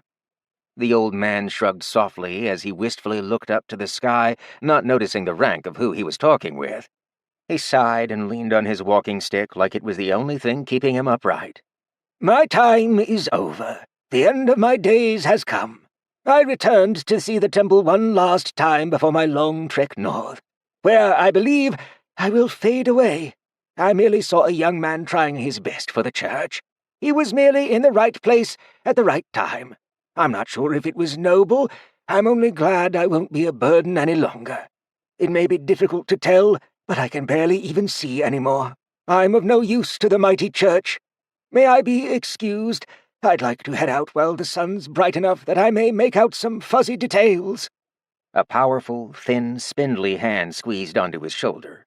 Artorian didn't need to look at the man to recognize the feeling. He knew this gentle tingling sensation well. This was a hand made from mana, and he'd been touched by one enough to tell by mere tactile feeling. Surely you would offer a fellow faithful your ear. Artorian made sure to squint. His eyes caught the end of the chasuble. A plus symbol, 2 vertical stripes below it, then another plus symbol below that. 6 stripes. A vicar. He weakly smiled, hunching over as he looked up at the mage. I have shamefully removed myself from the church with my embarrassing display to hand over my chasuble without the proper... what was it called again? The old man sighed and shook his head. I would, of course, be delighted to be of service, Your Grace. How may this exiled one be of service to you, head cleric?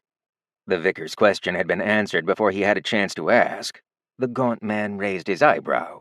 It had been 100 years since anyone had mistaken him for something as meager as a head cleric, yet if the man was on his last legs and barely able to see, he supposed that it was to be expected. Unlike himself, the lesser mortal clerics were fallible. Yet perhaps there was a boon here. Ever scheming, the vicar twisted a sickly smile onto his face. He didn't correct the man and walked him down the stairs. None dared interrupt. Not even the 3 striped clerics that ran from the temple, only to skid to a halt when they saw who the old man was spending time with. The fact that a vicar walked with the man solidified everything they had just witnessed. Their eyes contracted to points. This wasn't a joke. Nothing under the heavens could convince a 3-stripe to do as much as greet a vicar, rather than remaining silently bowed unless addressed. Interrupting one's affairs? You'd die on the spot. They could, and would, smite you. No tithes to the temple. Artorian stopped and cupped his hand to his mouth. His whisper turned conspiratorial, and the vicar bent in delight to hear what awful excuse the old man had ready. Head cleric, I wish to warn you, there are villains in your midst. Not the answer that had been expected. The vicar paused in his step as well. His words were sharp and nasal. Tell me everything, my son. Artorian swiftly squinted his eyes and looked around. He grumbled for effect and took a step closer. I was halted at the west gate. The bannerman there asked for papers, and not having been here a while, I showed them my chasuble. I thought, perhaps there are new rules. They tell me that everyone pays tolls now. The higher one's station, the higher one's tolls. I, of course, do not believe them, and get out of the way of some merchants. Then my ears pick up the sounds of coin. Again and again, the merchants paid hefty tolls. I think perhaps I am wrong, so I relent. I ask how much my portion is. They say to hand over my coin purse, and they will hand back what's left when I can prove my station. I give them my pouch, but have entirely forgotten all my hand motions. I remember the acolyte one, yet because I wear 4 stripes they call me a charlatan, a cheat. The old man threw a hand in the air. Robbery, I say. Yet several younger lads with 3 stripes on their chasubles pulled me through the gate and told me not to make a fuss. I'm staining my office with uncouth behavior, they murmur. Damage not the image of the church, they said. I'm being an embarrassment, they whisper. I know this was my last trip, and I know I'm faltering. My memory is, well, I'd love to say it's slipping, but it's gone. I remember none of the chants, none of the motions. They still have my entire pouch, yet you are correct, head cleric. I should have fought to bring a tithe. It's my beloved church, after all. Artorian stuck a finger into the air, like he'd had a thought. Perhaps I still can. With my life fading and no living heirs, I should donate my life savings to the church. What do you think, Your Grace? I could donate it to the temple, or perhaps to one of my favourite vicars. I know it might be a pittance to them, but I respect them so. Even if the church loses this small tool, the guiding light of my vicars shall remain strong and vigilant. Heavens bless them, for they keep faith strong in my heart. The vicar, with his hand on Artorian's shoulder, was all smiles. An excellent and faithful act, my son. Such a wise and gracious gift. I encourage such endeavors. Artorian nodded and patted his pockets for something as he emphasized words while he spoke. I should write this down. The northern gatehouse will be my last chance to have a parcel sent. Perhaps I can... Oh, no. I'm not a cleric in good standing anymore. Heavens, how will I make them listen to me when I request them to send a letter to have my goods delivered to the temple? Head cleric, have you any ideas to make them see to my needs? If they are anything like the Western Waygate, they will strong-arm me into sending them my savings instead. What should I do? The vicar lost himself in thought. He was aware that the toll demands of the gatehouses had risen to pad their coffers, yet he very much wanted the little treasure for himself. If he sent the old man off, he wouldn't see a single electrum of it. Lend me your back, my son. I'll scribe a swift message for the North Waygate to assist you. We do not want the affairs of the gate to interrupt the affairs of the church. Using Artorian's back as a table, the vicar procured a perfect piece of embroidery-edged paper from his spatial pouch. He scribbled down the following. See to this man's needs. Signed, Vicar Carthus. He dated the document so it could only be used today and neatly folded it before handing it to Artorian with a smile. Provide this to the bannermen, and they will give you no difficulties. The church thanks you for your years of service, my son. Artorian took the missive and bowed the same fashion he'd seen Alhambra bow to him at the bench, the bow for a head cleric. He did not rise until the self-satisfied vicar had walked away at least 20 paces. Then he hummed to himself and checked the note's contents. Smiling, he slid the writ into his spatial pouch while skipping off to the north, walking stick abandoned next to the stone bench. It had served its purpose, and he needed it no further. Unbeknownst to him, a sneaky Scylla absconded with it minutes later. The northern waygate was half of what he expected on arrival. Half because there was a large merchant caravan stuck in place, and that's as far as his guesses had taken him. He could not have been prepared to see Chiffon again, this time in a bannerman captain uniform, arguing with... Dawn? Yes, that upset scowl was definitely Dawn. He'd planned to use the writ from the vicar to safely squeeze his way through the gatehouse. Now, a more involved plan started to take form. He'd bluffed his way through Chasuble the entire time he'd been here. What was some icing on the cake? Artorian mused pleasantly, fiddling with the end of his chasuble as he interrupted the conversation between the two heated children. They must have been children, given the type and amount of insults present in their conversation. Hello again. Don't interrupt me, and wait in line. I don't have time for... Chiffon paled as he came face to face with a smiling head cleric who was most certainly not wearing the clothes they'd provided him at a different gate maybe a day earlier. Deagle had told him about the inspection. Abyss! The sudden silence made the seething Mudsignir snap his gaze across the shoulder. He knew the tall, long-bearded bloke. Looking back, he no longer knew the quiet, significantly paler gatekeeper that had been making a right mess of them leaving. The old man had been here a day. Why was some random little weasel gate guardian scared? What in Pyrite did this man do in a day? He decided to stay out of it as Artorian procured the nicest piece of paper he'd ever seen. Chiffon slipped from pale to downright chalky as he laid eyes on the outstretched note. He really didn't want to take it. It found its way between his quivering fingers regardless, and he opened it with a swallow. Reading the contents, he squeezed his eyes and lips closed. With a sharp inhale, he handed back the piece of paper. To the Don's immense surprise, the pipsqueak bowed. "Master Cleric, I am of service." The old man smiled widely. "Excellent. Tell me, young man whose face I'm starting to really remember the details of, is money other than divines confiscated?" Chiffon did not enjoy the mention that his particular face was being remembered by people who performed inspection work and casually carried a personal vicar writ in their pockets. "We do, Your Grace. Divines are fairly exchanged for all the wealth that attempts to enter into Chasuble after being properly taxed. We have several vaults for storage in the event an expedition crew requires some when leaving." Artorian calmly nodded and looked back at the caravan. "In a way, I'm glad you held up Vicar Carthus's secret little project. Though I find it troublesome I was made to come and personally take stock of the matter. Since I'm here, you've allowed me the unique opportunity to add the addendum. Not only are you going to let the caravan through without complaint, I want all the confiscated wealth that isn't divines loaded up on this caravan, as much as it can hold. I will be setting out with them to fulfill the vicar's private wishes. I trust this can be done as swiftly as the task yesterday. I would very much like to forget certain faces." Chiffon ran for his life, barging straight into the gatehouse before barking orders at the top of his lungs. Don quirked a brow at Artorian, but the infuriatingly scheming human just winked back at him. What in Pyrite was going on? An hour later, the last of the caravan carts cleared the inner circle gatehouse. Artorian sat on the last cart out, and his gaze met Chiffon's. He waved at the boy. "Goodbye, person I don't know and don't remember." Chiffon was soaking wet from his cold sweat, not dropping the salute until the last caravan was long out of eyesight. He collapsed to the ground and pressed his face into his knees. "Oh, thank the heavens he's gone." "Captain, who was that?" One of Chiffon's men, equally tired from lugging heavy chests, posed the question. They were rarely roused so fast and with swift secrecy. "One of the vicar's personal investigators, if I had to venture a guess. He had a handwritten note from the vicar himself. Signed, dated, ring seal, everything. I don't ask questions when a four-stripe is involved. You think I was going to stick my neck out when who we were dealing with had higher rank? Speak of today to nobody. Today didn't happen. Take the rest of the night off. The north gate is closing early." The aide assented and started to pack up.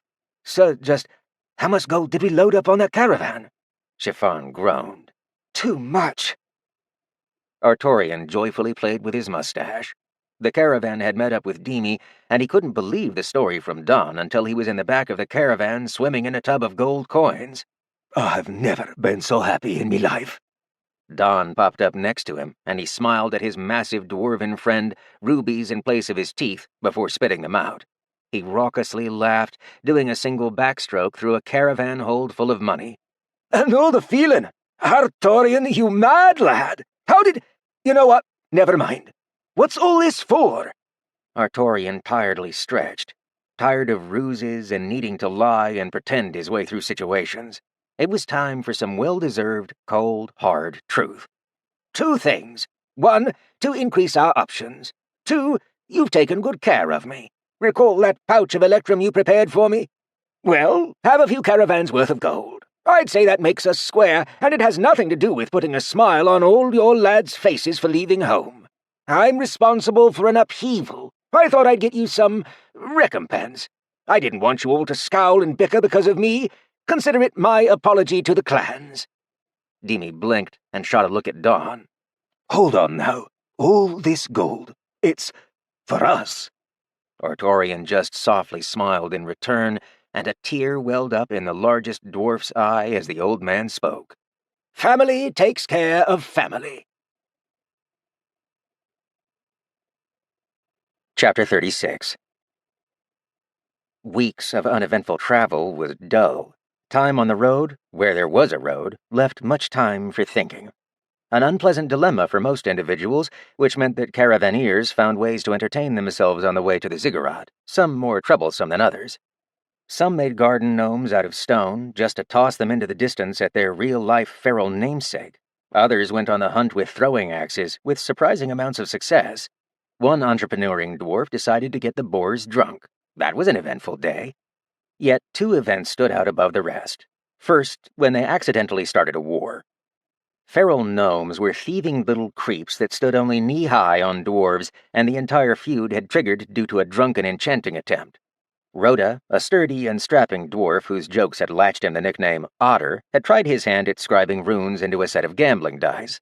While that idea was suspect all by itself, the real hubbub began when said dice went missing and a section of nearby forest up and exploded. Rhoda had attempted to condense Grandmama's explosion effect to go off if the dice ever rolled their lowest value, never considering that this was a terrible idea. The gnomes took exception to this, and the caravan was assailed by the mad creatures. Metal-tipped darts zipped through the air, stinging worse than ice wasps as dwarves devolved into an angry horde of insults and axes. It was a strange war.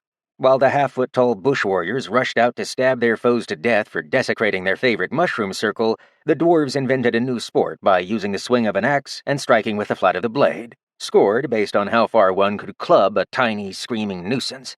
Bonus points if it didn't kill them, since the gnomes endlessly came back to fight on for their feud.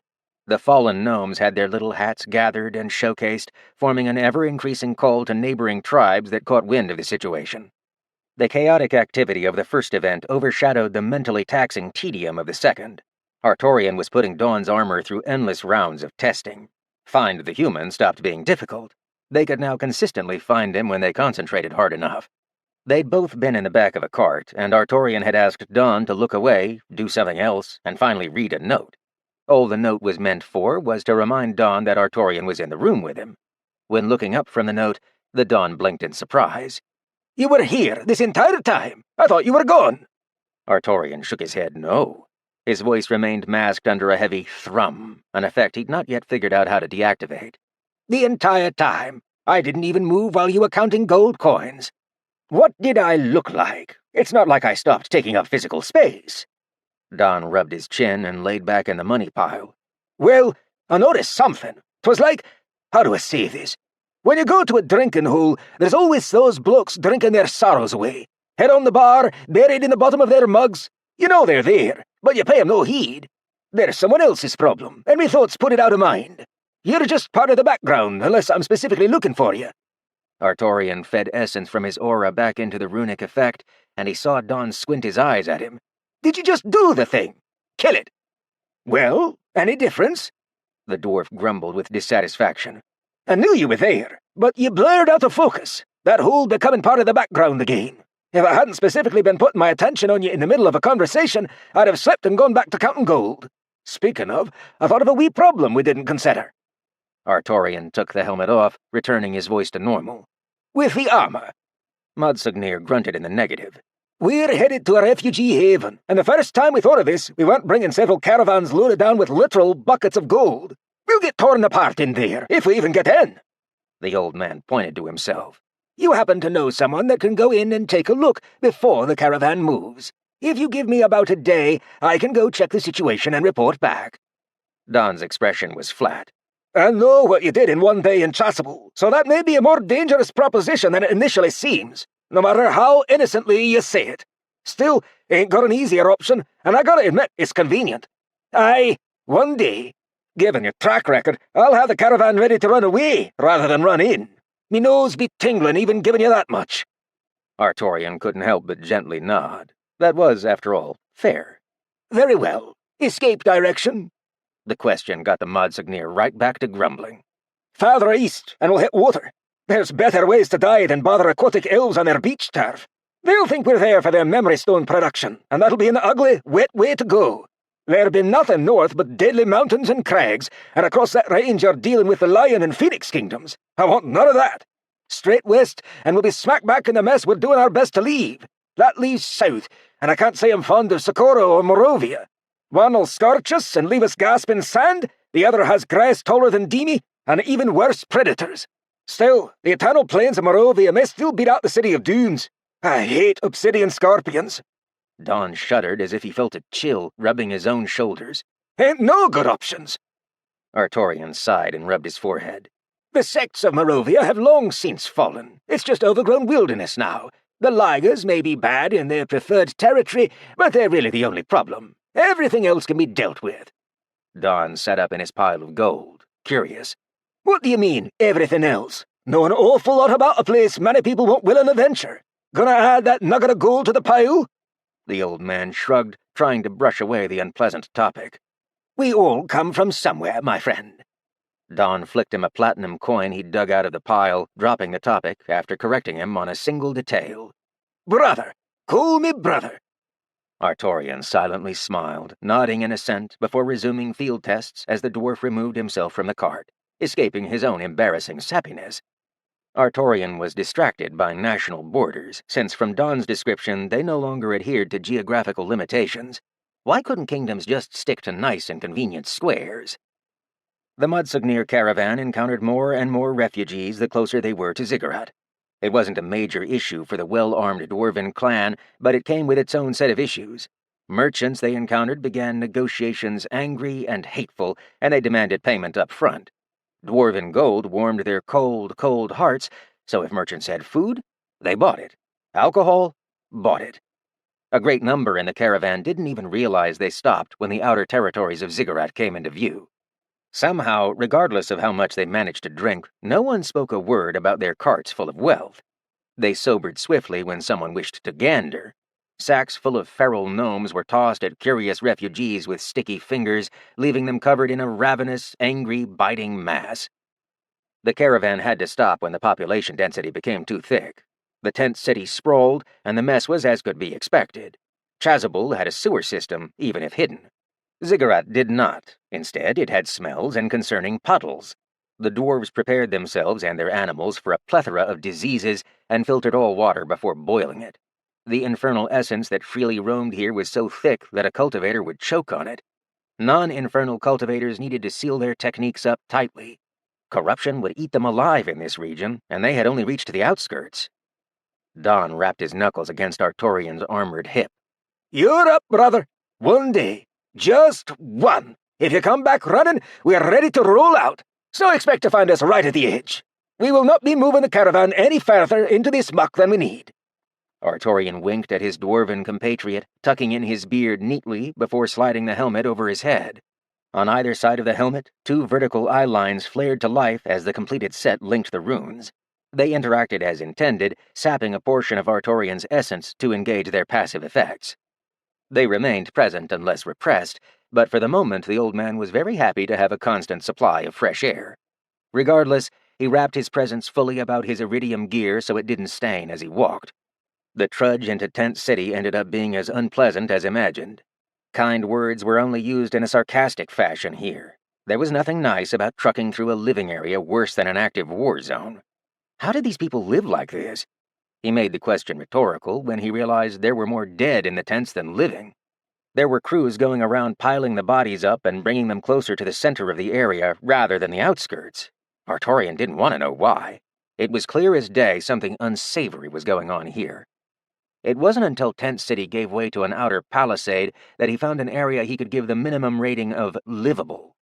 Initial observations made it clear that strength was everything here, not his favorite measurement. Ruffians crowding the gate didn't notice him at first when he muscled his way through. It was so easy to forget his SEP field was active. To everyone nearby, he was someone else's problem. Or he was, until he reached the front of a group only to be barred by a 7-foot-tall man wielding a warhammer. Both factions of ruffians noticed him at the same time. They were confused only for a fraction of a moment before they shouted insults and attempted to strong-arm him. Now, C-ranked cultivators can give roughly 10 D-ranked cultivators at a time a run for their copper. A D-rank easily handled 10 F-ranks. You were only an F-rank if you qualified as a cultivator. Roughly 40 non-cultivators against a C-rank, there was only one outcome. The armored figure didn't budge an inch against the combined muscle and might of easily 7 burly men attempting to move him. Artorian didn't want to move, therefore he was immobile. His body wasn't optimal for reinforcing, but as an external cultivator, his presence performed much the same function. He and his armor were the same thing as far as his presence was concerned, and the forces involved were measures of energy. The math was easy. He had more. A single step forwards let Artorian bowl through a dozen screaming men, and he snatched a surprised and muscled specimen by the shoulder, only to whisk him about in a half-circle and smack away 5 others before dropping the bruised meat club into the mud. The path before him cleared quickly. There were grumbles, shouts, and general assertions of unpleasantry, yet the rule here was simple. Might makes right. Don't get in the way of the metal man that can use you as a baton. Artorian hated this. There was no point in staying here, no point in trying to get the caravan here. Was there even a point for him to be here? He hurled another strong man out of the way when the bruiser stormed up to him with demands. He was sure the bruiser believed his shouted words to be important. Artorian found them less compelling. He did stop a moment, struck by a realization. How had the bruiser seen him? He looked at his armored hand. The view around him was clear. He saw it with clarity and detail, but nothing about his hand looked different. He tried to switch his stealth feature off, but found he could not. It was already off? Odd. Had he removed it subconsciously when stepping into problem-solving mode? The armor was meant to be responsive to him, he discovered that much. Did it matter? No. No, it did not. Let's finish the scouting and go back to the dwarves. Artorian forgot his complaints when his eyes caught sight of a large sign ahead. It was a tournament listing for some kind of arena fight. Glory, honor, prestige. Recognition from the ziggurat if one makes themselves worthy. Sure. Can most people here even read this sign? The sign used smaller, simpler words. Yet that's what it essentially said. It wasn't the promise of prestige that attracted Artorian, it was the two names at the top of the listings. They each had a removable wooden beam as a plaque, names carved in for all to see. Artorian remembered this place now, and found an excellent reason to stay. Position 1, Grimoldus. Position 2, Tychus. His sons were here. Chapter 37. Given the social standards of Ziggurat, being cordial was utter foolishness. Artorian knew there was no point. They'd look at him strangely and would take it as a weakness to exploit. Fights were a constant in the arena, and anyone was able to join if they could get past the factions of ruffians serving as self-appointed gatekeepers. It was swiftly apparent that the closer to Ziggurat's center one was, the better the living conditions became. So, how to get to his sons? He'd need their attention or their presence. That likely meant doing some damage to the current standing of that leaderboard. He was secretly proud they were at the top, and hoped it was a clever ploy to get attention and get the word out. Or it could just be who they were now. Artorian swallowed hard. He hoped the latter wasn't the case. It didn't matter. They were his boys. He'd treat them like all the rest. Finding the large raised dais that served as one of many stone arenas was easy. Artorian strolled right up to a massive man and helped the giant creature find his way onto a knee. The thrumming voice that erupted from the suit only helped sell that the full-plate armored man wasn't here to play. How do I get on that board? Gorgon the Glorious was 12th on the board, and thus not listed, as only the top 10 got a mention, and was having a good day until he found himself on a knee. With a metal hand crunching his clavicle to rubble, he swiftly found it within himself to be cooperative. Scarfman! Speak to Scarfman! That was plenty of information. Gorgon hastily beat a retreat to a healer upon being let go.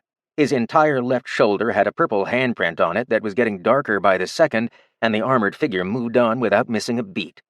Gorgon's posse had witnessed the event in stunned silence, reduced from raucous fans to confused onlookers. They exchanged glances and ran to the betting pools. Word traveled fast. There was a new fighter in Ziggurat. Ethereal, the coordinator, pinched the bridge of his nose. How he despised these uncouth monstrosities of muscle and savagery. No finesse, I say. He sighed deeply as yet another imposing shadow came over him. Ethereal wasn't even fazed, he just prepared a new small wooden block. Name! Given the red scarf-clad coordinator was in what Artorian would call refined clothing, he smiled beneath his helmet. Finally, someone in this area he could speak with. Mr. Fringe would be an adequate representation for the purposes of the tournament, my good man. Ethereal nearly lost his composure. Manicured nails pressed to his embroidered inner vest as his hazel eyes shut wide open, turning to regard the specter of politeness he had just been haunted by. A full, proper sentence. The luxury. His ears felt like they were healing from the underutilization they had suffered. Oh, my good heavens, please do tell me that wasn't a one-off chance at proper perlocution. I'm shaken, sir, shaken. Artorian nested his arms behind his back, a habit that his age rested upon him. In the armor, it merely made him look regal. It was not, and I do apologize for my uncouth entrance. Much of this place is crude. May I kindly register for the events?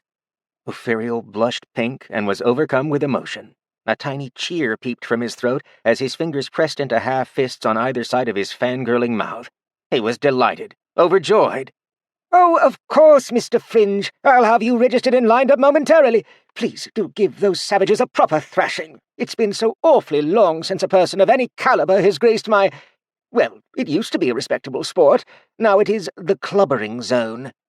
He sighed and carved in the name. Arena 7, if you please. The one next to the 7 flagpoles, if you can count that high. Oh, my apologies, sir. I slipped into my usual entrapment. I'm so used to offering only grunty pointing. It's over there. Artorian took the coordinator by the wrist and firmly gave it a shake. My sincere thanks. I am delighted to see such a strapping mind in charge. I was expecting ruffians to control everything in the area. Are you unharmed? Ophiriel nearly fainted, biting back a whimpering hiccup of enjoyment at being treated with respect by another mind. Oh, his knees were weak and cheeks were rosy pink. Oh no, sir. I am an untouchable. If anyone so much as bends a hair on my head, the ziggurat would turn against them. The slender man showed off a wrist bracelet made entirely of bone. A tiny opal reflected light in the center of the band. I am marked by the ziggurat. I can be found any time so long as I wear this, and anyone who has one is under the direct protection of the leadership. We have gained their favor through some means or another. Artorian pointed at the arena in question upon letting the man's hand go.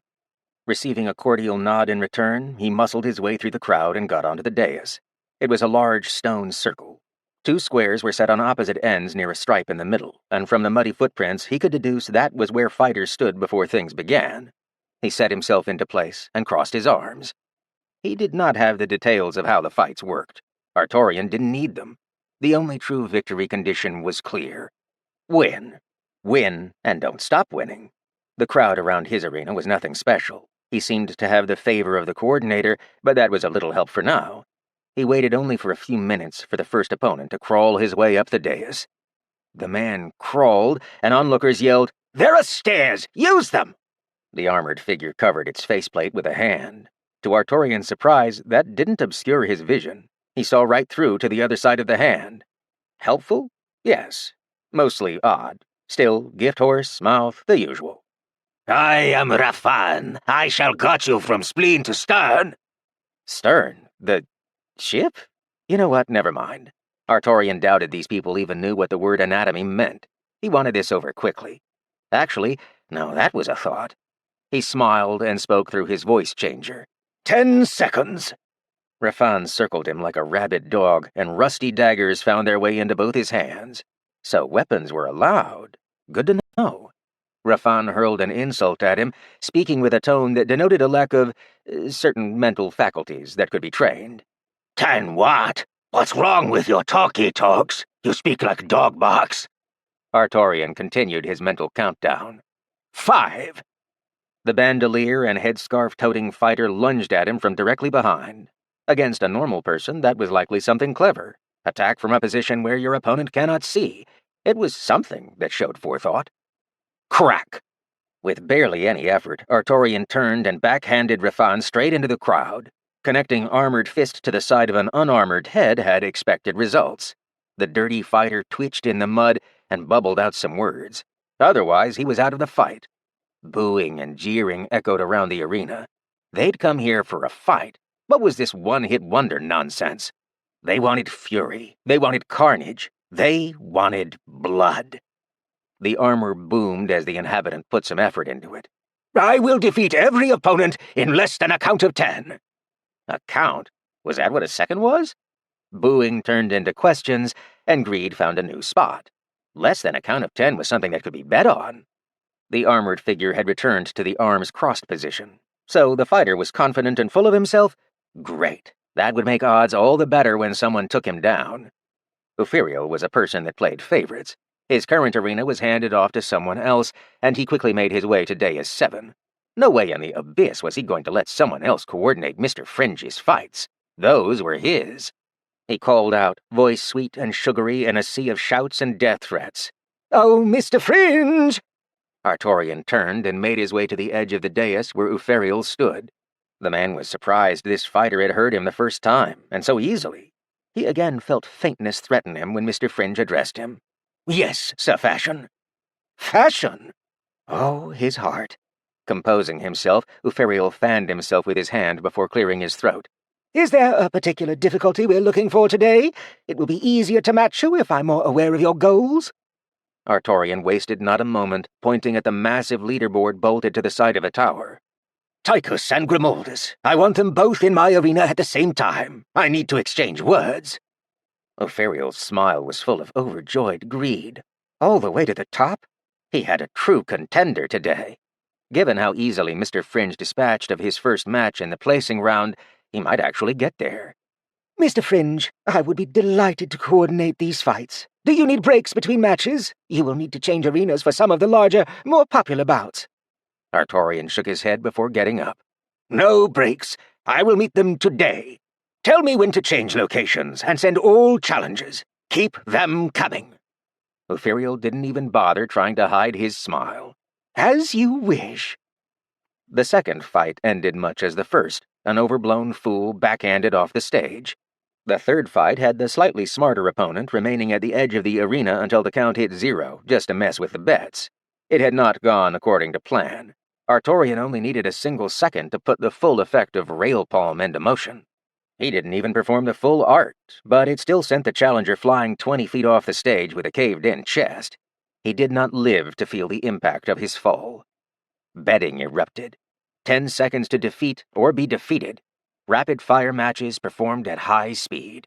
The spectacle saw many a betting man resent their loss, but nothing in the rules said they could not crawl up on the stage to fight one of the contestants. The rules didn't need to do anything. An armored backhand quickly made the attempt known as pulling a Rafan. Ophirial, while set in his ways, was a dependable coordinator. He changed the entire format of Arena 7 at the drop of a hat.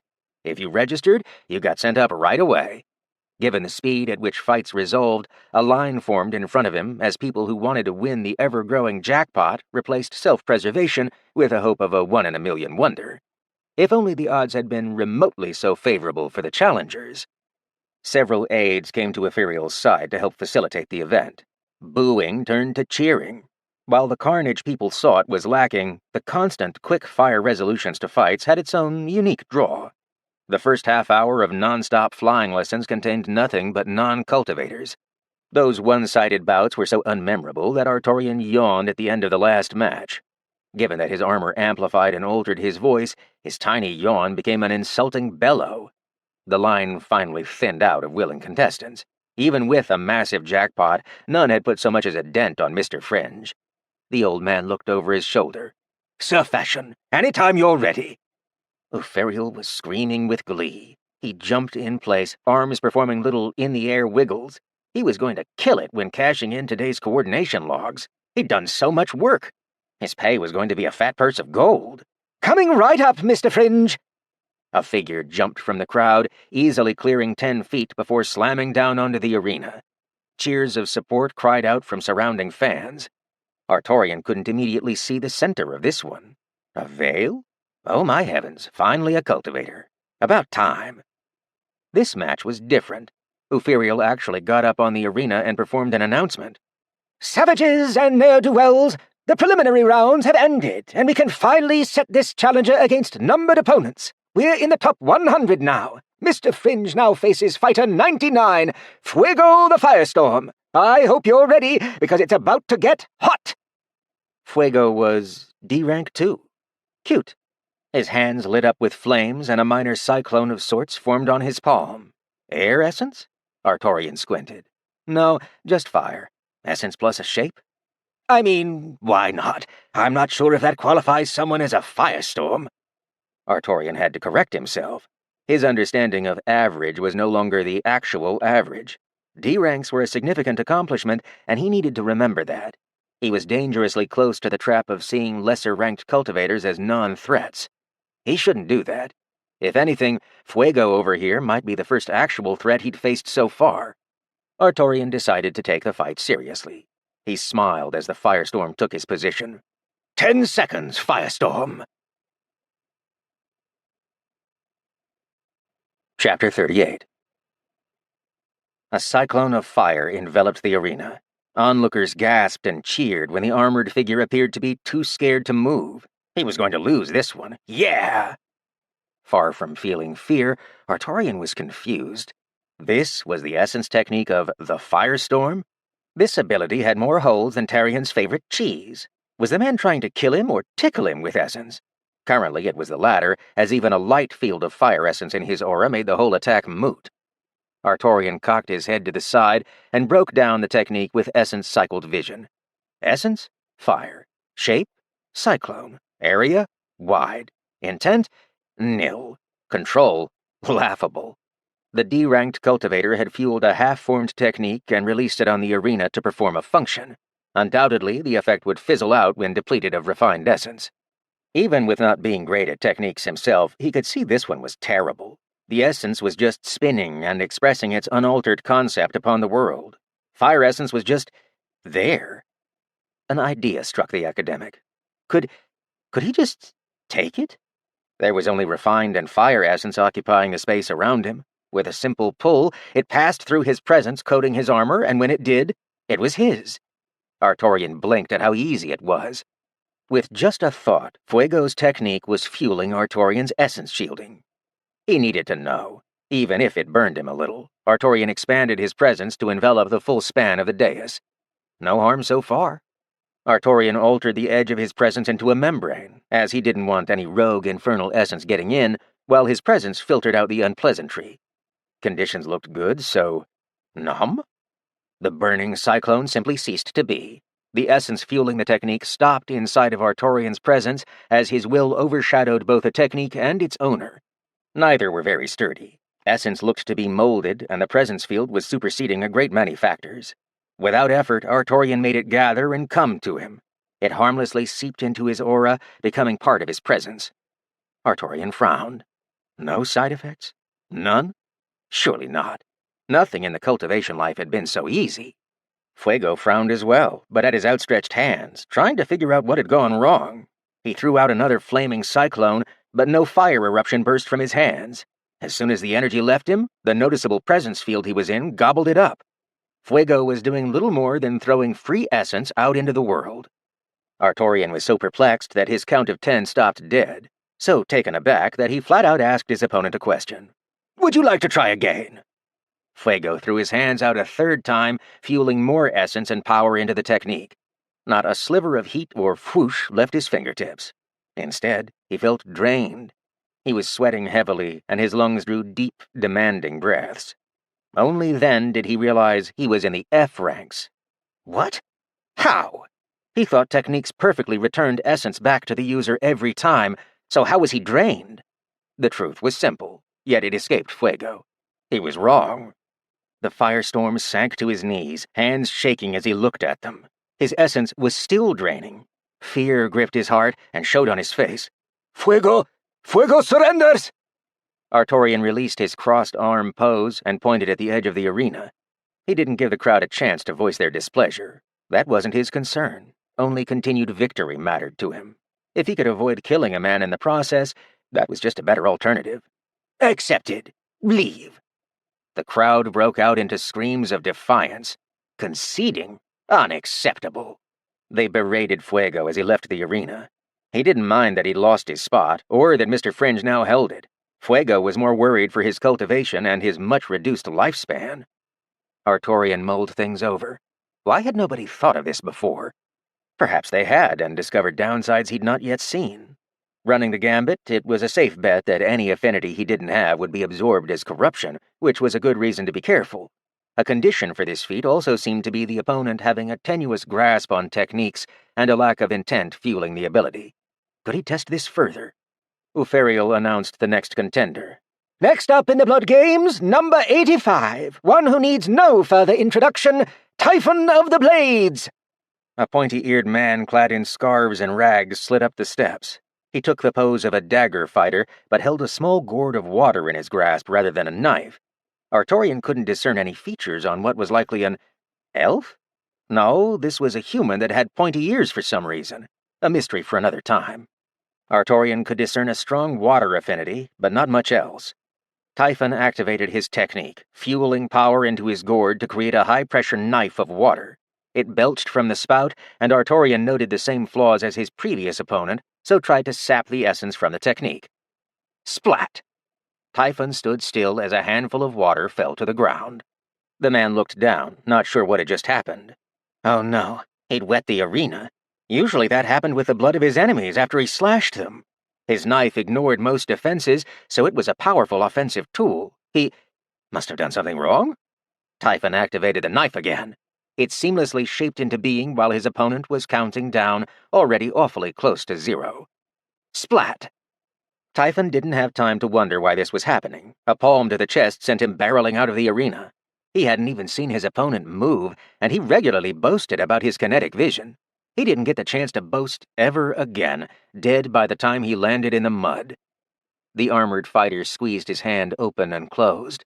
With that second cultivator, he had recouped all the costs his armor had taken from him over the last week. This was fantastic. He should attempt to use this often, whenever the situation allowed. No, becoming reliant on this would only bite him in the keister. Uferiel snorted at Typhon's loss and announced once more. He wasn't in the slightest bothered that people he disliked were racking up eliminations. In fact, he was lining them up in hope of that outcome. Fuego remaining alive had been unfortunate. A line of ranked contestants prepared themselves, lining up without needing to be called. Cutting short the winning streak of a rookie was both profitable and prestigious. Not that they knew that second word, but preferential treatment was a big deal in Ziggurat. Number 74, Hesteroth the Forbidden One! A steam cloud wheezed onto the arena floor, forming into a bathrobe-clad human. Artorian nodded approvingly. The bathrobe was a nice touch, cozy and snug. Artorian couldn't say he complained about the effort toward finding comfort, but then his attention shifted to his priorities. Steam? Fire and water affinity, then. Did the higher affinity of steam play a role here? That this was combat was no reason to stop learning, and he was fairly certain that this essence combination was safe for the taking.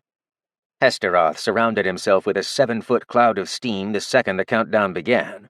Artorian saw him as if the steam wasn't even present, including the steam clone in the shape of Hesteroth's body. Was that meant as a distraction, or could it do damage? No reason to deviate from the tests. Fwop! The bathrobe-clad man unsheathed a curved scimitar. His plan had been to circle the armor and strike under the arm. That tended to be a weak point for full plate, as he had fought armored foes before. Still, he wasn't prepared for his fog field to just pop out of existence. He stood there on his tiptoes, awkwardly balanced as he'd been mid-step. He fueled the effect again, but nothing happened even though he lost essence. Then he felt dread and tried to stop channeling his essence into his steam body technique. Hesteroth, much like Typhon, had begun as a D rank 4. He was at F rank 9 by the time Artorian's count dropped to 3. One needed exponentially more essence each rank, even if it didn't feel like it did. Artorian didn't bother to stop counting, as there was no need to drain this man dry. The amount of essence in each F rank was paltry to a C ranker.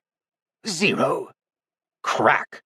Uferiel broke another wooden slat in two and smugly threw the remains over his shoulder. He gleefully called out another victim as he advanced the count by at least 10, but skewed towards the people he wanted to see fail. Number 64, Nintendo the Three-Pronged! Nen was another human, this one clad in dark half-plate. He paused as he walked up the stairs. Artorian was surprised to see the man's hand stop at the exact spot where he'd placed the membrane of his presence. The D-rank 6 man didn't seem to be able to tell what the membrane was, but the academic took a mental note that it was in fact noticeable. Nen looked over his shoulder after passing through, worried about the effect he couldn't figure out. Neat trick. Been watching for a while. Can it stop all fancy effects? I'm not powerless without mine. Nen placed his hands together and pulled them apart with noticeable effort as a bolt of lightning formed with crackling thunder between his palms. Artorian went through the motions and hit his first snag. Lightning?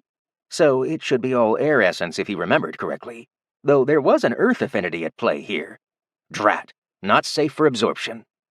Instead, he just pressed his hind foot into the rock ground and disappeared during his forward lunge, only to reappear as his palm connected with Nen's chin, transferring the force and momentum into bone and sinew that was in no way prepared for it. Snap! Nen's body remained in place, but his head did not. One needed a functional neck with a proper spinal connection for that. The man no longer qualified. His essence fizzled into nothingness, and his body collapsed into a pile. Artorian dejectedly scooted it out of the ring with his foot, not wanting to touch the bloody corpse.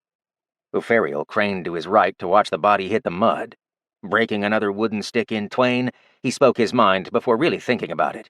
Do you usually go through men this fast? Artorian shrugged, crossing his arms as he silently wished he'd done different tests on Nen. Perhaps he could have stopped the interaction of essence rather than absorb it. Could he negate or twist effects in his space rather than just eat them? The thought of a meal weighed heavy on his mind as he replied. Does one feast on a scrawny appetizer when they can see the main course? Uferiel shivered and announced the next contestant. Mr. Fringe was tearing through his hit list. Number 55, Zora the Wall. The ground shuddered as a 400-pound hog of a man walked with laden steps into the arena. He wore an extra 200 pounds in armor, making him by far the heaviest of the contenders thus far. He too stopped at the membrane, but he flicked it. Ow! Artorian winced. What the heck? The membrane could feel? That was news to him. Zora's voice was heavy and thick, the gruff rumble of a man used to eating meat every day. My technique as a field. Pointless if it doesn't do anything except sit there.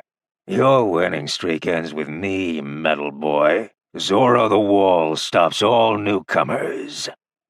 The crowd chanted a song as the Hulk rose a hand to greet them. He smiled at the hollering crowd with a row of exposed, sharpened teeth. Artorian thunked his hand to the bottom of his helm, having attempted to stroke his beard. All 4 basic affinities were present.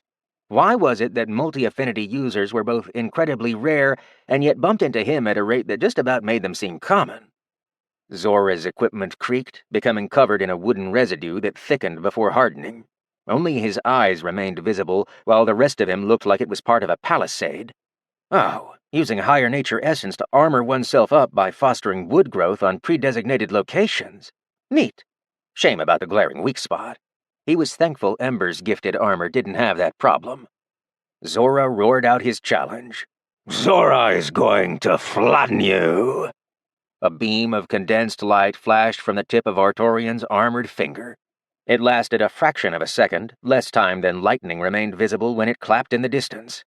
The starlight blast was a fine line, and the hole in the back of Zora's head was all the proof Artorian needed that it was very effective against cultivators who forgot to invest into essence shielding.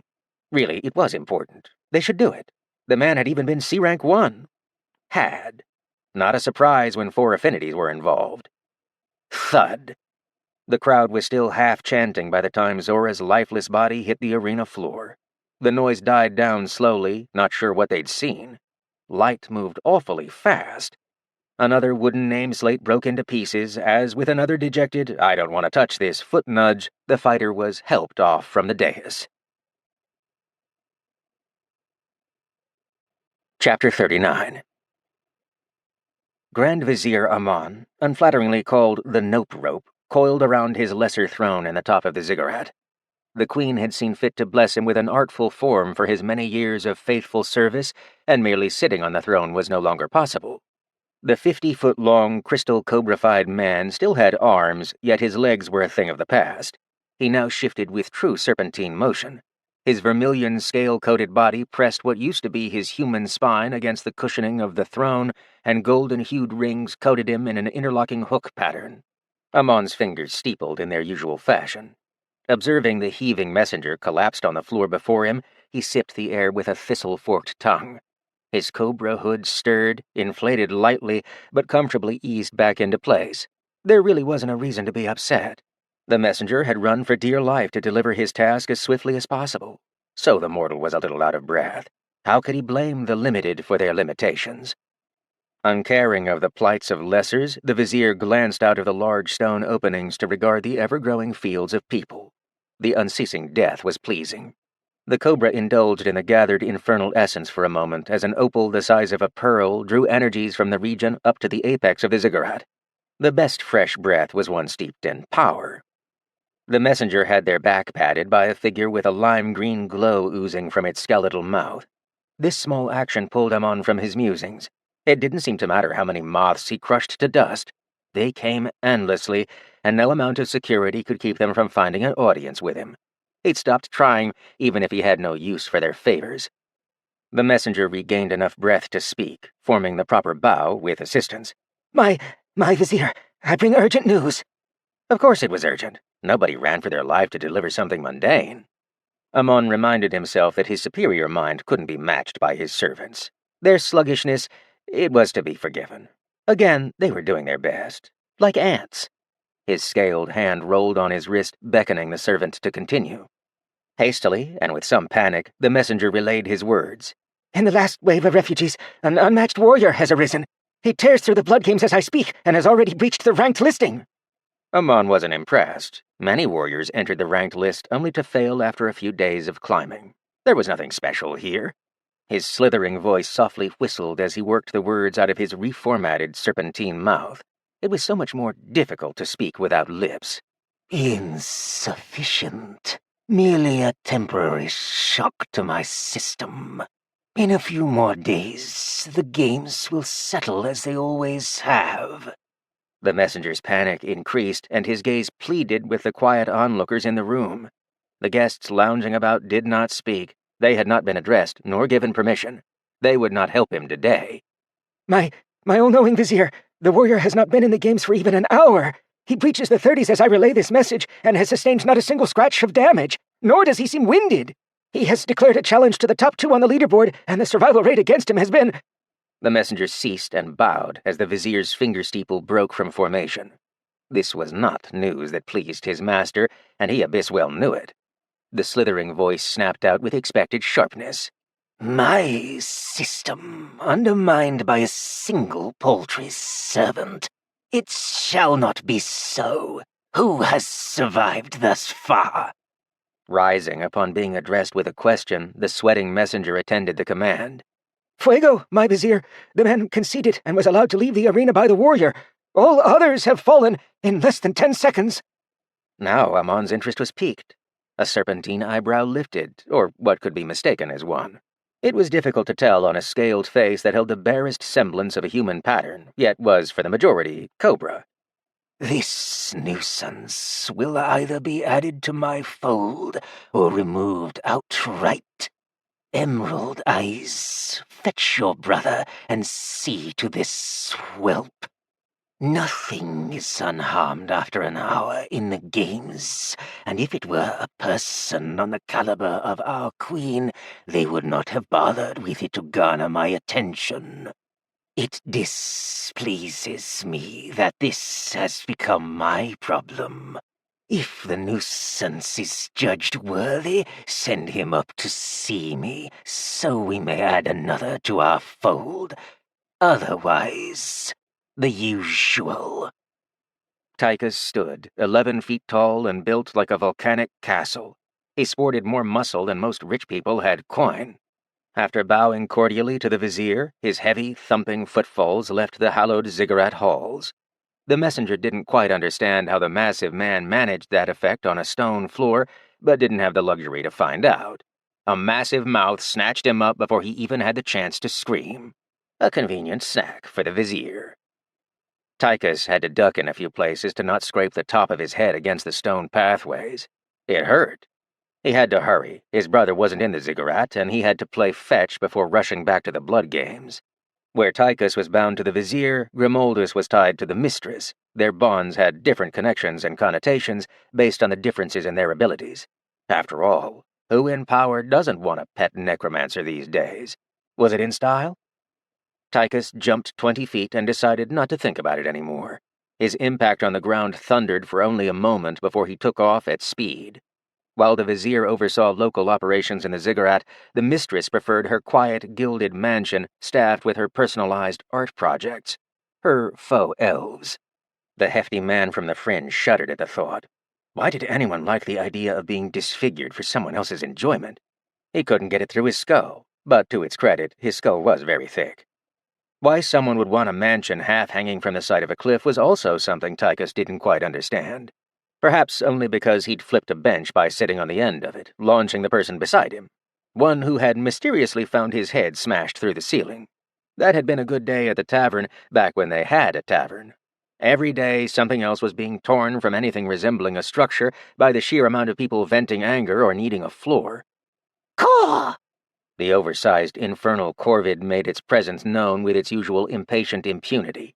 its beak flicked left and right as it hopped about on a gnarled perch, head tilting at the swiftly approaching thwumph. The corvid screeched and flew out of the way as the figure barreled past its perch, kicking up enough wind as it went to send the corvid skyward. It landed, now on a slightly more crooked perch. The vast and lavish pristine structure opened its doors as Tychus slowed. Luxurious paintings and ostentatious drapery lined alabaster walls, and there was to be no running in the halls. Numerous beast furs lay underfoot, muting his heavy footfalls as he turned corridors. When he found the one with suits of polished and posed armor lining the walls, he knew he was in the right place, or would be when he reached the end of this endless hall. Full-plated guards barred the double-set elephant-tolled doors, their grip tight on crossed halberds, tugging weapons out of the way on Tychus's swift approach. One could tell when another was in a hurry. After the guard hammered a fist against the reflective bronze, chains clinked and the grunts of a dozen men were heard as they once again saw to their task. Mechanisms in the wall creaked to life, and the pathway opened inwards. Tychus was ready for the heady scent of lavender bursting from the throne room. It was awful and overpowering. He was also allergic, and it made him sneeze mightily. Lit braziers filled the busy room, illuminating the expansive space as a golden figure worked her slender touch over an unrecognizable mass of flesh that used to be someone's face. The massive man skidded to a halt, paddles under his feet making him slip just an inch before bowing. My queen. No amount of being in a hurry made one demand time from the mistress. She would address you on her terms. Luckily for the son of the fringe, she was impatient today, displeased with her current sculpture. Speak. Tychus remained bowed, and servants adorned in a great number of gold bracelets made way. My queen, my vizier has summoned my brother and I to the blood games. We are to quell an upstart. Her dismissive hand gesture sent him from the room. Tychus had learned it was better to go willingly, even if he hadn't received an answer. Some people were just different. He didn't understand what made the mistress so different, only that she was impossibly more powerful than the vizier was, and the vizier could floor him and his brother. He knew that lesson well. They'd tried plenty of times. He'd treated them like amusing rag dolls, and the ceilings were still stained by their bloody defeats. The mistress clicked her tongue, fist pressed against the underside of her chin. She really wasn't making any headway on this sculpture. Honestly, how hard could sculpting a crocodile head onto a person be? Emerald eyes, see to your brother. Your queen does not wish to be disturbed for any reason until my doors open. An unremarkable man rose and bowed. Seemingly mediocre and common in every way, save for his lime-green eyes, Grimaldus cordially performed the required bow and stepped from the throne room silently and at a hastened pace. Passing the elephant doors, he said nothing until they clanged to a close. He didn't need to inform the halberd wielders, who crossed weapons to bar entry. They'd somehow heard their queen regardless of where she was. Grimaldus's flat face broke into a sly smile as he saw his brother waiting for him with crossed arms, sporting an equally mischievous smile. Brother. Tychus belted out a laugh and bumped fists with his brother. The bump turned into an elaborate set of playful hand movements. Neither of them had ever properly grown up. Tychus slapped a hand on Grim's back, who coughed and stumbled forwards. Ty, you're still far stronger than me. Do take care. The walking castle had done it on purpose, so his brotherly grin hadn't died in the slightest. Is it not usually the other way around? You always protect me, big brother. Grimaldus laughed out loud, though it was practically a whisper in comparison to his massive brother's bellowing. He playfully poked his kin in the ribs as they trotted into a swift walk. Oh, I am the big brother today. What happened to all your bluster last week? Tychus grumbled, mumbling while looking away as he tried really hard to pretend he wasn't disgustingly ticklish. Was the infernal talking? Hush! You already know what we're doing? A playful, deep sigh left his stretching brother, who was beyond pleased to have any reason to get out of the mansion. Constant cultivation made him so horribly sore. I've been stuck in the pit, only got out this morning. I've missed the entire week since our last chat, and you weren't exactly yourself. Tychus was glad to be outside as fresher air met them. He sneezed hard, nose beet red from all the lavender petals that had attacked it. A hidden handkerchief came to the rescue, and the big man was glad for it. His speech sounded muted with his nose so stuffed up. Some upstart is making a mess out of the games. Got into the 30s in about an hour. Likely higher now, but we should make it in time in case he cracks his way up to 10s. 9 tends to give people a run for their copper. Odd thing is that the challenger asked for both of us at the same time. Grimaldus nodded. But it's my turn. No, it's not. It's my turn, Tychus rumbled as they both dropped into a run. His brother wasn't having this. No, you went last time. It's my turn. They bickered and snapped back and forth the entire way to the arena, arriving with a full-on slapping fight. Their banter was cut short when they heard Uferial announce a victory not from a side arena, but from the main middle dais, the one with packed bleachers. Number 9 goes down! Chapter 40. Well, this is disappointing. Artorian heavily sighed, fingers nudging the front of his helmet as if trying to rub at his brows. It didn't quite work with armor on, so the itch remained. The man hadn't quite realized he'd said those words out loud. That was supposed to be a quiet thought, so he noticed it as the crowd around him exploded in jeers. Great. Number 9 had been something of a favorite, and what was left could only be described as an artful canvas of handprints. The jump into the top 10 ranking had forced the academic to put some actual effort in, but his enemies were all one-hit wonders or one-trick ponies. Abyss, he had even gained a cultivation rank with these bouts. Artorian floated about the precipice of C rank 7, though the armor was greedily drinking it all in. Perhaps he wasn't holding back as many of the functions as he should. Artorian was relying on it a little much, but not being hurt upon impact was just such a massive boon. Blades were a laugh, but that one bloke with a hammer had put an actual dent into his chest. The harm was repaired as the armor took in essence from his aura to mold back into shape. It was good to know it could do that, even if it was a touch costly. He should have known better, and really should have dodged. Unfortunately, curiosity killed the Kataul. The armor needed testing, even if in hindsight the time and place was a terrible idea. Blunt damage on heavy armor? Definitely felt that one. The force had carried right through and punched him in the gut harder than dwarven firebrandy on an empty stomach. Let's maybe not do that again. This entirely new way of approaching fights had enraptured the studious headmaster. If he'd had all affinity channels, would there have been anything he couldn't absorb away? He really wanted to know. It was nagging at him. Unfortunately, he had to put it out of mind, as reality was simply not the case. He tried to break it down for himself, as whoever the next opponent was made themselves ready. They all seemed to have coaches and a personal posse of supporters from this point on, so it could take a while. Body layers were threefold: vitals, internal, and external. Aura for a base cultivator matched those layers, nice and separated. Your average cultivator, upon grasping aura, uses mostly the external aura, that being the part that radiates effects outwards indiscriminately. Power and affected distance depends on invested essence. Or, going a step further, essence deemed active if your aura stores a whole bunch of everything like his did. Not an issue for limited affinity cultivators with only 1 or 2 channels.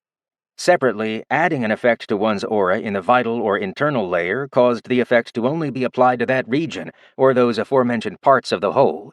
It would be entirely possible for a skilled cultivator, likely in the C ranks, to apply a different effect to each aura layer. Boost the vitals with refined essence, empower the internal layer, apply an auric effect on the outer layer. Certainly feasible. Hammerbrat seemed to have had a grasp of his vital and inner aura at C rank 2. Yet, no more than that, sticking to a straightforward charge and smash strategy, pumping refined essence to the muscle for temporary empowerment. It had obliterated the prior tiny dais arena they'd been in. Yet when the lad had stopped concentrating, both his auric defenses went down, and he was so horribly off balance that a small tap turned him into a twisted rag. Was it really so difficult for ordinary cultivators to keep their head in the game, focus properly, and keep their mental acuity? His students at the Sky Spear could have manhandled this entire lineup so far, and it would have been called a sporting exit exam. If the cultivators he faced here were indicative of the average, even with most of them being ex-adventurers, then this was, well, he'd said it before, disappointing. How were these people trained? Were they trained? They all defaulted to tactics that worked well in cramped places such as, dungeons? He doubted most of these adventurers had faced people rather than endless waves of monsters. A person was nothing like a beast in the wild, and he didn't know enough about what went on in a dungeon to even start a running commentary. Right, I'm old in comparison to these youngsters.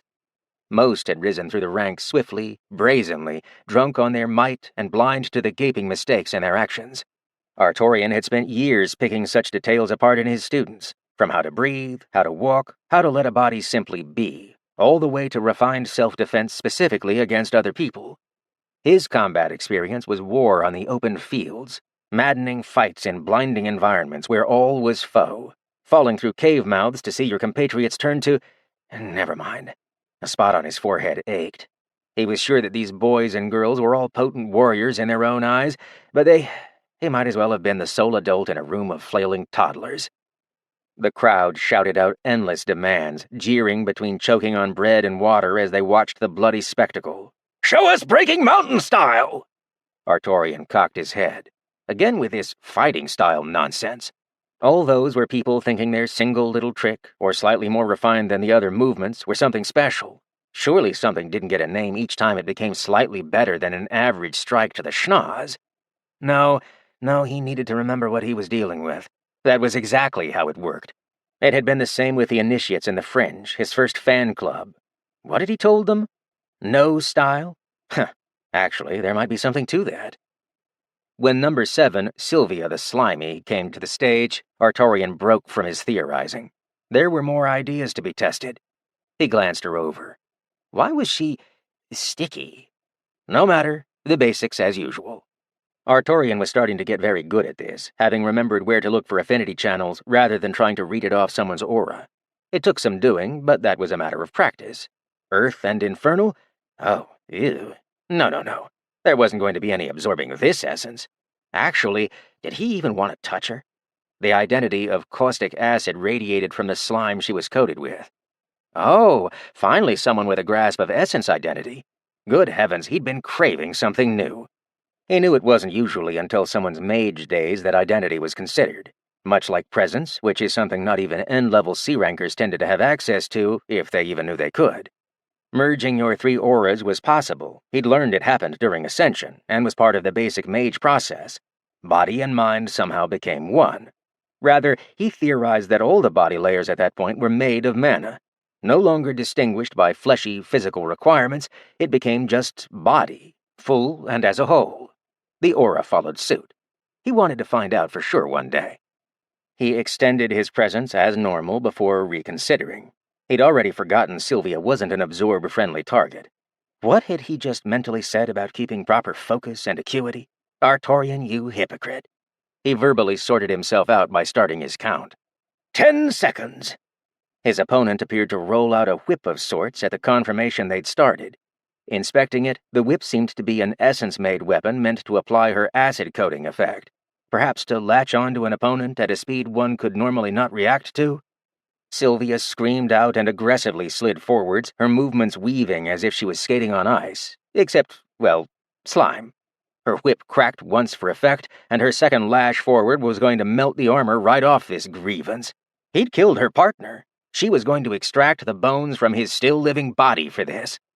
Sylvia discovered a moment later that such an idea was little more than a passing thought.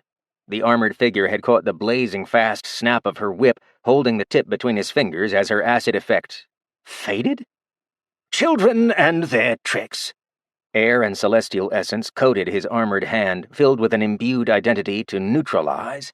He could sense the essence was confused. Especially the air essence didn't easily grasp what he wanted from it, even though the celestial's base identity had no such issue. When the acid whip was caught and the opposing essences interacted with their direct opposites, air understood what the point was. The will directing them wanted to completely counter an effect caused by their opposites. The essence was almost glad to do so, and Artorian noted that it was the first time he'd gotten anything remotely close to such a visceral reaction. It felt odd to gain an understanding that essence was glad to do something. The topic of study needed to wait. Wrapping the end of the whip around his hand, he jerked on the taut weapon like it was a rope, harshly tugging Sylvia in. Her slippery footing sent her flopping to the ground before being dragged towards her opponent. She wasn't going to give up just because someone had her whip. Ding! Taking a metal-clad punch to the face was unpleasant. Being decked while also moving into the fist, doubly so. Sylvia's world went starry right after being pulled up by her own weapon like it was a spring cord. Crumbling to the ground with a bloody nose and a fogged-over mind, her rebuttal sputtered out to a snore. Artorian kept a close eye on the fallen opponent.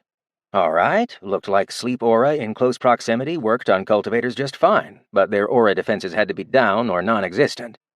He gently slid his foot under the snoozing body and relieved her presence from the arena. Yuck!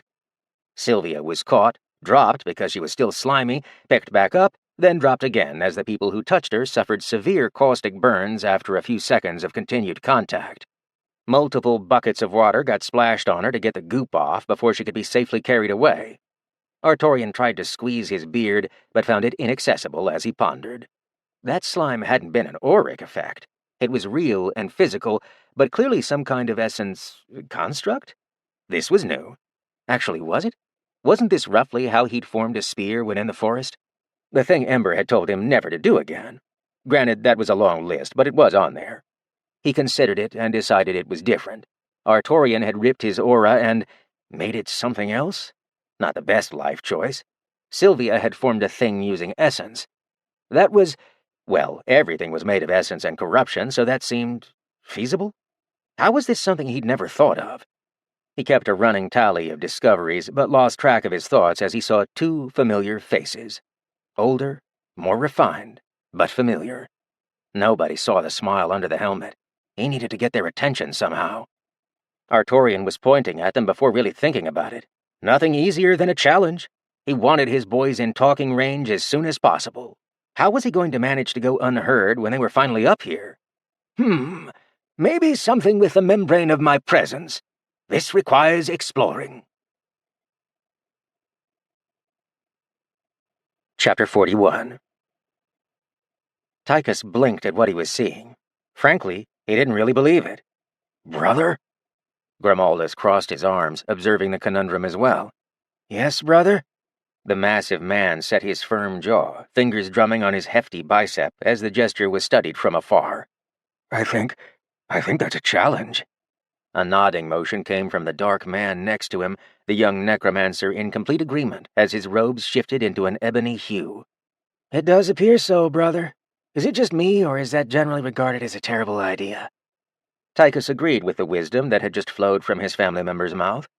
Generally regarded as a terrible idea indeed. Pointing a finger at the two top contenders in a series of matches where the results are what we say they are is commonly regarded as a bad move. Since they were being pointed out, the crowd saw them. The respective fan clubs for the top two ranked arena contestants went wild. Signs with caricatures and poorly written banners rose up, and the shouting only got louder than the wild ruckus had already been. The brothers groaned as they were surrounded by people wanting handshakes, some to awkwardly hug them without asking, and others to scream in their faces before fainting. Popularity was a difficult nut to crack. Tychus didn't like it one bit, and he felt cramped as claustrophobia crept in. His voice weakened as it mumbled out the discomforted request. Grim, please do the thing. The necromancer flicked his hands upwards, and the bones of the dead littered beneath their feet promptly snapped upright, coated with a layer of dirt. A different sort of screaming pierced the brothers' ears as the crowd around them now fled rather than charge. It was preferable, and Tychus inhaled deeply as the unpleasant, cramped tingling faded. Dozens of skeletons ripped free from their flesh and earthen bonds, dark green light connecting bones as skeletal forms assembled themselves, standing up to form a protective ring about the both of them. Still get the creepy crawlies, Ty? The mountain of a man grumbled, nodding unhappily as he wiped his own arms off. Trying to remove a feeling was difficult. Every abyssal time, too. The way this arena is structured deserves execution, so points for consistency, I guess. Grimaldus had a good-natured laugh. Heavens, he was happy to be out of the pit. You just didn't meet people with the mental power to put that quality of a sentence together down in the cultivation depths. The ziggurat region was devoid of intellectualism. At least he was back with his brother and didn't have to listen to the same droning compliments, copied and parroted by other ingrates because they liked how it sounded. Abyss, he hated that pit. No, he hated the people he was stuck with then in the pit. That infernal essence-gathering hole was fine by itself. It would have been even better had he been there alone. So, what do we do about Pointy the Poignant over there? Tychus snorted and motioned to where seats were being cleared for them. We don't worry about it if that shiny metal can doesn't make it to us, and spend the day fishing at the lake. His brother made the circle of repelling skeletons trudge along, taking seats when he got to the box section of the bleachers. The lake would be nice. I like the lake. Let's not count our fish before we catch them. Say Shiny over there makes it. What's the plan?" The mountain shrugged, getting cozy in a shoddy seat that was far too small for his sizable behind. "Same as usual. I do the smashing, you do the Tychus doesn't get hurt with your adaptive bone armor. It still squicks me out knowing that all the bones you use for that used to be people." Grimaldus made one of the skeletons do a little dance just because he could. "See that? It's the same idea, just with more bones, and in a different configuration and pattern. It's just bone, brother. I just move bone in places where you'd normally get head and make that take the head instead of something squishier. Is that Celia I see getting carted off? Her face is broken." Tychus squinted as the cart passed them by. "Bloody nose. Sure." His brother shook his head to the negative. "I can tell from the bone hidden behind all that meat blocking your vision. Her skull has several fractures, and all on the front. That shiny boy hits hard. Looks like a single strike, too. Good to know. I'm going to have to change the configuration to the armor I'm adapting on you. Also, hand me that carrot." Tychus didn't follow well over half of that, but reached and took one of the vegetables from the bucket before them. Why was it never meat? He missed the days of dried meat. He missed a lot about the old days. "Here, what do you need a carrot for?" Grimaldus winked at him and stood. "Hey, Six!" Sextus Palladia stopped as he looked from left to right, searching for the origin of the call. Palladia was a man in his early 40s with full gladiator armor kitted on his muscled frame. His voice was gruff, having spent too much time smoking in the pit. The reply oozed disdain when he saw who he was talking to. "What do you want? One?" Palladia felt a carrot hit his helmet, only to ding off and harmlessly fall to the ground as the top spot holder sneered back at him. Tychus bent over laughing as he caught the joke. "I'm rooting for you." It made Grimaldus sad that nobody in the crowd had been smart enough to grasp the nuance of the joke, but felt his curiosity peak when the armored figure in the arena doubled over with laughter. The man was slapping his knee, holding his midriff with his other arm before pointing at Sextus. "Ha! Ha ha! Rooting! Get it? A carrot is a root vegetable." The brothers from the fringe could tell that had specifically been done to make Sextus angry and get a rise out of the warrior that had clearly not grasped the joke. Neither did he appreciate becoming the joke. Ice popped and cracked as it solidified across his armor and features, his affinity channel of water in plain view before he ever ascended the dais. Artorian squinted. Affinities, water and fire. So, that's how he was sapping the heat from the water and solidifying it into ice. Yet, how was he getting physical structures of it on his body? It was more of this construct stuff, and the C-Rank 3 Gladiator had him beat on the skill. That was worth a point of expense at the man's fragile pride. Really uprooted his confidence there. The Gladiator walked up on the dais to a still snickering man in armor. Sextus twirled his spear, and somehow it made the armored figure stop its insulting outburst. He focused on the weapon, and that was something Number 6 could appreciate. Attention on the fight. Good. The two contenders sized each other up, and Palladia had to be honest with himself. He had no idea what he was looking at. Armor?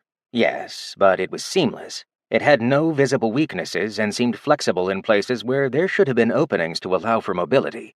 On closer deduction, those 4 lines weren't vision slits in the helmet. It was fire? He could tell, but how was the person inside seeing him or reacting with a fully closed visor? Was there even a visor? The visuals were streamlined, but the design served to take attention away from the more dangerous details, such as the lack of weaknesses.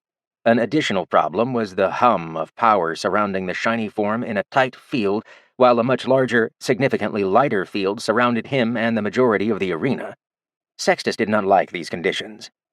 Tink. Tink.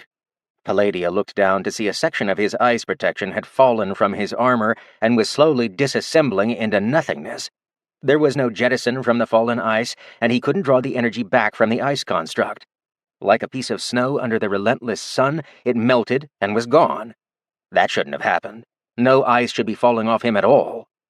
Tink. A significant sheet of plating disconnected from his left shoulder and hit the dais. The arena was coated in shattered, still skittering pieces of ice before they again dissolved into nothingness. What was going on? Nobody in the crowd, or any of the close observers, called foul play. Even with the people screaming for him to attack already, cold dread crept around Sextus's hands. Attacking into the unknown was dangerous, and his defenses had been compromised by a means he was unable to see. Abyss! What in Phleggeton's name was happening? A nosy old man was cutting essence constructs like it was a piece of scrumptious cake, is what was happening. He tapped at a spiky bit with some hardened light, and the ice had come right off. It had been a tiny fleck, and the warrior didn't notice. The academic had a studious expression plastered on his hidden face, refining a line of water and fire essence into a line barely the width of a scalpel. Adding the idea of cut, he then angled the unseen line and passed it diagonally through the points in space where ice coated the gladiator's armor. Seeing it hit the ground, and the cultivator appearing not to understand what was going on, he tried absorbing the piece of hard essence and came upon some revelations. He had done this before, just not in this fashion. Taking the piece of ice-like essence apart, it had the same base construction idea as his hardened light. Wait, it had more. This essence construct was external aura, energized and reshaped to hold the idea of what it was. Like a container, but with a set shape unless you let it do its own thing. It was very specific on the fire-to-water ratio the entire way through. That explained the ice spike. He'd expected corruption to be at play, but no such thing was found. Breaking the construct apart, he found he merely had to bathe that area of his presence in some unseen starlight and lance away the preset identity. Like evaporating water, the construct reverted to pure water essence, and he ate it up without a second thought. Excellent. The fire essence had only been used to leach away heat before dissipating. Then it did it again with the back of a shoulder plate. Same result. Excellent. Now for something a little more aggressive? Sextus dropped into a low combat stance, spear at the ready for a stab while his shield angled forwards, ready to take a direct hit. Straight-on strikes were already known to be something his opponent excelled at. He couldn't give the man the opportunity. Sextus didn't feel so good. Was he sizzling? Pumping some extra essence into his aura to make sure the ice flows kept growing, he felt it bump into something? Something that was tightly compressing around him, siphoning away rogue essence that left his external aura. The feeling was also pressing him down to the ground like a weight, and his knee thumped to the arena floor as the gladiator did his best to keep eyes on his opponent as the entirety of his ice armor, not immediately touching his armor, melted away. It was akin to being held under a magnifying lens. He was burning up, and fueling more water shielding to block the strange effect didn't seem to be doing anything to stop his ice from melting. This also swallowed up buckets of his essence stores as the crippling removal effect worked faster than he could build the ice back up. The effects were so pronounced after a few seconds that a soft vapor cloud of steam started to hang around Palladia. Artorian was having a delightful buffet of it. Weakness in auric defense and holes in the ice technique let him freely coat the warrior in lancing starlight without the light ever being noticeable. Some infernal essence that was lanced from the tip of his spear was forced to drift away. It wasn't hard to see that it beelined for the ziggurat as soon as it passed Artorian's membrane.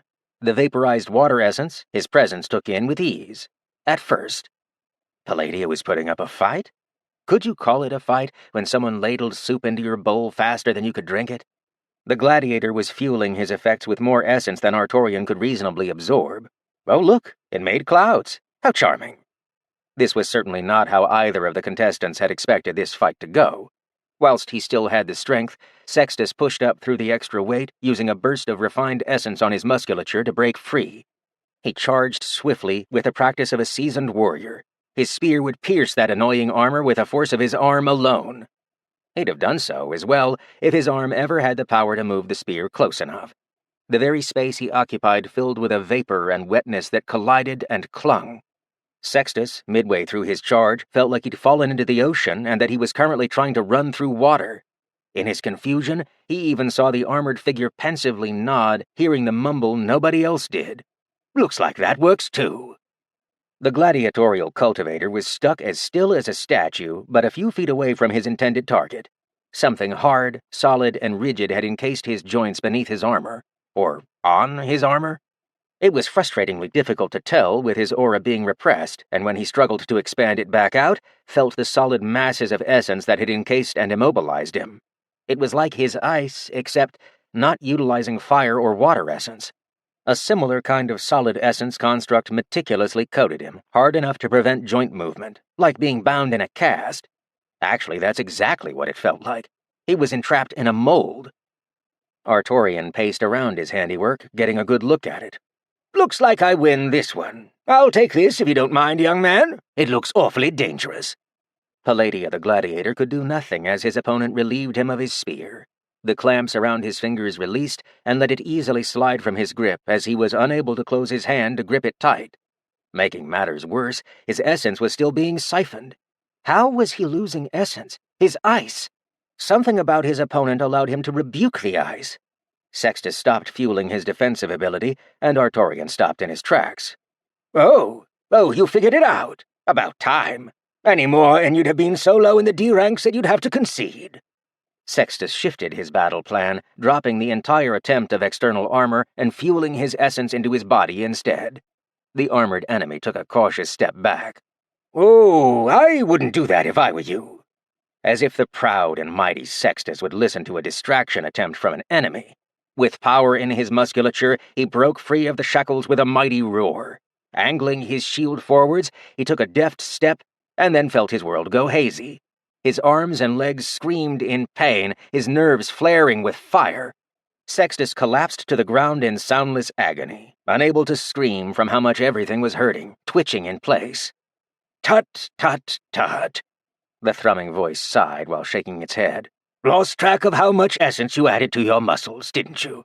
You're about to have a few unpleasant nights of no sleep. Nothing fixes an essence overdose, just have to wait it out. Sorry, my boy, you're out. With a foot nudged underneath number 6, Artorian soft punted him out of the arena, keeping the spear as a trophy, of course. Chapter 42. Grimaldus held the second carrot firmly in hand. Not a single set of teeth marks marred the surface of the orange vegetable as the son of the fringe remained fully enraptured in what he was seeing. He didn't actually buy what his eyes were selling. What was this ridiculousness? No wonder this upstart had been trucking through the lineup. This was insane.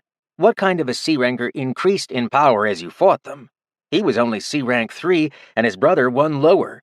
Their opponent was C-rank 7, and he'd been rank 6 before the fight had started. Brother, I think we may need to step in before this becomes a problem. I also think we might not be able to win. Tychus was rarely concerned when it came to fights, but his brother had a nose for trouble. Munching on some unknown leafy greenery, he stopped to glance over, cheeks bloated full of rabbit food. Some mumbling sounds came out, but a look from his brother made him swallow his food before trying again. Why do you say that? It's just one man, tired from repeated battle. Grimaldus slapped his forehead, groaning at his muscle head of a family member. Ty, have you been paying attention?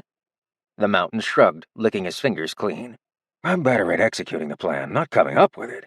You can see things I don't know how to. I lift. Now, what is wrong? Grimaldus firmly nudged his face in the direction of the dais. That man started at a C. You still don't know the rankings, do you? Tychus looked away to pretend he wasn't involved, and his brother sighed, covering his face with his hand to try not to be ashamed. He's stronger than both of us together right now. He's about where... The black-robed man leaned closer, whispering so only his curious brother heard him. He's where our vizier is. We're going to get rolled. The mountain unpleasantly shifted in his seat, expression no longer quite as ashamed, but far more concerned. So, should we just say he won and take him to the vizier? That's not how we do things, brother. We are from the fringe. We are defeated only when we decide we are defeated. Give not the enemy victory when you can take it for yourself. We are merely afraid of a possibility. Now come, brother, use your genius. How do we win? For all his bluster, Grimaldus appreciated his brother's brilliant optimism and equally brilliant smile. Really, how did he keep his teeth so white? He rubbed his temples, racking his brain. We can't half-abyss this. We should go in at full strength from the start, with everything stacked on and ready. Forget the rules. We have to make sure to get out of the fight alive. Power up and get in the ring. Don't let anyone else fight, or that heavy armor monster is going to plow through us without a care in the world. Any more power, and even my clever plans aren't going to get us anywhere. Go, make a scene. I need time. Tychus dropped his food and jumped over the fence, keeping them boxed in the private seats. He didn't like it when even his clever brother was nervous, so he kept his voice bursting with strength. 5, hold!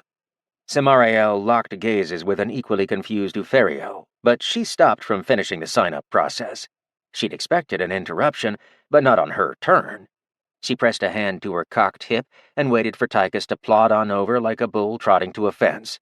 2? What is it, Tychus? The mountain cleared his throat and leaned over her, placing a hand on Uferiel's clipboard. No need for that, Coordinator. She's not going next. My brother and I are. You can... Samariel kicked the massive man in the shins so hard that he jumped around on the other leg. What? You will not do the replacing of me. Laughter belted from the dais as Artorian hooted, watching and listening to the display his son was going through. Still the same old tactless boy. Still had a fleck of greenery stuck to his cheek as well, and didn't even notice it. That was certainly Tychus. The two bickered for a while, but the woman stomped off angrily after feistily slapping her hand across his cheek. Looks like he was going into battle with a handprint on his face. Tychus, cheeks burning, stepped up onto the arena. He was not expecting to be addressed, and the words unsettled him. Tychus, I'm so glad to see you again. Tell your brother to come over. We have much to discuss. The mountain didn't want to approach further. Again. If this was a repeat fight, he was at a disadvantage, as his particular use of the infernal was as simple as he was. Still, Grim had asked him to make a scene, so a scene he would make. I am Tychus! The crowd exploded in cheers once again. They loved seeing one of their champions gallivant and pace about in a small oval, hands up to draw more of their reactions. I am the unassailable mountain, the tower of strength, and wooer of the most wonderful women. People snickered. They knew that last one was a joke, particularly with the very obvious handprint on his face. The armored figure crossed his arms and cocked his head. Are you sure? That doesn't sound like you. Tychus grumbled as the retort made the crowd slather on a round of laughter. Not the scene he was wanting to make. He wanted to put some dents in that armor, but he knew it was a ruse. He needed to wait no further as his brother stepped onto the dais. Laughter turned back into cheering as the brothers performed their fist bump. It was always a good show when the top favorites came to brawl. What took you, brother? Grimaldus shot some side-eye at the coordinator. Unexpected addition to the roster. Number 3 is joining in as well. Tychus threw his head back in pretend pain. What? No, not him. I don't like him. Evening, boys. Ready to get sweaty? Grimaldus winced at the smell of grease and sweat. Number 3 was as big as Tychus, but several times as girthy and several times as smelly. Grim glared at the man. Wash, you oversized boar. Blyron the boar, aptly named, looked sickly from how happy he was to be there. All 3 of us on the stage. Isn't that just exciting? Maybe there will be hugs afterwards. Both sons of the Fringe visibly cringed, already doing their best not to hurl at Blyron's presence. Grimaldus sternly looked the other way. Can we not? Ferial threw his wooden sticks into the air and stomped off. To the abyss with the rules, apparently. Artorian had a look at the additional opponent in front of him. He agreed with his boys. This wasn't going to be allowed. Excuse me, 3 of you? Really? Blyron, loving the spotlight, got loud and proud, waddling himself forwards as he addressed the crowd. I alone am enough for you, weak man hiding in his armor. My armor is girthy and thick meat. My mass cannot be... Shink. I'm sorry, my boys, I just couldn't listen to that. Grimaldus and Tychus turned their sights back to the center of the arena, where a spear had impaled the brain space of the smelly dead man. The smaller of the Fringe brothers cleared his throat and nudged a toe at the fat boar. Grim wanted it removed, but didn't really want to touch it. No, that's completely understandable. We could change rings. This one is a little tainted. The armored form strolled over and slid his foot under the meat pile. No, it's fine. Just... yeah. With a wet, meaty flop, the number 3 arced off the arena and laid still in the mud. Nobody wanted to move that body. It could wait. Artorian cleared his throat and thickened the membrane on the edge of his presence. With that simple action, he altered the light that moved through until the outside of his presence appeared as a dark orb, blotting out the battlefield. Better. It's about time we got some privacy. Tychus looked around and backed up close against his brother as the inside of what was clearly an orb lit back up. A different kind of light, but light either way. Brother, tell me you have something. Grimaldus had his hands raised, but wasn't firing the expected infernal bolts of energy. Their opponent was just standing there. He was going to reply to Tychus, but the armored form leveled a question. Your names, what do they mean? The brothers pressed side to side, and Grim changed his tactics to quickly summon the bones from outside of the arena. While they crossed the threshold into the inner workings of the light sphere easily enough, he lost his connection the moment they did. The bones sizzled and began to melt? Finally replying to his brother, Grimaldus just gave a very weak headshake in the negative. No, he had nothing. If he started attacking, his brother would get decimated.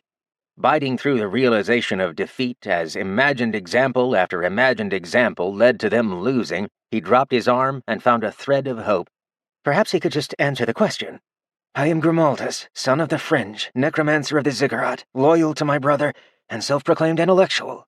With a nudge to the ribs, Tychus followed suit, not entirely sure why Grim wasn't telling him to start throwing fists. Tychus, son of the Fringe, apex warrior of the Ziggurat, loyal to my brother, and actual mountain of muscle. Nothing self-proclaimed about it. The opponent nodded. He seemed satisfied with something, though neither of the brothers could tell why. Grimaldus blinked as he watched their opponent do something truly odd. The man was removing his helmet? My name is Artorian, their enemy rumbled, while a long, hefty white beard spilled free. The voice of an old man replaced the thrumming depth the armor portrayed. Lover of naps, a pain to the self-entitled, scholar, philosopher, ex-elder of a tiny village. The helmet came off fully, and a massive, familiar smile beamed at them. And proud father of two very much living and healthy boys who have grown up to become men in my absence. Hello, my sons. He bit back his emotions as best he could, but the helmet slipped from his fingers and clattered to the ground as tears ran down his still smiling face. Eyes squinted, he extended his arms towards them. How I have missed you both. Chapter 43. Neither Tychus nor Grimaldus knew what to say. The words were stuck in their throats, as if they were choking on coconuts. Grimaldus felt his mind race and seize up, failing to grasp what he saw. The memories in his head screamed at him, overburdened him. In front of him was the face of a man that should have died well over a decade ago. Though his memories were hazy, the elder looked exactly as his child mind remembered. But you're dead. Tychus had no such hiccup. The moment he saw the elder's face, his face fell forward and his fists clenched so hard that his knuckles turned white. He took a step toward the old man and blared out a howl of twisted emotions. He was both excruciatingly happy and profoundly sad all at the same time. Not knowing how to reconcile the two, the mountain just scooped up his elder like a child would lift their oldest teddy bear. He mashed the side of his face against Artorian and squeezed for all he was worth as tears streamed down his face. Artorian was spun as fast as his cultivation technique when his now largest son refused to let him go. He didn't mind for the moment, glad to squeeze the giant lug. He was certain Tychus was trying to talk to him, but the words came out as malformed bleating. When his massive son carried him over to Grimaldus to show off his find like it was an animal he caught in the wild, Grim snapped from his mental stupor. He didn't know when he'd started crying, but only now did he feel the contortions on his face as the elder wrapped his arms around his dark cloak. But how? Artorian sniffled, not having a sleeve to wipe his face with. Honestly, I gave you many clues. Did I need to make some kind of quip about choosing the worst cup, or have you been banging your head against the same hard rock your brother looks like he's been lifting for the past decade? I even named myself Mr. Fringe for this stupid arena just to get your attention. That's not what Grimaldus had meant, but he no longer cared. His fears that this was yet another loyalty test faded. This was very much the same elder from all those years ago. Nobody else would know about that stupid cup. He had loved that dumb cup. You can't be here. He silenced himself and melted into the embrace. He just didn't know how to process this situation. Tychus couldn't bear to be left out, so he scooped them both up in a bear hug. Artorian's voice cracked, but he finally got 2 proper words out. Family, get! The trio needed a minute. Surprise reunions were taxing and heavy on mental energy costs. When Tychus finally put them back down, their elder didn't waste a second filling them in on crucial details. I've missed my boys. You're the last 2 I've come to fetch. I'm so sorry it took me so long to get to you. Grimaldus wiped his face clean with his sleeve, but let his elder borrow it for the same purpose as he immediately slid in with the questions. Last 2. So when we lost contact with Estrella, it was... Artorian fiercely nodded. I've got her. She's safely in one of the regions I've made secure. You wouldn't believe the firepower that's defending that place. Wuxius and Lunella are home in the fringe, rebuilding." Tychus screeched in delight, a massive smile broadly plastered on his face. The mountain used Grimm's robe to wipe his face, though his brother was far more grumbly and reluctant about it. "They're fine. I thought it was down to just us." Their elder squeezed them both by the wrists. "Safe and accounted for. I did promise, after all." Artorian was shoulder-nudged by his non-humongous son. He was elated about the harmless little punch, glad to see that tiny touch still lived. Grimaldus straightened himself, already thinking about the problems that were going to come next. The fight still needed a winner, and he was being tracked. "I'd love to get out of the ziggurat region, and especially the Mistress's grasp, but these make that difficult." The necromancer extended his left arm, a bone bracelet sliding down to his wrist where it stopped and remained in place. A tiny opal connected the molded carbon together. He was about to explain, but the concerned and calculating expression on his elder's face told him that he didn't need to do so. He filled in answers to questions he thought someone would ask if they were to see these for the first time. "Can't crush it. Not for lack of trying, but it marks you for removal. There's always someone stronger, so crushing your own bracelet just turns everyone against you. It tracks my position so long as the person it is keyed to has... I'm not sure about that part, but I bet my favorite humorist that it would end if the person it is keyed to died. Mine is keyed to the Mistress. Ty's is keyed to the Vizier. We can't leave the Z region without them knowing, and while you seem to be on par with our Vizier, the Mistress is something else entirely." His son was quick on the uptake, but still Artorian ruminated. The new information was added, and he could finally squeeze a hand down his beard to think it over. After 2 hours of repetitive one-on-one fights, he was glad for the small, soothing comfort. "Ah, yes, my son. She's a mage bound to a law that has something to do with flesh sculpting. I'm aware of the problem. Tell me more about this Vizier. Is he a good person?" Grimaldus froze, having just heard terms he'd never encountered before dropped completely nonchalantly on a problem he'd been struggling with for years. "She's a what? Never mind, I'll figure it out. No, he is not. The Vizier is an absolute scumbag and entirely responsible for dragging Estrella, Tychus, and I all the way over here from the fringe. There used to be 2 advisors, but it's believed one is dead already, so the Vizier now oversees operations in the room at the top of the ziggurat. On that note, please tell me this bubble we're in is soundproof." The wily academic winked and shoved a thumb over his shoulder. "Can you hear the crowd? Because they can't hear or see you. Thought that was fairly clear with the calm spot of space we're in. Upholding the compound effects are more costly than I'd like, so let's not dally. I can't knock the mage down a peg, but this Vizier fellow is free game. I'm feeling warmed up and vengeful. Let's put a plan together." Opheriol returned with a stiff upper lip and a heart full of rage. A small horde of raiders were at his back and disposal. Nobody breaks arena rules. He arrived at the main dais only to see a large dark orb taking up a good chunk of it. Many people were on the arena, poking and prodding at the semi-solid thing. This was all sorts of not allowed. "What happened here?"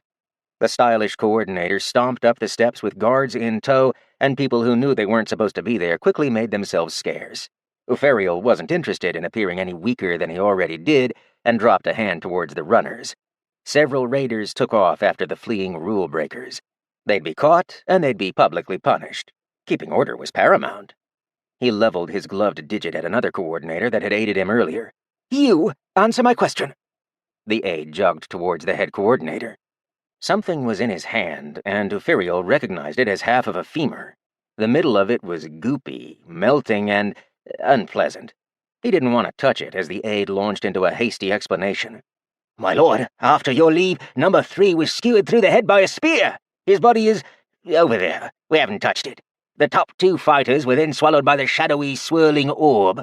Skeletons ran into it at a certain point, but we know they didn't get very far. This is what we've recovered." Opheriol just waved off the offer of personally inspecting the half-molten bone. He got the gist. "Continue." The bone was haphazardly tossed away. "Since we saw what happened to the bone, we haven't wanted to try very hard in breaching that swirling dark mass. The Didact and the Mountain are both inside, along with Mr. Fringe. We're half-guessing the thing will eventually go away, and we're just waiting for that to happen." Opheriol waited a moment. Things like that tended to be said with a coinciding event occurring. The universe was jinxed like that. The aide looked over his shoulder, not certain what his superior was looking for, because nothing happened. The stylish man sighed, rubbed at his lips, and spoke. He didn't get a word out before the ball dropped and the orb whisked away. Fans cheered and fights broke out in the stands. Ophiriel pushed the aide out of the way to get a look.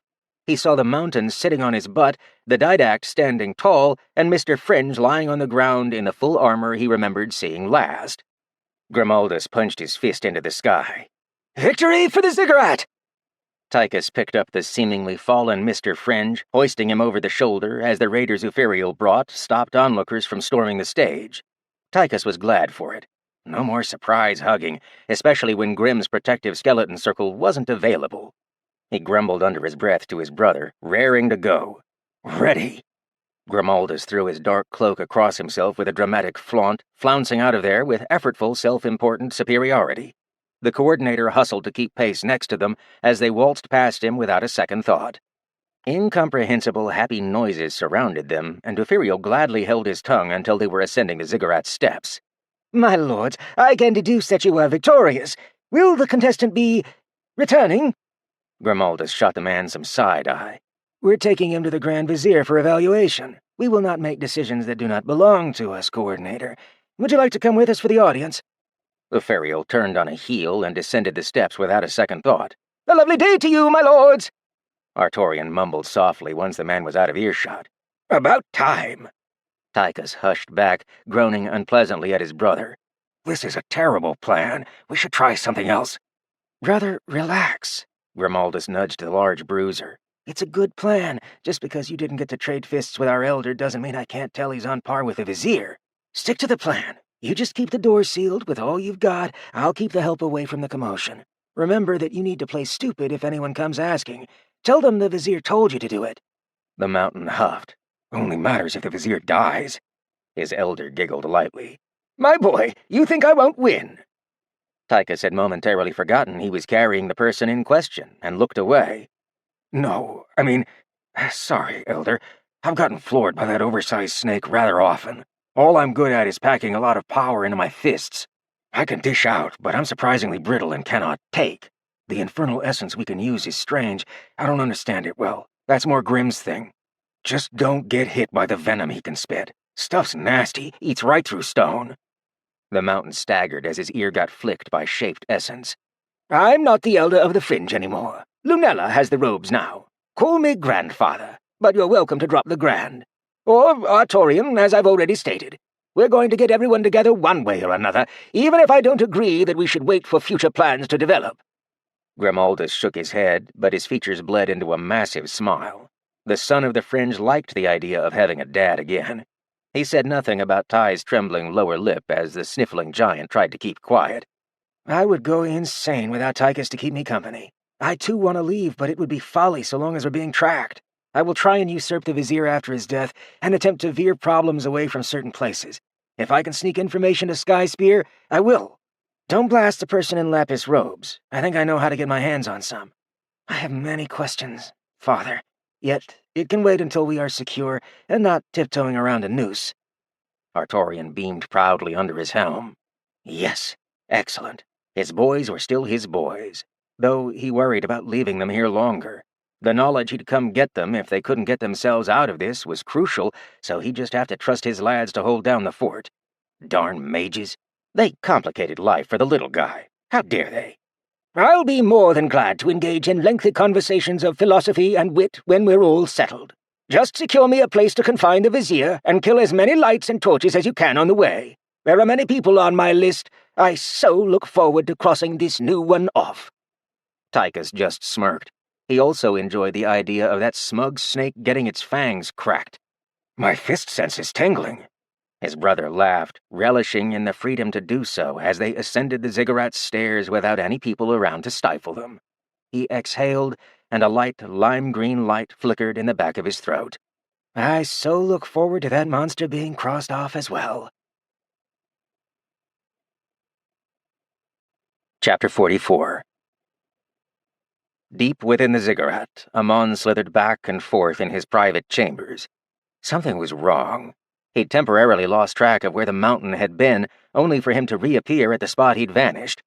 The tracking sense now told him that particular servant was almost to his door, but the event unsettled him still. He'd never lost track of a servant before. No opal bone bracelet just blipped in its function and stopped working for a while. He'd question the emerald eyes soon. A different nearby servant bowed, vermilion scales coating patches of her upper arms.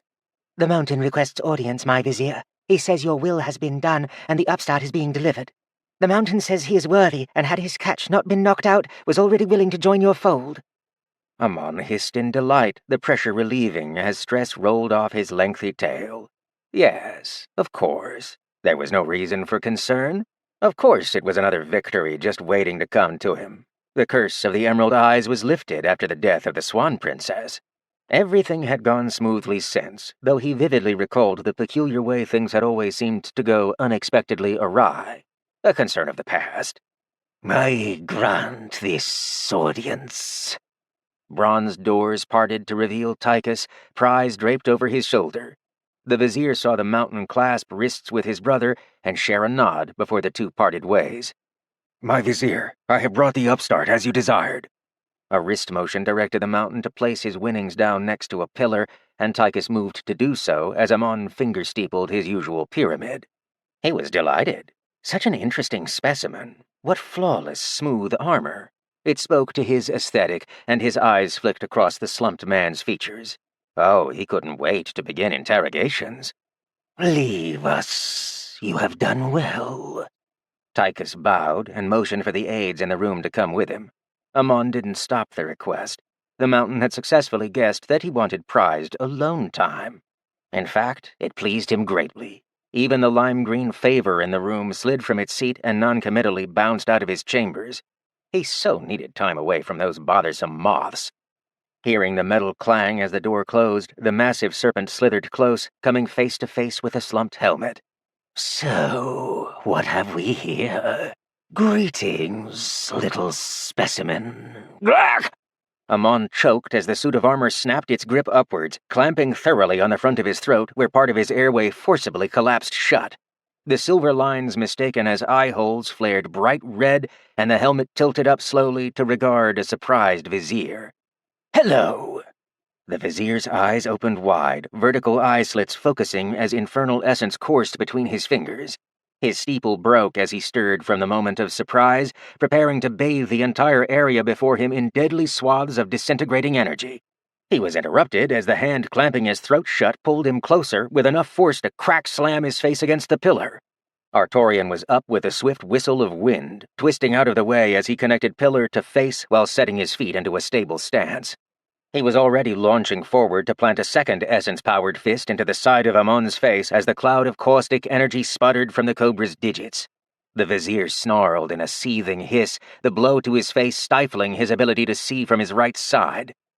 The lights in Amon's chambers extinguished as he slithered back, and only his own glowing eyes and only the 4 red eye lines remained visible in the room a moment later, before they too vanished. Amon felt alone in the chamber of darkness. What was ordinarily a comfort was now a confusing, enraging, insufferable insult. Luckily, he did not rely on his eyes to see.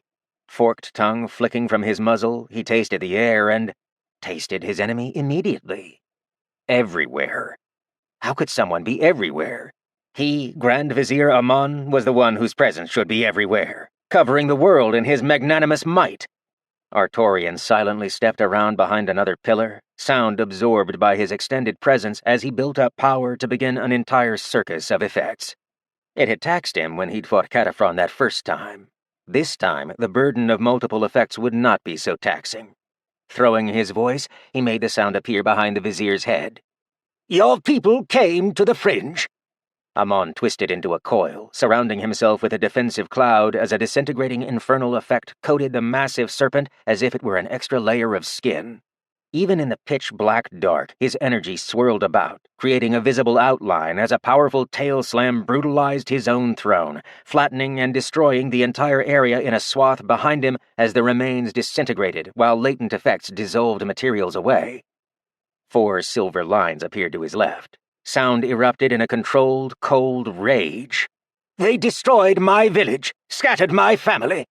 The pillar exploded into rubble as Amon's tail once again uncoiled with force and incredible mass, forcing a croaking rumble to moan out from the rest of the structure.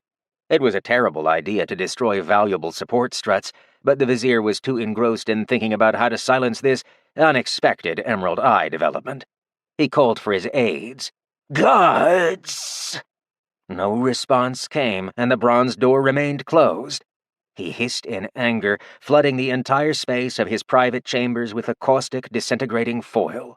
If he could not locate his opponent, he would make it so he did not have to. The voice was heard again, this time directly above him. He knew better than to fall for a ruse a third time. "I was content. I was going to pass. Then this." Artorian's foot coded in essence identity, countering the disintegrating flood. He had faced worse, and he had faced better. Amon's face was crushed into the floor as his assailant plowed into his skull from above.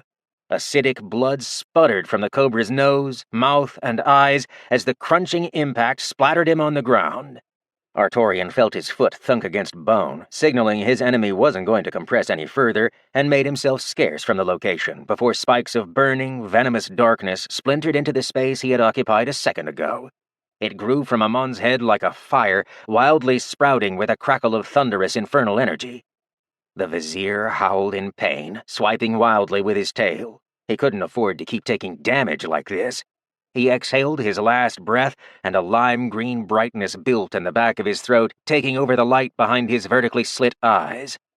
Artorian knew something was wrong. He felt it as his presence tingled unpleasantly. A higher category of power was intermingling itself into the Vizier. Mana? Or not quite. He couldn't take the risk to have his presence fielded across anything mana-related. A drop of it would splinter his every trick into tiny smithereens. Tutting, he pulled it all back to his form, slipping his back against an unbroken pillar as his advantage was removed. Bathed in lime colorations, the green thrummed until it matched the beat and consistent tremble of a heartbeat. Amon's voice altered from slithered difficulty to an undead rumble as the human aspect of his voice easily returned. He was no longer using a voice box of flesh to speak, after all. "Filthy upstart, I shall feed you to the flame of the moths. Your feeble attempts at assassination are void. I know not how you tricked my servants, but I care not. You shall not exit my chambers alive." Artorian considered a cute retort, but thought better of it.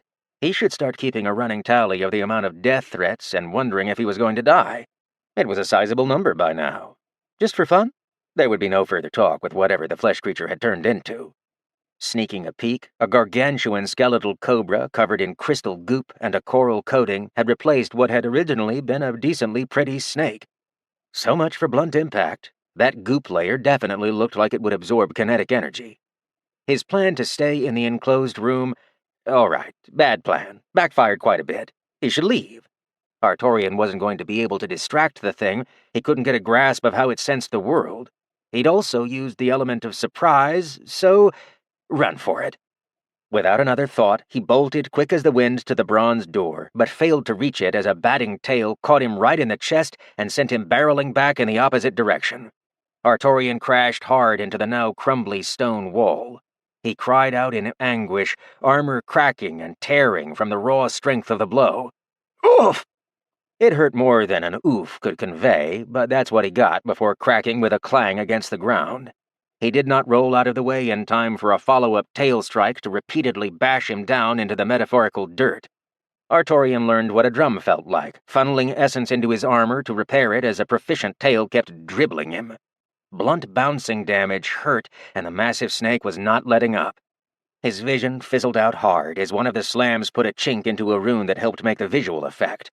Artorian's world went dark, feeling only the pain of being ragdolled as he was thunked through the Vizier's chamber like a rubber ball being struck every second and a half by a gargantuan tail that didn't have the slightest problem keeping up with the rapid projectile.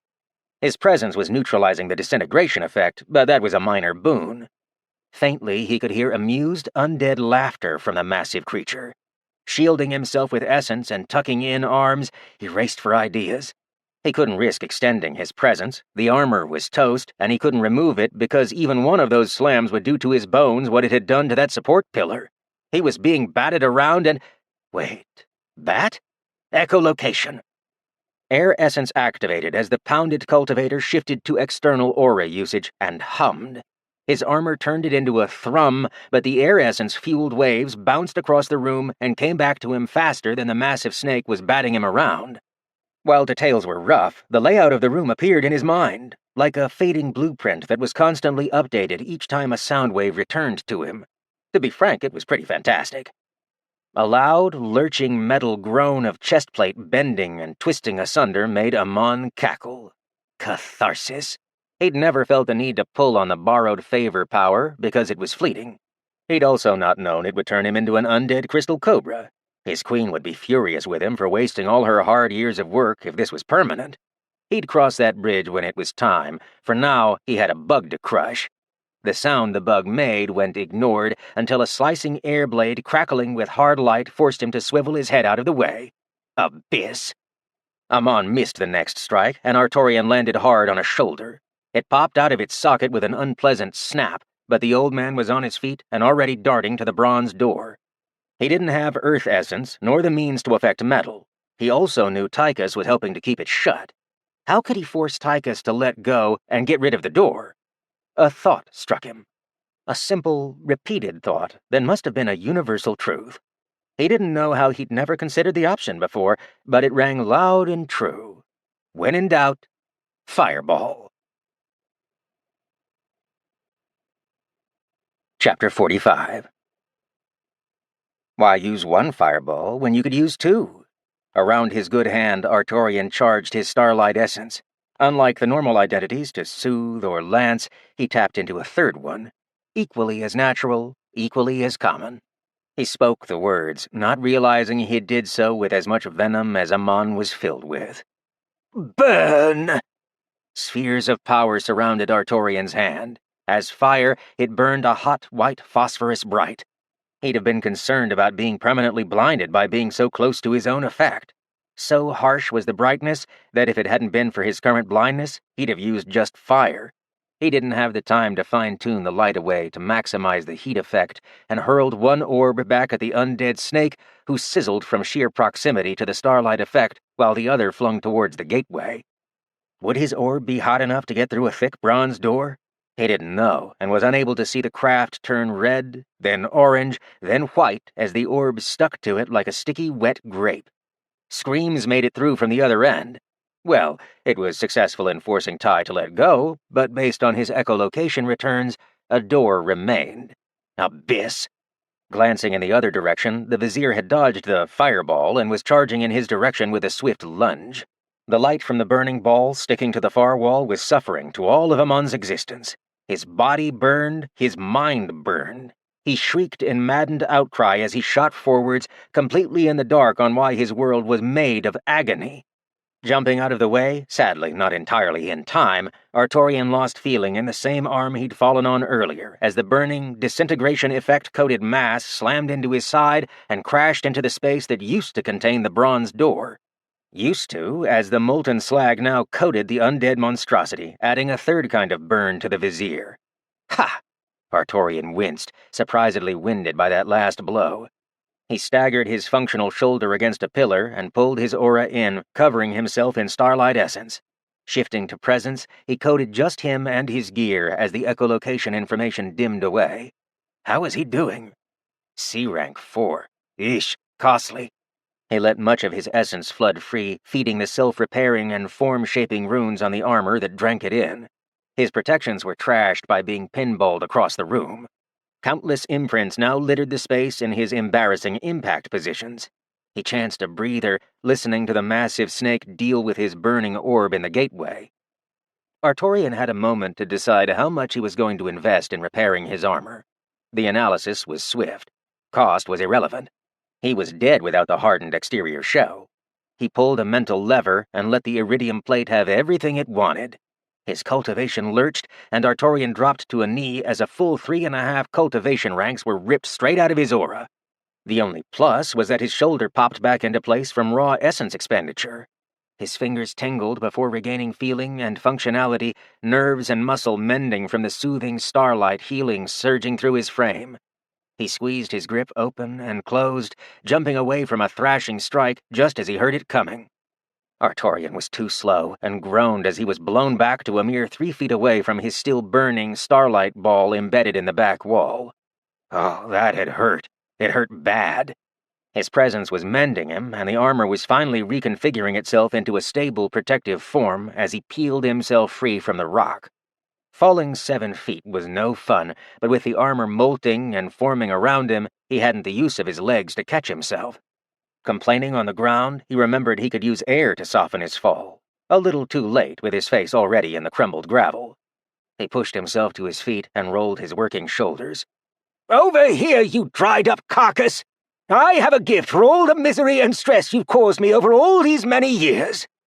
Glancing at his starlight sphere, he considered pulling it from the wall. But no, there was wisdom that needed tending to, and just as before, the truth was clear.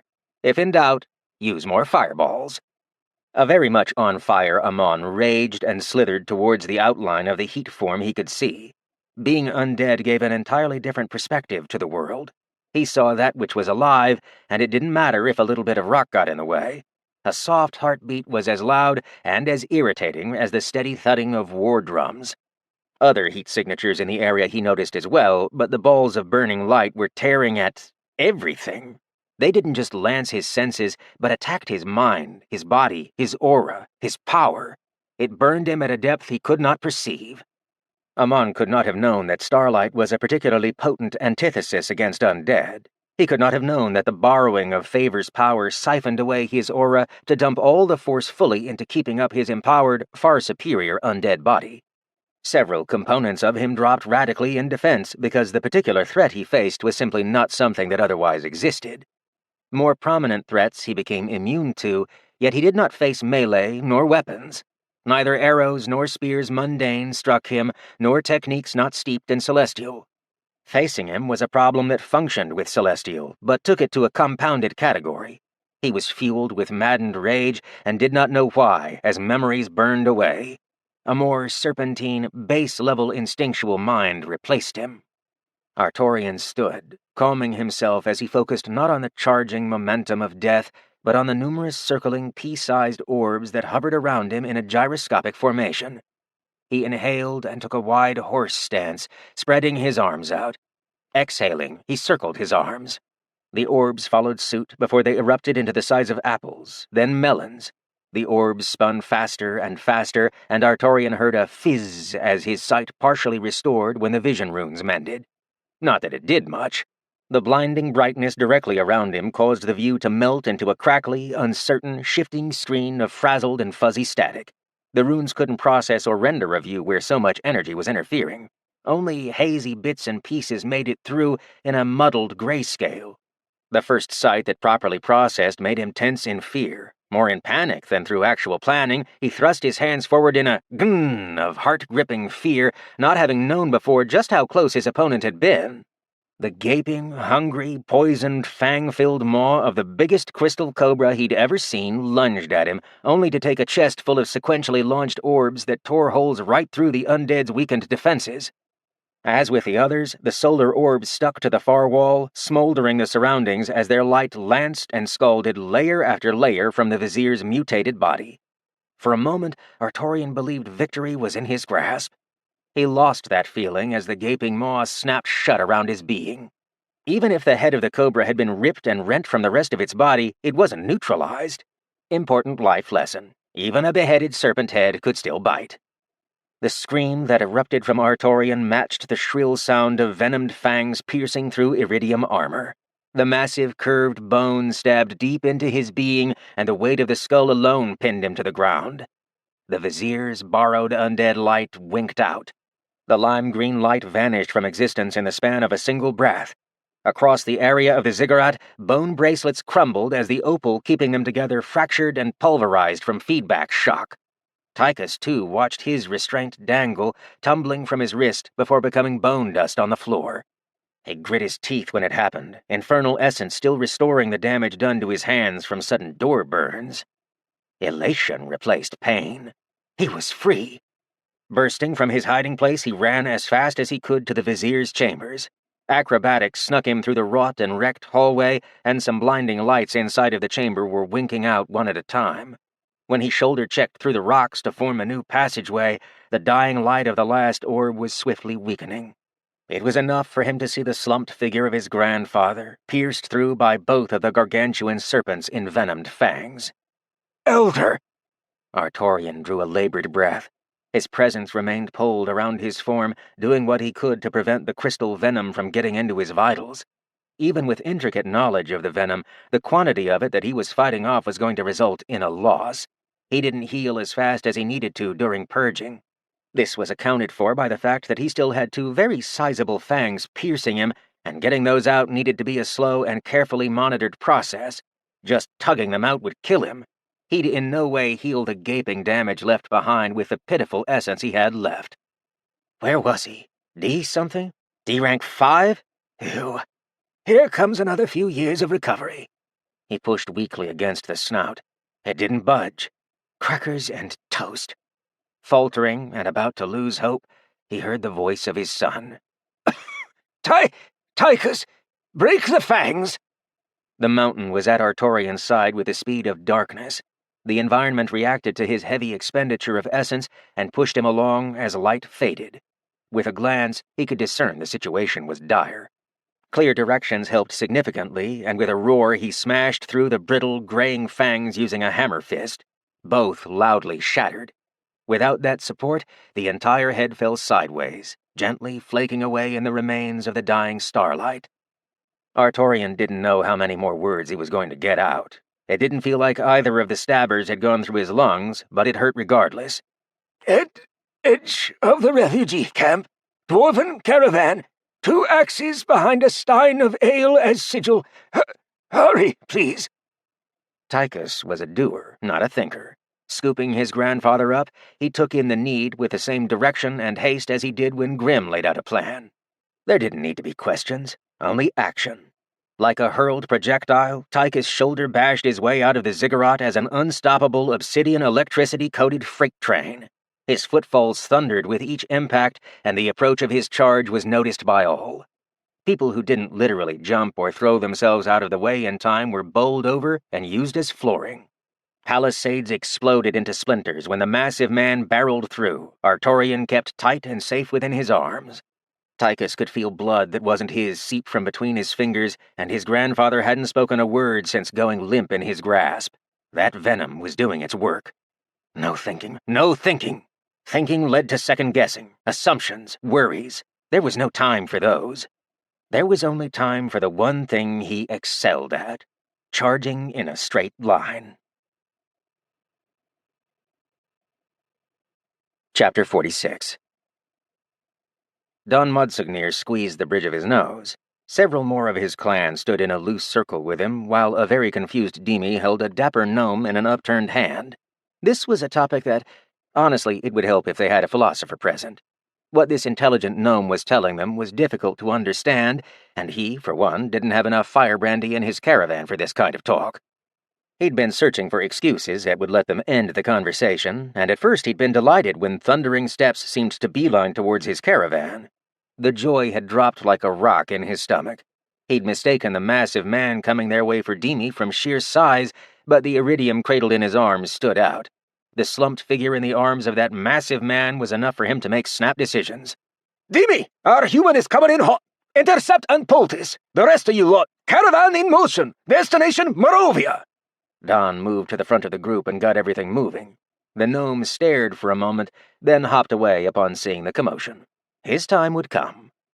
Demi snatched a major health potion from his belt and hustled in the direction of the incoming. He didn't know what that was, but he didn't want to be in the way of it. He'd never seen a man that was him-sized. No wonder people thought he was a fright when he bolted towards them.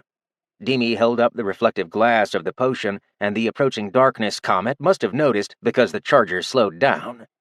Half out of breath and heaving from a run that he hadn't stopped for far longer than was healthy, Tychus coughed out a single word as his heart pounded in his chest. Help! He could recognize a potion when he saw one, and the massive dwarf had strode straight toward him from the very caravan his elder had described. Ty's arms felt like hewn stone, and his legs were slabs of granite. Stopping made the strain and expenditure catch up with him, and the rest of his words didn't make it out at all. Demi twisted off Artorian's helmet with surprising ease and dunked the lip of the potion over into the drooling mouth after tugging the cork out with his teeth. Hold his head up higher. Don't let him choke on the preparation dose. Tychus was still in doing what he was told mode and didn't think twice before following orders. Neither man said anything about the other. It didn't matter that a giant half-dwarf was handling a variety of poultices with the practiced ease of a juggler, or that an equally massive man had thick black veins coursing under his muscle while infernal essence still crackled across patches of his ashen skin. The focus of both was on triage, and Tychus had automatically defaulted to the support role. The adopted son of the Fringe and the adopted son of Modsugnir spoke without words. The right combination of healing, cleansing, and purification potions went a long way to stabilizing their joint charge. Artorian woke and drew a breath, eyelids flickering a moment. Hazily, he saw his son. The edges of his lips curled up into a smile, and his metal hand laid upon the massive knuckles of his boy. You did good, my son. Protect your brother. Tychus set his jaw and handed his grandfather over into Demi's experienced arms. They didn't know it, but the sudden loss of the vizier was causing a commotion behind them as the hierarchy collapsed. His elder was right. He needed to get to his brother, so he let his grandfather go off with a caravan that his old man trusted to get to safety. His reply didn't come in time to be heard. Artorian was out cold again. I will, father. Demi didn't believe his ears, but didn't have the luxury to question the statement. He connected his gaze with the frowning, massive, clenched-jaw man. We'll get him back to his usual peppy state. He'll be back for you, I'm sure of it. Old Codger doesn't let nothing go. Inhaling sharply, Tychus squeezed his hands into steadied fists. He gave the dwarven healer a stern nod before turning to backhand a snooping thief, one of many interested in the goods of a well-stocked poultice master. The son of the Fringe understood what he needed to do and accepted the meaning the dwarf was trying to relay. Go. Demi hurried back to an already leaving caravan as the mountain turned to handle local discord. Jumping into the back of the last cart, Artorian was laid on the thick blanket hiding the treasure trove of coin. Those broken-off fangs didn't look pleasant. Demi saw to step 2 of what looked like long days of considerable intensive care. Cursed pyrite! It hadn't even been the entire planned day, and they were back on the move already. Between getting the armor off and finding additional secondary wounds that needed tending, Demi offhandedly watched as the region they left devolved into all-out civil war. Uncivil war? Yeesh. A wet cough brought his attention back to where it was needed. Fixing this was going to take a while. Epilogue. Artorian opened his eyes to a lovely sky.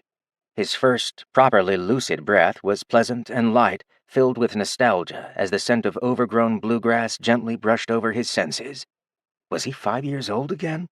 How long had it been since he'd lain in the endless wild fields? He knew better than to sit up, and instead performed a self-checkup. Oh my, that didn't look great. His presence still wrapped around him nice and tight, but the energy in it had significantly drained to keep him afloat. A worthwhile trade. The essence he could get back. The life he could not. So what's the damage? The stab wounds in his lower abdomen had healed and closed, but not exactly properly. One of his kidneys was just gone, with matching damage around the other wound. He didn't find any remaining crystal venom, and that was a good thing. While this damage was going to dampen his already questionable physical fighting abilities, an injury like this would have permanently crippled an internal cultivator. Artorian knew he wasn't getting up for at least a few weeks as his vitals healed, and his cultivation core mended some minor issues with refined essence before spinning up into gear. Good news. He lived. Both his boys lived, and knew he was coming back. Estrella was safe in Skyspear. Lunella and Wux were safe in the Fringe. His exhale relieved metaphysical weight from his shoulders as he tore a mental checklist up into ribbons. Every item was checked, and it was no longer needed. Now came Phase 2 of the master plan, gathering enough power to gather them all and bundling them in a safe, single location. A high-pitched voice he'd never heard before piped up behind him. Ah, you're awake. Excellent. Artorian raised a single eyebrow, tilting his head back as he pulled himself mostly out from his center. That voice does not sound familiar to me. Hello there. Have we met before? The sound of minute movements let it be known that the creature moving wasn't very sizable.